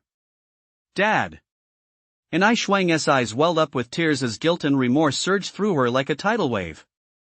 Everyone at the Hongchuan Martial Arts School hung their heads in dejection, their expressions filled with sorrow. Seeing that he had achieved his goal, Lin Taishan smiled and said, "I still have faith in your character, Master Ai. Since that's the case, I'll take my men and head back first." Wait. Just then, a voice suddenly rang out from the crowd. Everyone froze, instinctively turning to look. They saw a well-proportioned, tall, fair-skinned, and handsome young man step forward. A perfectly good martial arts school just closing down like that? Where am I supposed to train from now on? The young man glanced at Ni Hongchuan and said indifferently. Ni Hongchuan looked stunned but said nothing. Ni Shuang, however, recognized the young man at once and exclaimed in surprise, Lu Shang? Lu Shang nodded at Ni Shuang. In an instant, everyone's gaze converged on Lu Shang, their expressions strange. So he is Lu Shang. He is the one who caused our martial arts school to fall into this state. Shut up. The people from Hongchuan Martial Arts School began to stir, murmuring among themselves. Many glared at Lu Shang, seemingly blaming him for everything happening before their eyes. 0 Please leave a flower. Even Ni Hongchuan wore a look of mixed emotions upon learning Lu Shang's identity. Lin Taizhan, however, lit up. He sized Lu Shang up and down and said, So you're the signboard we snatched? Not bad, you really are dignified and handsome. Young brother Lu, are you worried you won't have a place to train once the Hongchuan Martial Arts School closes? Don't worry, our Taizhan Martial Arts School welcomes you anytime. Lin Taizhan pointed at Ni Hongchuan and the short, skinny young man on the ground, smiling as he said, You saw it yourself, the people at Hongchuan Martial Arts School are all good for nothings, they can't even block a single blow from me. What could a school like that possibly teach you? Come to our Taizhan Martial Arts School, and I'll personally teach you the Taizhan secret techniques. I'll hold nothing back. Taizhan secret techniques? Lu Shang seemed to perk up a bit. Seeing this, Lin Taizhan quickly seized the moment and said, The Taizhan secret techniques are our Taizhan Martial Arts Hall as closely guarded techniques. Once mastered, you'll be invincible in close combat. I'm not just bragging. Lin Taizhan patted his chest and boasted with confidence, among those of the same level, there are very few who can break through my defense, not Ni Hongchuan, and certainly not anyone else. Ni Hongchuan's expression darkened slightly, but he couldn't refute it. Lin Taizhan had already demonstrated his strength moments ago. His defense was as solid as iron, and his presence as imposing as a mountain. He was indeed no match for him at this point. You're willing to teach me such a powerful technique? Lu Shang said indifferently. Lin Taizhan sensed that Lu Shang seemed somewhat tempted. His smile widened, and he hurriedly replied, Of course I'm willing. As long as you join our Taizhan Martial Arts Hall and take me, Lin Taizhan, as your master, I will teach you everything I know. Lu Shang took 2 steps forward, looking at Lin Taizhan with a calm expression, and casually asked, So how do you plan to teach me? Lin Taizhan furrowed his brow, thinking to himself, Why does this kid have to ask so many stupid questions? But considering the other's status, he forced himself to be patient and began, If you come with me, I'll. Lin Taizhan hadn't even finished his sentence. Suddenly, Lu Shang right in front of him vanished in an instant. Immediately afterward, a terrifying aura, like a volcanic eruption, swept over him from all directions. Lin Taizhan's scalp instantly prickled, the hairs on his body standing on end, as an overwhelming sense of mortal danger surged from the depths of his being. Hey! He let out a furious roar. His muscles turned black and swelled, his entire body suddenly expanding by a full size, then he thrust both palms forward with all his might. But a pale, fleshy fist effortlessly deflected his palms, charging straight through the air and slamming into his chest with devastating force. Crack, crack. The sound of bones snapping. Boom. The terrifying power contained within the fist erupted with a thunderous blast, sending Lin Taizhan's mountain-like body flying backward in an instant. He plowed through the crowd, flying all the way to the side wall at the entrance of the martial arts hall. With a boom, he slammed into the wall, leaving a huge crater that sank deep into the structure. Tap, tap. Crisp footsteps echoed through the silent hall. Lu Shang walked step by step, his posture casual, his expression indifferent. He stopped in front of Lin Taizhan, whose face was etched with pain, shock, and fear looming over him as he spoke calmly. How do you plan to teach me? On your knees? At that moment, the entire martial arts hall fell deathly silent. Damn. Chapter 086, The Challenge, a Grandmaster Level Zombie. 4. 086, The Challenge, a Grandmaster Level Zombie. 4. Everyone stared blankly at the scene before them, their expressions dazed, as if they were dreaming. Ni Shuang's beautiful eyes were wide with shock, her mouth gaping wide enough to fit a duck egg. Even An Han Chuan was utterly stunned, sitting in his chair with both hands clutching the armrests tightly. It was as if only by clinging to them could he keep from collapsing and sliding to the floor. Lin Taizhan had been defeated. A level 4 martial artist, his external cultivation had reached the pinnacle. Arrogant, unrivaled in strength, and demon-like that was Lin Taizhan. And yet, with a single punch from Lu Shang, he was literally blasted into the wall. The formidable defense he took such pride in crumbled like a sheet of paper under Lu Sheng's fist. It shattered before it could even block a single blow. Everyone stared at the floor. On the floor of the martial arts hall lay a crystal-clear drag mark, over 20 meters long. It was the trajectory of Lin Taizhan's flight after being sent flying by Lu Sheng's single punch. It was terrifying.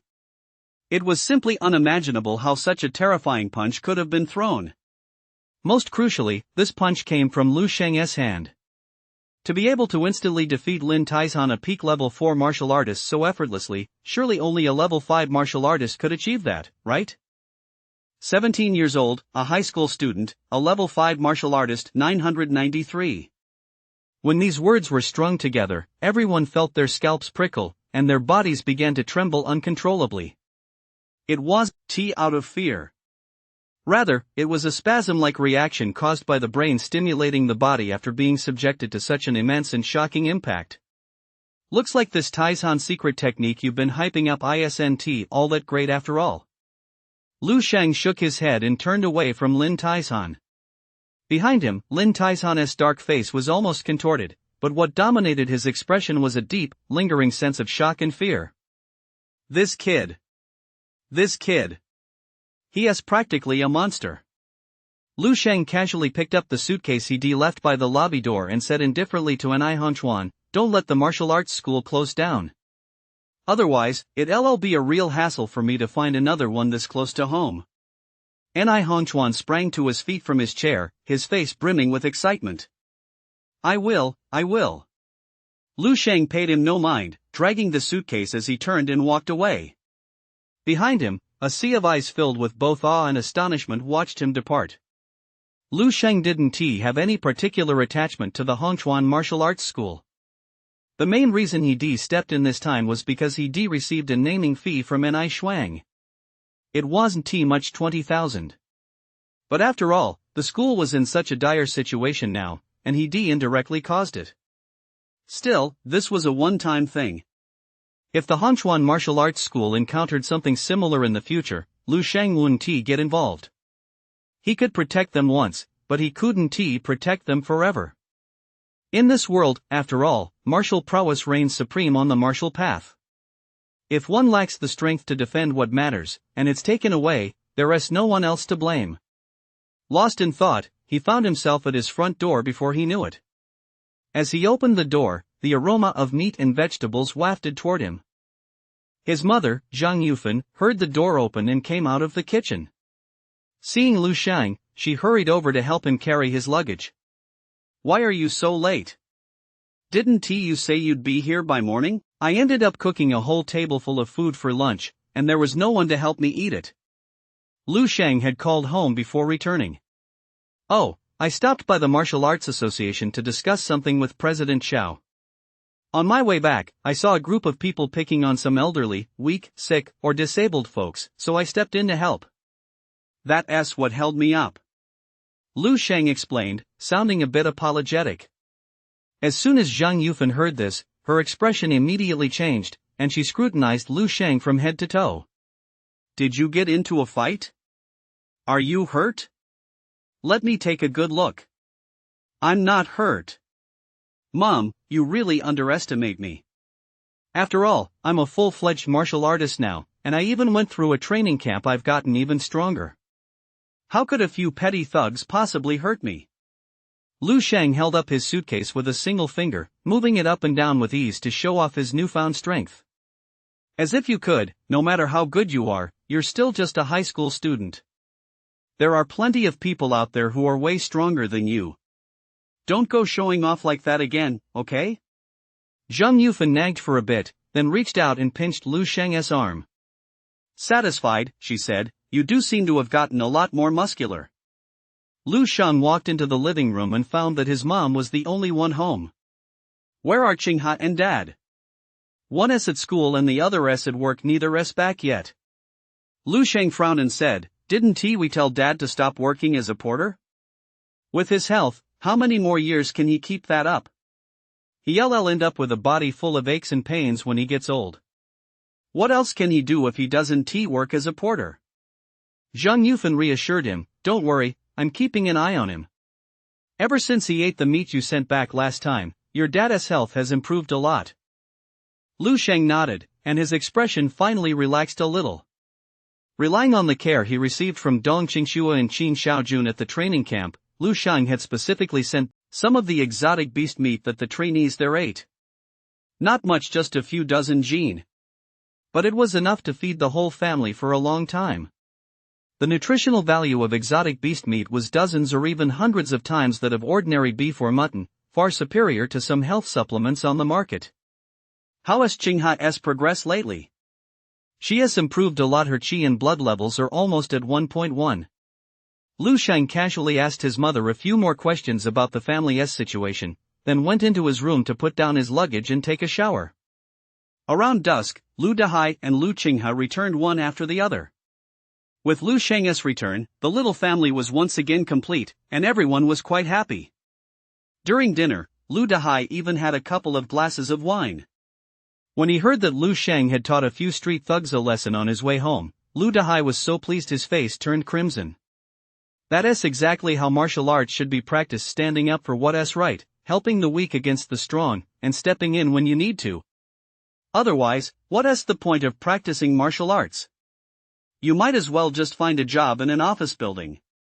His mother, Zhang Yufan, scolded him, you've had just a couple of drinks and already don't know who you are. What if your son gets hurt?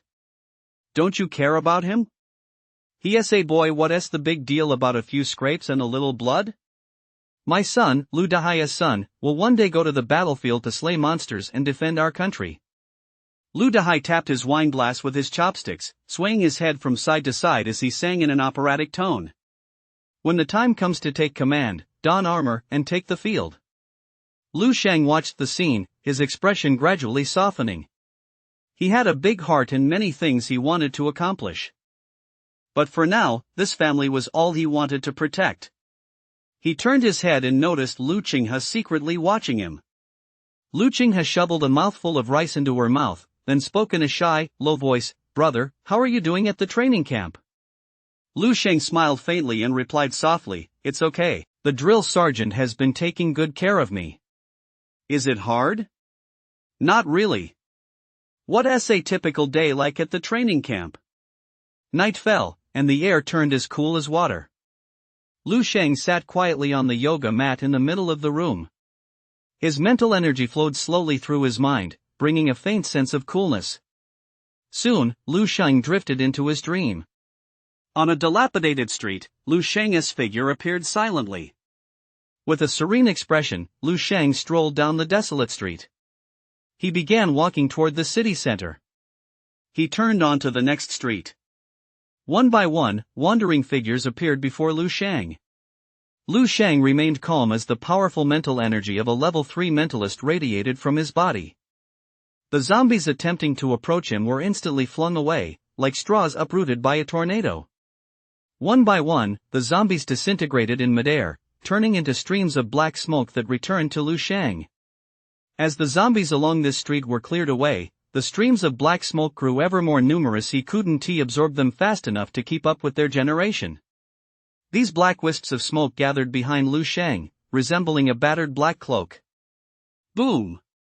A zombie was flung away by psychic energy, only to shoot back at an even faster speed in the blink of an eye.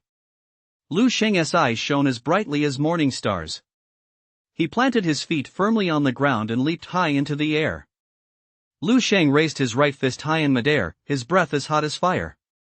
The spirit of the hero lives on. His fair, flesh-covered fist, not particularly large, crashed down with a thunderous impact, smashing into the zombie's body with devastating force. The towering zombie growled lowly as it exploded into a cloud of dust, releasing a thick stream of black smoke. A level 6 martial artist. Having blown the zombie blocking his path to smithereens with a single punch, Lu Sheng remained impassive as he pressed onward. With his strength, even a zombie that had been a level 6 martial artist in life could be dispatched with a single punch. Lu Sheng kept moving forward, gradually delving deeper into the city. Along the way, he dispatched at least several hundred zombies. Fragments of these zombies' memories coalesced, flooding Lu Sheng's mind. It caused a throbbing pain in his head, and waves of the urge to vent surged through him. A desire to destroy everything. Lu Sheng knew this was a side effect of absorbing too many combat memories at once. All he needed to do was sit down and practice the crystal contemplation technique for a while, and these aftereffects would disappear immediately. But Lu Sheng didn't want to do that just yet. He was searching for something. Boom! Suddenly, a slender figure landed right in front of Lu Sheng. Large cracks began to spread across the hard street surface beneath the figure's feet. Lu Sheng's pupils contracted, and he came to an abrupt halt. Looking at the uninvited guest before him drawn here by his presence, Lu Sheng rubbed his throbbing temples and grinned. He had found what he was looking for. Why hadn't he chosen to clear those chaotic memories from his mind? Because he was afraid. He was afraid of losing the thirst for battle and the urge to destroy that had been born from his loss of control. He would lose the courage to face this Grandmaster-level zombie standing before him. Chapter 087, The Powerful Grandmaster Force Field, Martial Path Treasure 5. 087, The Powerful Grandmaster Force Field, Martial Path Treasure 5. Lu Sheng narrowed his eyes as he scrutinized the zombie before him. It stood about 1.75 meters tall, with a lean build, yet gave off a solid, steel and iron-like impression. Its features were quite ordinary, and it wore a rather exquisite, streamlined combat armor. This zombie, resembling an ordinary middle-aged man in his 40s, would be almost indistinguishable from a living person were it not for its completely unfocused eyes and ashen-gray skin. The passage of time had seemingly only away some of the moisture from its body, leaving it shriveled and covered in dust. Compared to the decaying and battered zombies Lu Sheng had seen in the past, this one was exceptionally new and intact. A Grandmaster's vital energy is as thick as mercury, and their physical body is like refined steel, completely beyond the reach of level 6 martial artists and those below. It's far too powerful. Yet even this formidable Grandmaster-level zombie had a gaping hole, over 10 centimeters in diameter, ripped open right where its heart should have been. The cavity was completely empty, offering a clear view of the scene across from it. It was hard to imagine what kind of terrifying beast could have ripped out the heart of this martial path Grandmaster in a single blow during the battle that led to the base's destruction. At that moment, this Grandmaster-level zombie stood in the distance, quietly watching him, as if waiting for something. Let us fight. Lu Sheng took a deep breath, and the rhythm of his breathing quietly shifted. Switch to wind breathing. A gentle breeze swirled around Lu Sheng. With a flick of his body, Lu Sheng vanished from his original spot in an instant. Unleashing his micro-tier footwork to its fullest, he moved with astonishing speed, like a wisp of blue smoke, closing in on the zombie in the space of a few breaths. The Grandmaster-level zombie seemed completely unaware, still standing motionless in its original spot. Lu Sheng delivered a fierce roundhouse kick aimed at the Grandmaster-level zombie's head. Propelled by the powerful chi and blood of a level 3 martial artist, the kick sliced through the air like a steel blade, emitting a piercing whistle. Boom! Yet where it struck, there was silence. The Grandmaster-level zombie remained standing in place, yet its right hand had risen, he didn't know when. The palm was held in a naturally relaxed position, gently shielding the side of its face. Yet even this casual posture reminiscent of raising a hand to speak in class successfully blocked Lu Sheng's powerful and forceful roundhouse kick. A look of shock flashed across Lu Sheng's eyes. It felt as though his leg had struck an incredibly thick, soft cushion. All his force had been absorbed and completely neutralized. The immense power contained in his leg, upon striking the Grandmaster-level zombie's palm, vanished without a trace, like a mud cow sinking into the sea, leaving not a single ripple. Lu Sheng immediately leaped backward, his face still bearing a look of deep astonishment. That kick of mine, though I didn't go all out, still utilized 6 times the power of a star, plus the bonus from my perfect realm leg technique. Its combat power index must have been well over 100,000, yet it couldn't even budge a single hand of that zombie. Master level zombies are truly terrifying. And this was merely a Grandmaster level zombie driven solely by combat instinct. If it were a true martial path Grandmaster, its power would be simply unimaginable. Having tested the waters, Liu Shang held nothing back. 10 times the power of a star, perfect realm fist techniques, and the breath of flame. Aside from not utilizing the chi and blood boost from the Divine Illumination King of the Underworld Sutra, he was fighting at nearly full strength. But no matter what kind of attack he launched, the Grandmaster level zombie before him always managed to deflect it with ease. Liu Shang had a vague, nagging feeling. What he was facing now wasn't just an ordinary person standing a little over 1.7 meters tall. It was a wall, a mountain. Impossible to break through, impossible to overcome. Huff, huff. Liu Shang stood several dozen meters away from the Grandmaster level zombie, gasping for breath, his expression somber. There's absolutely no way to defeat it. I can't even scratch it. Liu Shang sensed that there seemed to be an invisible membrane surrounding this Grandmaster level zombie. All his attacks struck this membrane, and 99% of his power was instantly dissipated. As a result, even though Liu Shang's combat power now stood at hundreds of thousands, he didn't even have the ability to make his opponent move an inch. This must be. Liu Shang took a deep breath and slowly uttered a single phrase, Grandmaster Force Field. Rumor has it that martial path Grandmasters possess an invisible force field that even bullets cannot penetrate. Once a bullet enters the force field, it's immediately halted and blocked, turning into completely useless scrap metal. Seeing this today, I realize the rumors are indeed true. And this is merely the faint force field left behind by a deceased Grandmaster. If I were facing a martial path Grandmaster at the peak of their power, I doubt I'd even be able to get close to them, let alone launch an attack. The power of the Grandmaster's force field exceeded Liu Shang's expectations. He had almost run out of options. Only now did he understand why, despite being just one rank apart, the status between level 6 and level 7 was worlds apart. Level 7 is called a Grandmaster, while level 6 is merely a martial artist. It was simply because the gap between the two was too vast. It was a qualitative difference, a gap in the very nature of life itself. Reaching the realm of a level 7 Grandmaster was almost like becoming a different form of life. Still, there is one piece of good news. This Grandmaster level zombie doesn't seem to regard me as a worthy opponent at all. Its attacks against me are merely defensive. It never initiates an offensive. Otherwise, I would have been killed on the spot long ago. Liu Shang now felt as if he had once again become a low-level character who had accidentally wandered into a high-level monster map. Faced with such a massive level gap, even if the monsters in the high-level map stood completely still and let him attack, he couldn't break through their defenses. I can't even force a 1-1 HP drain. Liu Shang felt a bit helpless. Wait, it looks like it's losing HP.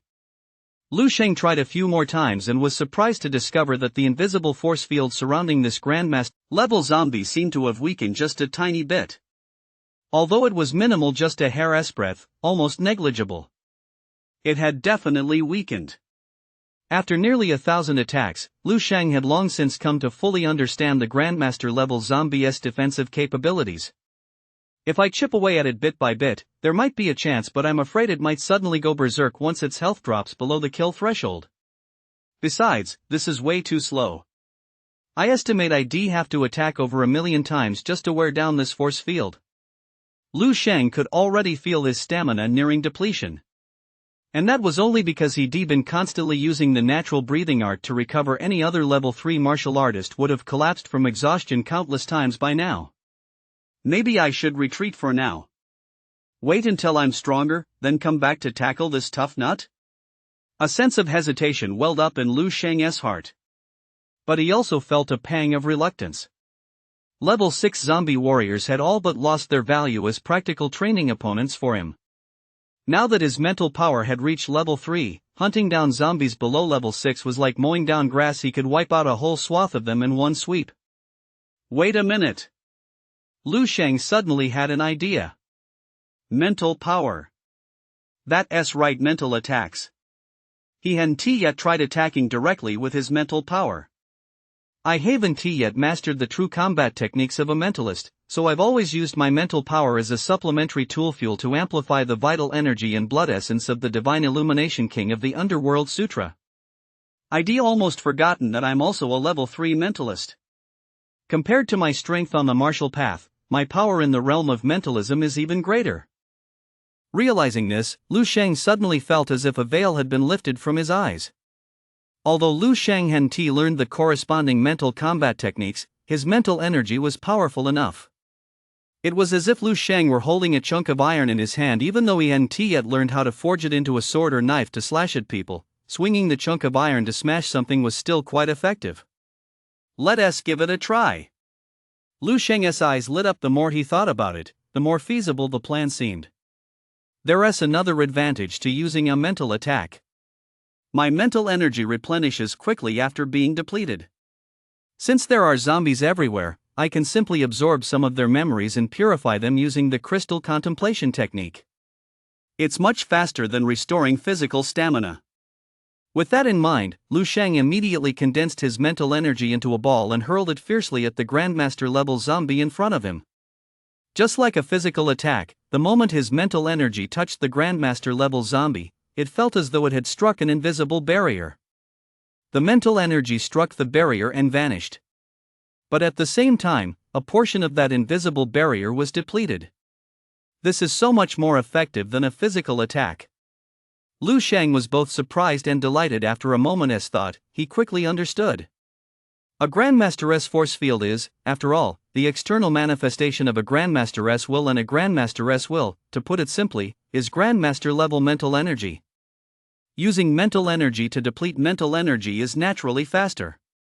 Ah, I'm so stupid, I should have thought of this long ago. Lu Sheng wasted no more time, swiftly manipulating his mental energy to attack the Grandmaster-level zombie's force field again and again. The Grandmaster-level zombie's force field rapidly depleted, and the invisible barrier weakened and thinned at a pace Lu Sheng could sense with his mind. Twice during the battle, Lu Sheng's mental energy ran dry, but fortunately, he had previously harvested the memories of a large number of ordinary zombies. With a slight activation of the crystal contemplation technique, an endless stream of mental energy surged forth. During this process, Lu Sheng's 10 perfect martial path also saw further growth. Over 80% of his martial path techniques had each broken through a bottleneck, reaching the perfect realm. This represented a truly staggering boost to Lu Sheng's overall combat capabilities. However, Lu Sheng had no time to dwell on this now. All his attention was focused on the Grandmaster-level zombie before him. He was truly looking forward to it. After killing this Grandmaster-level zombie, what kind of martial path treasures would be hidden within the Grandmaster's memories that would be unleashed? Main text 088. Mastery Realm Fist Technique, Grandmaster Level Skill, 10 days in 1, 1. 088, Mastery Realm Fist Techniques, Grandmaster Skills, 10 days in 1 day. 1. Boom! Lu Sheng unleashed a mental energy blast at the Grandmaster level zombie. The Grandmaster level zombie's body wavered slightly, showing no reaction. Its appearance seemed exactly the same as before. But in Lu Sheng's eyes, this Grandmaster-level zombie had become incredibly dull. It was like a light bulb gradually burning out while the casing appeared unchanged. The filament inside was rapidly fading. Boom! Another psychic attack. As he continued to use his mental energy, Lu Sheng grew increasingly proficient at this simple yet brutal technique. Moreover, he could feel his mental energy attacks growing stronger with each strike, a result of rapidly depleting his mental energy and then quickly replenishing it through the crystal contemplation technique.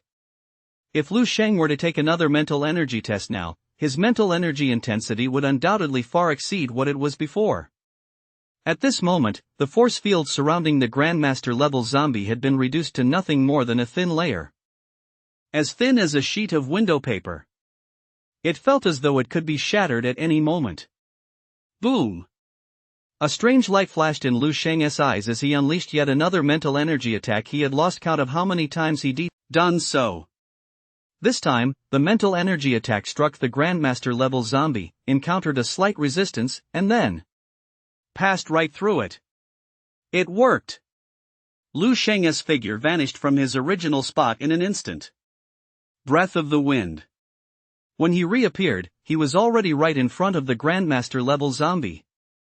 Compared to the beginning, the Grandmaster level zombie now felt far weaker to Lu Sheng. Divine Illumination King of Darkness Sutra, Vitality Boost. Boom! Inside Lu Sheng's body, 2 hearts pounded fiercely, and his vital energy roared. Tenfold stellar power. Switch to flame breath. Perfect realm fist technique. A gleam flashed in Lu Sheng's eyes as he raised his right fist high. At that moment, the Grandmaster level zombie's killing strike reached him. Boom! That punch slammed viciously into the Grandmaster level zombie's head. The Grandmaster level zombie's head exploded with a thunderous crash. Its not particularly imposing body staggered backward under the impact of Lu Sheng's punch. A twinge of guilt welled up in Lu Sheng's heart.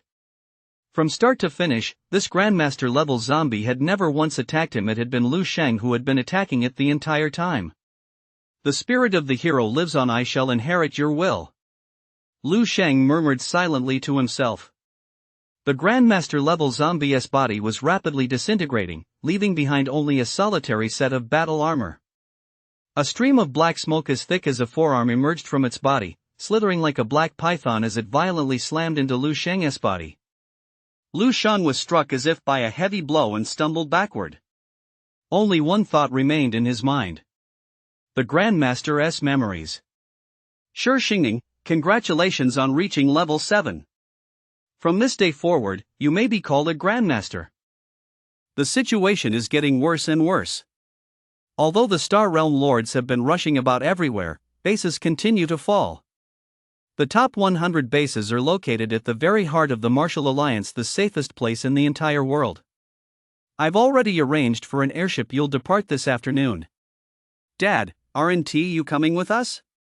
As a Grandmaster, I must remain on the front lines and shed my very last drop of blood for the human race. Level 9 beasts are too terrifying. Even just catching a glimpse of one from afar sends shivers down my spine. As a Grandmaster, my will should be unshakable. Why am I still afraid? Why? Is there really any hope? Where does the future of the human race lie? Lord Wang He, known as the evil son of the Eastern Pole, has arrived. He has descended upon our base 1359. I was fortunate enough to witness Lord Wang He in action. He is so powerful, so awe-inspiring. With a being as powerful as Lord Wang He on our side, the human race is bound to win this battle. Without a doubt. The last time I witnessed Lord Wang He in action, I gained profound insights. Inspiration gushed forth like a spring. I should be able to develop a new skill. I've succeeded. Ha! It may not be impossible for me to reach the realm of an 8th level Grandmaster in this lifetime. It hurts so much. My heart has been ripped out. Is this what it feels like just before death? I've heard that the Martial Alliance has launched the Spark Project, aiming to pool the strength of the entire human race to forge an unprecedented level 12 powerhouse. It should succeed. It's a pity I won't be around to see it. The volume of memories Lu Sheng absorbed was greater than any he had ever absorbed before. Countless fragmented images flashed rapidly through Lu Sheng's mind. The life of a martial path Grandmaster, how legendary, how extraordinary. The crystal visualization technique had long since begun to operate, and the diamond-shaped figure had been dyed a pure black. The vast amount of martial path experience and combat techniques contained within the memories was rapidly absorbed by Lu Sheng. Lu Sheng was in luck. This martial path Grandmaster, named Shi Xingning, had specialized in fist techniques during his lifetime. Lu Sheng could feel his mastery of fist techniques soaring at an insane rate. His fist techniques, already at the perfect realm, rapidly advanced to the bottleneck of that realm. Then, a breakthrough. Micro-tier. And the advancement continued at breakneck speed. Advanced micro-tier, peak micro-tier. Another breakthrough. The realm of mastery. The lifetime of learning of martial path Grandmaster Shi Xingning. The fist techniques of the realm of mastery, forged through countless life and death battles with monstrous beasts, were now perfectly inherited by Lu Sheng without the slightest omission. Lu Sheng's heart swelled with joy. This single gain alone was enough to be called a treasure trove. Not to mention, he hadn't even uncovered the most precious treasure yet. Wang He. Lu Shang caught this name in Shi Xingning's memories. This name seemed quite important to Shi Xingning. In the final memories of Grandmaster Shi Xingning's life, aside from his wife and children, this was the name he mentioned most often. And as it happened, Lu Shang recognized this name. The creator of the stellar body refinement technique is none other than Wang He. He spent 10,000 years on the martial path and was clearly a renowned super powerhouse, nicknamed the evil son of the Eastern Pole. Even a level 7 martial path grandmaster like Shi Xingning was his devoted fan. Lu Shang practiced the stellar body refinement technique created by Wang He, so he had a certain connection to him. Now, having gained a glimpse of this legendary figure through someone else's perspective, he couldn't help but feel a surge of emotions. It seems Shi Xingning, after witnessing Wang He in action just once, was inspired by Wang He's martial path and created an extremely powerful martial art. Why can't I find it? Lu Shang was somewhat puzzled as he kept sifting through Shi Xingning's memories. Just then, he saw a golden speck of light suddenly appear within the diamond-shaped figure in his mind. As the diamond-shaped figure continued to breathe, the golden speck slowly melted away. In an instant, a memory sequence that Lu Shang had never seen before unfolded in his mind. It was a vast, desolate wilderness. Thick black mist permeated the entire landscape. From within the black mist, countless strange beasts surged forth from the earth and the sky, tearing through the fog. Like a tidal wave, they swept toward him, overwhelming everything in their path. Lu Shang sensed his heart trembling, his mouth was dry, and his legs felt weak. I am a grandmaster, fearless and undaunted. Why am I afraid? In a situation like this, even a grandmaster would be torn to pieces in an instant. A deep sense of despair enveloped Lu Shang's heart. Just then, a figure suddenly appeared in his field of vision. This figure moved with incredible speed, radiating brilliant golden light from head to toe, as if the sun were rising. Lu Shang stared at the figure. He vaguely saw that the figure seemed to be raising its right hand. The next moment, 10 suns simultaneously appeared in the dim sky. Incredibly dazzling suns. Golden suns. Endless golden light poured down, tears streamed from Lu Shang's eyes. He struggled to open them wider, but could see nothing but a blinding golden glow. He didn't know how much time had passed. The golden light gradually faded, and Lu Shang's vision returned. He saw. All the countless beasts that had previously blanketed the sky had vanished, along with the ever-present black mist. The entire world was empty and desolate. All impurity had been completely washed away. Only that slender yet majestic figure remained, suspended high in the distant sky. Within the dream realm, Lu Shang suddenly opened his eyes. At that moment, his eyes were completely bathed in brilliant gold, resembling 2 stars radiating endless light and heat. Soon, the golden glow gradually faded, and the stars vanished. A strange light flickered in Lu Shang's eyes as he muttered to himself, in ancient mythology, the son of the heavenly emperor is the Golden Crow. The Golden Crow is responsible for guarding the day. Each Golden Crow represents a sun. When 10 suns appear in the sky at the same time, rivers dry up, the earth cracks open, and boundless light and heat burn everything. No living creature can survive under the 10 suns. The supreme martial art that martial path grandmaster Shi Xingning spent his entire life's talent and knowledge to master, pouring his heart and soul into it, even with the intention of using it to challenge the realm of an 8th level grandmaster, is named 10 suns in one sky. Lu Shang suddenly threw a punch. As he threw this punch, his immense spiritual energy rapidly contracted toward the center of his brain core, collapsing inward. 2 golden suns blazed in his eyes. A surging wave of heat gushed forth from his fist. Light and heat warped the air, forming 10 illusory golden suns behind Lu Shang's head. This grandmaster technique shares the same lineage as mine. We complement each other perfectly. 10 suns in one sky. Now, it is mine. I put a lot of effort into every chapter, but the titles are a bit lackluster. Please consider a full subscription, thank you. Main text 089. The embryonic form of a Grandmaster's will, spiritual power's second metamorphosis 2. 089. The embryonic form of a Grandmaster's will, spiritual power's second metamorphosis 2. With the realization of this Grandmaster level technique, Lu Sheng sensed a dramatic transformation in his spiritual power. The vast spiritual power contracted rapidly, condensing into a single point, collapsing inward, and emitting a golden radiance. It was as if a tiny sun were suspended at the very heart of the diamond-shaped visualization. With every breath of the diamond-shaped figure, the light of this sun shifted and transformed. Countless black impurities within the diamond-shaped figure gradually faded away under the sun's golden glow. Conversely, this tiny golden sun was slowly growing stronger, bit by bit. My mental energy has undergone some kind of qualitative change. Lu Sheng was somewhat stunned. After visualizing the diamond-shaped figure, the purity of his mental energy had already been extremely high, a full 5 times that of Dong Qingxue. It exceeded that of an ordinary mentalist by an immeasurable margin. But compared to now, his previous mental energy seemed impure and scattered. Lu Sheng could sense that the total volume of his mental energy had changed significantly, but in terms of quality, it was worlds apart from before. If Xia Lin's mental energy is like air, then Dong Qingxue's is like water, and my previous mental energy was like ice. The difference between the three is akin to that between a gas, a liquid, and a solid. Now, however, my mental energy is like a steel ball forged from pure steel. Although it retains the same form, its density and hardness far exceed what they were before by who knows how many times. What tremendous progress! With a single thought, Lu Sheng sent his spiritual energy radiating outward. In an instant, the pavement in a circle around him began to crack. A concrete-like slab, over 10 meters in diameter and 4 or 5 meters thick, slowly rose into the air. 993. But before long, his mental energy drained away, and the massive block of earth plummeted back to the ground. Lu Sheng's eyes burned with intensity.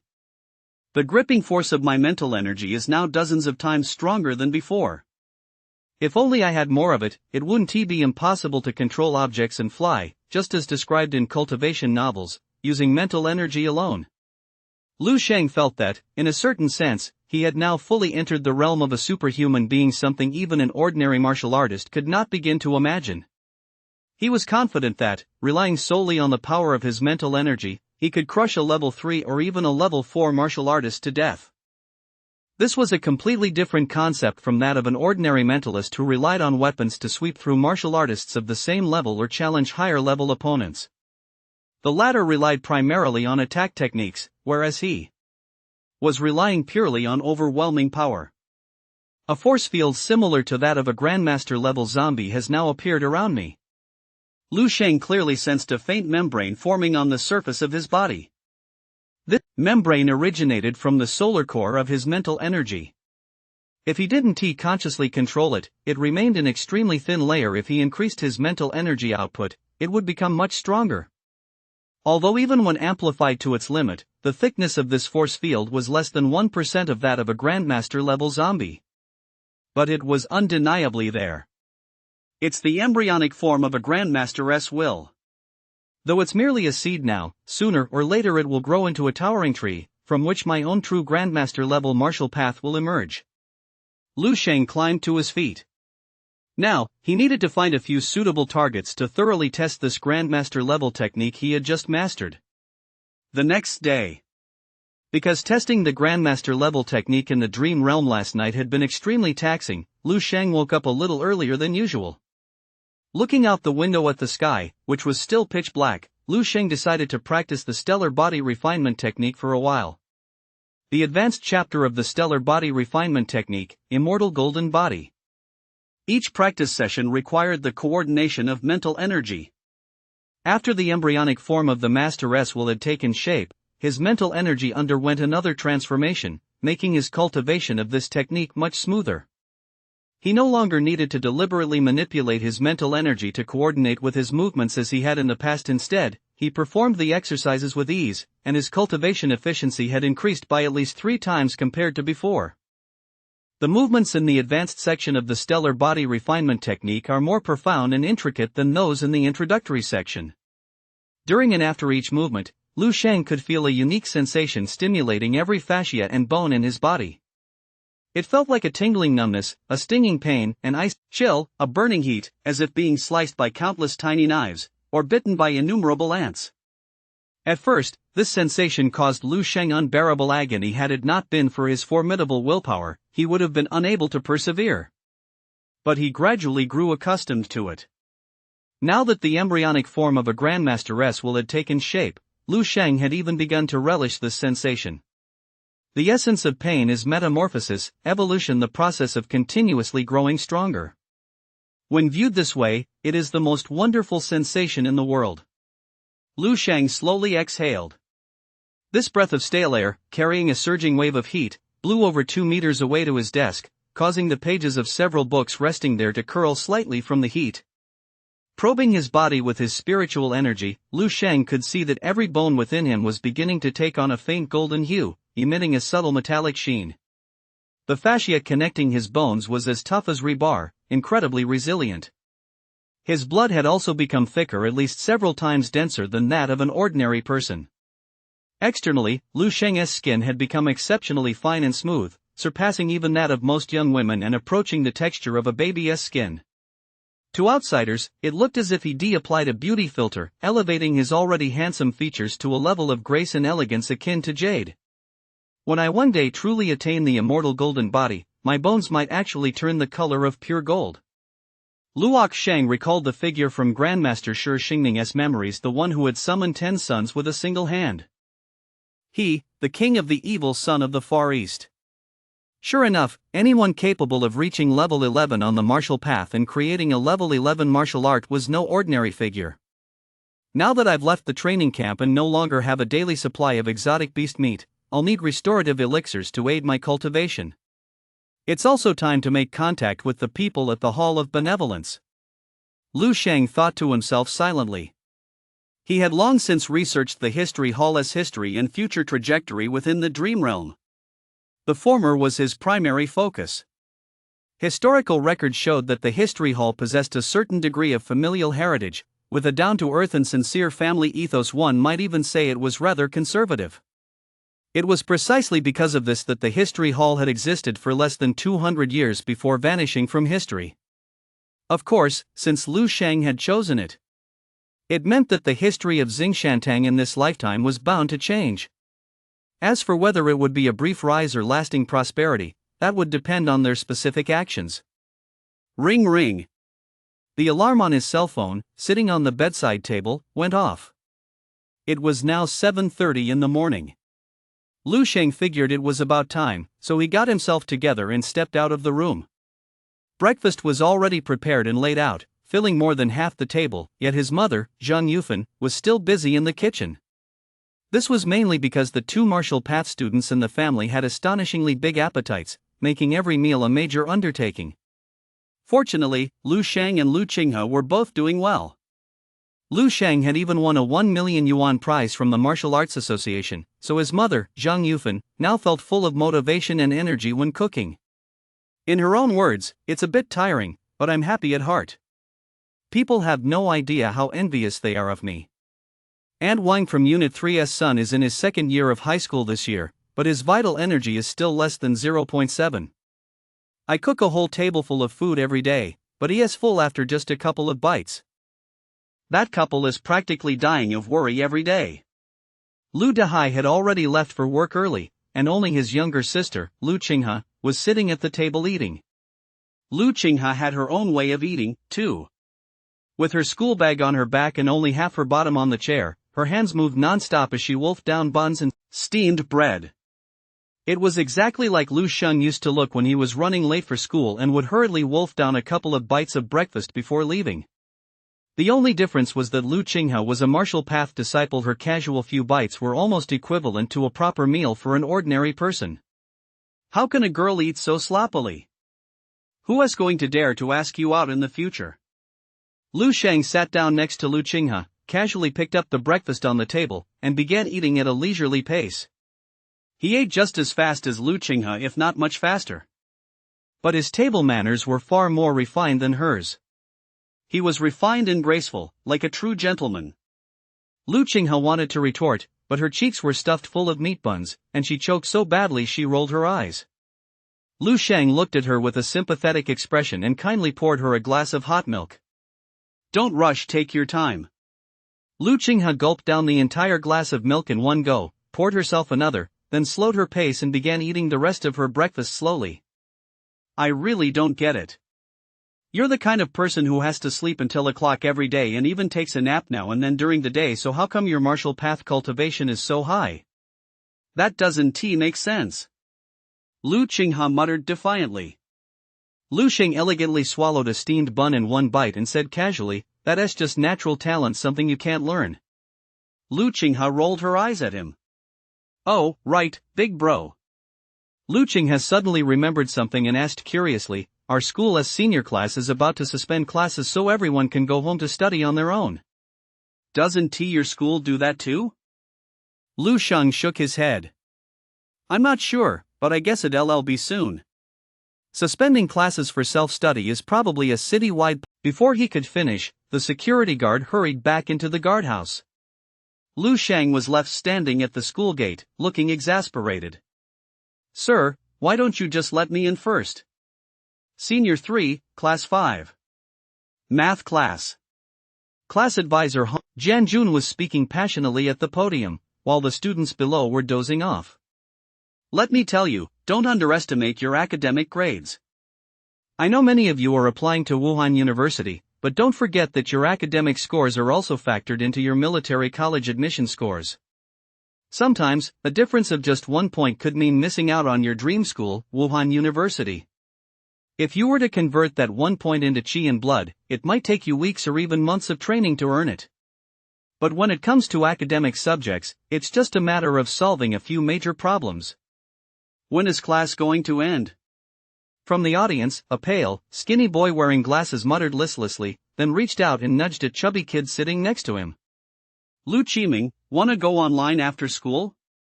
I'm almost platinum. The chubby kid turned his head and shook it. I'm not going. You guys go ahead. I signed up for a martial path crash course, so I have to go for extra training after school. Why have you been working so hard lately? You don't even seem like yourself.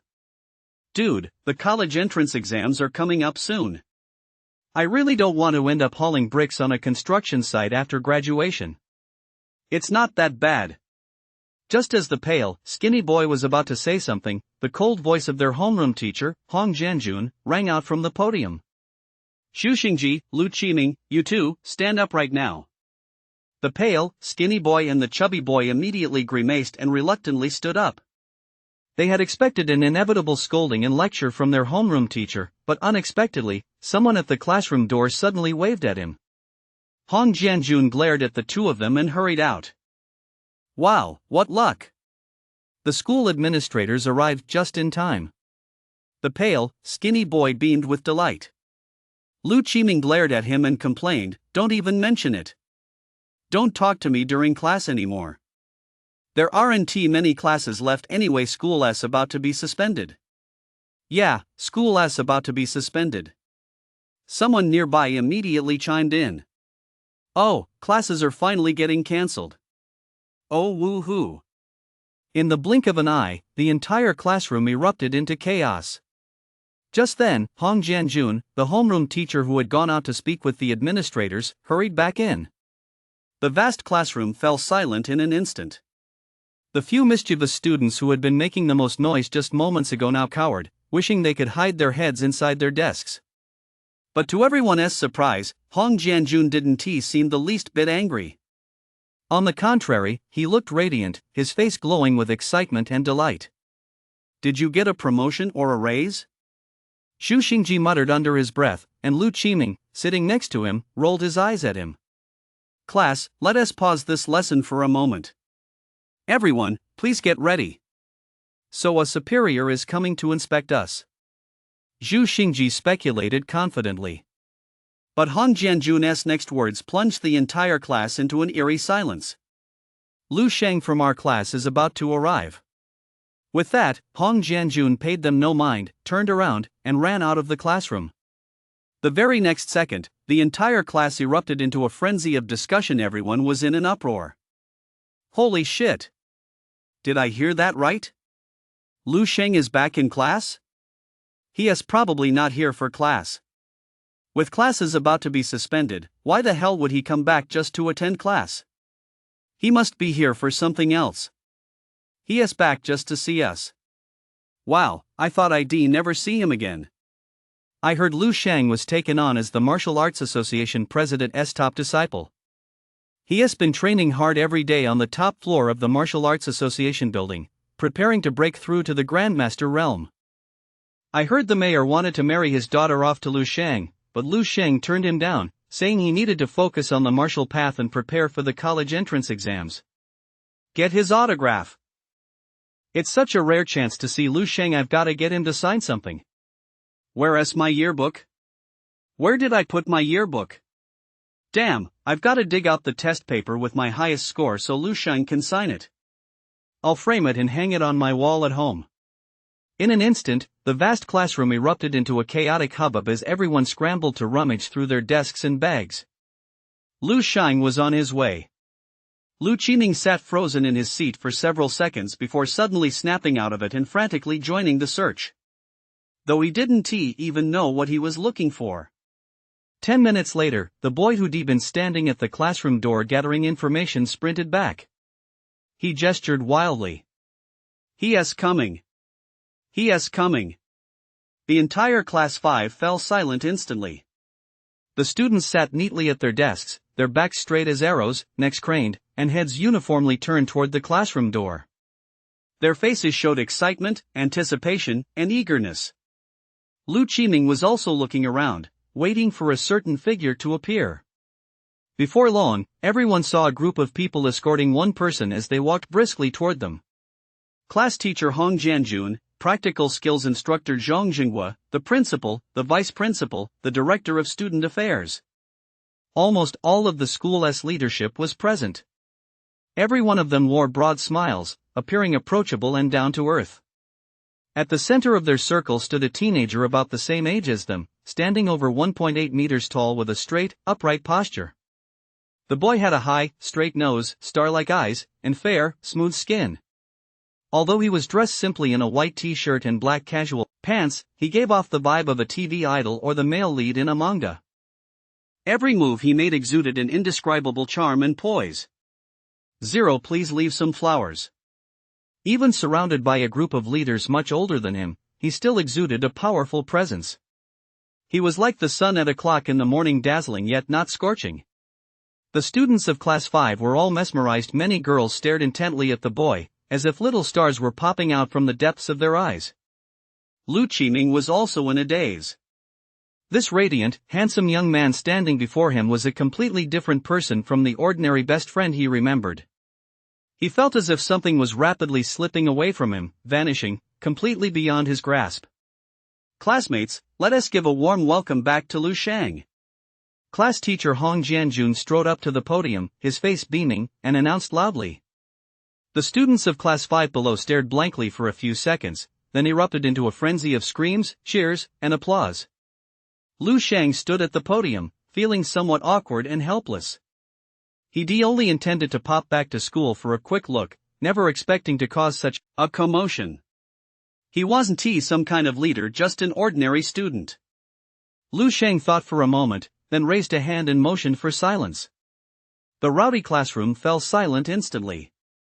The students of Class 5 didn't even realize it themselves, but Lu Sheng seemed to possess a special kind of charisma that made people instinctively want to obey him. Teacher Hong.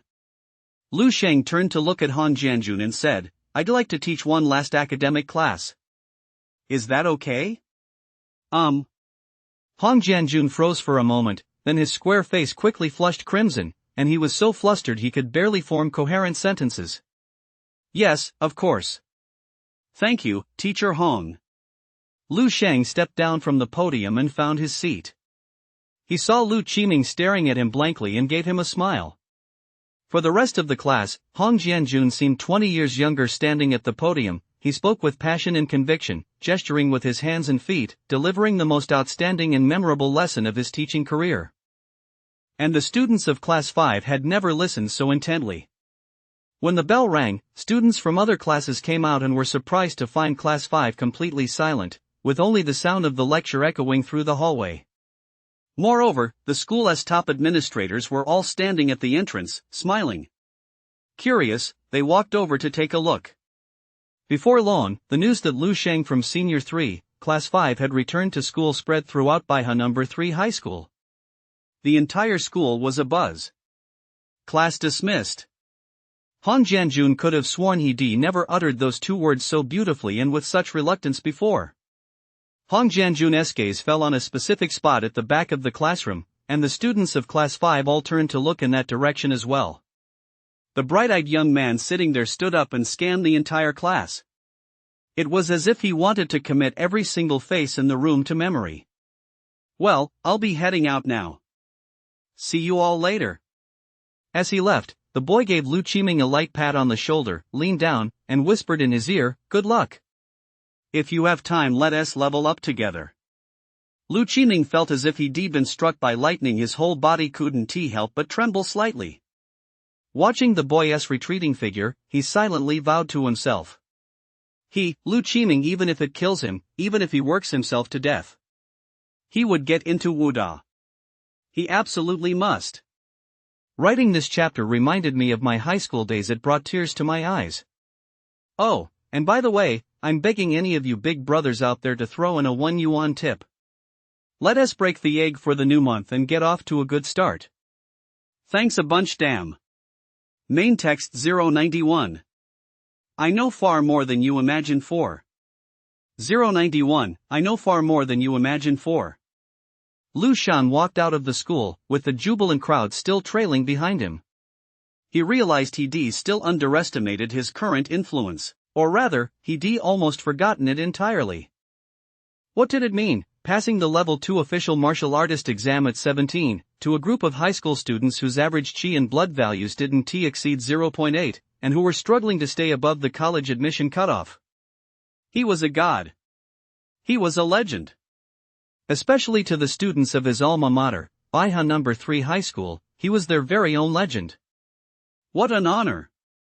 They would go down in Baiha No. 3 High School's history as a remarkable class. The school administrators at Baiha No. 3 High School also warmly expressed their welcome, inviting Lu Sheng to return to campus for a visit at any time. They had already decided to name Lu Sheng an honorary alumnus of Baiha No. 3 High School.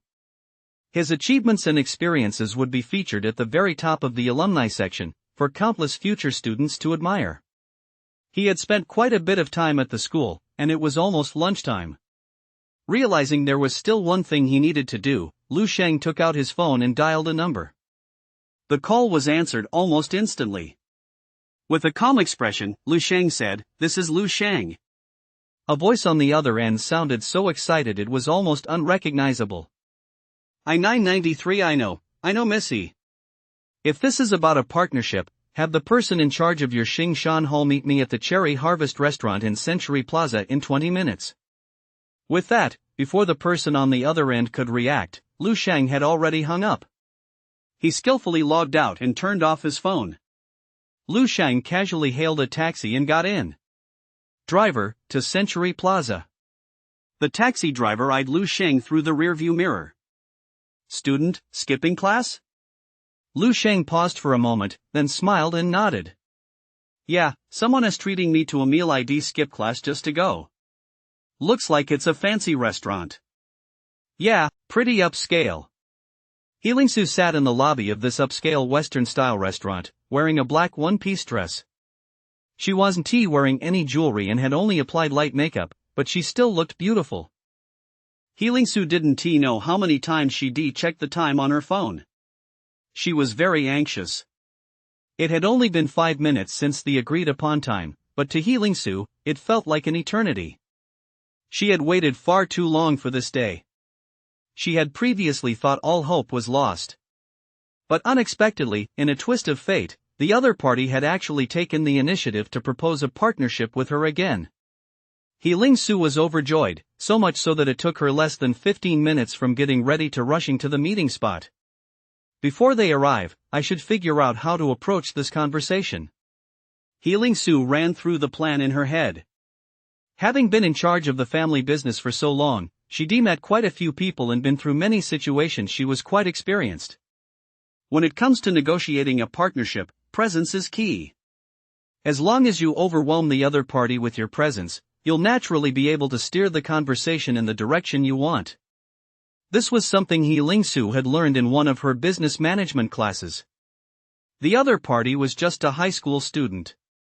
Even if he had exceptional talent in the martial path, his presence certainly wouldn't be very strong. As long as I act appropriately assertive, it should be no problem. The real concern was that the high school student might not be coming alone.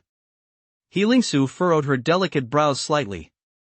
She knew full well that there was no way a high school student could have developed a formula like that on their own. It was highly likely that someone was backing him. The fact that he reached out to her this time was probably at the behest of that person behind the scenes. Ding ding dong dong. Her phone rang. He Ling-soo glanced at the caller ID and quickly answered the call. Ma Fei's voice came through the phone. Miss He is here. He has arrived. How many people? He Ling-soo asked. Just one, Lu Sheng himself. I didn't see anyone else. Good. He Ling-soo hung up the phone and let out a long sigh of relief. If it was just Lu Sheng, the high school student, then this would be easy to handle. She was completely confident she could handle him.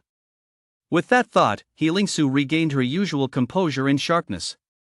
She gave her makeup and clothes a quick check, then sat in her seat, quietly waiting for him to arrive. Before long, He Ling-soo saw a tall, slender young man walk in from outside the restaurant. Just like on TV, or, to be precise, even more dazzling than what He Ling-soo had seen on TV. With the well-proportioned, tall, and slender physique typical of those on the martial path, combined with fair skin and handsome features, for a split second He Ling-soo almost thought an idol star had appeared. After entering the restaurant, the young man didn't look around at all. He walked straight toward He Ling-soo, as if he'd known all along that she was sitting there. The handsome young man walked up to He Ling-soo, sat down casually, picked up the menu from the table, and said to her as if they were old friends who hadn't seen each other in years, I hear the steak at this restaurant is pretty good. Do you mind if we chat over lunch? Of course not. He Ling-soo had a vague feeling that this opening was a bit different from what she'd expected. Just as she was wondering how to broach the subject, she heard the young man across from her say to the waiter who had already approached them, which steak is the highest quality here? The one for 1,280, sir. Alright, then bring me 20 portions first, medium rare. Yes, sir. He Ling-soo choked on her words for a moment and deliberately looked up at him. Is he a pig? Ordering 20 steaks in one go. Oh right, he is a martial path student, it's only natural he'd have a big appetite. He Ling-soo quickly ran the numbers in her head and felt a twinge of pain in her wallet. But when she thought about how he'd probably feel too embarrassed to let her foot the bill after eating so much, she relaxed. Do you want to eat? Lu Sheng asked, holding the menu. He Ling-soo shook her head. They hadn't even started talking yet, how could she possibly have an appetite? Okay, let us just stick with this for now. Lu Sheng waved the waiter away. Seeing that Lu Sheng made no further moves, He Ling-soo gathered her thoughts and prepared to speak. Lu. He Ling-soo, 22 years old, originally from Ishian County, Huanlin City, Xing'an Province. My great-great-great-great-grandfather, He Jiming, was originally just a junior apprentice at the old Jian herbal shop. During the early decades of the martial path's rise, relying on his solid martial path aptitude and exceptional talent for alchemy, he became a level 5 alchemist and founded the Xingshan Hall. In its early years, Xingshan Tang was quite prosperous, with branches spread across more than 20 cities in Dongning Province, totaling 213. Unfortunately, due to mismanagement, it rapidly declined by the time it reached your father, He Haji's, generation. Before He Ling-soo could say a word, she heard Lu Sheng deliver a lengthy monologue. After her initial surprise, He Ling-soo quickly regained her composure and said with a hint of sarcasm, Mr. Lu, you've just recited a long passage of information that can be easily found online. What are you trying to say? Do you have an amazing memory? No, it's not just that. Lu Sheng said with a smile, I also know that your mother, Chen Lan, hasn't returned to Dongning province for a full 20 years due to family circumstances, and hasn't seen you, her daughter, even once. As for why the Yi family charity hall collapsed so quickly under your father's leadership aside from its outdated ideas and poor management, it's inextricably linked to the Chen family's years of covert suppression. What? He Lingsu was utterly taken aback. She was so shocked that she accidentally knocked over the lemonade on the table in front of her. Mr. Lu, is what you're saying true or false? You know there are some things you shouldn't just blurt out. He Lingsu stared intently into Lu Sheng's eyes, her expression turning grim. But her attempt to intimidate him crumbled instantly when Lu Sheng simply leaned forward slightly. Whether what I'm saying is true or not, just go home and ask your father, He Haji, and you'll find out. Thank you. Lu Sheng's 20 steaks had arrived, filling the table. After that, Lu Sheng didn't say a word, focusing solely on eating the steak in front of him. To Lu Sheng, the taste of these steaks didn't matter.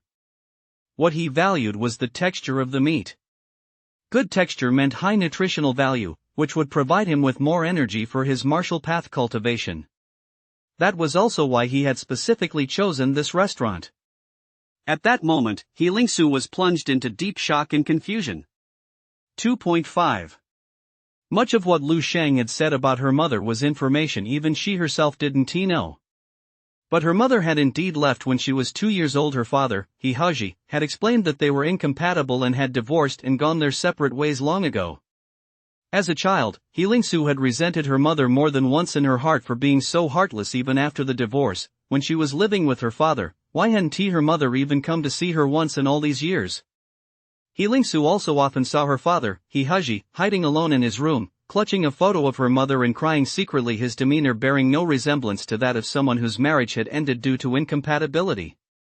Come to think of it, during the first 2 years after her mother left, her father would travel far away several times almost every year. Each time he returned, he was exhausted, dejected, and disheveled. These doubts, buried deep in her memory, had almost been forgotten. Now, with just a little nudge from Lu Sheng, piecing them together gave her a sense of dread upon closer reflection. The most crucial point was what Lu Sheng finally pointed out, the reason behind the rapid collapse of the Yi family charity hall. It was like a flash of insight that suddenly jolted He Lingsu awake. Main text 092. Dominance, control, and the aura of a leader 5. 092, Dominance, control, and the aura of a leader 5. That's right, the decline of the Yi family charity hall seemed to have occurred over the past 10 to 20 years. It began gradually after her father took over.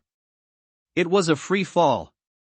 He Lingsu clearly remembered that at the worst of it, the Yi family had stores closing down almost every day for several months straight. Logically speaking, even if the business was mismanaged or the products lacked competitiveness, it shouldn't have been that extreme. Besides, she knew her father's capabilities well. He wasn't that incompetent or inept. Then she thought back to the time since she'd taken over the Yi family business. She'd been running around trying to secure deals for the new elixir, but every time a promising partnership seemed to be falling into place, it would inexplicably fall through. Take, for example, the time a few months ago when she discovered the new tonic in Lu Sheng's possession. The other party had clearly agreed to let her come over to discuss a partnership, but while she was still on her way, they suddenly changed their minds.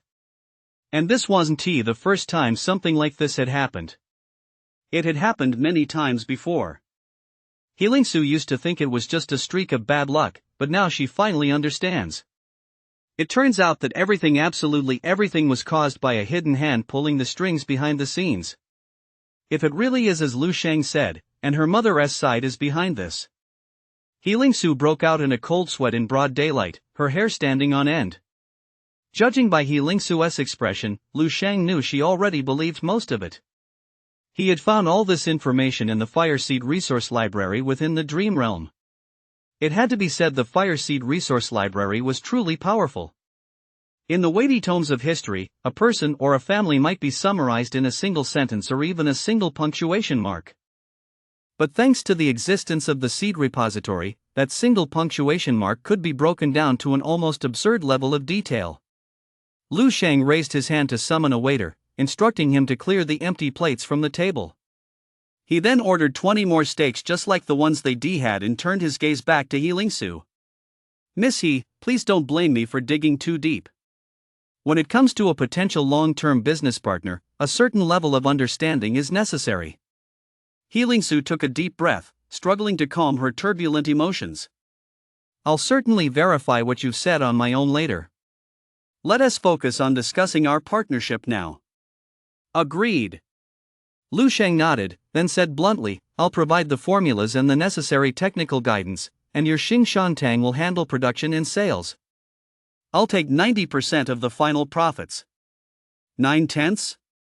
Heelingsu nearly leapt out of her chair. She couldn't stop snickering.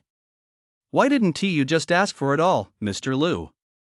I thought about it, but I was afraid you wouldn't agree. Heelingsu's chest heaved violently with anger. Lu Sheng thought for a moment and said, What were you expecting, Missy? Heelingsu replied without hesitation, 60%. I'll give you 70% at most. As for the extra 20%, 1% is to guarantee our long-term cooperation, and the other 1% is. Lu Sheng smiled faintly and said, an additional reward for helping Miss He handle some troublesome matters. What do you mean? Heelingsu asked in a low voice. Lu Sheng skillfully signaled the waiter to bring 20 more steaks, freshly prepared, to the table. Then, one bite at a time, he chewed quickly yet elegantly. Heelingsu watched, her eyelids twitching. She had never seen anyone who could eat so much, so fast, yet still look so composed.